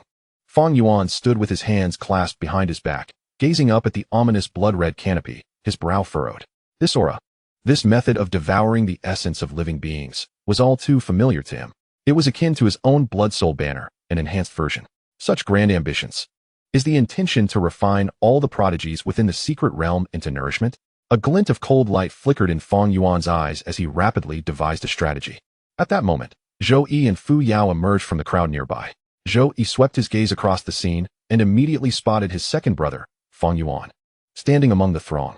However, when his gaze fell upon the frail figure beside Feng Yuan, he felt as though struck by lightning, his pupils abruptly contracting. Zhouya? How could she be with my second brother? Simultaneously, Li Shuer, who had been perched on a branch of a giant tree for quite some time, also caught sight of them. She gracefully leaped down, landing softly before striding towards a group of individuals. As she passed, the surrounding disciples altered their expressions, instinctively retreating 2 steps to create a path. Hello, Brother Feng, Junior Brother Zhou, Li Shuer greeted with a melodious voice, her face adorned with a hint of innocence. Feng Yuan offered a slight nod, responding in a subdued tone. Zhou Yi managed a strained smile, replying, Sisterly, it has been a while. Li Shuer's gaze traversed the figures of Fu Yao and Zhouya beside them, her head tilting curiously. Who are these two? Friends I made along the way. Came the simultaneous responses in stark contrast. The atmosphere grew momentarily awkward. Zhou Yi awkwardly rubbed his nose and solemnly introduced, Sisterly, this is Miss Fu Yao. Fu Yao merely cast a cold glance at Li Shuer as a form of greeting. Feng Yuan discreetly shifted his gaze towards Zhouya, who trembled at his look. Akin to a startled rabbit, her voice barely above a whisper, Zhouya. Zhouya? Li Shuer repeated the name, her eyes suddenly sparkling. Isn't she the long princess of the great Zhou dynasty, also named Zhouya? Her clear crimson eyes darted between Zhou Yi and Zhouya, as if suggesting, you both share the surname Zhou and bear a slight resemblance. Could it be? In this peculiar atmosphere, a disheveled figure dashed swiftly from the depths of the forest, heading straight towards them. Kid, hand over the purple crystal griffin egg, and we shall spare your life. Run. Let's see how far you can go. The shouts echoed closer, filled with murderous intent. Han Lin spotted the gathered seniors and juniors, his face instantly alight with joy, quickening his pace. The pursuers closely followed, their faces contorted into wicked grins upon seeing him dash towards the crowd. Upon landing, Han Lin hurried towards them, panting heavily as he leaned on his knee. Sisterly, it's a long story, but please help me out of this predicament, he gasped. Just then, his pursuers arrived, equally out of breath. Kid, keep running. Why have you stopped? One of them wheezed. Damn it, I'm exhausted. Another exclaimed. Just wait, you'll get yours soon. At these words, Li Shuer's crimson eyes turned icy as she regarded the group. Oh, whom do you intend to target? Her voice was soft, yet carried an unsettling weight, causing the assailants to instinctively consider retreat. Encountering her gaze, they trembled internally, wavering in their resolve. Yet, having pursued for so long, they were unwilling to concede. The leader, a scarred-faced man, mustered his courage, his voice faltering. "Don't think we won't act against you just because you're a woman. Step aside if you know what's good for you. Or else don't blame us for being ruthless." Though his words were fierce, his gaze betrayed uncertainty, revealing a lack of confidence. At that moment, a voice tinged with mockery echoed from behind them. "What audacity! To claim you would harm my junior disciples in my presence. Do you truly disregard me?" The eldest disciple of Sky Qiong Peak? The crowd turned abruptly, only to find Xiao Xian had appeared there, a languid smile adorning his face. In his palm, a tricolored flame burst forth, distorting the air around him. The faces of the scarred men paled. The overwhelming pressure radiating from him made them break into cold sweat. Their legs trembling. The scarred man's throat bobbed as he forced a smile that was more grotesque than a cry. "Misunderstanding. This is all a misunderstanding. We were merely jesting with this young brother, right, young brother?" The other disciples from various factions crossed their arms, reveling in the unfolding spectacle. However, this farce was short-lived. Above, 4 blood-colored streaks tore through the sky, descending at a terrifying speed towards the central blood-red pillar. All eyes were instantly drawn to these 4 figures cloaked in black robes, their aura thick with the scent of blood, almost tangible, sending a shiver through everyone present. Soon after, a black and a red streak of light spiraled down from the heavens, suddenly separating at a height of 100 feet above the ground. As they descended to the same level as the 4 black-robed figures, they swiftly parted ways. One of them, an elderly man with a pallid complexion, clutched his chest and staggered back to land among the 4 black-robed individuals. It was none other than Bloodslaughter. The other figure was naturally He Yuan, whose form appeared increasingly transparent, clearly on the verge of collapse. Blackold. Upon witnessing this scene, the always calm blue eyes of Fu Yao finally stirred with turbulence. Her concealed hands clenched tightly. In midair, He Yuan's ethereal gaze swept below, ultimately locking onto Zhou Yi and Fu Yao. His time was running out. He needed to send these 2 youngsters away quickly. Meanwhile, outside the secret realm, Jiang Heng heard a system alert resonate in his mind. "Warning! Warning! Detected that your disciples are in peril. Please proceed into the secret realm immediately to rescue your disciples." Chapter 52. Forcefully entering the secret realm. As the system's voice faded, Jiang Heng's gaze pierced through the void, landing squarely on the distorted light gate of the secret realm. His disciples were in danger? What a jest! How could he afford to lose any of the bonds he had painstakingly gathered? Absolutely not. With a stoic expression, Jiang Heng raised his right hand and casually waved it towards the entrance of the secret realm. A formidable force of chaotic laws surged from his hand towards the entrance. The spatial barrier constructed by the laws of the secret realm, which even a quasi-saint would struggle to shake, shattered silently like fragile glass under his fingertip, transforming into countless specks of light. In an instant, Jiang Heng's figure vanished from the spot, merging into a streak of light that entered the realm. Outside the secret realm, Zhu Yan, Li Yichen, Jin Yu, Song Wanqing, and Crane Daoist exchanged glances, bewildered. "Master Jiang, are we really going in just like this?" Zhu Yan stammered, his voice trembling. The barrier of the quasi-saint's secret realm was shattered with a mere wave of the hand? Surely, only a quasi-saint could accomplish such a feat. A quasi-saint? How young could Master Jiang be? The crowd collectively gasped in astonishment. Song Wanqing, her face a mask of disbelief, recalled that not long ago, Jiang Heng had only just reached the realm of the venerable. How could he have achieved such an advancement to quasi-saint status in such a short span of time? Such a pace of cultivation truly indicated that the mysterious sacred land had struck gold. This matter must be immediately communicated to the Holy Master. The strategy regarding Jiang Heng required a thorough re-evaluation. No, all resources must be devoted to fostering an alliance. Among the crowd, Daoist he stood rigid, as if struck by lightning, while others only perceived the surface. He, being a quasi-saint himself, sensed an essence within that seemingly effortless strike that sent shivers through his very soul. It was not mere law power. It was chaos, the source of all laws. The legendary supreme principle. A high-level quasi-saint so young, yet he had comprehended the law of chaos? A chill surged from his feet to the crown of his head, his mind buzzing. A true prodigy. His lips quivered as tumultuous waves surged within him. Such a being, even in the central plains, would unsettle those ancient monsters of the immortal traditions. The Qingyun sacred land was on the brink of defying the heavens. Within the secret realm, at its core, the blood fiend raised both hands, summoning 2 blood-colored whirlpools in his palms, instantly igniting the blood sacrifice grand formation's brilliance. The disciples of various factions present felt their inner spiritual power draining, their bodies visibly withering at an alarming rate. Ah, my cultivation is regressing. Help, I don't want to die. Amidst the panic and desperate cries, one by one, cultivators collapsed, serving as nourishment for the grand formation. As the lifeblood of the fallen continuously flowed in, the blood fiend's injuries rapidly healed, his pale complexion regained its flush, and his waning aura surged. Becoming even more formidable than before, he greedily inhaled the air thick with death and despair, a look of profound enjoyment gracing his face. He felt his foundation elevating at a breakneck speed. Beside him, the other 4 branch masters of the Blood Fiend sect glared menacingly at the nearby Black Abyss. The shadow of the Black Abyss, under the influence of the blood sacrifice grand formation, had become nearly transparent. His brow furrowed. This was bad. The power of this avatar was about to be exhausted, and he needed to expedite the escape of those 2 young ones.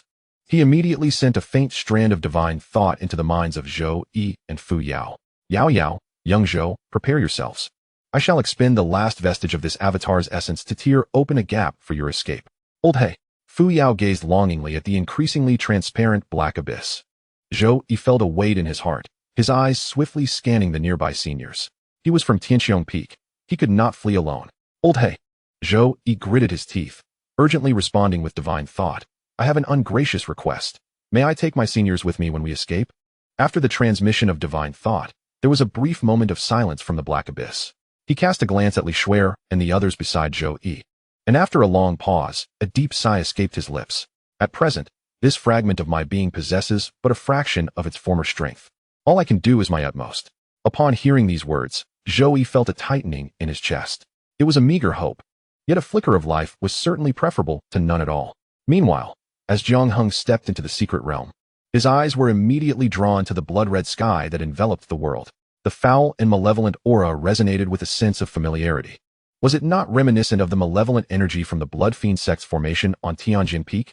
However, this instance appeared to be a grander, ultimate version. It was evident that the disturbances within this secret realm were the handiwork of the Blood Fiend sect. Yet, he pondered, how many had arrived this time? It would be best to eliminate them all at once.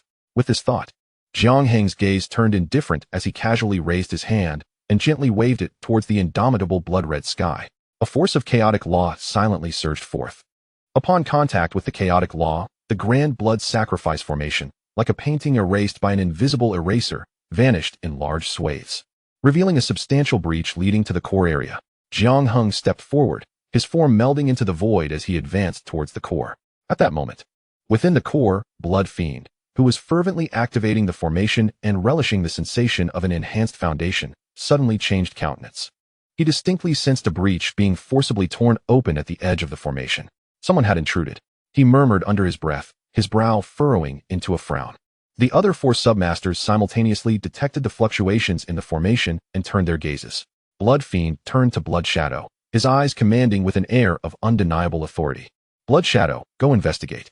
No matter who it is, eliminate him. Do not allow him to disrupt my grand designs. Understood, Master. Blood Shadow bowed in acquiescence, a glint of malice flashing in his eyes. Before his words had fully dissipated, he vanished in a flash of bloodlight, rapidly darting towards Jiang Heng's location. Chapter 53. Do you wish to use my disciple as nourishment? In but a moment, their figures converged in the void. Upon recognizing the face of the newcomer, Blood Shadow was momentarily taken aback, only for a twisted, sinister smile to emerge on his visage. So it is you, this reckless fool. I remember your face. You were the one who thwarted my plans last time. You chose to stray from the path to heaven and have now barged into hell. Last time you escaped by mere chance, but this time, I shall ensure your soul is obliterated, along with your disciples, who will serve as nourishment for our master. Blood Shadow's voice dripped with venom, and he raised his hand as the surrounding blood energy surged violently, coalescing into a colossal blood-red hand that blotted out the sky, crashing down upon Jiang Heng with a momentum that seemed capable of shattering all in its path. He exerted all his strength, confident that he could crush this youth in an instant. However, Jiang Heng merely cast a fleeting glance at him, his expression as indifferent as if he were observing a bothersome stone by the roadside. He could not be bothered to raise his hand, simply uttering a single word. Get lost. In the next moment, his words manifested into reality. The formidable blood-red giant hand, hovering mere inches above Jiang Heng's head, began to dissolve silently, as if an invisible force had erased it from existence without leaving a trace of energy ripple behind. The sinister grin on Bloodshadow's face abruptly froze, replaced by sheer terror. He was horrified to realize that his body, his soul, and even the very concept of his existence were rapidly disintegrating with the utterance of that word. He wished to scream, yet no sound escaped his lips. He yearned to struggle, but found himself unable to summon even a shred of strength. In the next moment, Bloodshadow, along with every trace of his existence, was utterly consumed by the void. Having dealt with Bloodshadow, Jiang Heng continued his relentless advance towards the core. Simultaneously, in the heart of the domain, Bloodshaw, lost in the ecstasy of his swiftly ascending power, felt his body tremble violently. The essence of Bloodshadow, which was intricately linked to his consciousness, had severed. It was not death, but rather a complete disappearance from existence. Bloodshaw opened his eyes wide, his crimson pupils filled with suspicion and dread. Clearly, the newcomer was no ordinary foe, capable of dispatching Bloodshadow in such a brief span of time, indicating that the adversary was at least a 9-turn quasi-saint. Much like himself, this was troublesome. He had to complete the final refinement before the arrival of this individual. With this thought, a glint of madness flashed in Bloodshaw's eyes as he forcefully pressed his hands downward, amplifying the power of the blood sacrifice grand formation to its utmost limits. Though this reckless action would destabilize the foundation of his ascension to the saint realm, he could no longer afford to consider the consequences. Help! My spiritual energy. My body. The air was filled with anguished cries as the various factions' elites, still clinging to life, visibly withered before their eyes. Ultimately, with a resounding explosion, they burst into pure blood mist, which was entirely absorbed by Bloodshaw above. In an instant, only the group from Sky Qiong Peak remained on the battlefield. He had already signaled to everyone, urging them to prepare for a swift escape through the breach in the secret realm. Li Shui'er struggled to maintain the 4 symbols formation before her, the ethereal images of the Azure Dragon, White Tiger, Vermilion Bird, and Black Tortoise flickering around her, their radiance dimming to an alarming degree. Junior sister, hold on, Xiao Xin shouted, encased in a tricolored flame. Yet he still felt the vitality within him being fervently siphoned away. Huffed. Li Shui'er coughed up a mouthful of blood, her complexion as pale as paper. Bloodshaw's gaze swept over the group from Sky Qiong Peak, signaling to the 3 branch leaders beside him with a glance. The 3 leaders instantly grasped Bloodshaw's intent. In unison, they unleashed their powers, directing 3 precisely controlled blood-red hands to strike the faltering 4 symbols formation. Crack! With a sharp sound, the formation shattered. Just at that critical moment, the abyss stirred. A nearly transparent apparition appeared before them without warning. He burned the last vestige of this avatar's essence. A hand composed of annihilation laws, and forcefully slashed through the space before him. Sizzle! A pitch-black rift in space was forcibly torn open. Go! A faint yet urgent thought resonated in the minds of the onlookers. After this moment, the shadow of Heng began to dissipate, swiftly summoning the last vestiges of his strength to elevate the people of Sky Qiong Peak and propel them toward the spatial rift. Yet, just as they were on the brink of vanishing into the fissure, a blood-red barrier materialized out of thin air, effectively sealing off the exit. Bang! The group collided with the crimson wall, plummeting from the sky. The spatial rift gradually closed, severing their final hope. Witnessing this scene, the fading shadow of Heng sighed with deep regret. If only it had been just a moment sooner. Before he could finish, his avatar dissipated like smoke in the blood-soaked realm. Hope was extinguished. A chilling despair surged like a tide, overwhelming the people of Sky Qiong Peak. The blood sacrifice formation's pull intensified abruptly, and each individual could distinctly feel their spiritual power, essence, and even soul being forcefully stripped away by an irresistible force. Now, escape was futile. The triumphant laughter of the blood fiend echoed in the air, reveling in the vitality being extracted from the crowd, his tone laced with a morbid delight. Comply and become the sustenance for my supreme foundation. The remaining 3 leaders of the blood fiend sect wore mocking smiles as they regarded the group. At that moment, Fang Yuan slowly raised his hand, revealing a peculiar cicada, exuding the essence of time, resting on his palm, its wings vibrating imperceptibly. It was the spring and autumn cicada. The price of living again was steep, yet it was preferable to complete annihilation. Clearly, he was prepared for the possibility of a second life. Just then, a gentle purple-gold radiance descended unheralded from the heavens, enveloping the people of Sky Qiong Peak, along with Fuyao and Zhouya. The frenzied extraction of life force ceased instantaneously upon contact with this luminous barrier, as if winter snow met the blazing sun, dissolving into nothingness. The ebbing spiritual and life energies of the group halted abruptly. They paused in surprise, then suddenly looked up. Before them stood a white-clad figure, having appeared silently. Back turned to them. While not imposing in stature, he exuded a profound sense of security. The familiar silhouette caused the taut strings of tension within the hearts of Sky Qiong Peak's people to relax instantaneously. "Master!" Li Shuai exclaimed with joy. Her voice tinged with emotion as she was the first to call out to Jiang Heng. Upon hearing her, Jiang Heng turned, a reassuring smile gracing his features. His gaze swept over the familiar faces, and he nodded gently. Fang Yuan ceased his actions, and the spring and autumn cicada vanished without a sound. Observing Jiang Heng's silhouette, his thoughts raced. Once again, his contingency plan had been thwarted. It seemed that for now, he need not face the prospect of rebirth. Beside him, Fuyao scrutinized the group from Sky Qiong Peak with her azure eyes, puzzled by their sudden change in demeanor. Zhouya felt her heart leap to her throat. She tugged at Fang Yuan's sleeve, lowering her voice, filled with concern. Is Master Jiang going to be all right alone? The opponent comprises 4 individuals, and naturally, the master is invincible. Li Shuai, Xiao Xian, Han Lin, and Zhou Yi almost chorused in unison. Their tone was not one of consolation, but rather a declaration of an undeniable truth. Even the usually taciturn Fang Yuan cast a sidelong glance at Zhouya, speaking languidly. With him here, we are safe. In midair, the smile on Bloodshaw's face had long since frozen, replaced by an unprecedented gravity. He could not fathom the young man in white before him. Though the latter exhibited no discernible fluctuations of spiritual power, a chilling sensation enveloped him. A potent aura of death that firmly ensnared him. Jiang Heng slowly turned his head, raising his gaze towards Bloodshaw above. A glint of cold light flickering in his eyes. Are you the leader of Bloodshaw sect? Is it you who intends to use my disciple as sustenance? Chapter 54. What if I make you a saint? Crush. Defy the saints. Jiang Heng's voice was calm, yet it struck like an invisible sledgehammer upon Bloodshaw's heart.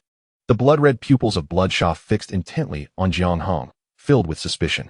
Despite his own cultivation at the peak of the 9 turns quasi-saint level, he was utterly unable to gauge the depths of his opponent.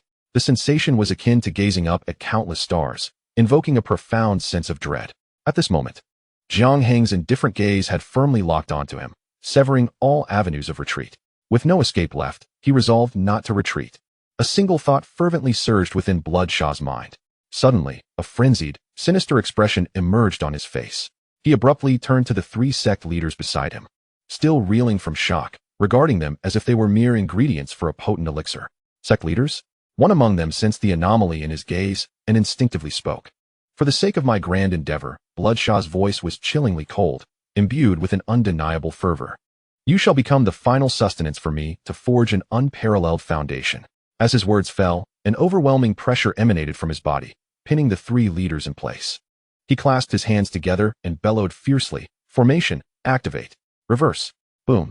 The blood sacrificial formation, enveloping the entire core area, instantly reversed. The previously outward-drawing force of vitality abruptly shifted direction, converging entirely upon the 3 sect leaders. Sect leaders, you know, the faces of the 3 revealed sheer horror and disbelief. They could never have imagined that their loyal leader would turn against them in such a treacherous manner. They yearned to resist, to flee. Yet, under the weight of that oppressive force, they found themselves utterly immobilized. 3 piercing screams abruptly ceased. In an instant, the 3 high-level quasi-saints were drained of their essence, transformed into 3 streams of the purest crimson torrent, flooding into Bloodshaw's body. Creak, creak. Bloodshaw's figure swelled rapidly, akin to an inflated balloon, his bones creaking under the unbearable strain, as crimson streaks erupted across his skin. At that moment, his aura surged at a terrifying pace. The onlookers from Sky Qiong Peak, including Fu Yao and Zhouya, could not help but break into a cold sweat, their gazes fixated on Jiang Heng before them. Before one's eyes, Jiang Heng did not step forward to intervene, but instead observed the scene with a calm demeanor. With the power of his chaotic body, he harbored confidence that even if blood slaughter ascended to the status of a sage, he could effortlessly prevail. His allowance for blood slaughter's elevation stemmed from a desire to engage in combat with a true sage, which he believed would present him with an opportunity for enlightenment. Soon, blood slaughter shattered the constraints of quasi-sainthood, reaching an entirely new realm. A thunderous roar echoed. The entire secret realm shook violently, and above the firmament, the blood-red sky was torn apart by an invisible force, unleashing streaks of crimson lightning. A complete aura of law erupted from blood slaughter, sweeping across the surroundings. Under the pressure of this newly born sage's might, the secret realm began to crumble inch by inch. A sage, after millennia, the first newly ascended sage of the Tianhuan continent, was born at this moment. Ha ha ha. Blood slaughter, feeling his absolute mastery over the laws of heaven and earth, could not help but laugh maniacally towards the sky. Gradually, he reined in his mirth and directed his gaze back to Jiang Heng. The wariness that once resided in his blood-red eyes had vanished, replaced by the indifference of a sage surveying the mortal realm. He slowly raised his hand, as if lifting the entire world, his voice brimming with intoxication. Even if you stand at the pinnacle of the nine-turn quasi-saint, what does it matter? Before the complete laws of this sage, you are merely a slightly more robust insect. Stepping forward, the very fabric of the secret realm twisted in response. However, I must express my gratitude to you. Had you not permitted my ascent to sagehood, I might not have smoothly taken this final step. Now, I offer you a choice. Kneel and submit to me, and I may consider allowing you and your disciples to join my bloodslaughter sect. In the distance, Fu Yao's complexion had turned deathly pale. A sage, a true sage, an existence capable of wielding the laws of heaven and earth with mere words. Zhang Fengzhu yet. The members of Sky Qiong Peak standing beside her remained composed, aware that their master would not engage in an unprepared battle. Li Shuer clenched her small fists, believing in her heart that her master was invincible. Not even a newly ascended sage could pose a threat, let alone the collapse of the heavens, which her master could easily counter. Even Feng Yuan, at this moment, merely observed with keen interest, eager to discover the source of Jiang Heng's confidence and how his esteemed master would respond to a sage. Jiang Heng paid no mind to Bloodslaughter's taunts. He simply raised his right hand slowly and beckoned casually at Bloodslaughter in the air. Instantly, Bloodslaughter's expression darkened, filled with derision. It seems this ant has yet to grasp the reality. Very well, today I shall allow you to experience what it means that beneath a sage, all are but ants. With his fingers splayed open, he forcefully grasped towards Jiang Heng. In that instant, the heavens and earth changed color, centered around Bloodslaughter. A world constructed purely from the laws of blood unfolded with a thunderous sound, instantly enveloping Jiang Heng within its grasp. In this realm, Bloodslaughter was the sole sovereign, and with but a thought, he could determine life and death. The viscous sea of blood surged beneath Jiang Heng's feet. Countless tormented souls floated within, lamenting their fates, transforming into chains of law that spiraled towards him.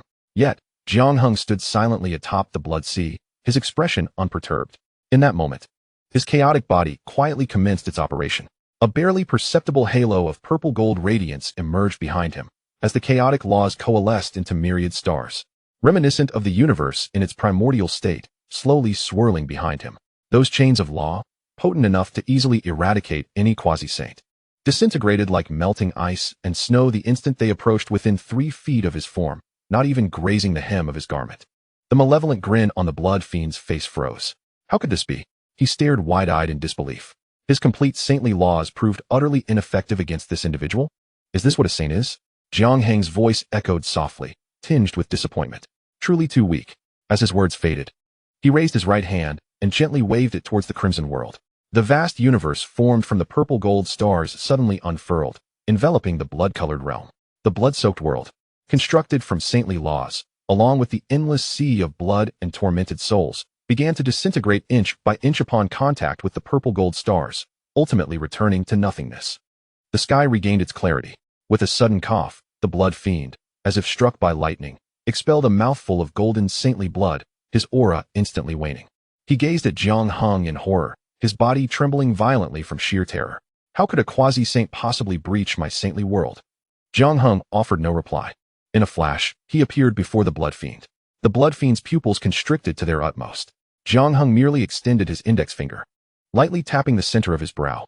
A sword light, born of chaotic laws, surged through his fingertip into the blood fiend's sea of consciousness in an instant. The blood fiend's body froze in place. His gaze turned hollow, as fine cracks radiated from his brow like a spider's web, spreading throughout his entire being. Beneath that single touch, his saintly form, along with his soul, was utterly obliterated. A gentle breeze wafted by. The first newly ascended saint of the Tianhuan continent in a millennium, having not even lasted a breath of time, was reduced to a cloud of ash, dissipating into the cosmos. On the ground, the members of Sky Qiong Peak, including Fu Yao and Zhouya, stared blankly at the scene, their minds blank. That was a saint. Just like that, gone. Chapter 55. Returning to the sacred land of Qingyun, the favored ones, however, as the crowd remained in a daze. The secret realm emitted a mournful wail under the burden of the aftermath of the battle, the space cracking inch by inch, the laws in disarray. On the brink of complete obliteration, Jiang Heng swiftly made a gesture before him. With a rip, a stable spatial rift opened in response, unfathomably deep. He waved his sleeve, and a gentle force enveloped the crowd, instantly drawing them into the rift. In the next heartbeat, the sensation of spinning ceased, and they found themselves outside the secret realm. Behind them, the distorted entrance to the space collapsed with a thunderous roar, its final light swallowed by the void, healing completely. Suddenly, a crowd emerged outside the secret realm. Outside the realm, the elder He Dao and several other elders anxiously awaited, their hearts racing as they witnessed the collapse of the secret realm. Not far from the original location of the entrance, a rift in space abruptly appeared, from which Jiang Heng and his companions emerged. As soon as Fu Yao revealed herself, she quietly channeled her spiritual energy, transforming her elongated elfin ears to resemble those of an ordinary person. Joya, upon witnessing this familiar scene and catching sight of the familiar figure of He Dao in the distance, felt a surge of joy akin to surviving a catastrophe. Her eyes reddened, and tears streamed down her face as she stumbled towards He Dao, casting aside the humiliation she had previously endured at Feng Yuan's hands. "Master, it is truly wonderful to see you again," she exclaimed, throwing herself before He Dao, her voice trembling with emotion. Seeing his disciple in such a state tightened He Dao's heart. The questions he had prepared to ask faded away. He reached out, gently patting Zhou Ya's head in a silent gesture of comfort. It was the first time he had seen her so vulnerable since she had joined the sect, having always been quite proud. Meanwhile, other elders from various factions, including Zhu Yin and Jin Yu, gathered around, their eyes scanning anxiously behind Jiang Heng, yet failing to find the figures of their own disciples, causing their hearts to sink. "Qiong Peak Master, where are our disciples?" One elder from the Wanfa sect inquired urgently. Jiang Heng surveyed their anxious and accusatory faces before responding flatly, "They are dead." The atmosphere fell into a profound silence, followed by an uproar of disbelief. "Dead? How can that be?" "Indeed, please accept my condolences." Jiang Heng nodded, plainly stating the facts. It was the work of the Blood Fiend sect. By the time I arrived, only the disciples of Sky Qiong Peak and these two young ladies were desperately holding on. An elder from a prominent sect, who had lost a direct disciple, glared at Jiang Heng with bloodshot eyes, accusing him. "I suspect it was your doing. Otherwise, why are only your Sky Qiong Peak disciples unharmed?" While some elders refrained from speaking, their suspicious gazes were directed at Jiang Heng. A slight frown creased Jiang Heng's brow, and a cold glimmer flickered in his eyes. "My Qingyun Holy Land also suffered losses among its disciples. I have not stooped to harming my fellow sect members." His tone turned icy, and he added, "Whether you choose to believe me is your concern." As his words settled, a pressure akin to that of a peak ninth transformation quasi-saint emanated from him, not specifically targeting anyone, yet weighing heavily on all present, causing their breaths to catch in their throats. The elders who had intended to shout were instantly silenced, their faces pale. Jiang Heng snorted coldly, no longer wishing to waste words on these fools. With a wave of his sleeve, he gathered Xiao Xian and the other disciples, preparing to return to the Qingyun Holy Land. With so few remaining, there was no need for a spirit vessel. "Thank you, Qiong Peak Master, for saving my unworthy disciple." He Dao's voice, tinged with complexity, resonated from behind. Jiang Heng did not turn back, his form already soaring into the air. He was contemplating another matter. In his battle against the Blood Fiend sect, he had not gained any insights regarding attaining sainthood. However, upon further reflection, he realized that the Blood Fiend had forcibly catalyzed its emergence through dubious means, resulting in an unstable foundation. The laws governing it were not entirely complete. It was merely a pseudo-saint. Just as Jiang Heng was deep in thought, a voice interrupted him. Zhou Yi took a deep breath, his expression earnest as he addressed him. "Master, this is Miss Fu Yao. I have a humble request. Could she join us at Sky Qiong Peak?" As for the reason, before Zhou Yi could finish, Jiang Heng's gaze fell upon Fu Yao, a faint smile playing at the corners of his mouth. "Oh, a member of the Divine Tribe? Quite rare indeed." As for the reason, possessing the eye of the Tao, he was already well aware. Fu Yao, upon hearing this, was not taken aback by Jiang Heng's recognition of her identity. Rather, it was expected that a being of his caliber would be aware of the Divine Tribe. "Then, Master, what do you think?" Zhou Yi interjected with evident concern. However, Jiang Heng did not respond immediately. Seeing Jiang Heng's silence, Zhou Yi's palms began to sweat, his heart hanging in suspense. His hands clenched tightly in anxiety, fearing Jiang Heng might refuse. The atmosphere grew tense and silent. Noticing the stillness, Fu Yao bit her lip and broke the silence. "Thank you, Master Jiang, for saving my life. My identity is indeed sensitive, and your reservations are entirely understandable. Perhaps it would be best to let me go here." "Miss Fu Yao," Zhou Yi exclaimed in alarm. At that moment, Jiang Heng, who had remained silent, finally spoke. "Why all the melancholy? Did I ever say I disagreed?"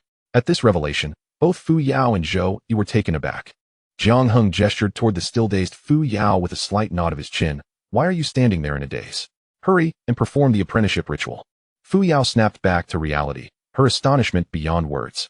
She had anticipated that he would distance himself from her due to her identity, but to her surprise, he was genuinely willing to accept her. Suppressing her shock, she respectfully bowed to Jiang Heng, performing the customary apprenticeship ritual.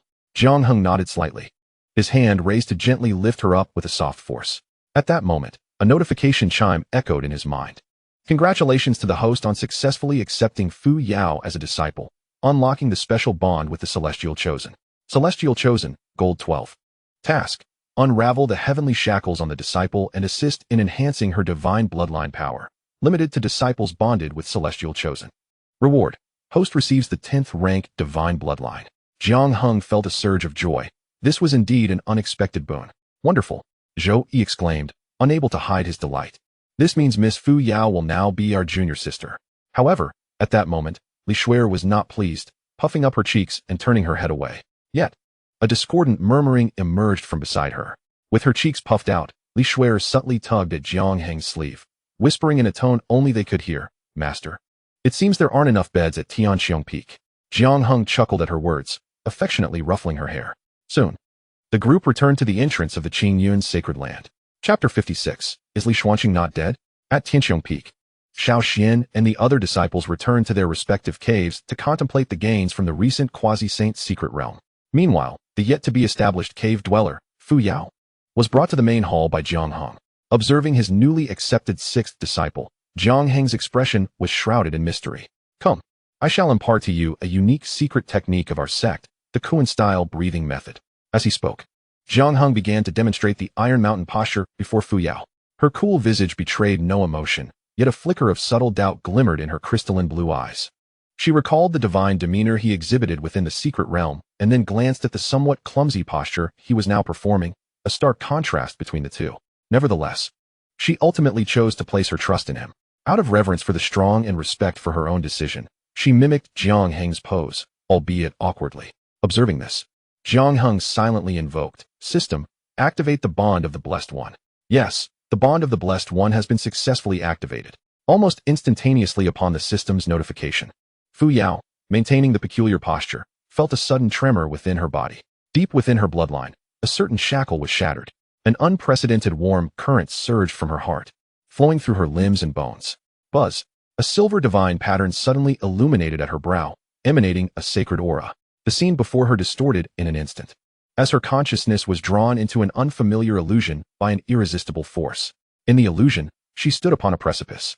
Above, a fiery expanse stretched across the sky, where an extraordinary golden crow hovered, resembling a true sun, radiating a terrifying aura capable of incinerating all. Opposite the golden crow stood a man suspended in midair. Fu Yao immediately discerned that he was of the divine race. The divine patterns between his brows illuminated, and his presence seemed to meld seamlessly with the grand principles of heaven and earth. With a mere wave of his hand, countless heavenly thunders tore through the heavens, striking towards the golden crow with fierce intent. At this juncture, the vision abruptly ceased. Fu Yao snapped back to reality, her gaze refocusing within the main hall of Tianqiong Peak. She breathed lightly, her clear eyes filled with an unquenchable shock. Who exactly was this seemingly unassuming master she had recognized?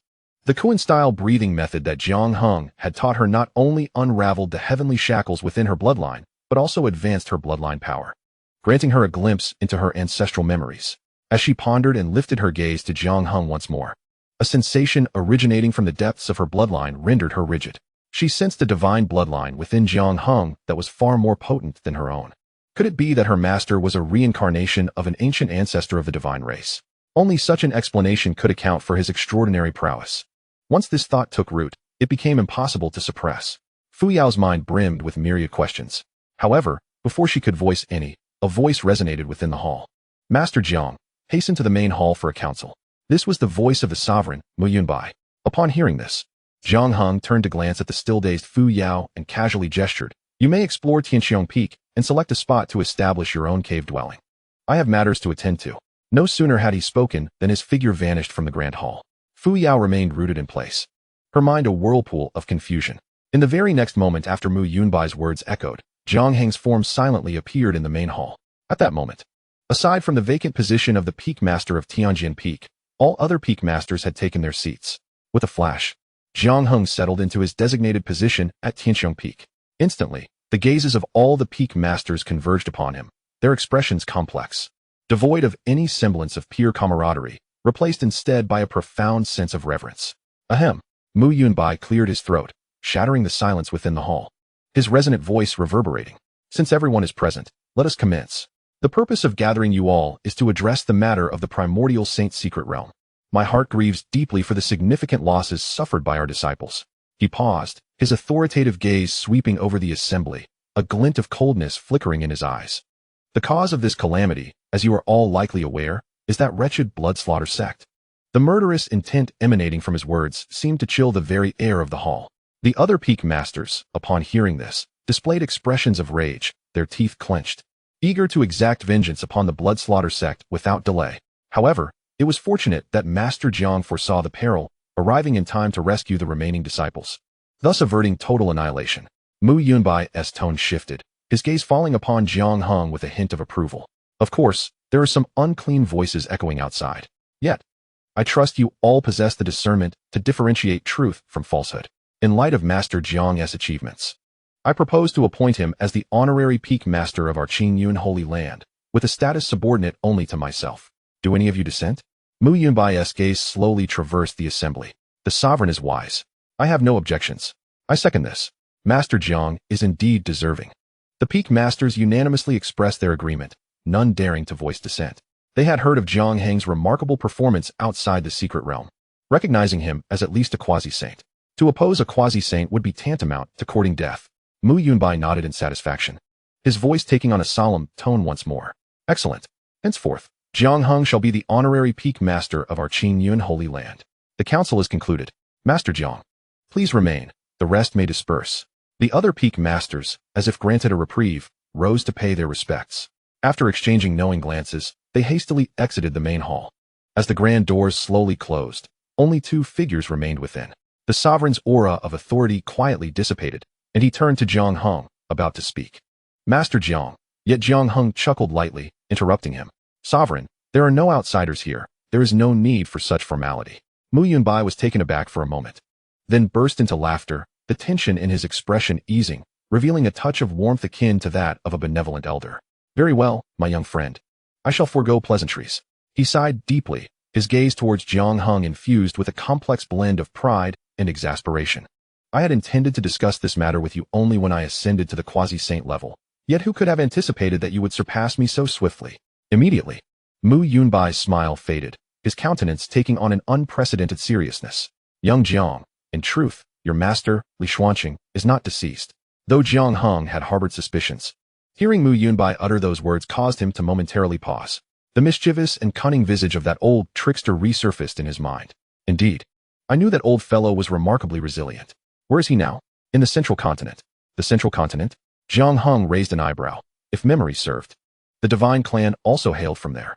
Correct, Mu Yunbai nodded, a glimmer of yearning in his eyes. The central continent is rich in spiritual energy, and the heavenly Tao is far more refined, providing greater opportunities for practitioners like us to comprehend the laws.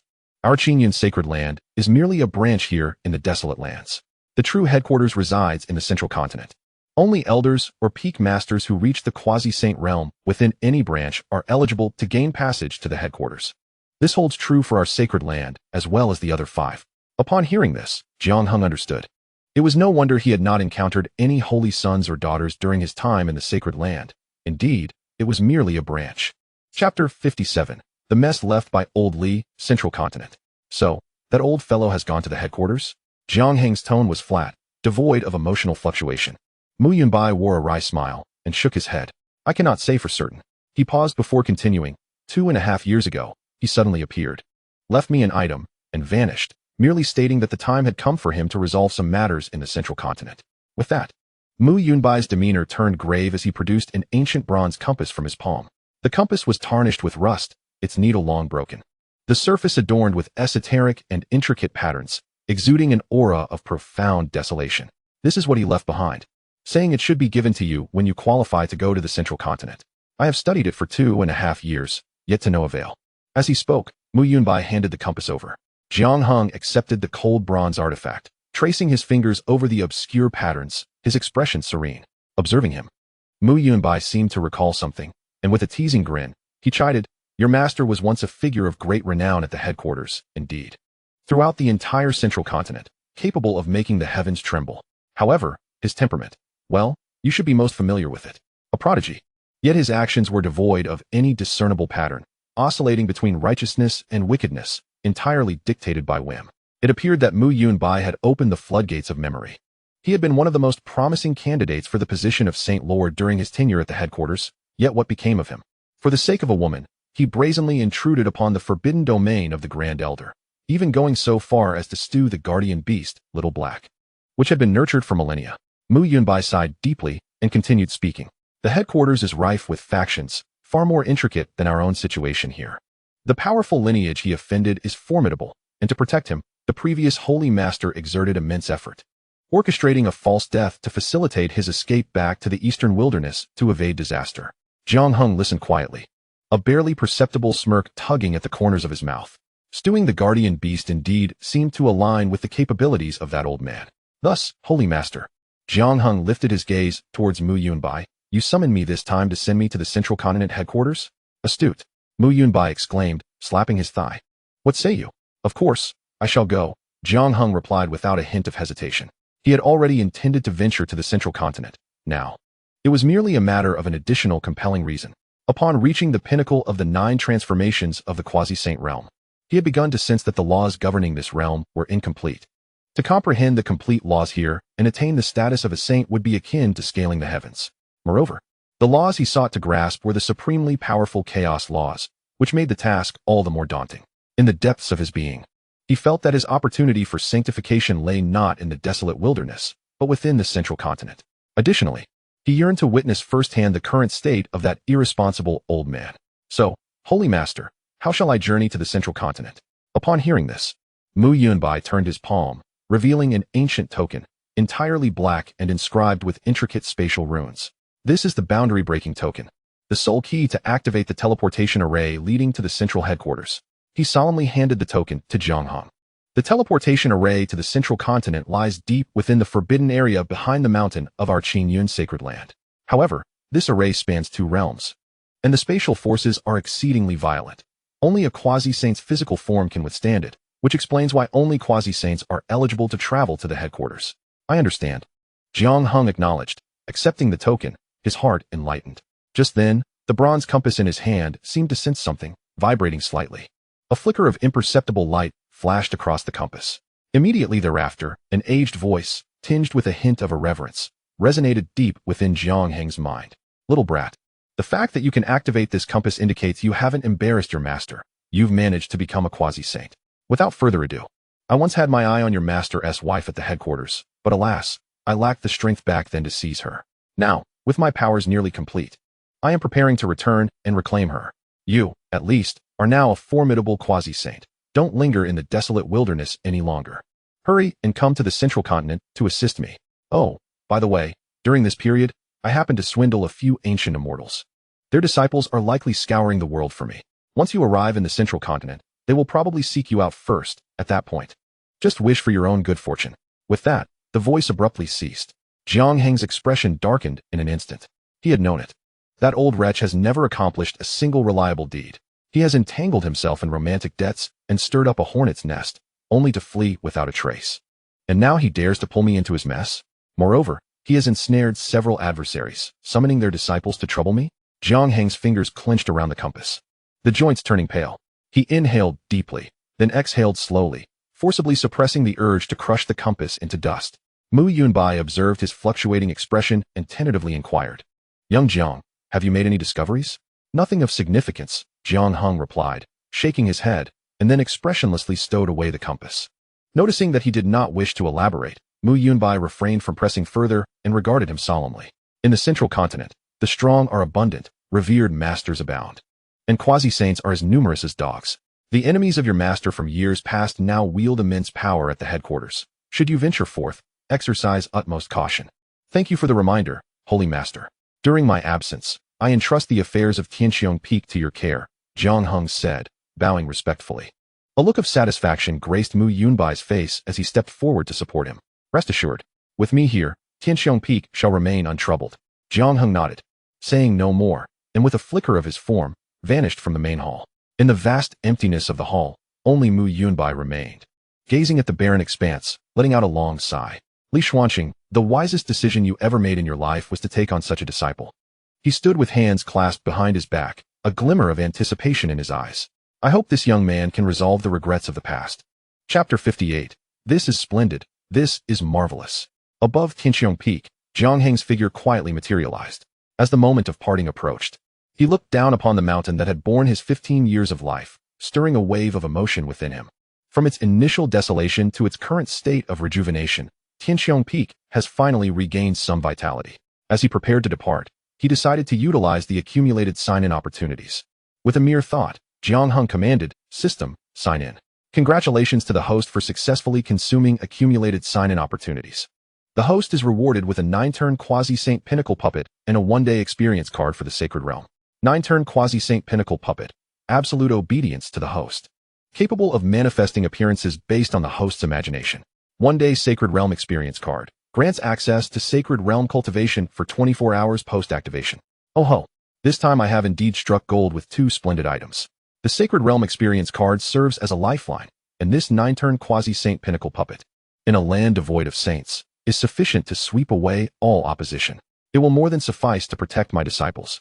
With a flicker of thought, a metallic puppet, resembling him in form, materialized, gleaming with a cold metallic luster. Capable of manifesting appearances by mere imagination, Jiang Heng stroked his chin, assessing the puppet. Since you are entirely made of iron, I shall henceforth call you Old Iron. The puppet's eye sockets glimmered with 2 red lights, signifying its acknowledgement. A slight smile crept upon Jiang Heng's lips as a thought flashed through his mind. In the next instant, the metallic puppet before him shimmered with radiant light. The once cold iron figure began to twist and transform. As the brilliance faded, there appeared a breathtakingly beautiful celestial maiden. Her graceful form accentuated by flowing ebony hair dancing in the breeze, and before her were 2 substantial, imposing mounds. She bowed deeply to Jiang Heng, her voice enchanting and seductive. "Greetings, master." Jiang Heng's breath hitched, his gaze fixated. "By heavens, this is extraordinary," he exclaimed inwardly. Soon after, with a mere thought, the enchanting maiden's form wavered and transformed into a petite girl with twin ponytails, her face innocent and untainted. Jiang Heng's lips twitched. No, this won't do, he thought to himself. He felt that even he, as her master, could hardly maintain his composure, let alone his impetuous disciples. He certainly did not wish for them to stray from their paths of cultivation. Ultimately, with a light cough, Jiang Heng stabilized the puppet's appearance into that of an unremarkable, yet composed middle-aged man. He turned to the puppet and instructed, "Old Iron, during my absence, remain at Sky Qiong Peak and discreetly protect my disciples." "Understood, master." Old Iron replied in a steady tone, and then, with a subtle shift, he seamlessly blended into the void. Having arranged everything, Jiang Heng's gaze shifted downward, and he communicated telepathically with Xiao Xian, Zhou Yi, and the others. "I will venture into the mortal realm for some experience, seeking the opportunity for ascendance. I know not when I shall return. During my absence, should you encounter any insurmountable issues, you may seek Elder Tai in the main hall." With those words, he did not linger but vanished into the ether, heading directly towards the forbidden area of the Sacred Land. In the Qingyun Sacred Land, within the Forbidden Zone, Jiang Heng's figure navigated through layers of mist, ultimately halting before an expansive clearing. At the center of this clearing lay a grand teleportation array, its intricate runes ancient and complex, bearing the weathered marks of time.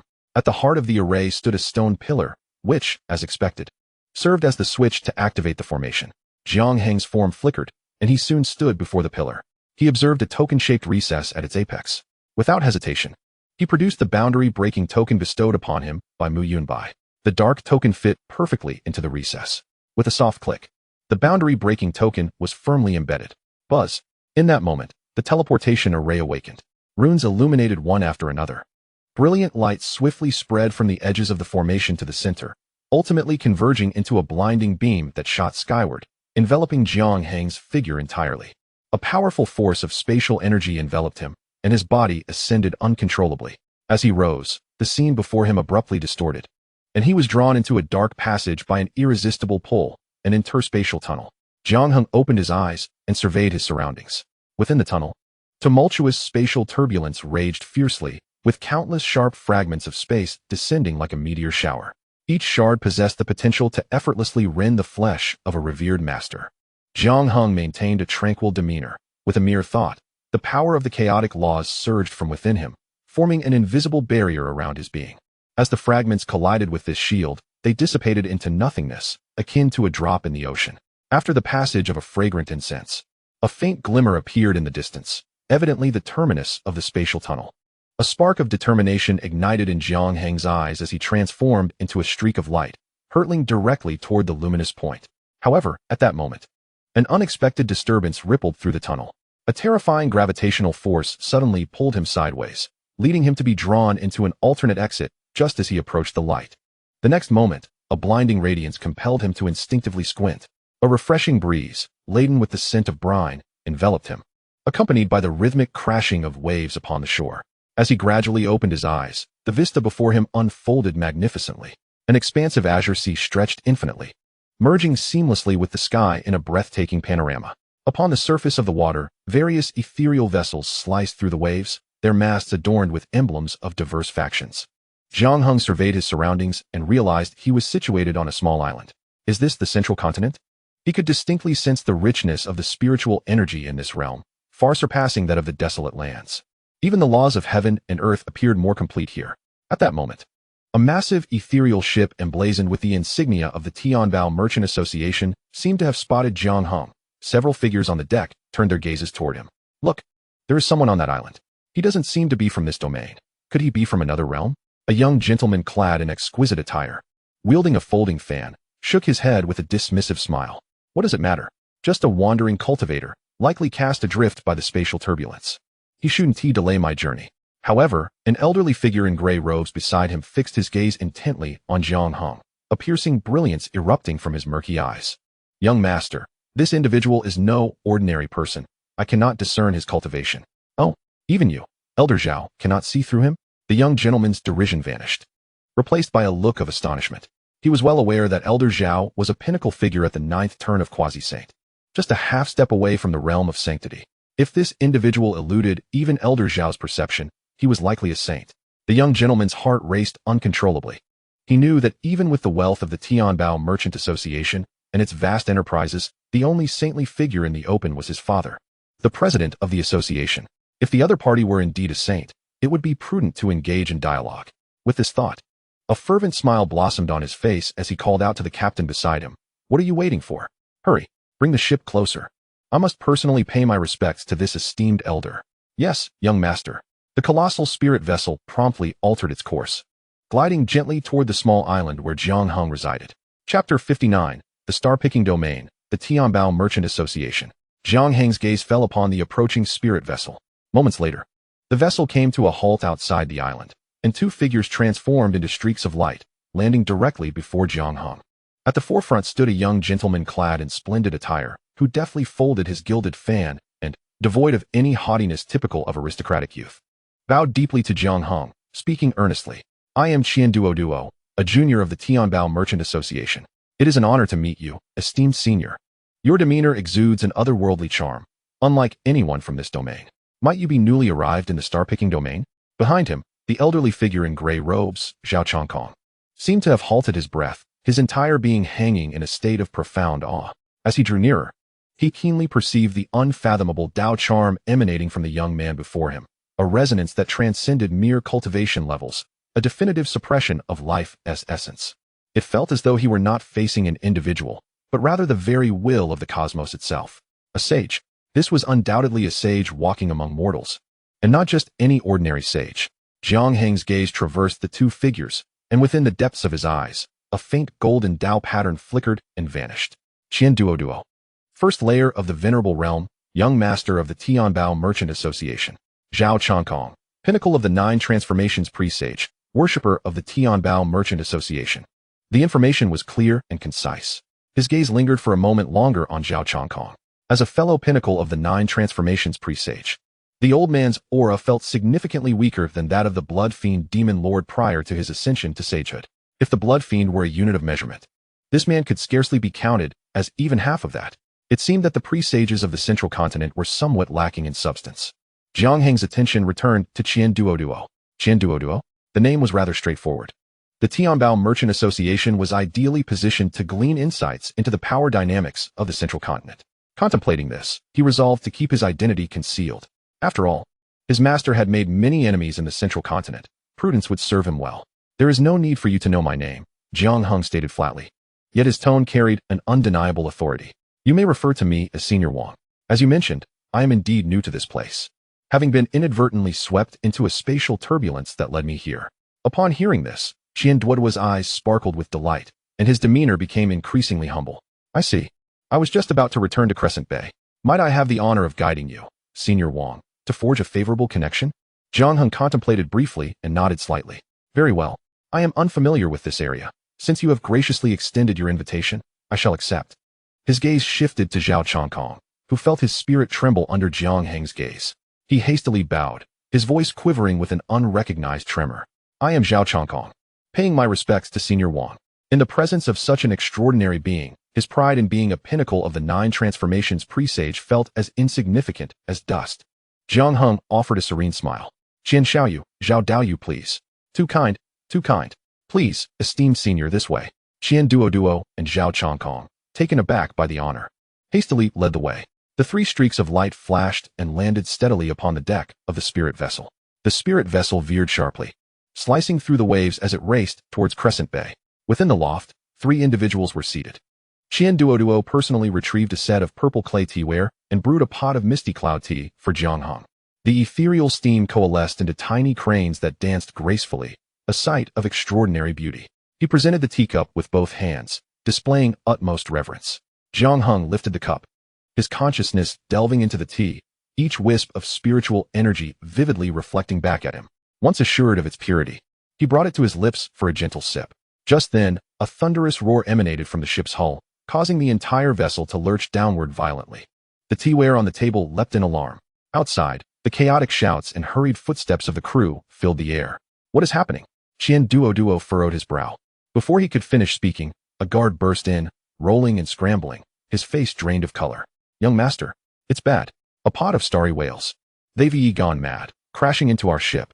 Qian Duo's expression darkened instantly. Beasts.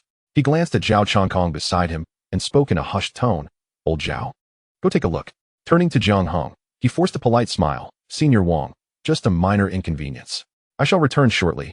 Please forgive my inadequate hospitality. No matter. Jiang Heng replied, setting down his teacup, his expression devoid of any disturbance. I will accompany you. The 3 stepped out of the loft. The scene on the deck made Qian Duoduo's heart sink. Surrounding the spirit vessel, beneath the eerie blue waters, colossal shadows surged frantically. It was a horde of hundreds of starry whales. Their prominent horns now radiated fierce starlight as they leaped from the depths, their massive bodies crashing violently against the vessel's shield with a force capable of shattering mountains. With a sharp crack, the shield's surface erupted with spiderweb-like fissures, spreading chaotically. Each impact deepened and multiplied the cracks. Within 10 breaths, the shield was bound to shatter. Jiang Heng's gaze swept over the whale swarm. Most were at the 6th level, equivalent to the esteemed realm, with a few at the 7th, near saint level. If it were only them, Zhao Changkong alone could suppress them. However, the true trouble lay behind the swarm. There, in the depths of the ocean, floated 2 gargantuan whales, far exceeding their kin in size. They did not engage in the assault, but a faint, yet palpable aura emanating from them distorted the very fabric of space, unmistakably reaching the peak of the 7th level. 2 peak quasi-saint whale kings. Zhao Changkong clearly sensed this as well. His wrinkled face tightened, beads of cold sweat forming on his brow. Dealing with the whale swarm was manageable, yet simultaneously fending off the 2 predatory whale kings left him with no assurance. Should he falter, the safety of the young master. This is a grave predicament. His voice was dry. A mere trifle, nothing to worry about. Jiang Heng's calm words reached his ears, as if he were speaking of a trivial matter. Since I have benefited from your guidance, let me smooth over this for you. Before his words faded, Jiang Heng had vanished from his position. In the next instant, he appeared outside the crumbling shield, standing atop the surging waves. The pod of starry horned whales in the sea was suddenly enraged, with hundreds of fierce gazes locking onto the unexpected human intruder, turning in unison and charging towards him. In the face of this overwhelming and terrifying presence, capable of unsettling even those on the brink of sanctity, Jiang Heng did not even lift his eyelids. Merely uttering a single word, calm. In an instant, An invisible force of law emanated from him, sweeping outward in all directions. There was no earth-shattering roar. No dazzling light show. Bang, bang, bang. Those ferocious, starry horned whales, whether of the 6th or 7th tier, found their bodies suddenly and silently exploding mid-charge, transforming into massive bursts of flesh and blood, staining the entire sea red. It was as if their very existence was a mistake, erased by the laws of nature themselves. The instantaneous annihilation within the same realm morphed into an absolute domain at that moment. In the rear, the 2 pinnacle 7th tier whale kings experienced fear for the first time, their enormous eyes betraying their dread. No longer observing, the luminescence atop their heads surged to its zenith, and 2 concentrated beams of dark blue light, infused with the essence of law, pierced through layers of seawater, radiating an aura of annihilation as they shot towards Jiang Heng. Jiang Heng, witnessing the beams capable of severely wounding even a peak quasi-saint, remained rooted in place, utterly unmoved, until the beams were merely 3 feet away. Then, he casually extended 2 fingers, delicately pinching the rending beams of light, as if catching a drifting snowflake. The 2 violent beams, caught between his fingertips, had all their power instantly extinguished, rendered immobile. Subsequently, with a slight movement of his fingers, he snapped them apart, transforming the beams into a myriad of starlight that dissipated into nothingness. The 2 whale kings, completely overcome with terror, abruptly twisted their massive bodies, attempting to tear through space and flee into the depths of the ocean. Now you wish to escape? A cold smile graced Jiang Heng's lips. Too late. He extended his right hand towards the direction of the fleeing whale kings, applying gentle pressure across the vast expanse. Boom. A colossal purple-gold hand, beyond description in its grandeur, materialized from thin air, enveloping the entire sky before silently descending. The space in that oceanic realm instantly solidified like iron. The immense bodies of the whale kings were bound by an irresistible force, unable to move a single fin, forced to watch in despair as the gigantic hand crushed them inch by inch, erasing their existence. As the hand descended, it did not raise towering waves. Instead, it caused the 100-mile expanse of sea to sink 100 fathoms. When the surface settled, the 2 pinnacle 7th-tier starry horned whale kings, along with all traces of their existence, had vanished into the void, leaving behind only a desolate expanse of water and a faint scent of blood. From Jiang Heng's intervention to the annihilation of the whale pod, mere moments had passed. On the deck, Qian Duo stood agape, utterly speechless, his heart racing as if it would leap from his chest. Beside him, Zhao Changkong trembled violently, his gaze towards Jiang Heng filled with profound reverence. Chapter 60. The landscape of Zhongzhou 2 days after encountering the whale pod. In the past 2 days, Qian Duo and Zhao Changkong have increasingly displayed a demeanor of utmost reverence towards Jiang Heng, treating him almost as a revered ancestor, readily acquiescing to his every request. He attempted to glean information regarding Old Li from the 2, but alas, his efforts yielded naught. However, the facilities aboard the spiritual vessel were remarkably well appointed, even boasting a quaint library. At this moment, Jiang Heng found himself within the confines of the library, casually perusing a hefty tome titled Chronicles of the Zhongzhou Domain. Through the accounts detailed within, he finally garnered a preliminary understanding of the Zhongzhou continent. The continent is divided into 81 major domains, and the star-picking domain, where he currently resided, was merely a remote and obscure area in the far north, governed by a local force known as the Star-Picking Alliance, which was overseen by 3 sages. In the heart of Zhongzhou, while the 6 great sacred lands remained formidable, they no longer occupied the pinnacle of the hierarchy. Above them, there existed several immortal powers, steeped in unfathomable heritage, that had endured through the ages. The headquarters of the Qingyun sacred land resided within the expansive southern domain known as Qingyun. Thus, it became evident that Old Li could not possibly be found in this far northern territory. To ascertain his whereabouts, it appeared necessary to journey southward across the Zhongzhou continent. The book further elaborated that within the sage realm, there existed 3 tiers, each subdivided into initial, intermediate, and advanced stages. The first tier is designated for sages, while the second tier is referred to as great sages, those who truly stand at the zenith of the sacred path, gazing down upon the ancients, are venerated as sage kings. Sage kings, Jiang Heng mused, gently stroking the pages of the tome, his gaze profound. At that moment, outside the library, the somewhat obsequious voice of Qian Duo resounded. Senior Wang, we have arrived at Crescent Bay. This invocation jolted Jiang Heng from his reverie. He closed the ancient text and placed it back with precision. Exiting the library, he ambled onto the deck. The vista before him starkly contrasted with that of the desolate island he had first encountered upon his arrival in Zhongzhou. A colossal harbor city, resembling a silver crescent moon, lay sprawled along the coastline. Within the port, countless sails raced against one another, and myriad vessels traversed the waters, while the enormous spiritual ship cast its shadow over the scene, with innumerable cultivators flitting like vibrant streaks of light between the city and the vessels upon the sea. The cacophony of voices, despite the distance, remained distinctly audible. This was Crescent Bay, merely a port within the star-picking domain. Its opulence rivaled that of the core cities in the Tianwan continent. Senior Wang, Qian Duo, and Zhao Changkong had long awaited on the deck. Upon the appearance of Jiang Heng, they hurriedly approached, their faces adorned with expressions of humility and eagerness. Senior, this is the largest port branch of our Tianbao commerce in the star-picking domain. Qian Duo bowed deeply, his tone imbued with sincerity. I have arranged a modest banquet to welcome you and clear away the dust of your travels. Might you honor us with your presence, allowing me to extend my hospitality? Jiang Heng's expression remained impassive as he shook his head. No need. I have pressing matters to attend to and must hasten to the Qingyun domain. I shall not linger here. At the mention of the Qingyun domain, the smile on Qian Duo's face instantly faltered. He stood in silence for a moment, then managed to force a bitter smile. Senior, you must be jesting. The distance from here to the Qingyun domain is far more than just considerable. Our Jiaxing domain lies at the extreme northern edge of the central continent, while the Qingyun domain occupies a dominant position in the far south, being one of the core regions. Between these two domains, there are a staggering 36 realms. With your esteemed cultivation, should you attempt to traverse the void solely by your physical form, without rest, it would likely take you several decades to arrive.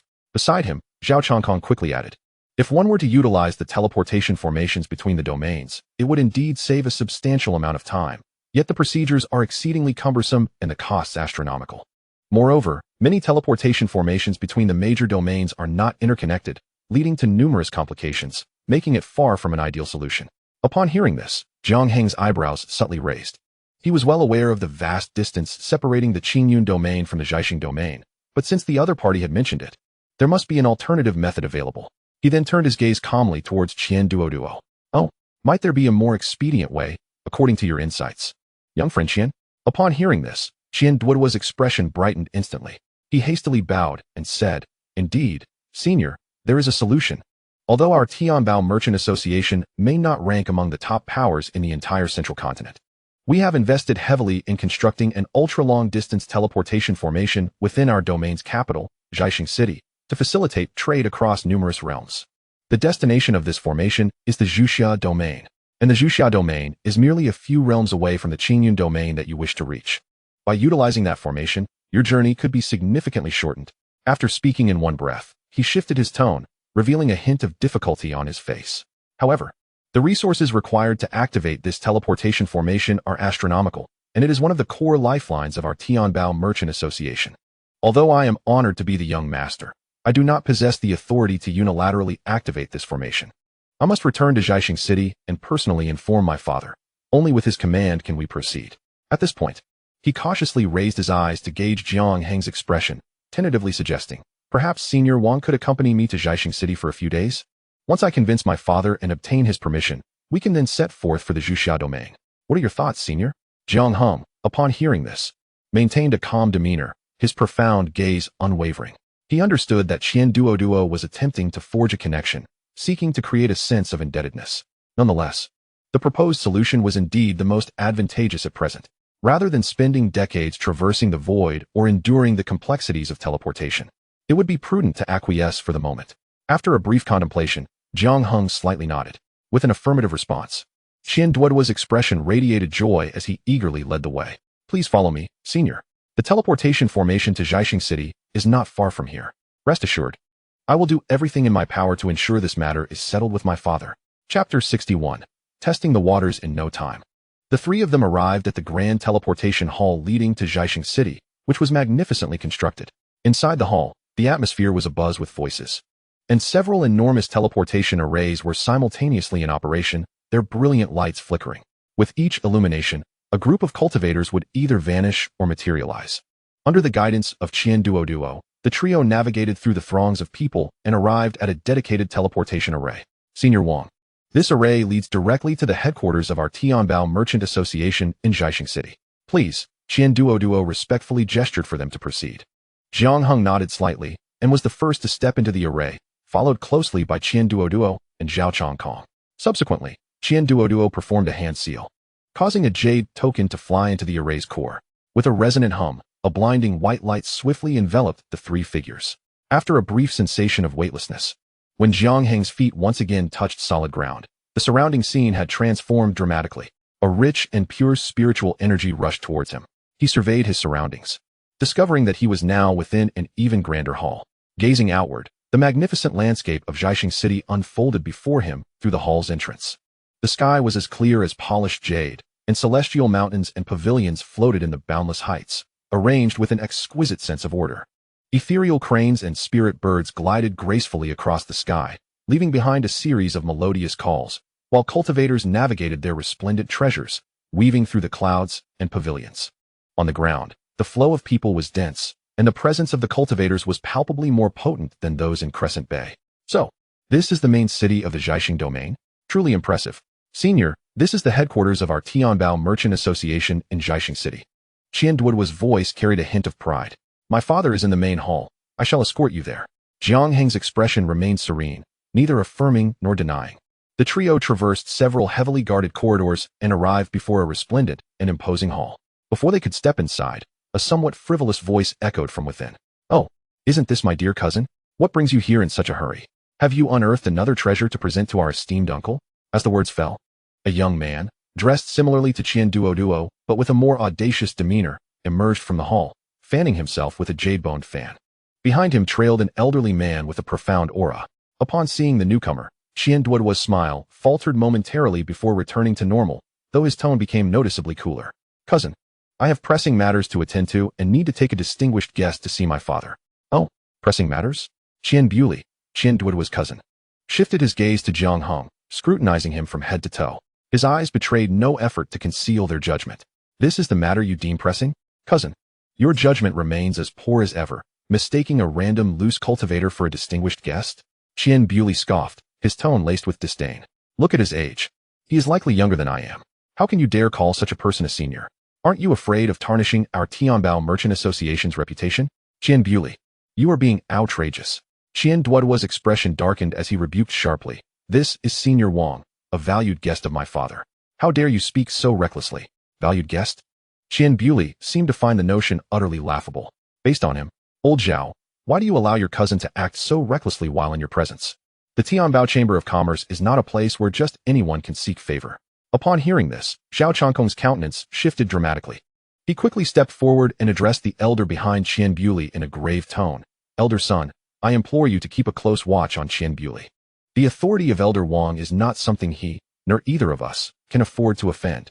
The elder referred to as son merely cast a fleeting glance at Zhao Chongkong, remaining silent, thus tacitly endorsing Qian Bulei's behavior. A sense of urgency welled up within Zhao Chongkong, and beads of cold sweat formed on his forehead. He had witnessed Jiang Heng's capabilities firsthand and feared that this esteemed elder might react with fury, resulting in dire consequences. However, throughout the encounter, Jiang Heng's expression remained utterly unchanged as he cast his gaze toward the two individuals not far away. The eye of the Tao quietly opened. Name, Qian Bulei. Cultivation, 3rd level of the Venerable Realm. Identity, nephew of the president of the Tianbao Chamber of Commerce. Name, Sun Hai. Cultivation, 9 transformations of the Quasi-Saint. Identity, elder of the Tianbao Chamber of Commerce, another at the 9 transformations of the Quasi-Saint realm. Slightly weaker than Zhao Chongkong. Understanding this, Jiang Heng withdrew his gaze. Noticing Jiang Heng's silence, Qian Bulei grew increasingly smug. Believing he had struck a nerve and that the other party was feeling insecure, he waved his fan and stepped forward, preparing to deliver further mockery. At that precise moment, Jiang Heng's tranquil eyes slowly lifted to rest upon him. Qian Bulei felt as though his very soul was gripped by an invisible hand and tossed into a frigid, desolate abyss. What manner of eyes were those? Profound and indifferent, as if they harbored an endless expanse of starry seas, reflecting the very cycles of the cosmos. In an instant, the world before him crumbled. The resplendent hall vanished, replaced by boundless chaos and darkness. A sense of insignificance and dread, rooted in the essence of life, washed over him like a relentless tide. He envisioned an indescribable, towering figure seated high above the heavens, gazing down upon him with a disdainful look, as if he were but an insignificant insect. Thud! Qian Bulei's legs buckled, and he collapsed to the ground, the jade fan slipping from his grasp and clattering as it fell. His body trembled violently, cold sweat soaking through his robes, his face turning pale as parchment. He opened his mouth, yet no sound emerged, teetering on the brink of a complete mental breakdown. How dare you? The elder son's expression changed abruptly, his voice rising in alarm as he stepped forward to shield Qian Buli. A wave of 9 transformations of the quasi-saint pressure erupted from him, attempting to counteract Jiang Heng's intangible might. However, before Jiang Heng, his pressure dissipated like spring snow under the scorching sun, failing to even stir a ripple. Sun let out a muffled grunt, feeling as if struck by a heavy hammer, his blood surging, and he staggered back 3 steps. His gaze towards Jiang Heng was filled with horror and trepidation. Merely a single glance had caused this 9 transformations of the quasi-saint to lose his composure. Was this power akin to that of a saint? The atmosphere in front of the grand hall instantly froze to an icy stillness. Qian Duoduo and Zhao Changkong watched as Qian Buli lay in a heap, both astonished and secretly delighted. At that moment, a steady voice resonated from deep within the grand hall, echoing clearly in the ears of all present. I implore you, esteemed friend, to show mercy. My inept nephew, lacking in discernment, has inadvertently offended you. I, here, wish to extend my sincerest apologies on his behalf. Qian Duoduo, Zhao Changkong. Why do you linger in silence? Quickly escort our distinguished guest into the hall and serve him tea. Upon hearing these words, Qian Duoduo and Zhao Changkong exchanged solemn glances, promptly bowing in respect. Yes, father. Yes, president. Immediately, an uncontainable joy illuminated Qian Duoduo's face as he turned towards Jiang Heng, bowing even more respectfully. Senior Wang, my father requests your presence. Let us proceed. Jiang Heng withdrew his gaze, his expression remaining placid. He lifted his eyes, peering beyond the hall's entrance into its depths. How intriguing it is, he mused, to allow a fool to provoke, followed by a so-called patron testing the waters, only for the main figure to emerge and tidy up the mess. This not only reveals one's own standing, but also garners goodwill. This president of the Tianbao Trading Association possesses quite the cunning. Alas, it is unfortunate for him that he encounters me. With that thought, Jiang Heng took a step forward, disregarding the crumpled Qian Duoduo on the ground, and strode straight into the inner sanctum of the hall. Chapter 62. Suppressing saints with the poise of a quasi-saint inside the grand hall. It was vast and solemn. 12 colossal pillars, intricately carved with dragons and phoenixes, supported the dome above, adorned with fist-sized luminous pearls that radiated a soft yet brilliant glow, illuminating the entire edifice as if it were daylight. Seated in the main position directly opposite the entrance was a middle-aged man clad in a dark golden brocade robe. His demeanor was refined, exuding an inherent authority without the need for anger. This man was none other than Qian Wanjin, the president of the Tianbao Trading Association and Qian Duoduo's father. Name: Qian Wanjin. Cultivation: beginner saint. Identity: president of Tianbao Trading Association. Jiang Heng halted in the center of the hall, his gaze fixed upon Qian Wanjin. In turn, Qian Wanjin's eyes met Jiang Heng's, revealing a glimmer of inquiry. He sensed an unsettling aura emanating from this young man, one that even he found disconcerting. I am Qian Wanjin, honored to meet you, Taoist Wang. He began slowly, his voice rich and imbued with the gravitas of someone accustomed to authority. It is a privilege for my Tianbao Trading Association that you have journeyed from afar. Servants, bring forth the finest Lingxian tea for Taoist Wang. His tone was warm, as if nothing had transpired outside, showcasing the generosity and hospitality of a host. President Qian, Jiang Heng's voice, though soft, resonated clearly throughout the vast hall, carrying an undercurrent of icy detachment. Do you not intend to clarify the events that just unfolded outside? At this utterance, the air within the hall seemed to freeze instantaneously. Qian Duoduo and Zhao Changkong felt their hearts leap to their throats, their faces ashen. They had not anticipated Jiang Heng's directness in shattering the facade, confronting Qian Wanjin openly. Qian Wanjin's smile momentarily faltered, yet it soon returned to its usual composure as he gently remarked, Taoist Wang, you jest. That was merely my wayward nephew, who has been spoiled and has unfortunately offended you.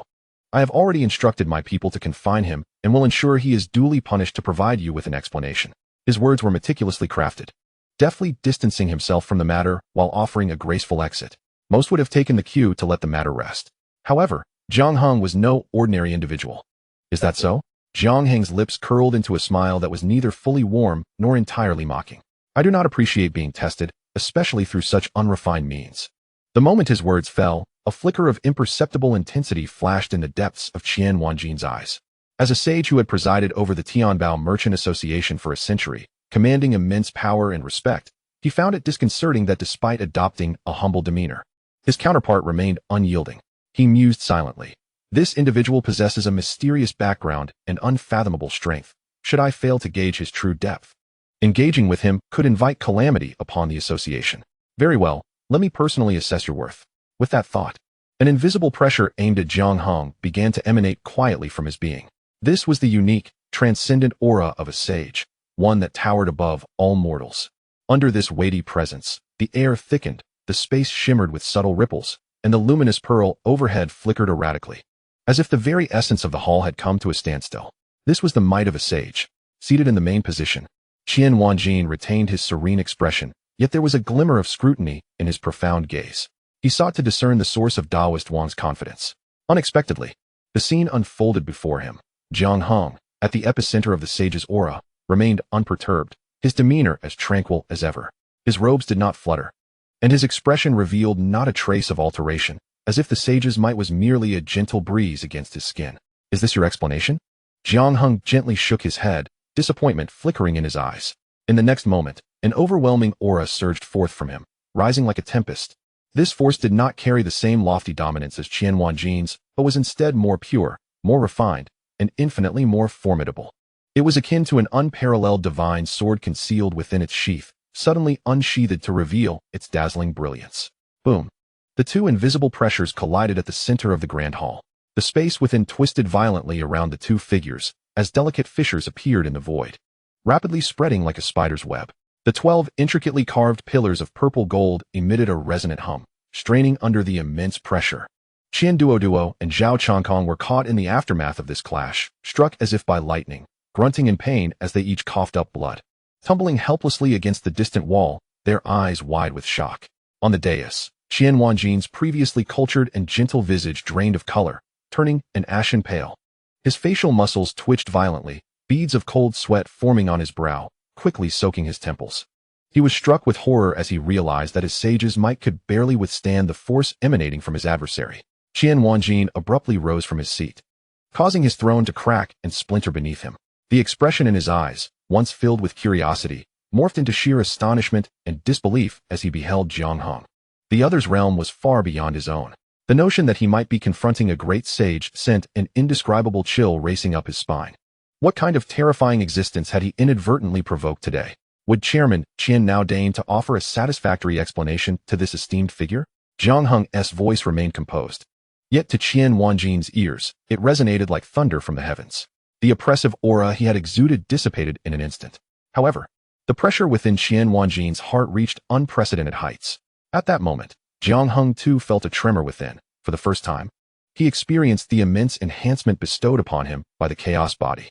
Without a hint of hesitation, and under the astonished gazes of Qian Duoduo and Zhao Changkong, the esteemed leader of the Tianbao Merchant Association, Saint Qian Wanjin, knelt before Jiang Heng, his knees giving way, and his forehead struck the ground with a heavy thud. Please, Senior, do not be angered. His voice, stripped of any semblance of the authority of a chairman, was filled solely with fear and reverence. I was blind to not recognize your greatness and have offended you. I humbly ask for your forgiveness. In a distant corner, Qian Duoduo and Zhao Changkong, struggling to rise, were utterly petrified. Their minds were blank, left only with the overwhelming image of this revered figure who held the commercial lifeblood of the star-picking domain. Bowing deeply before a young man, they felt their worldview shatter. A saint, kneeling? And doing so with such decisiveness, devoid of hesitation or resentment. Jiang Heng regarded the chairman before him with a calm demeanor. You may rise. His voice, though soft, provided a slight reassurance to Qian Wanjin's trembling heart. Thank you immensely. Esteemed senior. Qian Wanjin felt as though he had been granted a reprieve, yet he dared not rise, lowering his head even further. I foolishly dared to test the waters, and I implore your punishment for my disrespect. He understood well that such a being could be capricious, should he fail to satisfy this individual today. The entire Tianbao Merchant Association might perish due to his single foolish thought. Punishment? A barely perceptible smile graced Jiang Heng's lips. If I truly wished to punish you, you would already be a corpse. The chilling words sent a shiver through Qian Wanjin, cold sweat soaking his back. He had no doubt of the truth in that statement. Let this be the last time. Jiang Heng's voice resonated again. Yes, yes, I shall remember your teachings, esteemed senior, and will never again harbor any disrespect. Only then did Qian Wanjin, trembling, rise from the ground, though he remained hunched, not daring to lift his head. Adopting a posture even more humble than Qian Duoduo's had been, he cautiously retrieved a token from his storage ring and reverently presented it with both hands. It was a token crafted entirely from a certain type of purple gold and warm jade, adorned on its front with an ancient 9-tiered pagoda, while the back bore a seal of the character for heaven. Esteemed predecessor, this is the emblem of our Tianbao Merchants Association, the Tianbao Ling. Qian Wanjin's voice resonated with profound reverence. Since the inception of our association, only 3 of these tokens have ever been bestowed. The bearer of this token is regarded as the most esteemed elder guest of the Tianbao Merchants Association, with the privilege to access the association's resources at any branch. I understand that this token may hold little significance for you, esteemed predecessor, but I kindly ask you to accept it as a small gesture of my contrition. Jiang Heng's gaze lingered on the Tianbao Ling for a brief moment. An elder guest? That would indeed be convenient, as he ventured into the unfamiliar Qingyun domain. Such an identity would undoubtedly spare him considerable trouble. He remained silent, simply gesturing with his hand, causing the Tianbao Ling to transform into a streak of flowing light, landing in his palm before vanishing from sight. Seeing Jiang Heng accept the token, Qian Wanjin's heart, which had been suspended in his throat, finally eased considerably. Letting out a heavy sigh of relief, President Qian, Jiang Heng spoke again with a tranquil demeanor. Is it now possible to lead me to the teleportation array? After Qian Wanjin's earlier display, Jiang Heng had no intention of lingering any longer. Of course, absolutely. Qian Wanjin nodded eagerly, as if awakening from a dream. Esteemed predecessor, please follow me. I shall personally guide you. With that, he set off ahead, adopting a most humble demeanor. Jiang Heng followed in his footsteps. Qian Duoduo and Zhao Changkong exchanged glances, each reflecting a sense of relief and deep astonishment at having survived their earlier ordeal. The two traversed the main hall, advancing towards a more profound passageway at the back. Flanking the passage were guards stationed every 10 steps, each exuding an air of solemnity. With cultivation levels no lower than that of a revered elder, and many were formidable figures at the quasi-saint level. The deeper they ventured, the stronger the guards' prowess became, and the restrictions grew increasingly intricate and severe. Along the way, all guards were left in a state of astonishment witnessing President Qian Wanjin's deference towards a young man. Yet strict discipline forbade any discussion, compelling them to suppress their astonishment deep within. Soon, they arrived before an immense bronze door, towering to a height of 100 feet. The door was inscribed with a multitude of runes, exuding a terrifying aura that suppressed space and isolated all things. Qian Wanjin halted, forming intricate hand seals and casting a series of complex incantations, while simultaneously pricking his fingertip to let a drop of his essence blood fall into the door's formation eye. With a resonant hum, the colossal bronze door emitted a deep rumble, slowly opening to the sides.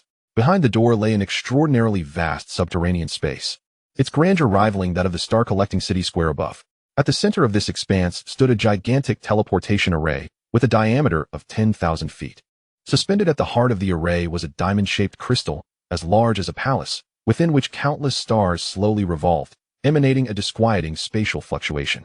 Surrounding the array were towering mountains formed from high-grade spirit stones. Merely standing in this space, Jiang Heng could feel the vibrant spiritual energy enveloping him.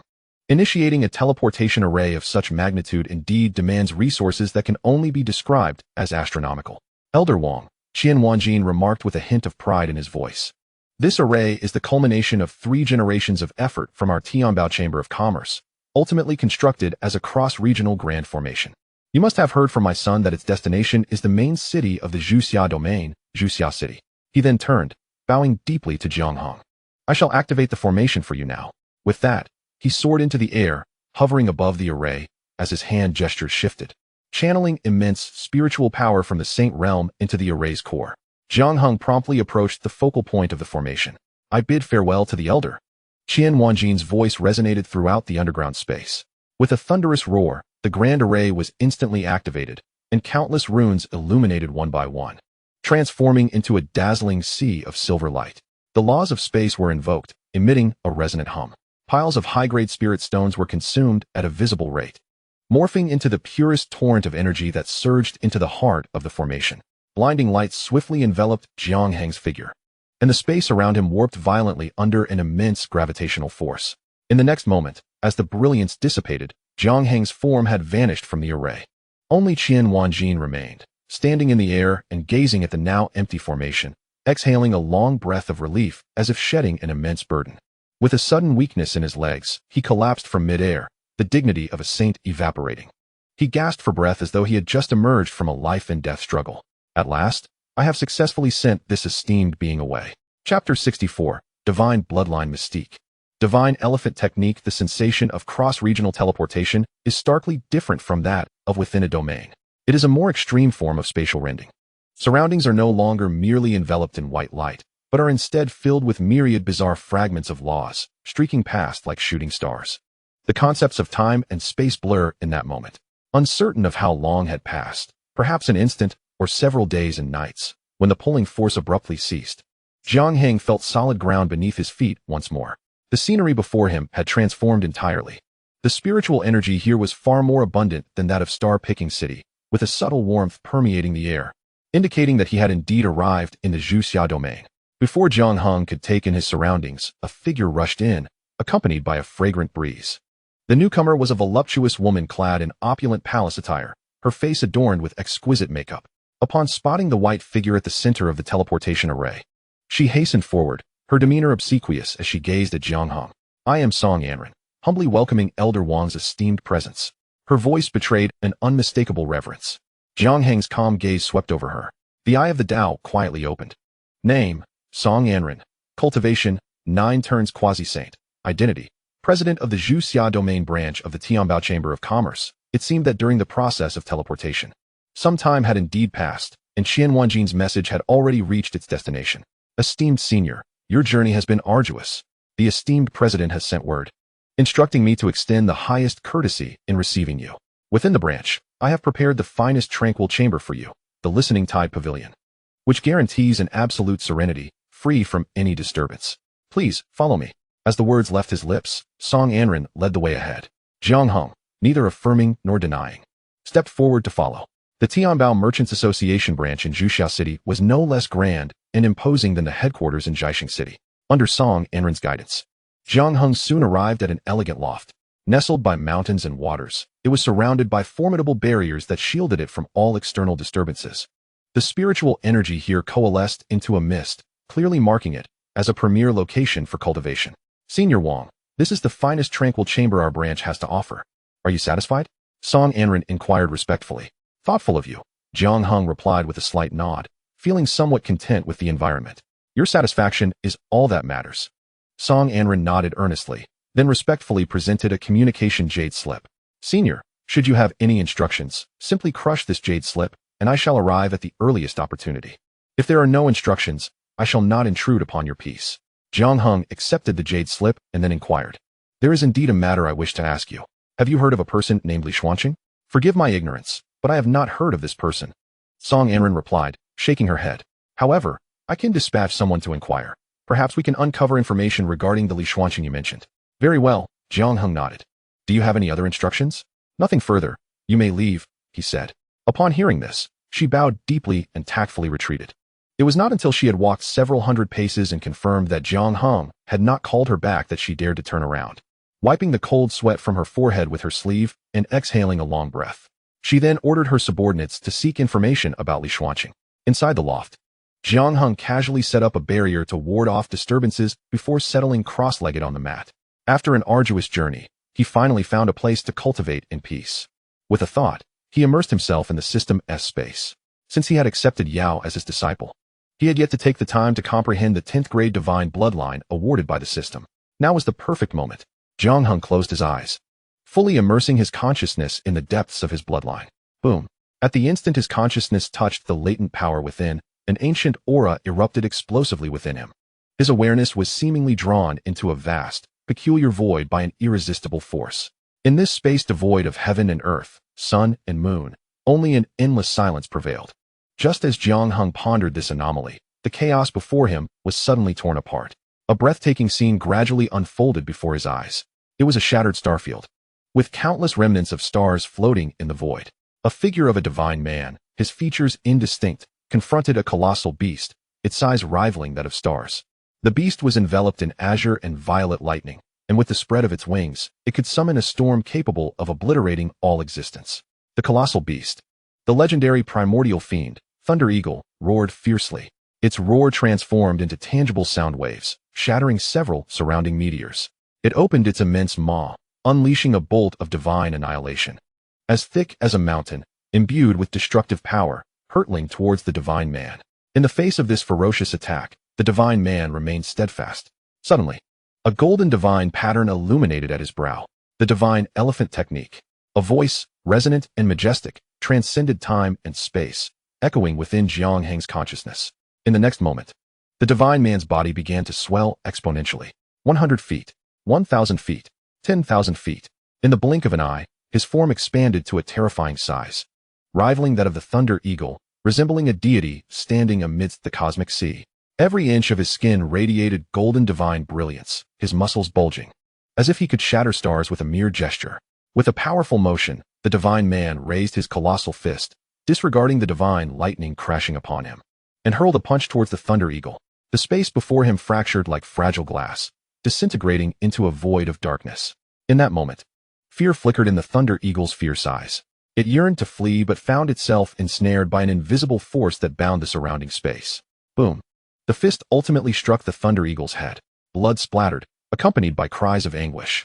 The once mighty primordial beast, along with its myriad bolts of lightning, was instantaneously reduced to a mist of crimson under that single blow. The scene abruptly halted. The surroundings receded like a tide. Within the quiet chamber, Jiang Heng abruptly opened his eyes, a brilliant golden light fleetingly igniting in his gaze. An influx of information surged into his mind. Indeed, the bloodline divine ability wielded by the divine man, the divine elephant technique. Jiang Heng murmured softly, while lighting up his eyes. This was the first bloodline divine ability he had awakened. The divine elephant technique could transform the body to match the heavens and the earth, allowing one's size to fluctuate at will. The larger the form, the more terrifying the amplification of power. When cultivated to its utmost, one could embody the universe and shatter galaxies with a punch. With this technique, his combat prowess was destined for a remarkable enhancement. Chapter 65. The opportunity for sanctification. The following morning, a beam of dawn light filtered through the window, illuminating the quiet chamber. Seated in meditation, Jiang Heng slowly opened his eyes. He slightly curled his fingers, and with a gentle grip, the surrounding air emitted a faint wail, instantly solidifying. Simultaneously, the blood and energy within him surged like a mighty river, each circulation brimming with the formidable strength capable of moving mountains and filling seas. After a night of contemplation, he had begun to grasp the essence of the divine elephant technique. He could now distinctly sense that the strength of his physical body had ascended to an entirely new level. Should he encounter a saint like Qian Wanjin again, he was confident that he could subdue him solely through his physical prowess.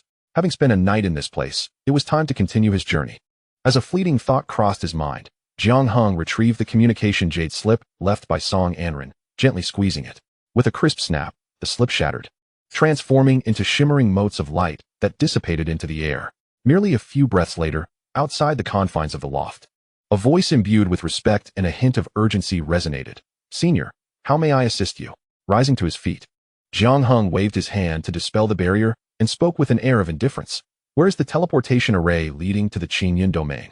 After a brief moment of contemplation, Jiang Heng deemed it unwise to wait idly, thus deciding to venture towards the Qingyun domain in hopes of uncovering any news regarding Old Li. Upon hearing his words, Song Anren momentarily froze, seemingly taken aback by the senior's imminent departure. However, she dared not exhibit any semblance of negligence, promptly bowing and responding, in reply to the senior. "The teleportation array to the Qingyun domain is a public formation located in the central square of the city. I shall guide you there at once." "No need." Jiang Heng waved his hand dismissively. "I can find my way." No sooner had he spoken, than his figure flickered, and he had already stepped out of the loft, making his way towards the Tianbao Trading Company. "Farewell, senior." Song Anren deeply bowed to the now empty space, remaining in that posture until she could no longer sense Jiang Heng's presence. Only then did she slowly rise, exhaling a long breath of pent-up air. Exiting the Tianbao Trading Company, Jiang Heng strolled along the streets of Zhuxia City. The architectural style of this city predominantly featured massive crimson stones, with broad streets bustling with cultivators, each exuding a fiery aura and spirited temperament, an absolute contrast to the reserved nature of Jiaxing City. Following the direction provided by Song Anren, he meandered towards the city center at a leisurely pace. The streets were alive with a cacophony of voices, exuding a vibrant atmosphere. Not far ahead, a towering pavilion constructed entirely of purple sandalwood, reaching a height of 100 feet, was surrounded by a throng of onlookers, the clamor rising to the heavens. Countless young cultivators, their faces alight with excitement, surged towards the pavilion, eager and animated. Initially indifferent, Jiang Heng intended to bypass the commotion. Yet at that moment, an all-too-familiar system notification echoed in his mind. Detected a bond-related individual, Mu Feiyu, currently located at Ziyun Pavilion. Jiang Heng's footsteps halted abruptly. He surveyed his surroundings, his gaze abruptly shifting towards the lively pavilion. The plaque above it boldly inscribed with the characters Ziyun Pavilion. Mu Feiyu, another individual linked by fate. A flicker of intrigue passed through Jiang Heng's eyes. His original plan to head towards the Qingyun domain was instantly cast aside. He then strolled to a nearby tea stall, casually selecting an empty seat. The stall owner, a slender middle-aged man, craned his neck towards the Ziyun Pavilion, his face alight with anticipation. "Good sir, what event is taking place at Ziyun Pavilion today?" Jiang Heng's voice was calm, devoid of any discernible emotion. The stall owner turned at the sound, and upon catching a glimpse of Jiang Heng's extraordinary demeanor, his spirits lifted. He quickly wiped the table and, lowering his voice, spoke animatedly. "Ah, esteemed guest. You must be from out of town. You've asked the right person. Today marks a once-in-a-century grand occasion for our Zhuxia city. Is that so?" Jiang Heng poured himself a cup of coarse tea, neither affirming nor denying. "In our Zhuxia city, there exist 3 prominent families, among which the Lan family boasts the most formidable strength." The stall owner lowered his voice, speaking with an air of mystery. "Today, the head of the Lan family is hosting a matchmaking event for his precious daughter, the enchanting Lan Li, renowned as the most beautiful woman in Zhuxia domain. Not only is she stunningly beautiful, but she is also extraordinarily gifted, having already attained the pinnacle of the esteemed realm at just over 20 years of age. She is cherished deeply by the head of the Lan family. This matchmaking event has been announced by the Lan family. They will not inquire about one's background or lineage. Any young talent under the age of 30 is welcome to participate. Whoever emerges victorious will not only win the heart of the beauty, but also receive the Lan family's unparalleled resources for cultivation, a true leap to greatness." The stall owner spoke passionately, his eyes gleaming with longing. "Thus, not only our Zhuxia domain, but even the young prodigies from the surrounding regions have flocked here. Just look at this spectacle. The threshold of the Ziyun Tower is nearly being trampled." Jiang Heng lifted his teacup, taking a gentle sip, his gaze drifting once more to the bustling tower. A matchmaking event? A peculiar sensation stirred within him. Was that individual named Mu Feiyu mingling among those aspiring to become a son-in-law? He set down his teacup, left a few spirit stones, and gradually rose. "Thank you." As his words faded, he merged into the throng, making his way toward the grand entrance of the Ziyun Tower. Deep down, he sensed that his opportunity for enlightenment might very well lie with this Mu Feiyu. Before the Ziyun Tower, 2 rows of silver-armored guards stood with a solemn demeanor, maintaining order. Jiang Heng's expression remained tranquil as he moved with the flow of the crowd. He emitted no aura. Yet the eager and excited young talents before him instinctively parted, creating a path as if guided by an unseen force. A richly dressed young man, irritated by the crowd, turned to vent his frustration with a shout. "Who the hell?" But his words faltered upon meeting Jiang Heng's serene gaze. In those eyes, there was no pressure, no hostility, only a profound calm that sent shivers through his very soul. The young man's anger was instantly extinguished like a splash of cold water. He swallowed his words and unconsciously stepped aside to allow Jiang Heng to pass. Thus, Jiang Heng ascended the steps, entering the Ziyun Tower. Chapter 66. The Innate Tao Body. Mu Feiyu inside the Ziyun Tower, a wondrous realm unfolded. The interior space, expanded by formations, appeared far more magnificent than it did from the outside. The tower consisted of 9 levels, and at this moment, the first-floor hall was teeming with hundreds of young talents from various places. Jiang Heng's arrival did not attract much attention. He concealed his aura, his expression unremarkable, contrasting sharply with the surrounding youths who sought to showcase their presence. He resembled a single drop of water quietly merging into a river. He found a secluded corner, his gaze sweeping calmly across the gathering. As the eye of the Tao opened, streams of information flowed before him. Name: Li Tianyi. Cultivation: 3rd level of the Venerable Realm. Identity: Young Master of the Liang Sect. Name: Zhao Wuji. Cultivation: 5th level of the Venerable Realm.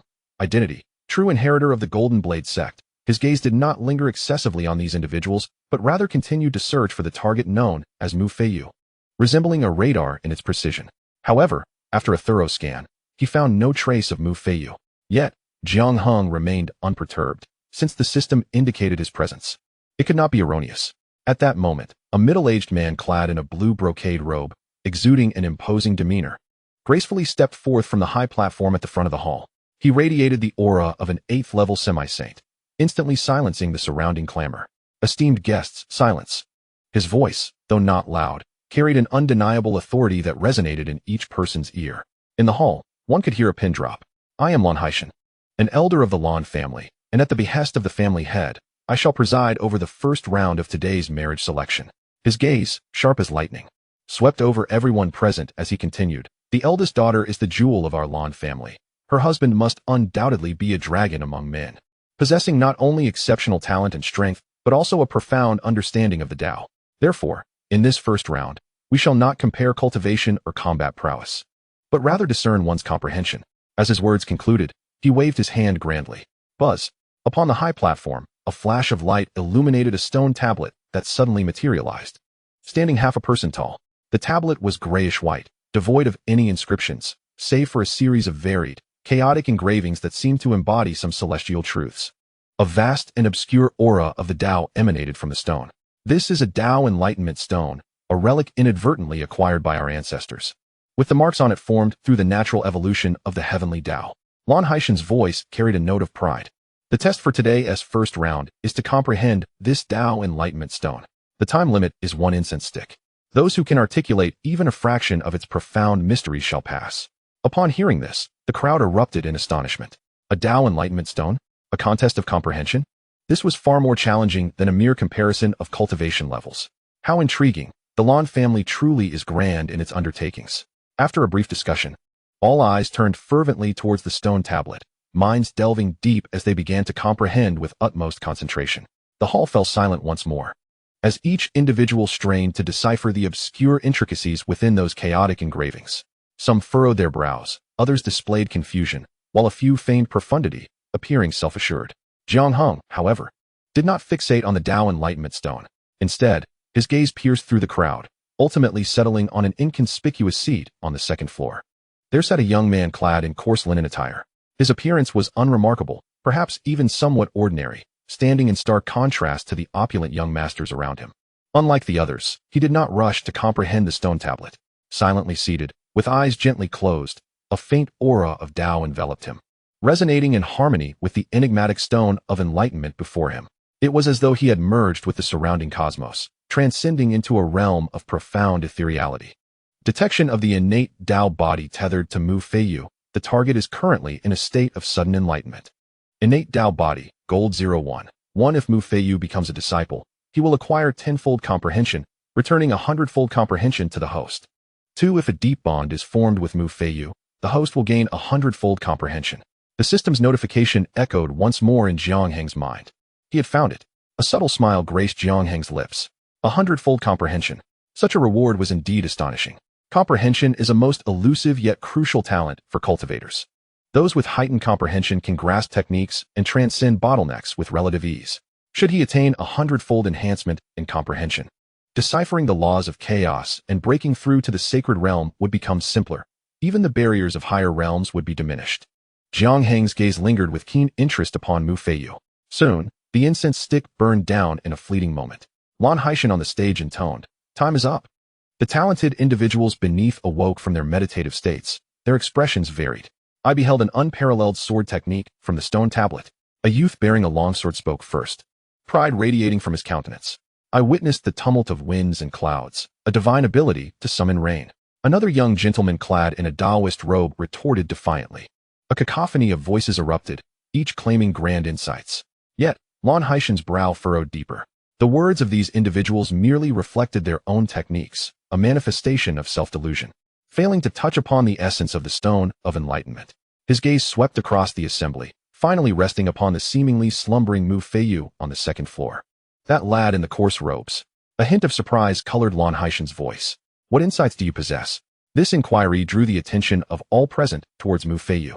Stirred by the sound, Mu Feiyu slowly emerged from his state of enlightenment, opening his eyes to reveal a trace of post-sleep bewilderment.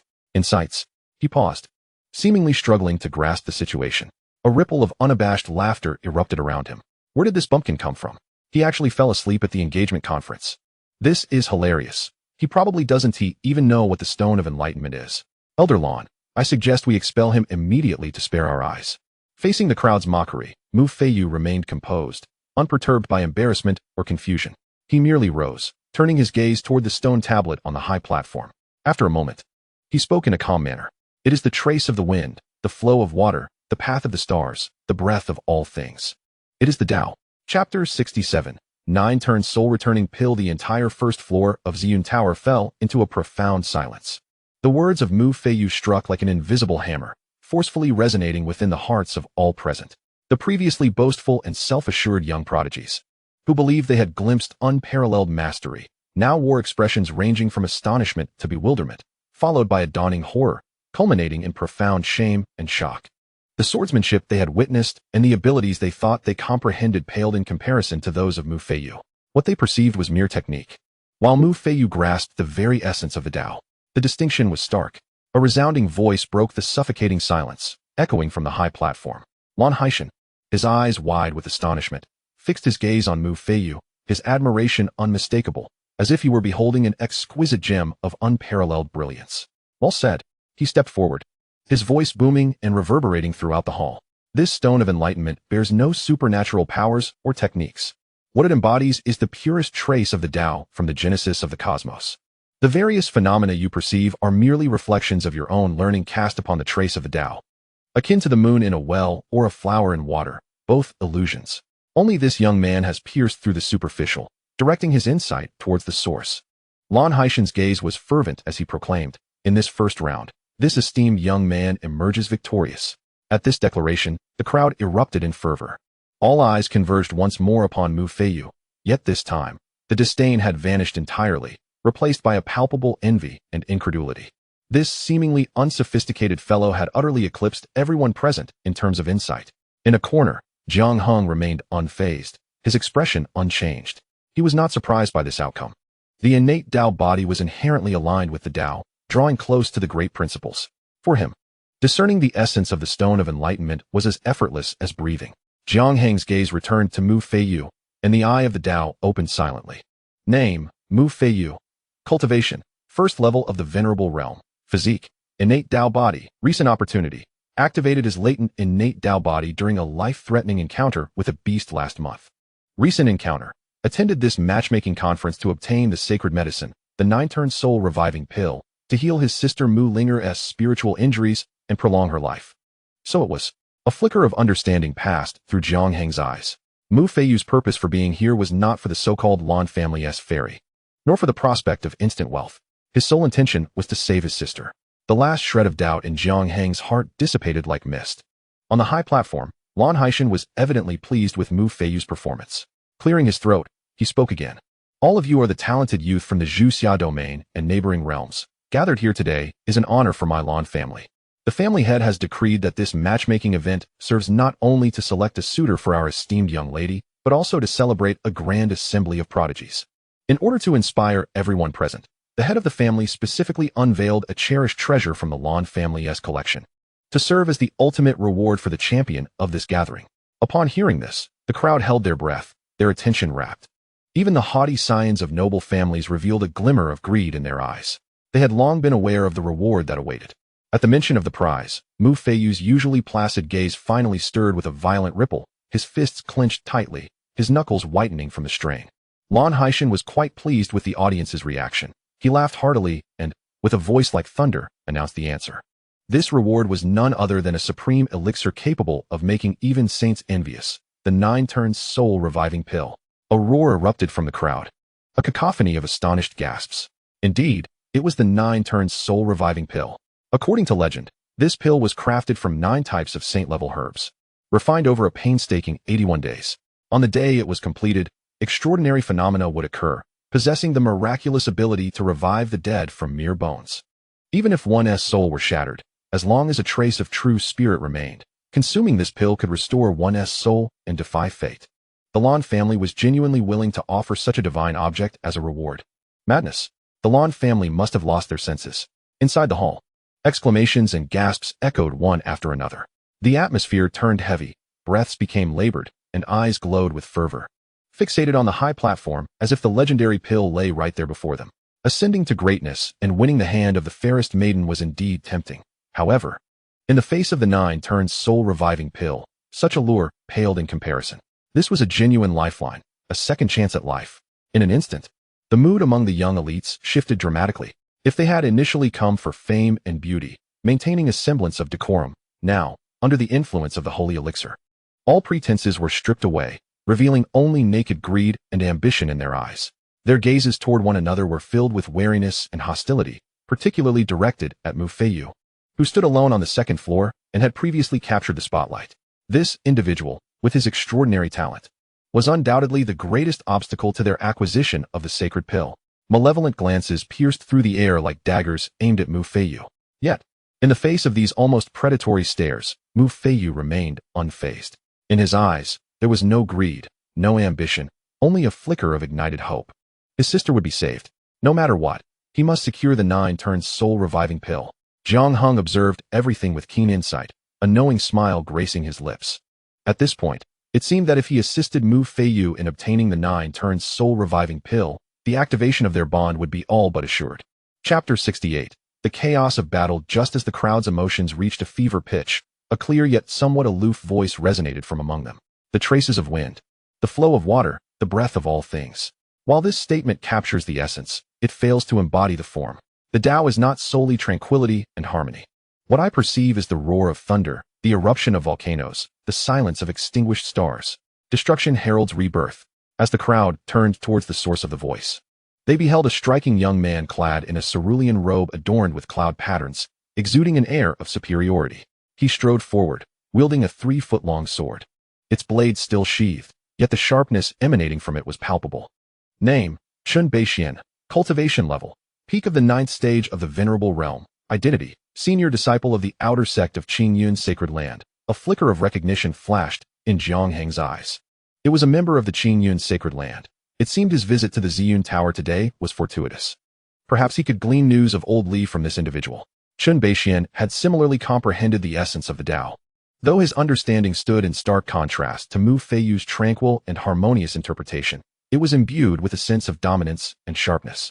Lan Haishan regarded Chun Beixian with evident approval. Indeed, the Tao manifests in myriad forms, yet all paths converge. You have also pierced through the essence. Soon after, several others began to speak.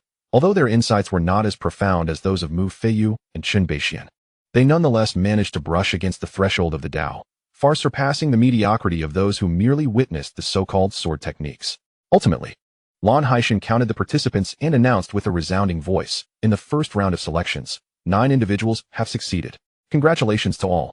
The eliminated prodigies wore expressions of despair, resigned to retreating to the sidelines, relegated to mere spectators. The gaze of the entire assembly converged upon the 9 successful candidates, particularly on Mu Feiyu and Chun Beixian, who appeared as polar opposites, one humble and unassuming, the other radiant with brilliance. As the venue settled into a brief hush, Lan Haishan spoke again with clarity. Comprehension is merely the foundation of becoming a formidable force.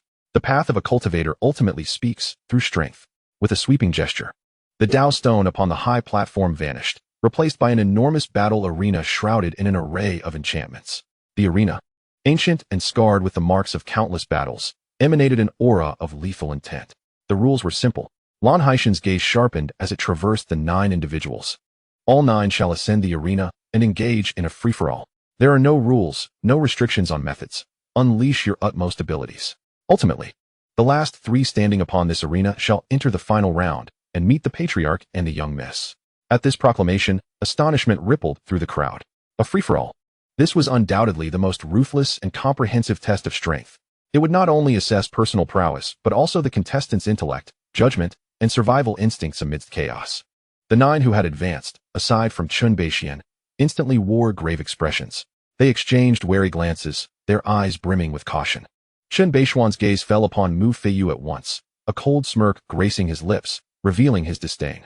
In his eyes, despite Mu Feiyu's extraordinary comprehension, his cultivation at the first stage of the Venerable Realm rendered him nothing more than an ant, easily crushed in this tumultuous battle. Most others shared a similar sentiment. Mu Feiyu, being the weakest among the 9, naturally became the target of everyone's intent. Eliminating the weakest is a consensus shared by all. In an instant, several malevolent gazes converged upon Mu Feiyu. Despite the tense atmosphere, Mu Feiyu maintained his composure. However, the clenched fists betrayed the turmoil within. Taking a deep breath, he stepped forward, his figure landing upon the expansive arena. For the sake of his sister, retreat was not an option.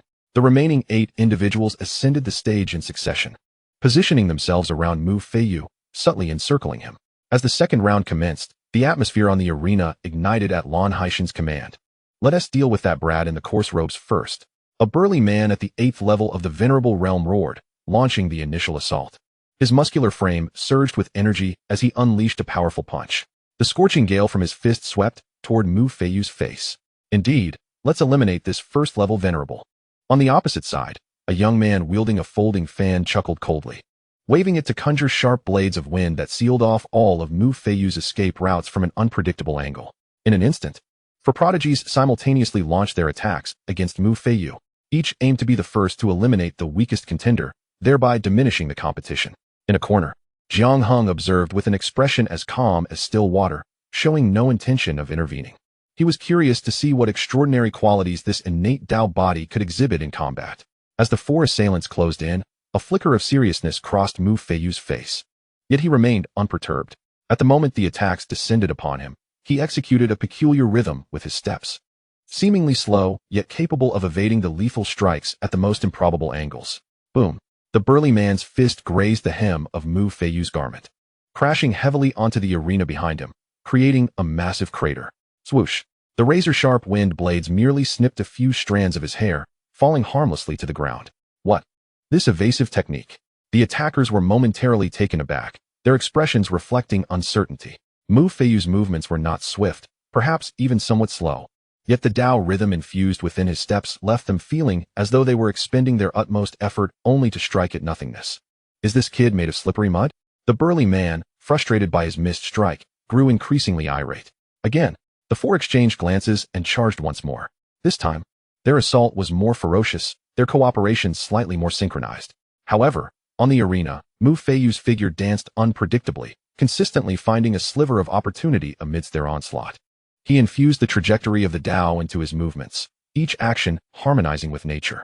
This was the profound understanding Mu Feiyu had gleaned from the Stone of Enlightenment. Now, this is somewhat interesting. Chun Beishuan's gaze swept over the crowd, yet he refrained from making a move, content to observe with his sword in hand, intrigued. In his view, this level of combat did not necessitate his direct involvement. Chapter 69. Offering assistance. The arena was ablaze with spiritual energy. With his intricate agility, Mu Feiyu navigated the onslaught of 4 adversaries with remarkable ease, momentarily gaining the upper hand. Yet, he was acutely aware that this approach was untenable. His spiritual prowess paled in comparison to theirs, and prolonged engagement would undoubtedly be detrimental to him. A swift resolution was imperative. Suddenly, Mu Feiyu's gaze sharpened. No longer merely evading, he seized the opportunity presented by one opponent's attack, pivoting forward like a shadow, closing in with uncanny precision. His fingers, poised like a blade, thrust forward abruptly. The adversary, upon witnessing this, sneered contemptuously. Seeking death, the burly man's grin widened as he unleashed a surge of spiritual light from his fist, intent on obliterating the elusive figure before him with sheer brute force. The spectators below instinctively closed their eyes, unable to bear the anticipated brutality. However, at the moment of imminent collision, an unexpected twist occurred. Mu Feiyu's finger quivered imperceptibly, skillfully evading the full force of the opponent's blow, and precisely striking a pivotal point where the opponent's energy was depleted and new strength had yet to manifest. A soft pop echoed. The sneer on the young prodigy's face froze instantly. He felt an unusual force coursing through his fist, disrupting the flow of his internal energy and sending a wave of numbness through his entire arm. How could this be? He gasped in disbelief. Yet Mu Feiyu offered him no respite. Like a specter, he drew near and firmly pressed his palm against the opponent's chest. Bang! The young prodigy, struck as if by lightning, spat blood and was flung backward, crashing heavily to the ground. One strike. Merely one strike was sufficient to eliminate a 7th-layer master. The audience was astounded. Did I just witness that correctly? A 7th-layer master fell just like that? How did he accomplish this? What was that singular point? I barely sensed any potent spiritual fluctuations. This young man is extraordinary. On the high platform, Lan Haishan looked at Mu Feiyu, unable to suppress his admiration. Excellent. What a masterful display of precision overcoming brute force. This young man's understanding of the path has reached such a remarkable level. The remaining 3 assailants paled, no longer daring to underestimate him. Their attacks grew more cautious yet ferocious. The battle once again fell into a stalemate. Yet, it was evident to all that Mu Feiyu's situation remained perilous. Outnumbered 3-1, His spiritual energy was rapidly depleting, and his complexion began to pale. At that moment, in another corner of the arena, a victor had emerged. A chilling scream echoed as Chun Beixian, unsheathing his sword, wielded only its scabbard to send a formidable 8th-layer master hurtling through the air. Amidst the chaos, one of the sinister youths entangled with Mu Feiyu perceived an opportunity. He had discerned that although this young man's movements were peculiar, his spiritual energy could not sustain itself for long. Do not prolong this. Let us strike together and incapacitate him. Exchanging glances with the other two, they swiftly reached an unspoken consensus. Boom. As the three individuals unleashed their powers simultaneously, their spiritual energy erupted forth without reservation. One of them formed hand seals, causing several earthen-colored chains to burst forth from the ground, coiling like venomous serpents around Mu Feiyu's legs, restricting his movements. Another launched a fierce frontal assault, flames surging from his fists, morphing into a roaring fire lion, exuding an awe-inspiring might. Meanwhile, the sinister youth swiftly transformed into a fleeting shadow, silently maneuvering behind Mu Feiyu, wielding a short dagger that emanated a ghostly green glow, aiming for a lethal strike to his vital points. With their combined efforts, the three late-stage masters had orchestrated a flawlessly executed trap, completely sealing off any chance of evasion for Mu Feiyu. It was over. A gasp escaped from the crowd below. Such an offensive could not be withstood, not even by a first-level master, let alone a 9th-level master of the same rank. One would surely sustain severe injuries. Mu Feiyu's pupils dilated in sudden realization.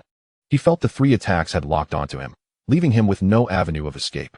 If he were to take this hit head-on, he would undoubtedly be gravely injured and eliminated. Was he truly destined to fall here? A surge of unwillingness welled up within him. At that critical moment, in a distant corner, Jiang Heng, who had remained a mere spectator, subtly flicked his index finger. A strand of chaotic energy, 100 times finer than a hair, silently infiltrated the void. On the battle stage, the young master assaulting from the front was inexplicably struck by a chilling sensation. As if indifferent eyes from the heavens above were scrutinizing him, his spiritual energy faltered and became momentarily disordered under the weight of this sudden dread. In the realm of skilled combatants, even the slightest misstep can lead to catastrophic consequences. This fleeting error proved to be fatal for the meticulously crafted killing formation. A minuscule gap emerged in what had been a seamless encirclement. Simultaneously, Jiang Heng's voice resonated in Mu Feiyu's mind. Now, young one, the opportunity is yours. A spark ignited in Mu Feiyu's eyes. Without a moment's hesitation or contemplation on the origin of the voice in his mind, he unleashed his spiritual energy with abandon. His body maneuvered at a precarious angle, narrowly slipping through the newly formed breach. Boom!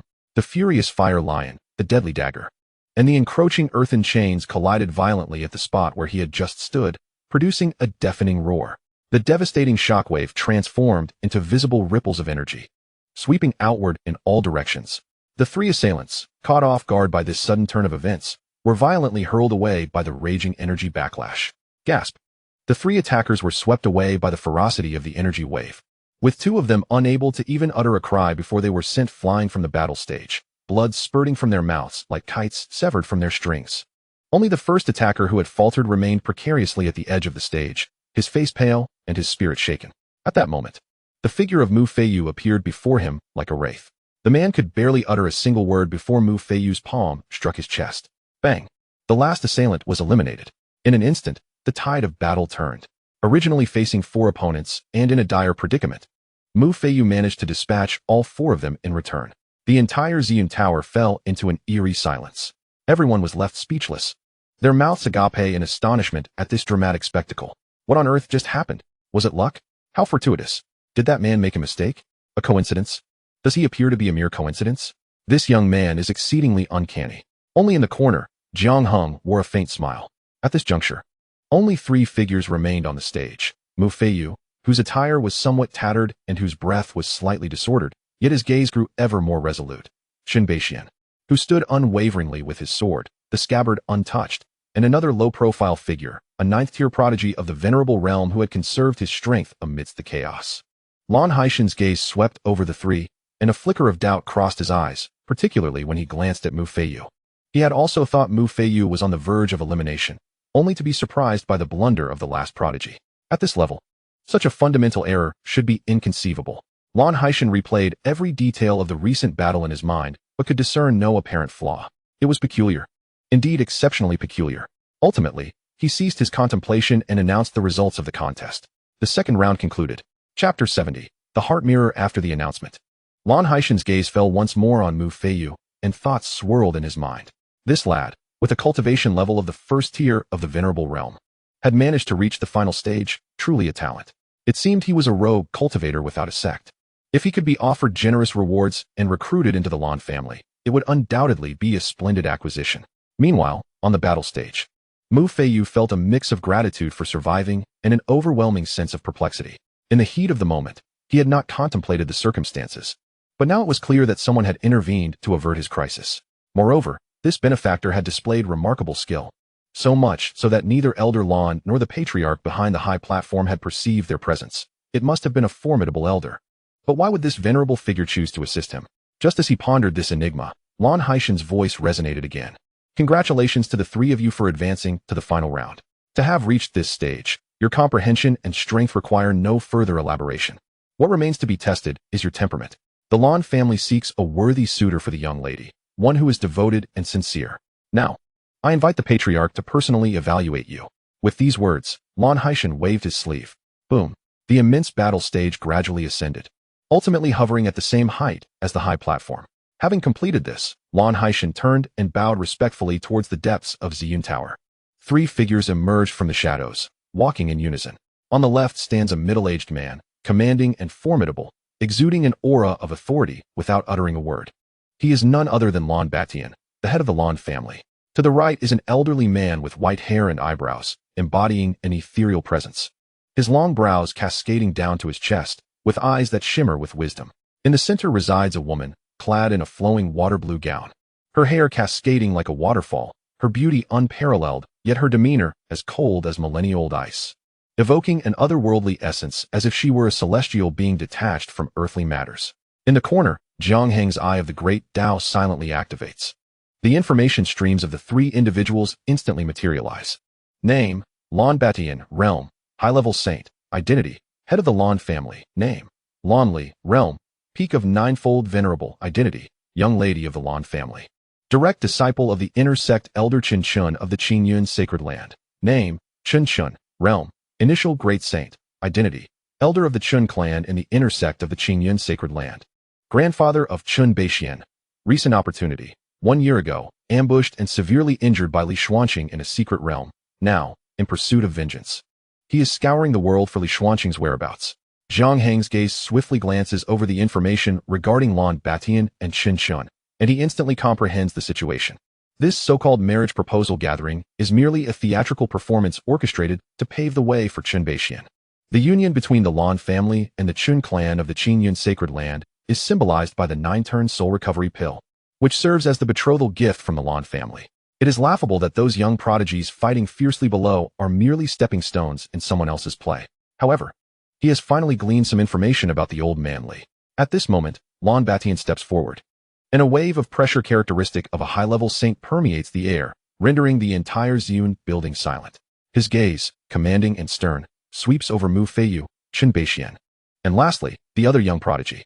You have all demonstrated your insight and combat prowess. Lan Beixian's voice resonates, rich and authoritative. Yet, what my Lan family seeks in a son-in-law above all is a sincere heart. Talent and strength are meaningless if one's intentions are impure and one harbors indecision towards my daughter. The Lan family will not entertain such unions. Upon hearing this, a subtle smile graces Chun Beixian's lips as he casts a glance at the distant Lan Li, his eyes betraying his admiration and unwavering determination. In stark contrast, Mu Feiyu's heart plunges with despair. A test of sincerity? He has never met the esteemed young lady of the Lan family. How could he possess sincerity?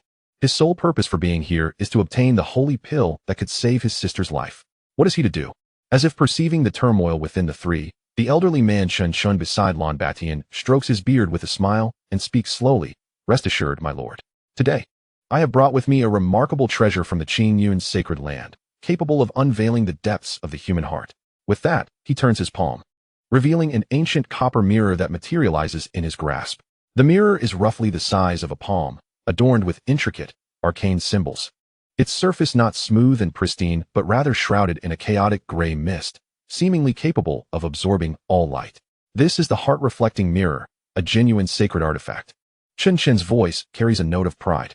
Place your hand upon the mirror's surface, envisioning Lan Li, and this mirror shall reflect the depths of your heart. Should the mirror emit a blue hue, it signifies insincerity and a mind clouded with distractions. If it shines purple, it denotes genuine affection, worthy of trust, the highest illumination. A golden glow symbolizes a love more enduring than gold, unchanging through the ages, a phenomenon that has yet to be evoked in centuries. He paused, his gaze lingering on Chun Beixian, filled with encouragement and anticipation. Who shall be the first? Lan Batian inquired in a deep voice. I shall go first, Chun Beixian declared without hesitation. Adjusting his robe, a confident smile gracing his face, he approached the mirror with measured steps. He cast a heartfelt glance at Lan Li before gently placing his palm upon the heart-reflecting mirror. A soft hum resonated from the mirror. A faint blue light flickered to life upon its surface. Chun Beixian's expression shifted slightly. Yet, in the next moment, he inhaled deeply, his adoration intensifying. The blue light began to pulse vigorously, deepening in hue from light blue to dark blue, before it suddenly transformed into a brilliant purple. A resplendent beam of purple light surged from the mirror, enveloping Chun Beixian entirely. Excellent. It is indeed purple light. Chun clapped joyfully, his face radiating satisfaction. A hint of a smile broke through Lan Beixian's stern demeanor as he nodded in approval.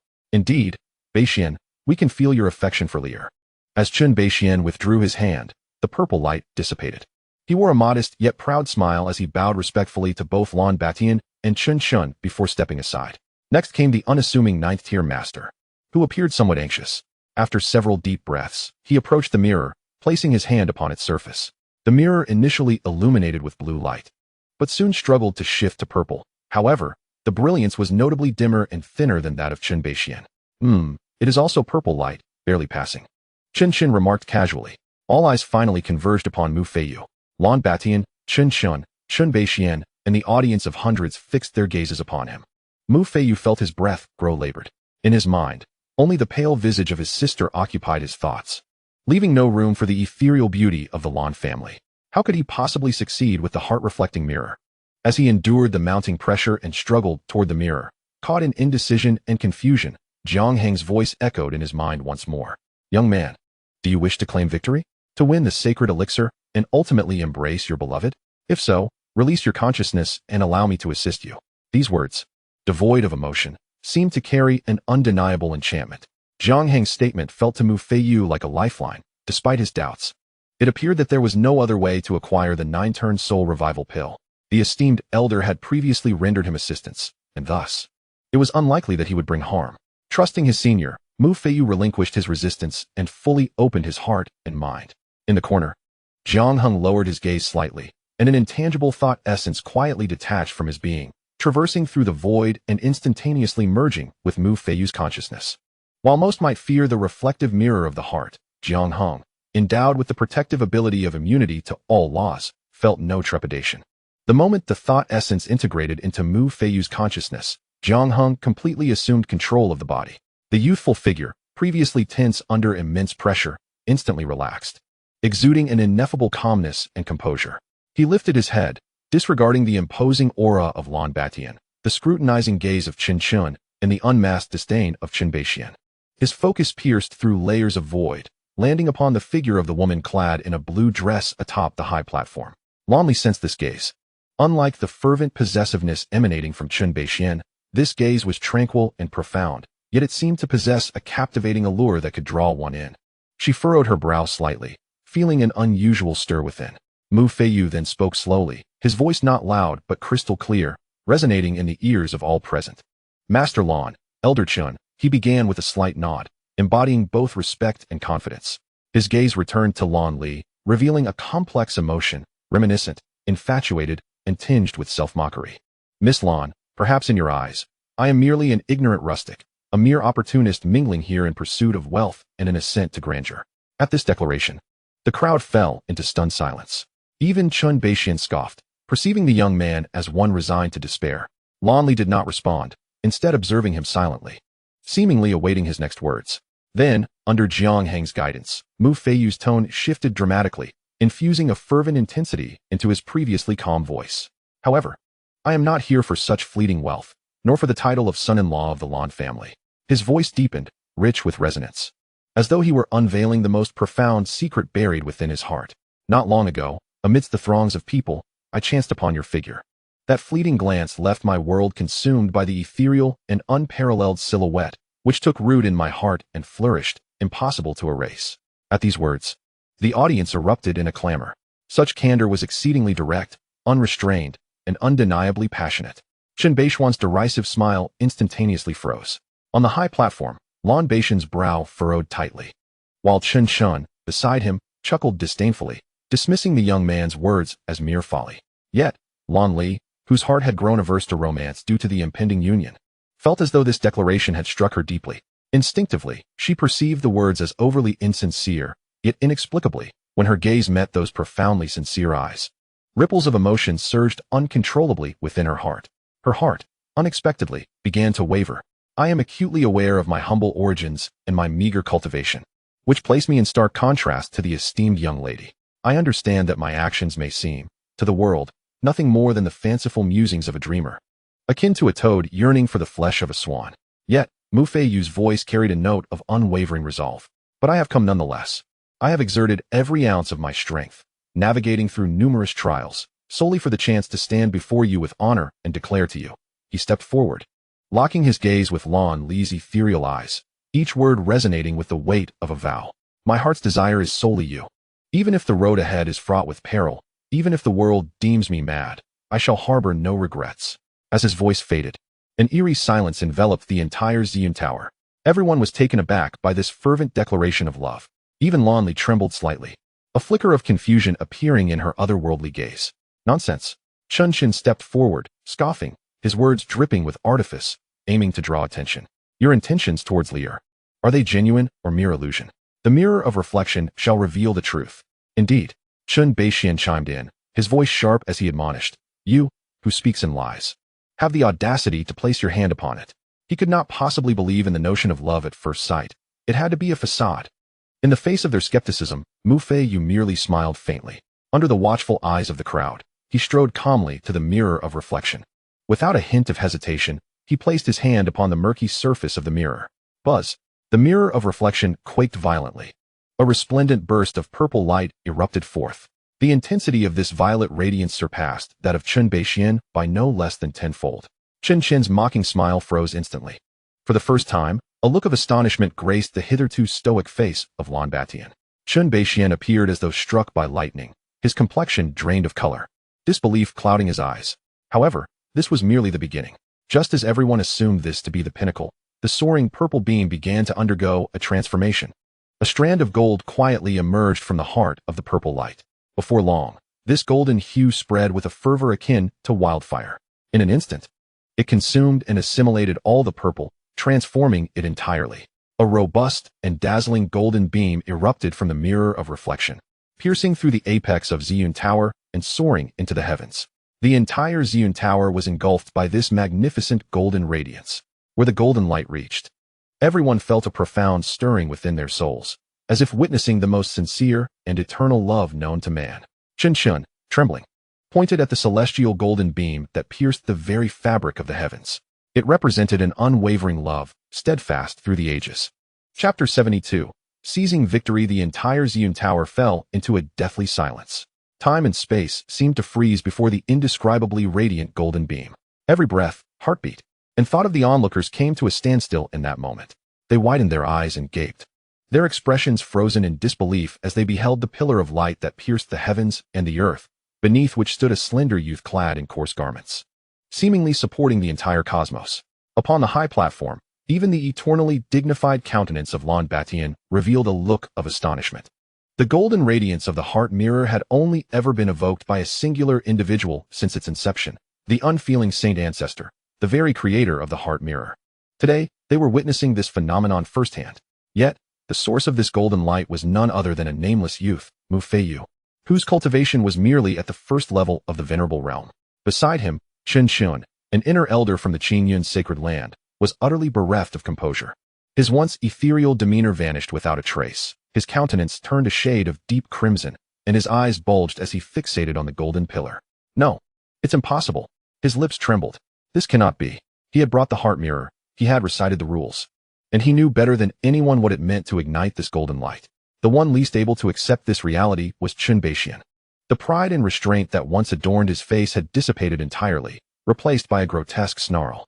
His cherished sincerity was rendered insignificant, like a mere speck of dust, laughably akin to a theatrical jester before the monumental golden pillar. At the center, enveloped in the golden glow, Lan Li's delicate form trembled slightly. The light was not scorching. Rather, it radiated an extraordinary warmth, as if penetrating the depths of the soul. The boy's fervent and resolute confession echoed in her ears. My heart's desire is solely for you. Even if the world deems me mad, I harbor no regrets. Initially dismissed as mere falsehood, in the presence of this timeless, supreme golden light, those words transformed into the most sincere and fervent vow, indelibly etched upon her heart. She lifted her gaze, for the first time, intentionally and earnestly, to regard the young man. In a corner, Jiang Heng's lips curled into an almost imperceptible smirk. Cheating. He must be cheating. At last, a frenzied roar shattered the silence. Chun Beixian, in a fit of madness, pointed at Mu Feiyu, his face contorted in a scream. Master Lan, Grandfather Chun, this boy has undoubtedly employed some malevolent sorcery to deceive the heart mirror. Chen Chen snapped back to reality, sharply echoing, indeed. What Beixian claims is absolutely correct. Since its forging in our Qing Yun's sacred land, only the unfeeling saint ancestor has been able to summon the golden light. Today's anomaly must be the result of this child's machinations. I suspect he is a spy sent by the demonic sect. The label of a demonic spy was instantly affixed. In the face of this frenzied accusation, Mu Feiyu, under Jiang Heng's manipulation, slowly turned around. His expression bore no anger, no defense, only tranquility. He regarded the frenzied grandfather and grandson with a hint of subtle mockery in his eyes. Oh, he began, his voice soft yet piercing through the clamor. The heart mirror is your esteemed sect's sacred artifact. The rules were established by you, Elder Chun. Now, the results have emerged. Yet they do not align with the expectations of the two individuals. Consequently, the results are deemed false, and I am accused of cheating. Labeled a traitor of the dark arts. He paused, his gaze sweeping across all present, his voice suddenly rising with an electrifying intensity. Posing a profound question, is it the heart mirror that has faltered, or is it the hearts of the two that are amiss? Upon uttering these words, an eerie silence enveloped the room. The expressions of Chun Chun and Chun Beixian turned exceedingly grim in an instant. Such words struck at the very core. They were cornered with no escape. To acknowledge the results would mean conceding defeat to a mere country bumpkin, a blow to their dignity. To deny the results would equate to publicly admitting that the sacred artifact of their sect is a farce, leading to a complete loss of credibility. It was as if they were being roasted over an open flame. Do not twist words and sow discord here. Chun Chun trembled with rage, yet found no rebuttal to offer. Enough. At that moment, Lan Batian's voice thundered. His gaze, sharp as an eagle's, methodically scanned the three individuals present. He first glanced at the visibly troubled Qin Shan, then at the begrudging Chun Beixian, and finally, his focus settled on Mu Feiyu. He fell silent for a moment, seemingly weighing his options. Ultimately, he turned to his daughter, Lan Li. He observed that her usually placid eyes were now rippling with unprecedented emotions, staring intently at Mu Feiyu, her expression profoundly complex. In that instant, Lan Batian made his determination. A marriage alliance serves the interests of the family. However, his daughter's happiness is equally paramount. Moreover, today's events unfolded before the scrutinizing eyes of all. The golden light of the heart mirror signifies divine intent. If the Lan family were to defy the heavens and publicly renege on their promise, they would become the laughingstock of the entire Zhuxia domain and even Zhongzhou. He inhaled deeply, and his deep, authoritative voice resonated throughout the venue. The outcome of the heart mirror is a collective witness, a manifestation of divine will, beyond dispute. In selecting a son-in-law, the Lan family values not only understanding and combat prowess, but also sincerity. Today, the 3 rounds of assessment have concluded. Victory and defeat have been determined. He abruptly turned, his gaze fierce, locking onto Mu Feiyu, and declared emphatically, I announce that the ultimate victor of this courtship gathering is Mu Feiyu. As his words fell, Jiang Heng's lips curled into a slight smile. The thread of consciousness that had merged with Mu Feiyu's mind silently receded. After a moment of deathly silence, the venue erupted with a tumultuous roar. Meanwhile, Mu Feiyu, having regained control of his body, felt somewhat bewildered. It was as if he had just awakened from an exceedingly long dream, only to find himself at the center of attention. The authoritative gaze of the Lan family patriarch was fixed upon him, proclaiming an outcome he could scarcely believe. I won. I can obtain that 9 rebirth soul returning pill. My sister will be saved. An overwhelming wave of joy instantly engulfed his thoughts, and for the first time, a genuine, Radiant smile blossomed upon the youthful visage of the boy. Chapter 73, A Hundredfold Enlightenment. Lan Li's doubts at this moment. Chen Beishuan's expression had darkened like the depths of a turbulent sea. Lan Batian paid him no further heed, directing his gaze towards his daughter, who remained in a state of bewilderment. His tone softened slightly as he spoke. Lear, your father understands that you harbor reservations regarding this marriage. The golden light of the mirror of heart confirms it is destined thus, yet I do not wish to force you. After a moment's contemplation, Lan Batian made an unexpected decision that took everyone by surprise. I shall grant you both a year's time. During this year, you may get to know one another and cultivate affection. After a year, we shall discuss the matter of marriage. With a grand gesture, a delicate jade box materialized from thin air, gracefully gliding towards Mu Feiyu. This shall serve as a betrothal gift, the 9 turns soul-reviving pill. From this day forth, you are to be my prospective son-in-law. Upon hearing these words, Chen Beixian, who had been consumed by rage and on the verge of eruption, felt the madness in his eyes cool instantly. A year's time. The ferocity on his face gradually faded, morphing into a look of resentment. He fixed his gaze on Mu Feiyu, his eyes akin to those of a predator gazing at its prey. Chen Beishuan's voice emerged hoarse and low, brimming with unmasked malice. Boy, I hope you manage to survive this year. Do not allow me the opportunity to strike. Otherwise, I shall make you experience a fate worse than death. This blatant threat once again thickened the atmosphere in the hall. Beside him, Chen Chen's countenance was equally dark, as if it could drip water. He snorted coldly and waved his sleeve dismissively. Master Lan, you possess remarkable tactics. In his heart, he was swiftly calculating.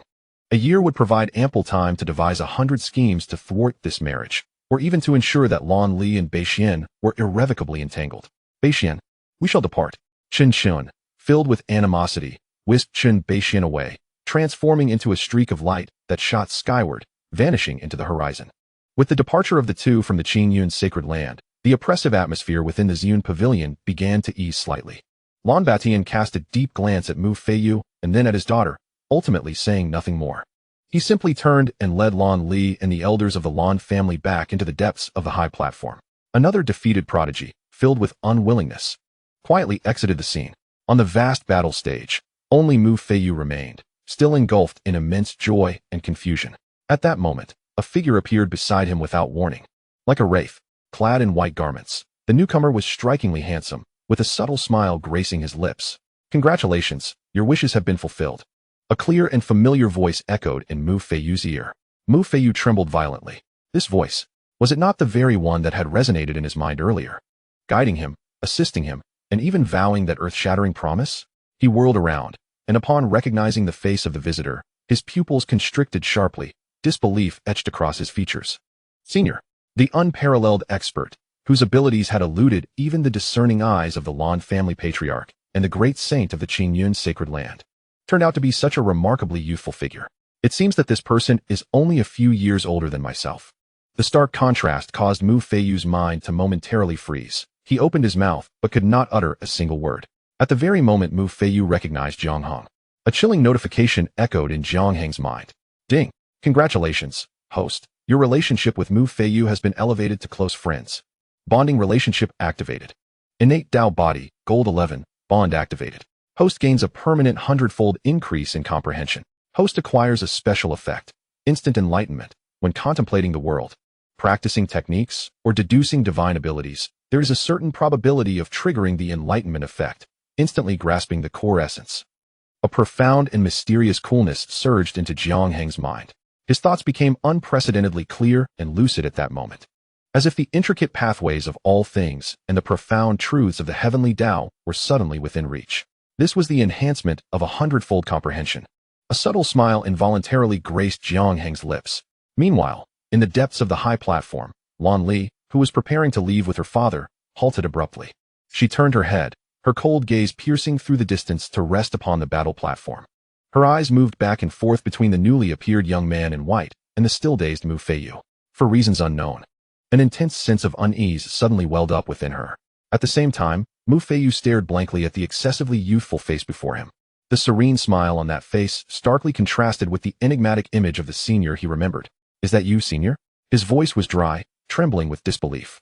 Jiang Heng simply smiled gently, placing a hand on his shoulder, imparting a soothing energy that immediately calmed Mu Feiyu's excitement and shock. Shoo!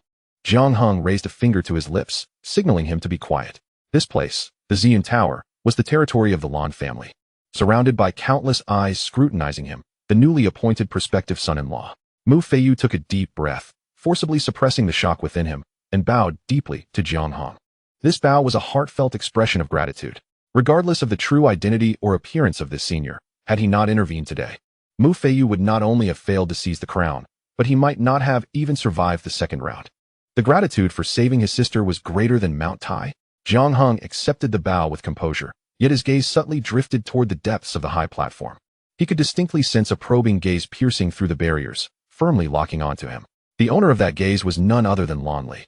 At this moment, Lan Li stood in the shadows behind a carved column. Her feet, which were meant to follow her father, had long since come to a halt. Her eyes, resembling exquisite glass, were fixed intently on the two figures on the battle stage. In her mind, the scene replayed over and over. The flustered, bewildered Mu Feiyu, who seemed slow to react even to the threats of others, contrasted sharply with the Mu Feiyu who faced the head of the Lan family with composure. Engaged in sharp exchanges with her master and Chun Beixian, and whose gaze burned with intensity when directed at her. Could they truly be the same person? No. It was utterly impossible. A person's cultivation could be concealed, and their appearance could be disguised. But the essence that emanated from the depths of the soul could never be feigned, especially after the test concluded. The aura that had once made her heart race vanished without a trace. Yet, that figure clad in white, despite merely standing there silently, exuded a presence strikingly reminiscent of the earlier Mu Feiyu. The answer was almost palpable. That breathtaking confession, which had stirred the legendary supreme golden light, did not originate from Mu Feiyu at all, but rather belonged to this suddenly appearing, enigmatic young man in white. As this thought took root, instead of feeling deceived, a surge of curiosity and an inexplicable sense of relief welled up within Lan Li. She clenched her concealed fist, her nails digging deeply into her palm. She had to uncover the true identity of this man. Chapter 74. An investigation is necessary on the battle stage. Jiang Heng withdrew his gaze, fully aware of the situation. It seemed that this young lady from the Lan family was far more astute than he had anticipated. However, he remained indifferent. Turning to the still elated Mu Feiyu, he spoke calmly. Don't be too quick to celebrate. Do not disregard Chen Beixian's words before he departed. These words instantly brought Mu Feiyu back to reality. The smile on his face froze, replaced by a grave expression. Observing his demeanor, Jiang Heng continued, but there is no need to be excessively alarmed. With your current status as the prospective son-in-law of the Lan family, you are considered half a member of the Lan clan, with the protection of the Lan family. Even in the face of the formidable Qingyun sacred land, without substantial justification, Qin Shun, regardless of his status as a great sage, would not dare to act against you openly, risking the dignity of the sacred land.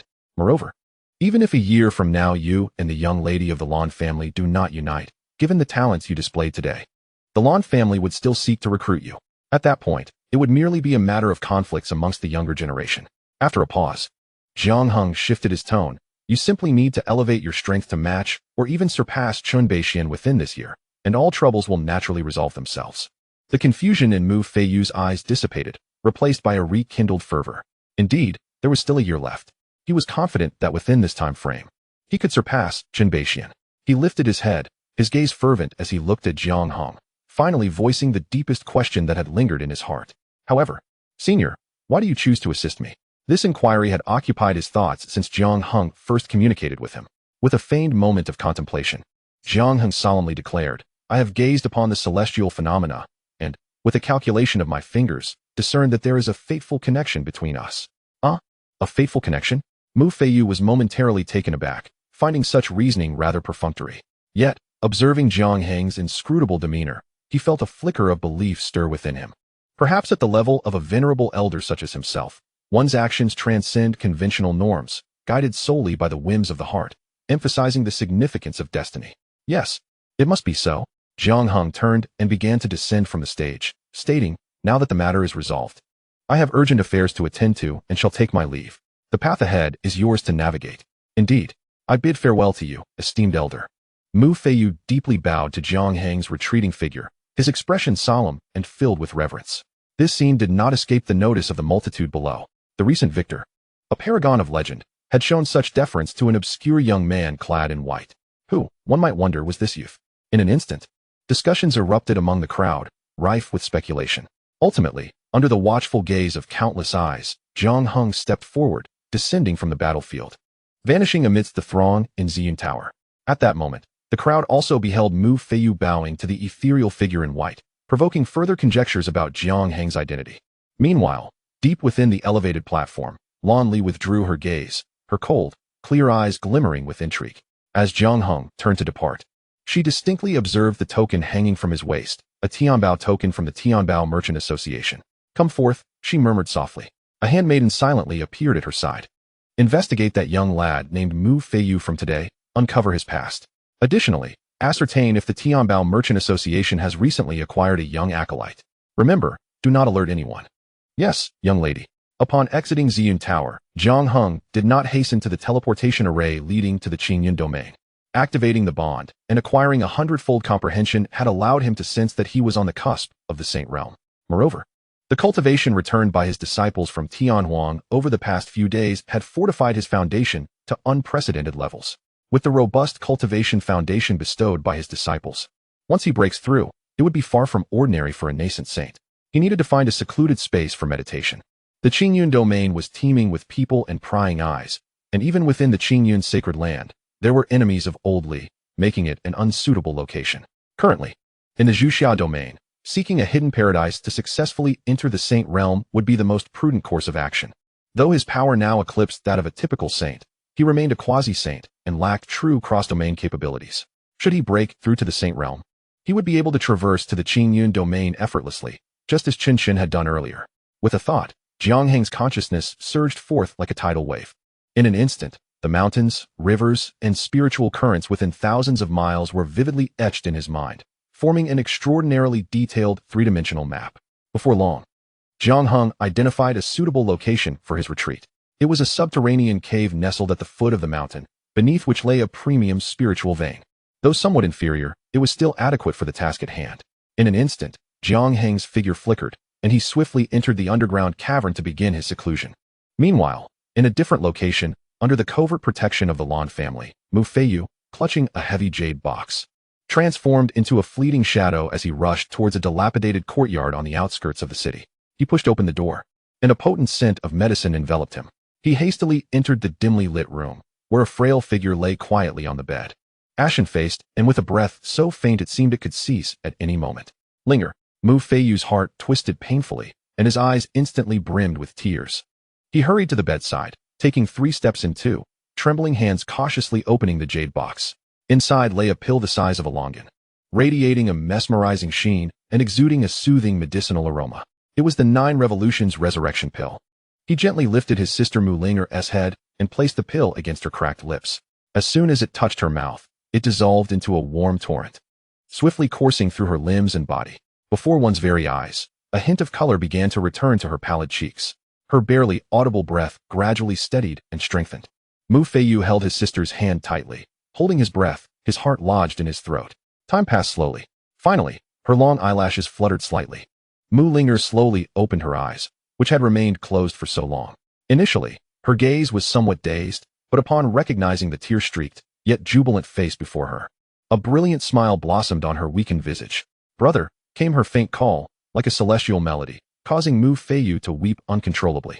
"Linger, you're awake. You finally awakened." Chapter 75. The grudge of the chest assault. Mu Linger could not help but cough softly. "Linger." Mu Feiyu's heart tightened, his joy swiftly replaced by panic. "What's wrong? Is something bothering you?" A trickle of blackened blood seeped from the corner of Mu Linger's mouth, falling onto the plain bedding, a shocking sight. However, her previously pallid complexion began to show a hint of color. She weakly shook her head, looking at Mu Feiyu, her voice soft yet imbued with a serene sense of having survived a calamity. "It's nothing, brother. I feel much better." Seeing his sister's improved complexion, the tension in Mu Feiyu's throat finally eased.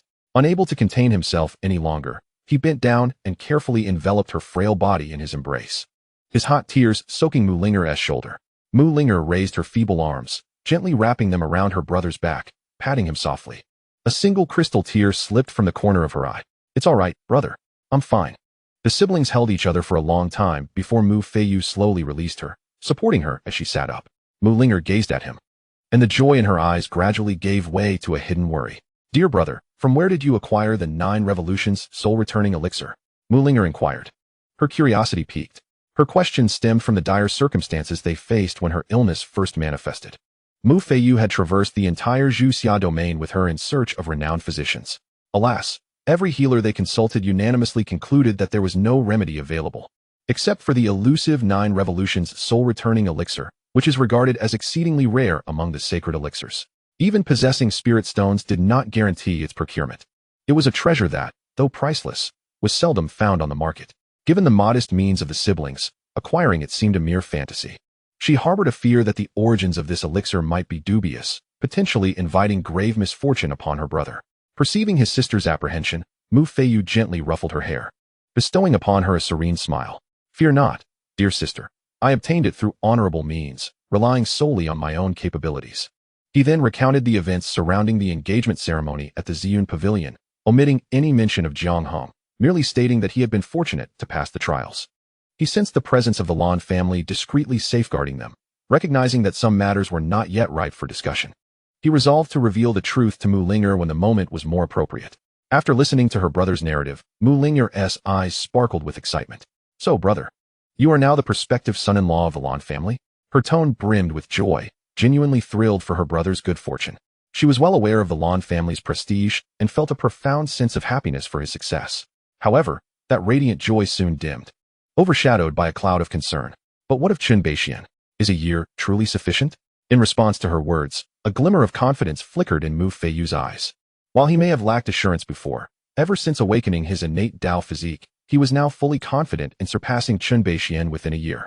"Rest assured," he said, placing a reassuring hand atop her head, his voice steady and resolute. "Within a year, I shall surely surpass him." Half a month later, in the desolate expanse of the Tianhuang continent, at the ethereal sacred grounds, deep within the Swordmaster's arena, countless swords resonated in unison, enveloped by an oppressive stillness that shrouded the entire mountain. Suddenly, without warning, a blood-red beam of light rent the heavens, soaring skyward and painting the clouds in an otherworldly crimson hue. Amidst the sanguine glow, a petite figure gradually ascended into the air, her fiery red hair billowing as she moved. The figure was none other than Yu Yao. "Delightful." Her clear voice rang out, echoing through the skies. Following her previous battle with Jiang Heng, she had not only emerged unscathed, but had also attained profound insights. Upon awakening, she had plunged headlong into seclusion. At this moment, she had finally emerged from her cocoon, stepping into the realm of quasi-saint. Buzz. Across the ethereal sacred grounds, several auras were stirred simultaneously, like streaks of light. The figure of the Holy Master Gu Yunxi and several other leaders appeared almost instantaneously above the Swordmaster's arena. Observing Yu Yao, whose aura surged within the bloodlight, the expressions of the onlookers varied. "Has Yu Yao broken through once more?" One of the leaders sighed, feeling a mix of resignation. Nevertheless, compared to the esteemed figure from the Qingyun sacred ground, she still fell short. It was said that that particular Master Jiang had already departed for the central continent. At that moment, the serene Master Song Wanqing of the Yuqing sect spoke softly, adorned in a graceful, understated gown that exuded an air of cool elegance. "Indeed, it remains uncertain when we shall break through to the quasi-saint level and ascend to the headquarters in Zhongzhou." Another master sighed deeply, his words tinged with yearning. The ethereal saint Gu Yunxi remained silent, quietly observing the petite figure within the crimson beam of light, her eyes betraying an unspoken worry. After a brief interlude, the soaring bloodlight gradually receded, completely merging into that figure. Yu Yao's aura stabilized entirely as she slowly opened her eyes, a terrifying brilliance flashing momentarily.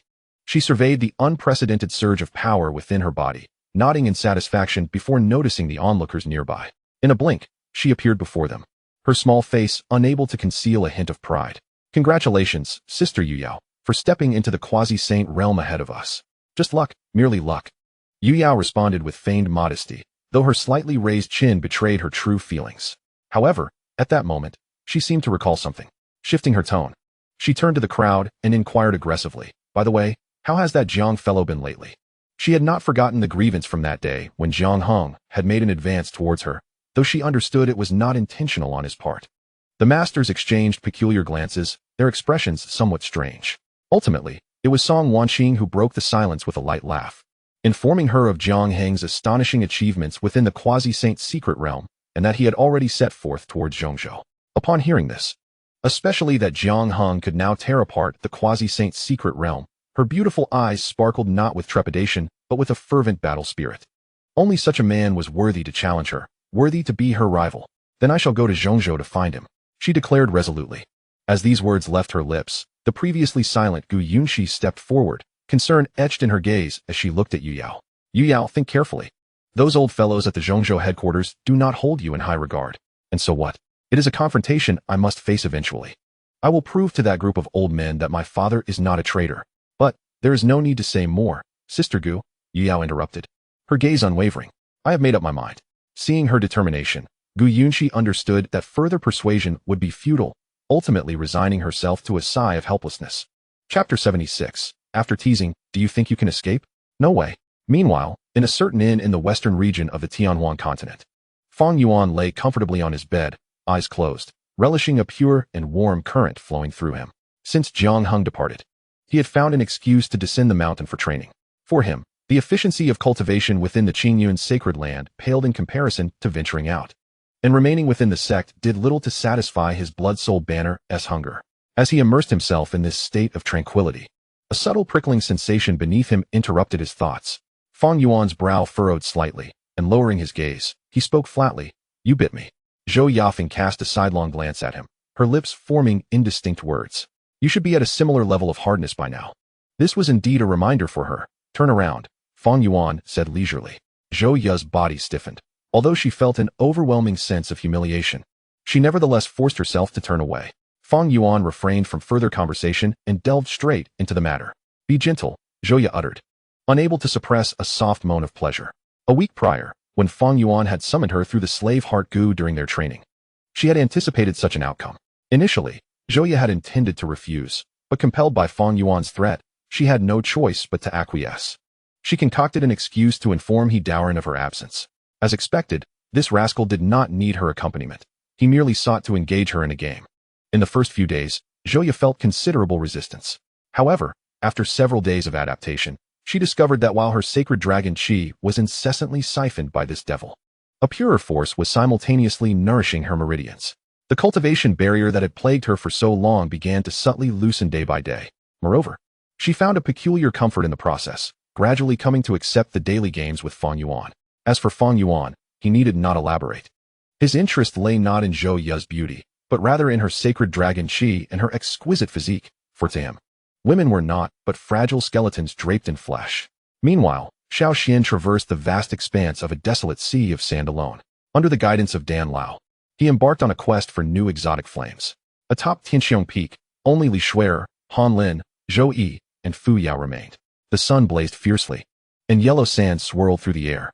He shielded himself with spiritual energy, warding off the abrasive winds. Simultaneously, he activated the exotic fire within him, sensing the surroundings. This marked the 8th day since he entered this desert wasteland. Finally, after half a day's journey, his 9 Yongli fire surged within him.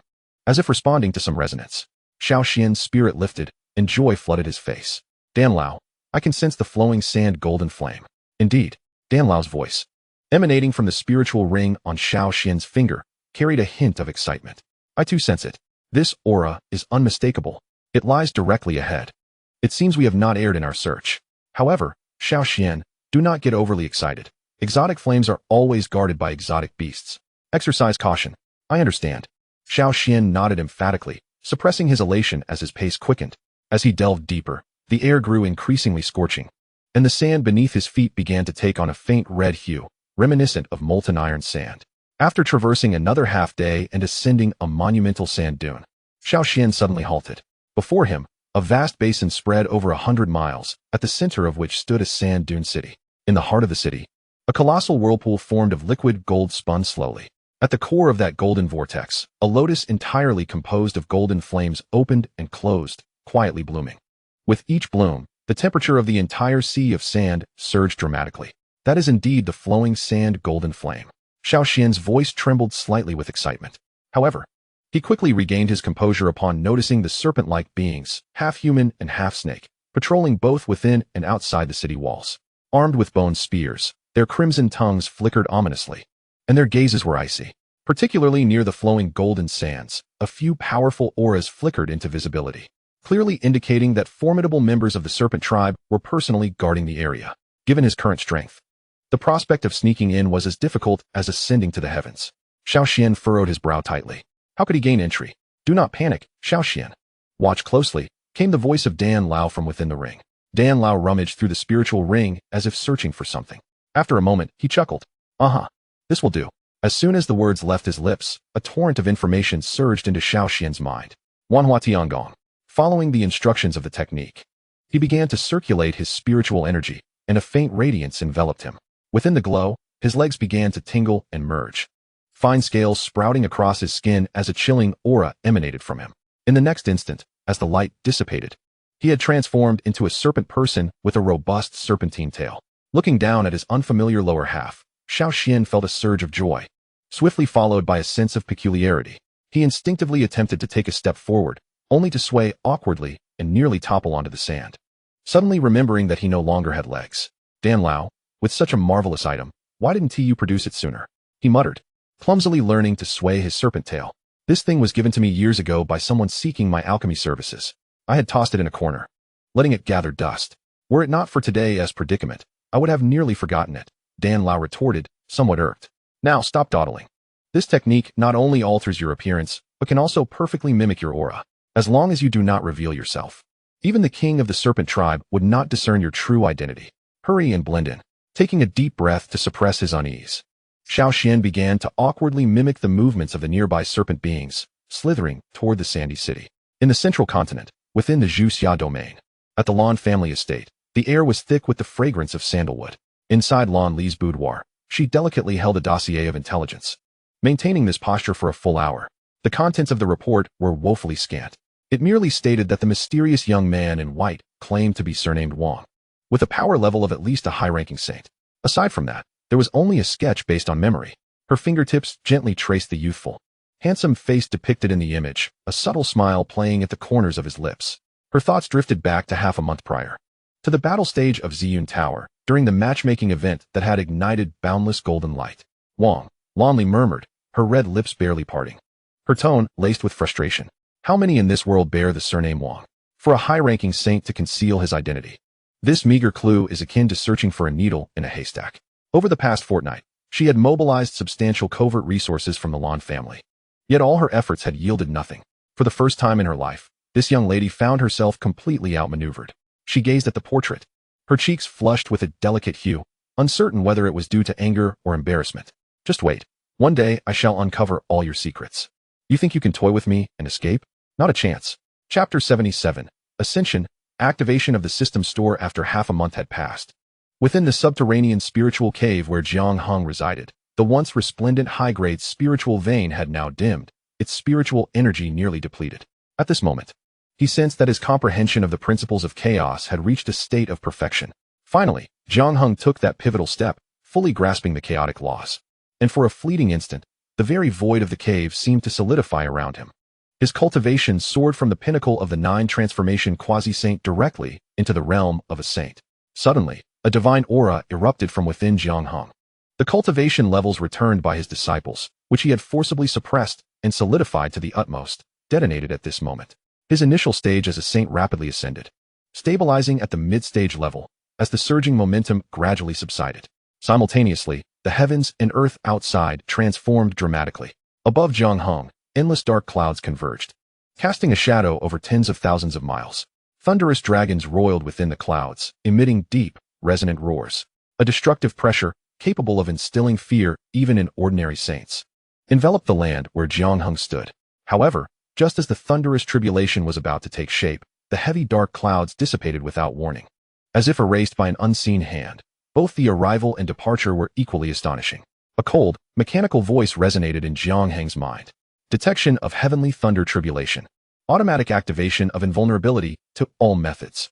The second stage Saint Realm Thunder Tribulation has been exempted for the host, automatically matching the optimal quality of the tribulation, 9-colored Thunder Tribulation. As the system's voice concluded, strands of 9-colored divine light, infused with the essence of the world's origins, penetrated the thick rock layers, precisely cascading upon Jiang Heng and merging into his being.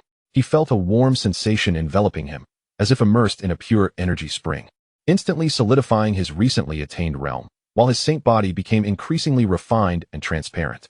Finally, after completely absorbing the essence of the heavens and earth, he abruptly opened his eyes, a radiant purple-gold light dazzling forth. Subsequently, he raised his hand, and with a mere thought, a grayish chaotic aura coalesced in his palm. Within it, a miniature world seemed to rise and fall, undergoing profound transformations. This was the power of a saint, where words manifest the laws, creating a realm of their own. I am now a mid-stage saint, Jiang Heng murmured, savoring the dominion over the heavens and earth within him, feeling a wave of exhilaration. Then, as if struck by a thought, he slightly raised an eyebrow. Now that I am a mid-stage saint, that one-day experience card for the saint realm seems rather superfluous. Doesn't he it? At that moment, the system's cold mechanical voice echoed once more in Jiang Heng's mind. Detection of the host's entry into the saint realm. Activation of the system store function. System store. Exchange system coins for myriad treasures of the multiverse. As the system's voice faded, a virtual screen unfolded before Jiang Heng's eyes. System store. 1. Chaos body. 100 trillion gold coins. 2. Innate Tao body sacred embryo. 50 trillion gold coins. 3. Creation divine body. 30 trillion gold coins. 999. Black silk. 1 gold coin. 999. White silk. 1 gold coin. From the pinnacle of top-tier physiques to the minutiae of black and white silks, the offerings were indeed abundant.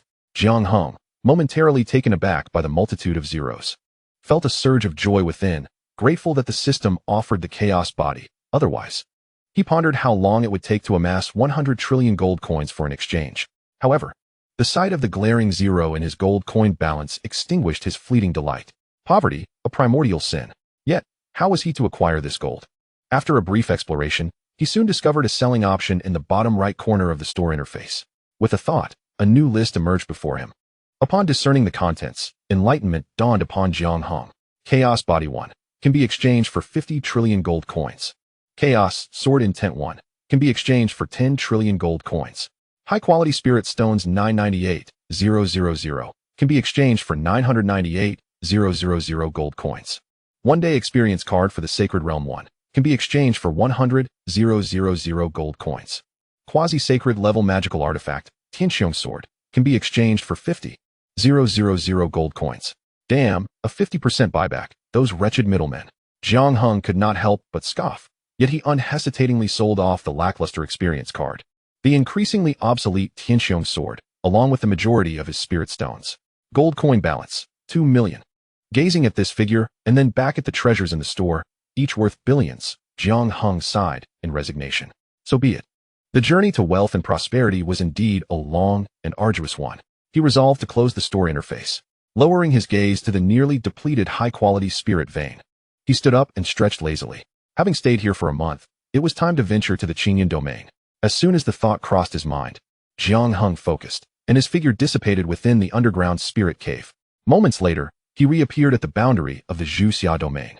Looking up, he beheld an invisible barrier of heavenly laws obstructing his path, separating the two realms. With fingers poised like a sword, a strand of chaotic energy swirled at his fingertips as he casually sliced through the void before him.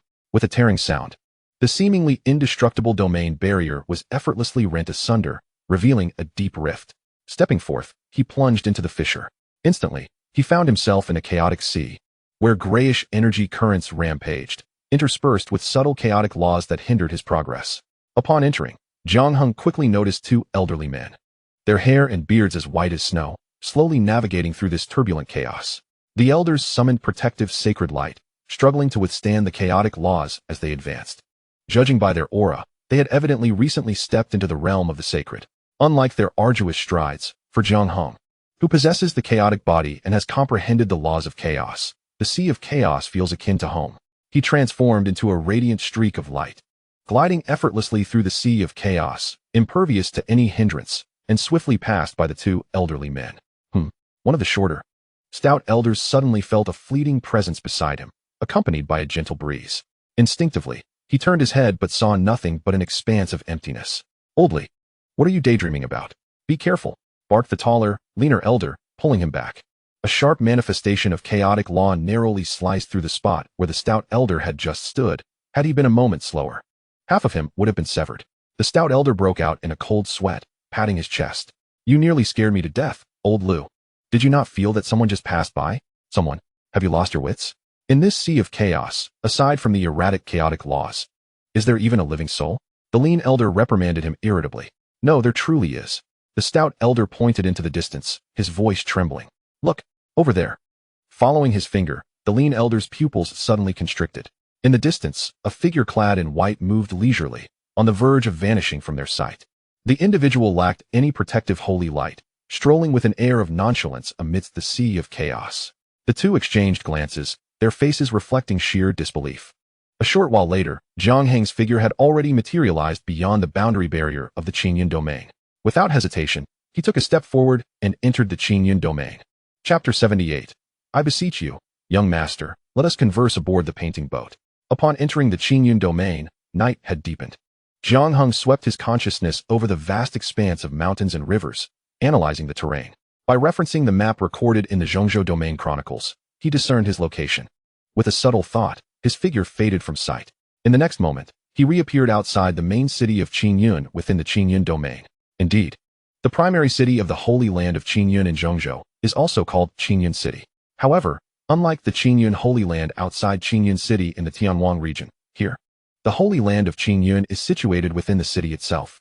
In this place, he might glean news of Old Li, which was precisely why Jiang Heng headed here. After merely a moment, he arrived at the gates of Qingyun City. Gazing at the familiar characters spelling Qingyun City on the unfamiliar gate, a sense of nostalgia washed over him, as if he had returned to the Tianhuang continent. Although there were guards stationed at the city gate, they did not impose any checks, allowing the flow of people to enter and exit freely, including several profound Holy Realm practitioners. Rather than lack security, it was an expression of confidence stemming from absolute power, a belief that no one dared to cause trouble in the main city beneath the Holy Land of Qingyun. Jiang Heng concealed his aura, blending into the crowd as he stepped inside Qingyun City. As he entered, a cacophony of lively voices erupted from the direction of the city center, intertwined with the sounds of strings and wind instruments, creating an atmosphere of vibrant festivity. He turned his gaze towards the source of the sound and beheld a distant arch bridge, now teeming with a throng of people. So densely packed that movement was nearly impossible. Everyone was pointing and gesturing towards a painted pleasure boat beneath the bridge, their expressions brimming with excitement. The boat was ablaze with lights, adorned with intricately carved beams, and at its bow sat a veiled woman in white, serenely playing the guqin. Her music flowing like a gentle stream, cleansing the hearts of those who listened. Filled with curiosity, Jiang Heng casually tapped a young man beside him, who appeared to be a scholar. My good fellow, might I inquire what grand event is taking place here that has drawn such a crowd? The scholar, who had been straining on tiptoe to peer inside, initially displayed a hint of impatience at the interruption.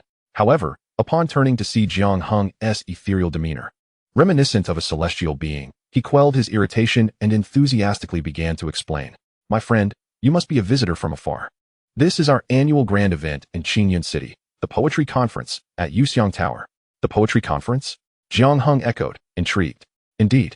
The scholar pointed towards the veiled woman on the boat, his eyes filled with admiration. Do you see her? She is the star of Yuxiang Tower, the muse of melody. Mastery in music, chess, calligraphy, and painting. She excels in them all. Tonight, whoever composes the finest poem will win the opportunity to board that boat and spend a delightful evening with the muse, conversing through the night. As the scholar spoke of a delightful evening, he even winked knowingly, revealing a look that any man would understand. Given that, I must admit I am intrigued. Jiang Heng replied. Pray, continue. Ah, but the muse has discerning tastes. She does not take notice of ordinary youths. The scholar lowered his voice conspiratorially. It is rumored that she is solely enchanted by poetry, which makes this gathering our only opportunity. You, my friend, appear to possess remarkable talent. Why not give it a try? Jiang Heng chuckled inwardly. Compose a poem? For someone who had once been a model youth on Blue Star. With 300 ancient poems memorized, this was akin to asking a university student to tackle kindergarten arithmetic. As their conversation meandered, the melodious strains from the boat suddenly faltered. The bustling riverbank and bridge fell into an immediate hush. All eyes turned in confusion towards the boat, where the muse had ceased her delicate playing and slowly lifted her head. Through the sheer veil, her gaze seemed to pierce through the throng, traversing numerous eager faces, until it landed precisely on Jiang Heng, who was engaged in conversation with the scholar. In the next moment, a clear, ethereal voice emanated from the boat as she raised her slender hand, pointing towards Jiang Heng. Gentleman in white upon the bridge. Would you compose a poem for the muse of melody? 100 pairs of eyes instantaneously converged upon Jiang Heng. The scholar beside him stiffened, turning to glance between the celestial being and Jiang Heng, his eyes now brimming with envy. My friend, the muse calls for you, he exclaimed, his voice trembling with excitement. You must not squander this opportunity. If you falter, allow me to step in. At that moment, Jiang Heng felt a bit dazed, standing there merely to observe the festivities. Had he truly been chosen so fortuitously? This chance seemed almost too good to be true. However, now that fate had beckoned him, Jiang Heng resolved to offer a taste of the rich cultural heritage of Blue Star, spanning 5 millennia, to this world of cultivation. He met that cool gaze. Giving a slight nod, his voice unremarkable yet resonant enough to reach every ear in attendance.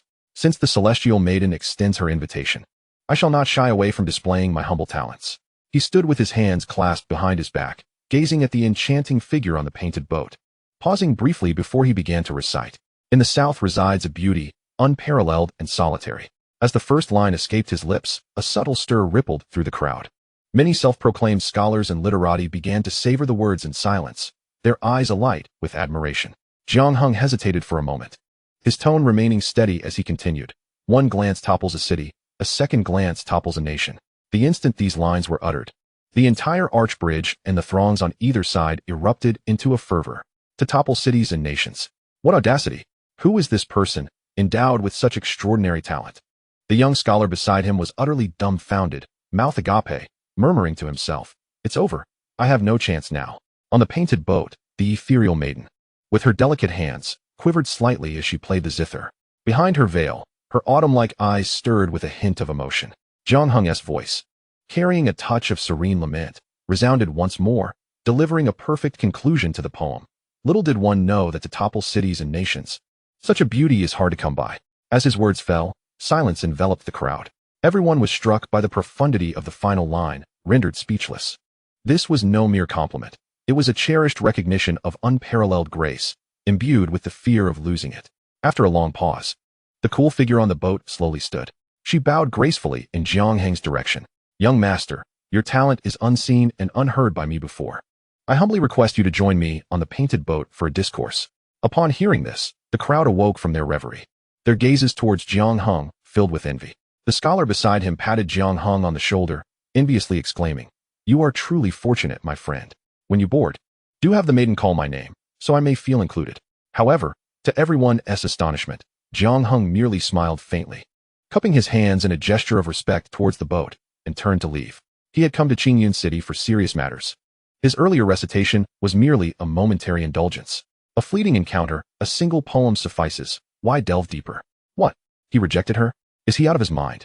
This is an invitation from the ethereal maiden. The crowd on the shore and the bridge erupted once more, their gazes towards Jiang Heng akin to that of a fool. "Friend, what are you doing?" The young scholar, nearly beside himself with urgency, grasped Jiang Heng's sleeve, lowering his voice in panic. "Have you lost your senses? She is the ethereal maiden. A night to remember." Jiang Heng chuckled softly, freeing himself from the young man's grip, preparing to utter a response.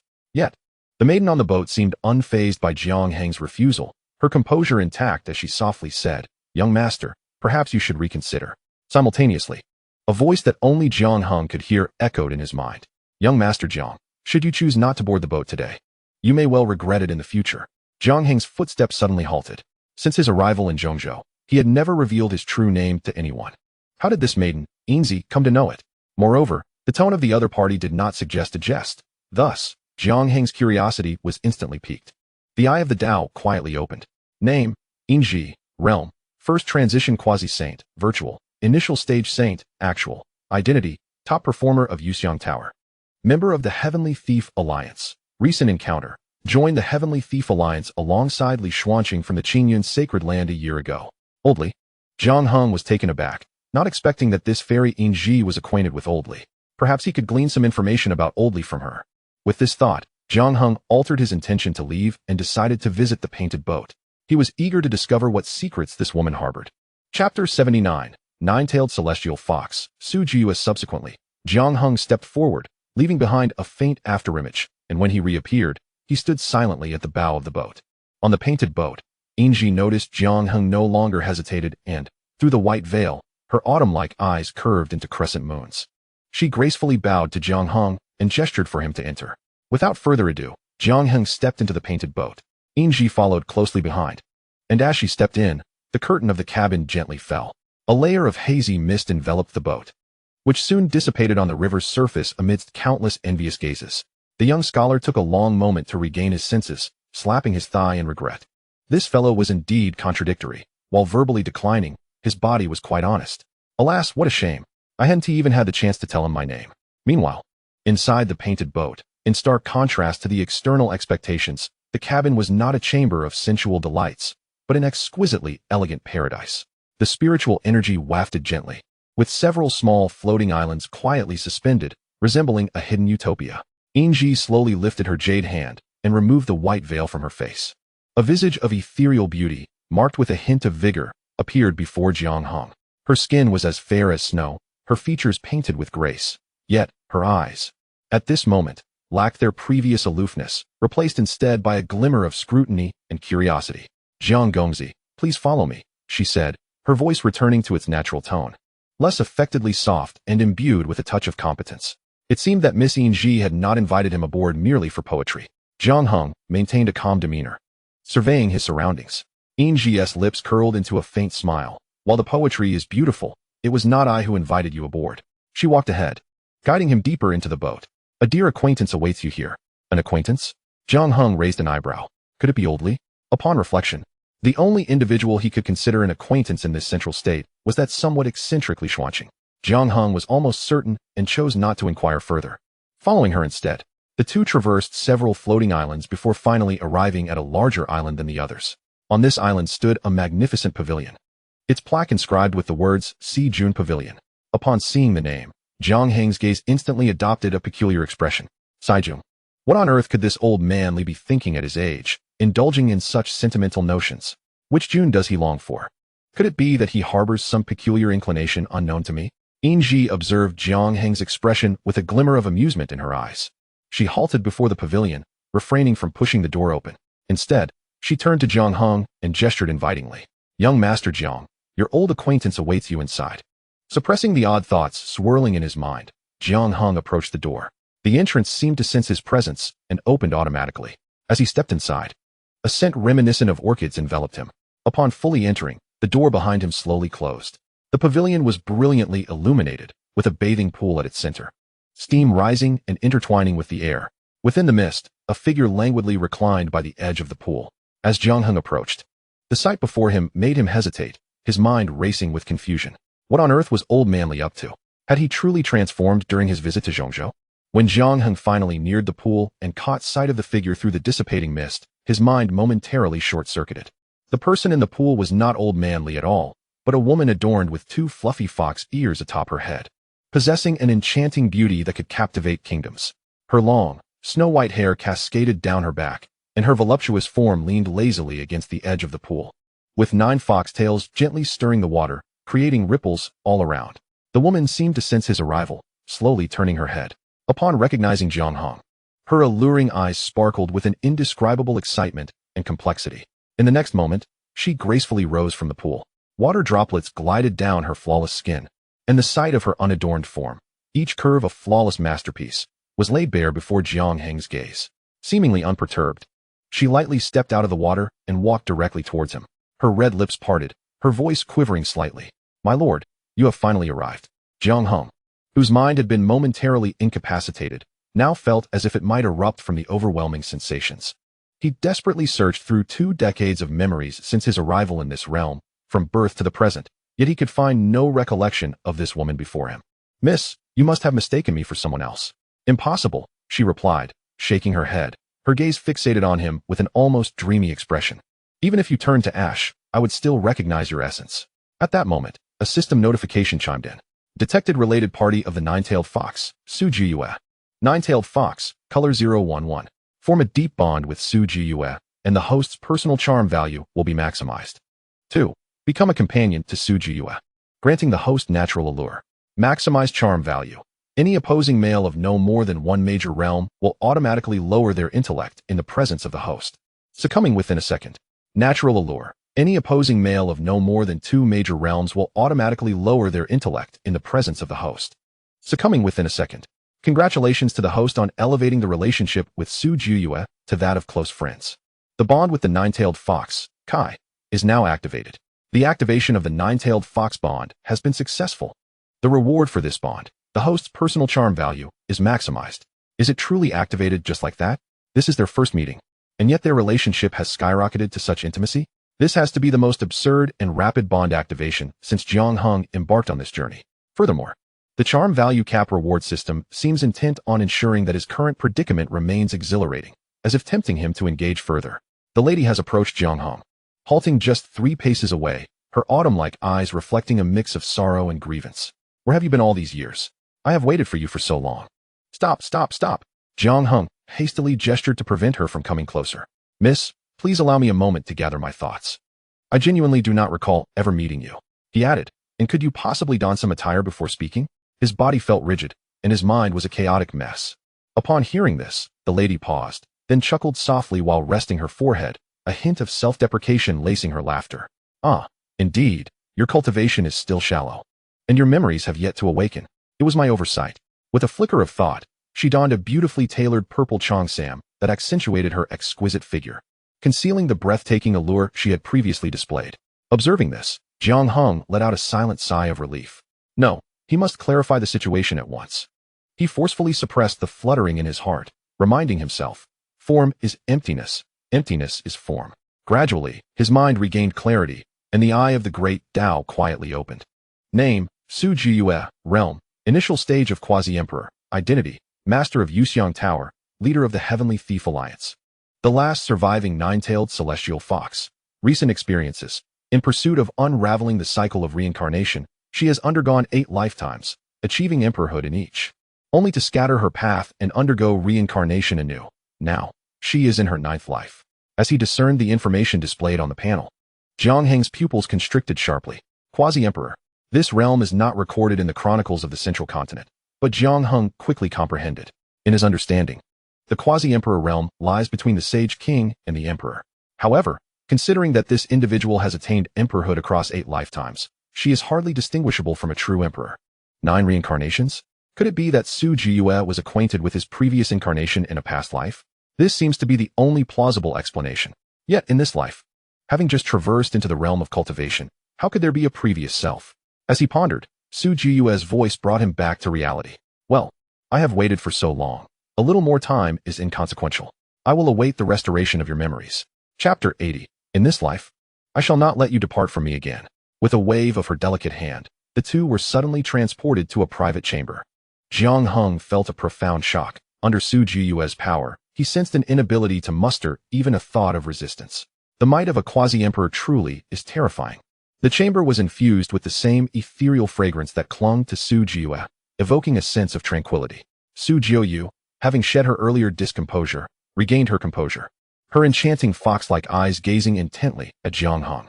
With a gentle parting of her crimson lips, she beckoned, "My lord, let us sit down and converse." With that, she gracefully made her way to a round table just a few paces from the bed, taking her seat with elegance. Jiang Heng's gaze lingered on the bed so close at hand, his throat involuntarily tightening. The atmosphere felt rather precarious. Should their conversation take a turn, and she were to unleash her primal instincts, his meager skills would hardly afford him a chance to resist. He could easily find himself at her mercy. Nevertheless, steeling himself, he approached and seated himself across from Su Jiyue. Noticing his tense demeanor, a fleeting smile danced in her eyes. She delicately lifted her hand, and a finely crafted tea set materialized before them. Rather than rushing to speak, she leisurely began the ritual of warming the cups, placing the tea, and brewing it.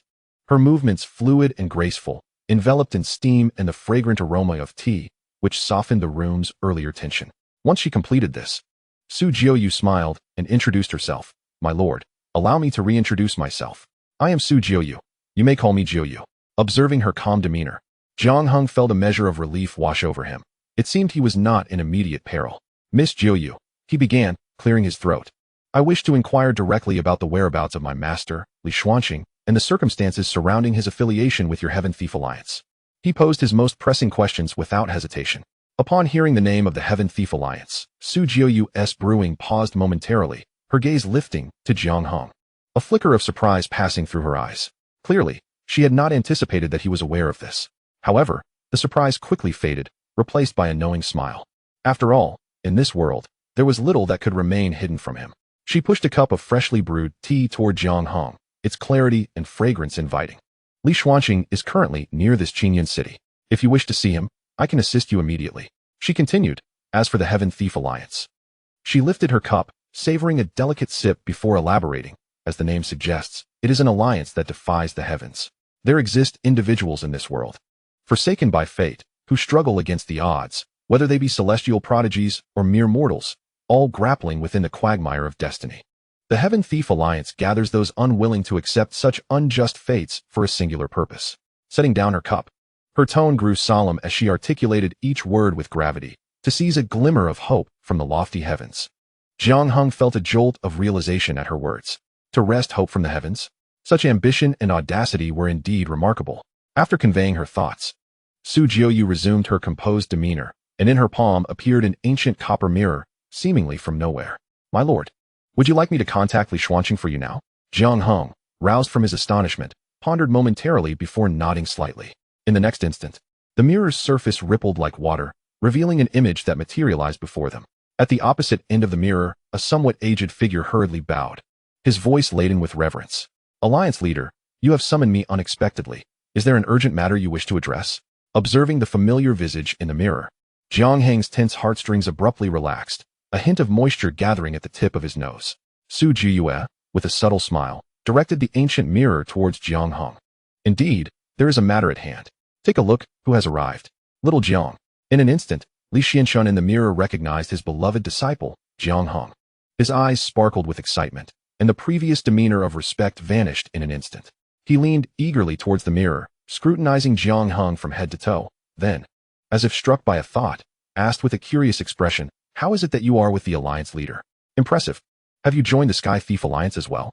By the way, when exactly are you coming? Your master is barely holding on. Jiang Heng, observing his antics, could only smile helplessly. Oldly, you're getting anxious again. Had you informed me of the location sooner, I wouldn't have been so delayed.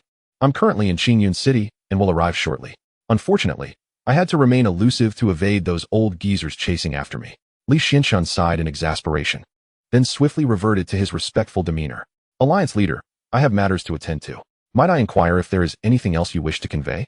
Upon hearing this, Su Jiuyue did not respond immediately, but cast a meaningful glance towards Jiang Heng. Understanding her cue, Jiang Heng subtly nodded in acknowledgement. Only then did Su Jiuyue speak. There is nothing more. You may attend to your business. With those words, she severed the communication. Jiang Heng felt a sense of reassurance wash over him as he lifted the tea before him, raising his cup towards Su Jiuyue in gratitude. Thank you, Miss Jiuyue. He then drained the cup in one go. However, as the liquid coursed down his throat, an unusual spiritual energy surged within him, swiftly disseminating throughout his limbs and body. A sudden wave of dizziness overwhelmed him, and his vision began to blur. He barely managed to utter a single word before darkness enveloped him, rendering him unconscious as his body slumped forward. A delicate hand promptly caught him, cradling him gently.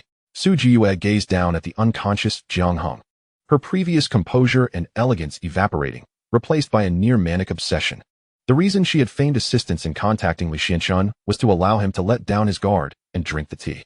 She delicately traced her finger along Jiang Heng's cheek, her eyes sparkling with triumph.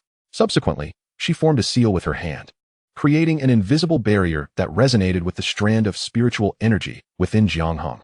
Having completed her task, Su Jiuyue looked again at Jiang Heng, her gaze imbued with longing and obsession. My dear, do not blame me. You have made me wait for so long, and I fear you might vanish as you did before. Thus, in this lifetime, I shall not allow you to leave me. With that, she nestled her face into Jiang Heng's neck, gently biting down, inhaling deeply the scent of him, her expression one of rapturous satisfaction. After a moment, she reluctantly adjusted Jiang Heng to sit upright, allowing him to lean against the chair, gazing at the bite mark on Jiang Heng's neck. A glimmer of infatuation flickered in his eyes as he murmured, Alas, I have yet to attain enlightenment and cannot break free from my corporeal form. Consider this a modest interest for the long wait you have imposed upon me. Once I unravel the cycle of reincarnation and achieve the path of greatness, we shall wed. Shall we not? Moments later, Su Jiyue's expression once again turned serene. With a flicker of thought, the figure of Yin Ji quietly materialized within the chamber. Su Jiyue turned to Yin Ji and commanded, Take him to where Li Xuanqing resides. Remember, ensure his safety at all costs, even if it requires sacrificing your life. Chapter 81. The explosive past of Old Li. Outside Qingyun City, in a secluded bamboo grove, Jiang Heng lay upon a bamboo bed, his eyelids fluttering as his consciousness began to awaken from a stupor. He abruptly opened his eyes and sat up, instinctively turning inward to examine himself. Within his meridians, an unfamiliar spiritual energy coiled like a parasite, though not overbearing. It was discordant with his own power, emanating a faint, ethereal fragrance reminiscent of orchids. It was Su Jiyue. What kind of trickery has that cunning vixen employed upon me?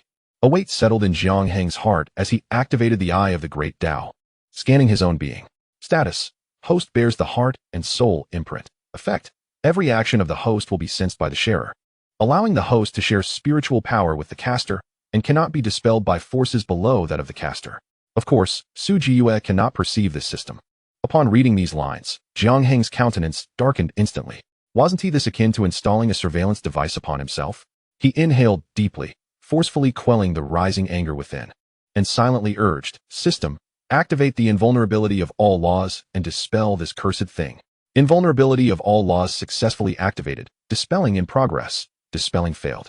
Analyzing cause of failure. Analysis complete. The soul-sharing effect of this imprint enhances the host's spiritual power, deemed a beneficial status. Invulnerability of all laws only immunizes against negative effects. Hence, dispelling failed. Beneficial effect? Jiang Heng found himself laughing in anger. Was this truly considered a boon? System, do you harbor some misunderstanding regarding the term benefit? However, after the initial fury subsided, he rapidly regained his composure. Indeed, upon awakening, he sensed a considerable augmentation in his spiritual power. As for the cost, his greatest secret lay in the system. The other party could not perceive its existence, which he found somewhat acceptable. Moreover, possessing the system, surpassing Su Jiyue in cultivation was merely a matter of time. In the short term, it indeed appeared to be a beneficial effect. After clarifying his bodily condition, he began to survey his surroundings. It was a modest bamboo hut, simply furnished. Not far away, an elderly man with red hair reclined in a chair, snoring thunderously, his muscular form rising and falling slightly with each breath, a glistening bubble forming upon his nose. Pop! Suddenly, the bubble burst, and the old man groggily opened his eyes, locking gaze with Jiang Heng. Initially taken aback, a simple, hearty joy spread across his face. "Young lad, you've awakened. Do you feel any discomfort?" "Not particularly," Jiang Heng replied. Jiang Heng steadied his mind and inquired, "May I ask how to address you, esteemed elder?" "I am known as the Crimson Dragon Sage," the elder replied with a smile, "and we find ourselves at the outskirts of the beast forest near Qingyun City." "Qingyun Sacred Land," Jiang Heng murmured in surprise. At that moment, the door of the bamboo hut creaked open, and a somewhat feeble child's voice echoed, "Crimson Dragon. It's your turn, I can hardly go on." As the words fell, a figure resembling a 7- or 8-year-old child entered. His complexion as pale as paper and his breath weak. Upon noticing Jiang Heng had risen from the bed, he raised an eyebrow in mild surprise. "Oh, you're awake?" "Yes," Jiang Heng nodded. "This is the Green Mountain Sage," the Crimson Dragon Sage introduced with a smile. Jiang Heng promptly descended from the bedside and bowed respectfully to the two elders. "I am Jiang Heng, here to pay my respects to the esteemed Crimson Dragon and Green Mountain Sages." The Green Mountain Sage, with his slightly murky eyes, scrutinized Jiang Heng before nodding feebly. "Tian Qiong has indeed taken on a commendable disciple." "Tian Qiong?" Jiang Heng's heart raced as he realized this must be the honorific of his master, Old Li. Then, recalling something, he turned to the two elders and asked with concern, "Esteemed elders, where is my master now?" "Your master?" The Green Mountain Sage sighed. "He is at the Starlight Pavilion outside. You can see him now, but the situation is rather dire." Upon hearing this, Jiang Heng's brow furrowed slightly. What has transpired? Alas, it is a long story. The Green Mountain Sage waved his hand, closing his eyes to meditate. "Let the Crimson Dragon explain on the way. I am weary." "You have awakened just in time. Perhaps you may be of assistance." Jiang Heng refrained from further inquiries and followed the Crimson Dragon Sage out of the bamboo hut, heading toward the direction of Lishuanqing. Along the way, Jiang Heng gleaned the details of the unfolding events from the Crimson Dragon Sage.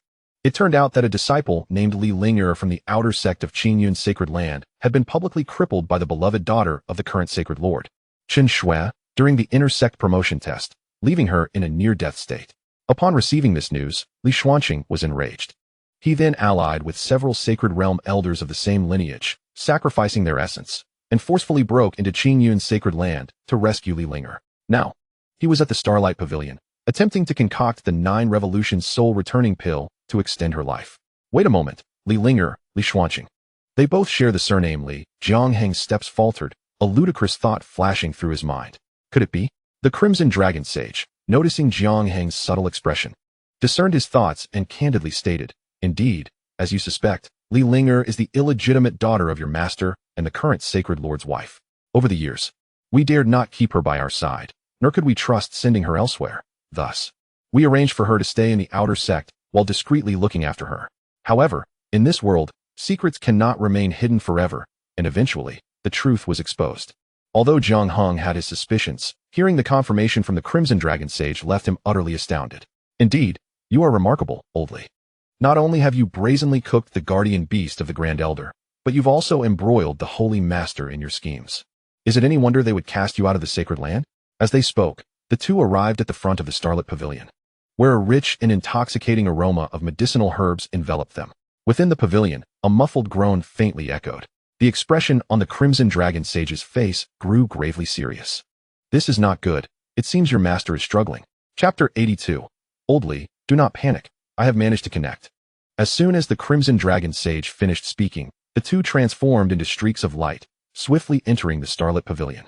Upon stepping inside, a wave of scorching heat rushed toward them, mingled with an almost palpable fragrance of herbs and the unique scent of decay resulting from excessive consumption of primordial energy. Jiang Heng's gaze swept across the interior, revealing the scene within. At the center of the starlit pavilion stood a towering alchemical furnace, intricately inscribed with complex array patterns, emanating a crimson glow. Above the furnace, 9 distinct and radiant holy herbs floated gracefully, their potent essence cascading like mist, fully absorbed by the furnace. Surrounding the furnace, 4 figures were seated in meditation, the other 4 holy elders besides the Crimson Dragon and Qingshan. Their faces were grave, hands forming seals as their saintly power surged forth, transforming into 4 beams of light that continuously fed into the furnace, sustaining the flames of alchemy. At the core, in the principal seat, Li Xuanqing's complexion was as pale as gold leaf, his form emaciated, as if all vitality had been drained from him. His eyes burned crimson, fixated on the furnace, his hands laboriously shifting through incantations with great difficulty. Clearly, the cost he had paid to rescue others from the Qingyun's sacred land far exceeded the primordial energy expenditure spoken of by the Crimson Dragon Sage. Suddenly, Li Xuanqing's body trembled violently, and he could no longer suppress a mouthful of blood, which erupted forth, splattering on the ground before him, a shocking sight. With the expulsion of his vital essence, the previously stable medicinal power within the furnace turned tumultuous, the furnace shaking violently, emitting a series of unbearable, resounding groans. The nascent form of the elixir began to crack, on the verge of complete collapse. This is dire. Tianqiong's primordial injuries are too severe, it cannot be contained. Are we to fail? The expressions of the other 4 holy elders shifted dramatically as they intensified their energy output, attempting to stabilize the situation, but the effect was negligible. Li Xuanqing also noticed Jiang Heng and the Crimson Dragon Sage who had just entered. A flicker of comfort briefly crossed his bloodshot eyes, swiftly replaced by urgency. Crimson Dragon. Little Jiang, come help. His voice had become hoarse beyond recognition. Without hesitation, the Crimson Dragon Sage soared forward, settling into a meditative position, unleashing his robust saintly power to join in the effort to stabilize the furnace. Li Xuanqing's gaze remained fixed on Jiang Heng, his eyes filled with a glimmer of despair. Little Jiang, quickly, lend your master a hand. This is the final medicinal herb. If this attempt fails once more, then Linga. The words that followed lingered unspoken. Without a moment's hesitation, Jiang Heng stepped forward, instantly appearing beside Li Xuanqing. In the next moment, a formidable and vast aura, far surpassing that of an ordinary saint, erupted from within him, a mid-tier saint. Moreover, the richness and purity of this aura astonished the other seasoned saints present. This boyish aura seems unusual. How could it be? A sense of uncertainty gripped their minds, yet the current situation allowed no room for contemplation. Jiang Heng paid no mind to the astonishment of those around him. His expression was focused, and with a flick of his hands, the immense power of the saint within him transformed into the most refined torrent, surging into the core array of the alchemical furnace. Buzz. The once tumultuous alchemical furnace miraculously stabilized at the moment Jiang Heng's power was infused. The cracks on the nearly shattered pill prototype began to heal at a visible pace, and it started to spin rapidly, eagerly absorbing the surrounding medicinal energy. Li Xuanqing felt the mountain-like pressure on his shoulders suddenly lighten, allowing him to relax. He cast a disbelieving glance at Jiang Heng beside him, his eyes filled with shock. Could it be that his apprentice was now stronger than himself? However, there was no time for such thoughts. He swiftly focused his mind, seizing this rare opportunity to exert all his strength in guiding the final refinement of the elixir. With Jiang Heng's seemingly boundless power supporting him, the alchemical process unfolded with unprecedented ease.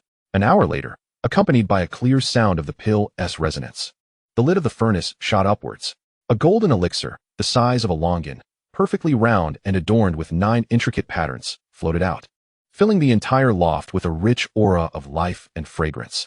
The 9-turn resurrection pill was complete. It succeeded. Finally, it succeeded. A radiant joy erupted in Li Xuanqing's eyes. He paid no heed to the blood at the corner of his mouth or the waves of weakness coursing through him. Trembling, he reached out and grasped the newly refined 9-turn resurrection pill in his hand. The pill was warm to the touch, and the overwhelming vitality contained within invigorated his spirit. Confirming the pill's integrity, he dashed towards a large wooden tub in the corner of the loft. Inside the tub, filled with dark green medicinal liquid, lay a woman in her 20s, quietly submerged. Her features were delicate, yet her eyes were tightly shut, her complexion pale, and her breath so weak it seemed she could fade at any moment. It was Li Linger. Linger, do not fear. Father has come to save you. Li Xuanqing's voice trembled as he cautiously opened Li Linger's mouth, gently placing the freshly refined 9-turn resurrection pill into her mouth. The pill dissolved upon contact, transforming into a warm stream that swiftly coursed through Li Linger's body. Visibly, her paper-white face began to regain a hint of color, and her previously faint breaths grew steady and strong. Upon witnessing the scene, Li Xuanqing's face illuminated with the ecstasy of a survivor. How splendid! There is hope. Linger shall be saved. He spoke in a fervor, his words tumbling over one another, and tears shimmered in the corners of his eyes. The other sages also breathed a sigh of relief, their faces adorned with expressions of comfort. However, before Li Xianxun could revel in his joy for long, his smile abruptly froze. He perceptibly sensed that, although the vitality within Li Linger had received substantial replenishment from the 9-turns rebirth pill, the essence of her being resembled an insatiable abyss, persistently draining away at a slow yet resolute pace. The legendary life-sustaining elixir, the 9-turns rebirth pill, was failing to prolong her existence. The immense potency of this medicine felt akin to quenching thirst with poison once its effects waned. Li Linger's flame of life would extinguish even more swiftly. Why was this happening? A chilling dread surged from his feet to the crown of his head, draining the color from his face, leaving behind a pallor of despair. He extended a trembling hand to feel Li Linger's pulse, sensing the waning vitality, as an unprecedented hopelessness engulfed him like a relentless tide. At that moment, a cold system notification resonated within Jiang Heng's mind. Detected a special bond related to Nirvana Rebirth, Li Linger. Nirvana Rebirth, Gold 011. Accept Li Linger as a disciple to activate her hidden Tianfeng physique. The system shall restore the host's Tianfeng sacred body. 2. Forge a close friendship with Li Linger to gain the Tianfeng physique. 3. Establish a partnership with Li Linger to acquire the Divine Phoenix physique. Tianfeng physique can trigger Nirvana Rebirth upon nearing death 3 times, with each rebirth leading to transformation. Tianfeng sacred body can trigger Nirvana Rebirth upon nearing death 6 times, with each rebirth leading to transformation. Divine Phoenix physique can trigger Nirvana Rebirth upon nearing death 9 times, with each rebirth leading to transformation. A thought sparked in Jiang Heng's mind as the eye of the Great Way opened instantly, directing his gaze towards Li Linger in the medicinal bath. In the next moment, a line of information clearly materialized before his eyes. Name: Li Linger. Cultivation: peak of the 9th stage of the Venerable Realm. Foundation has been destroyed. Physique: Tianfeng physique, not activated. Jiang Heng observed the information on the panel, then glanced at Li Xianxun, who had succumbed to despair, as if all his spirit had been drained away. Subsequently, he stepped forward slowly, positioning himself beside Li Xianxun. Do not panic, old Li. I have secured it.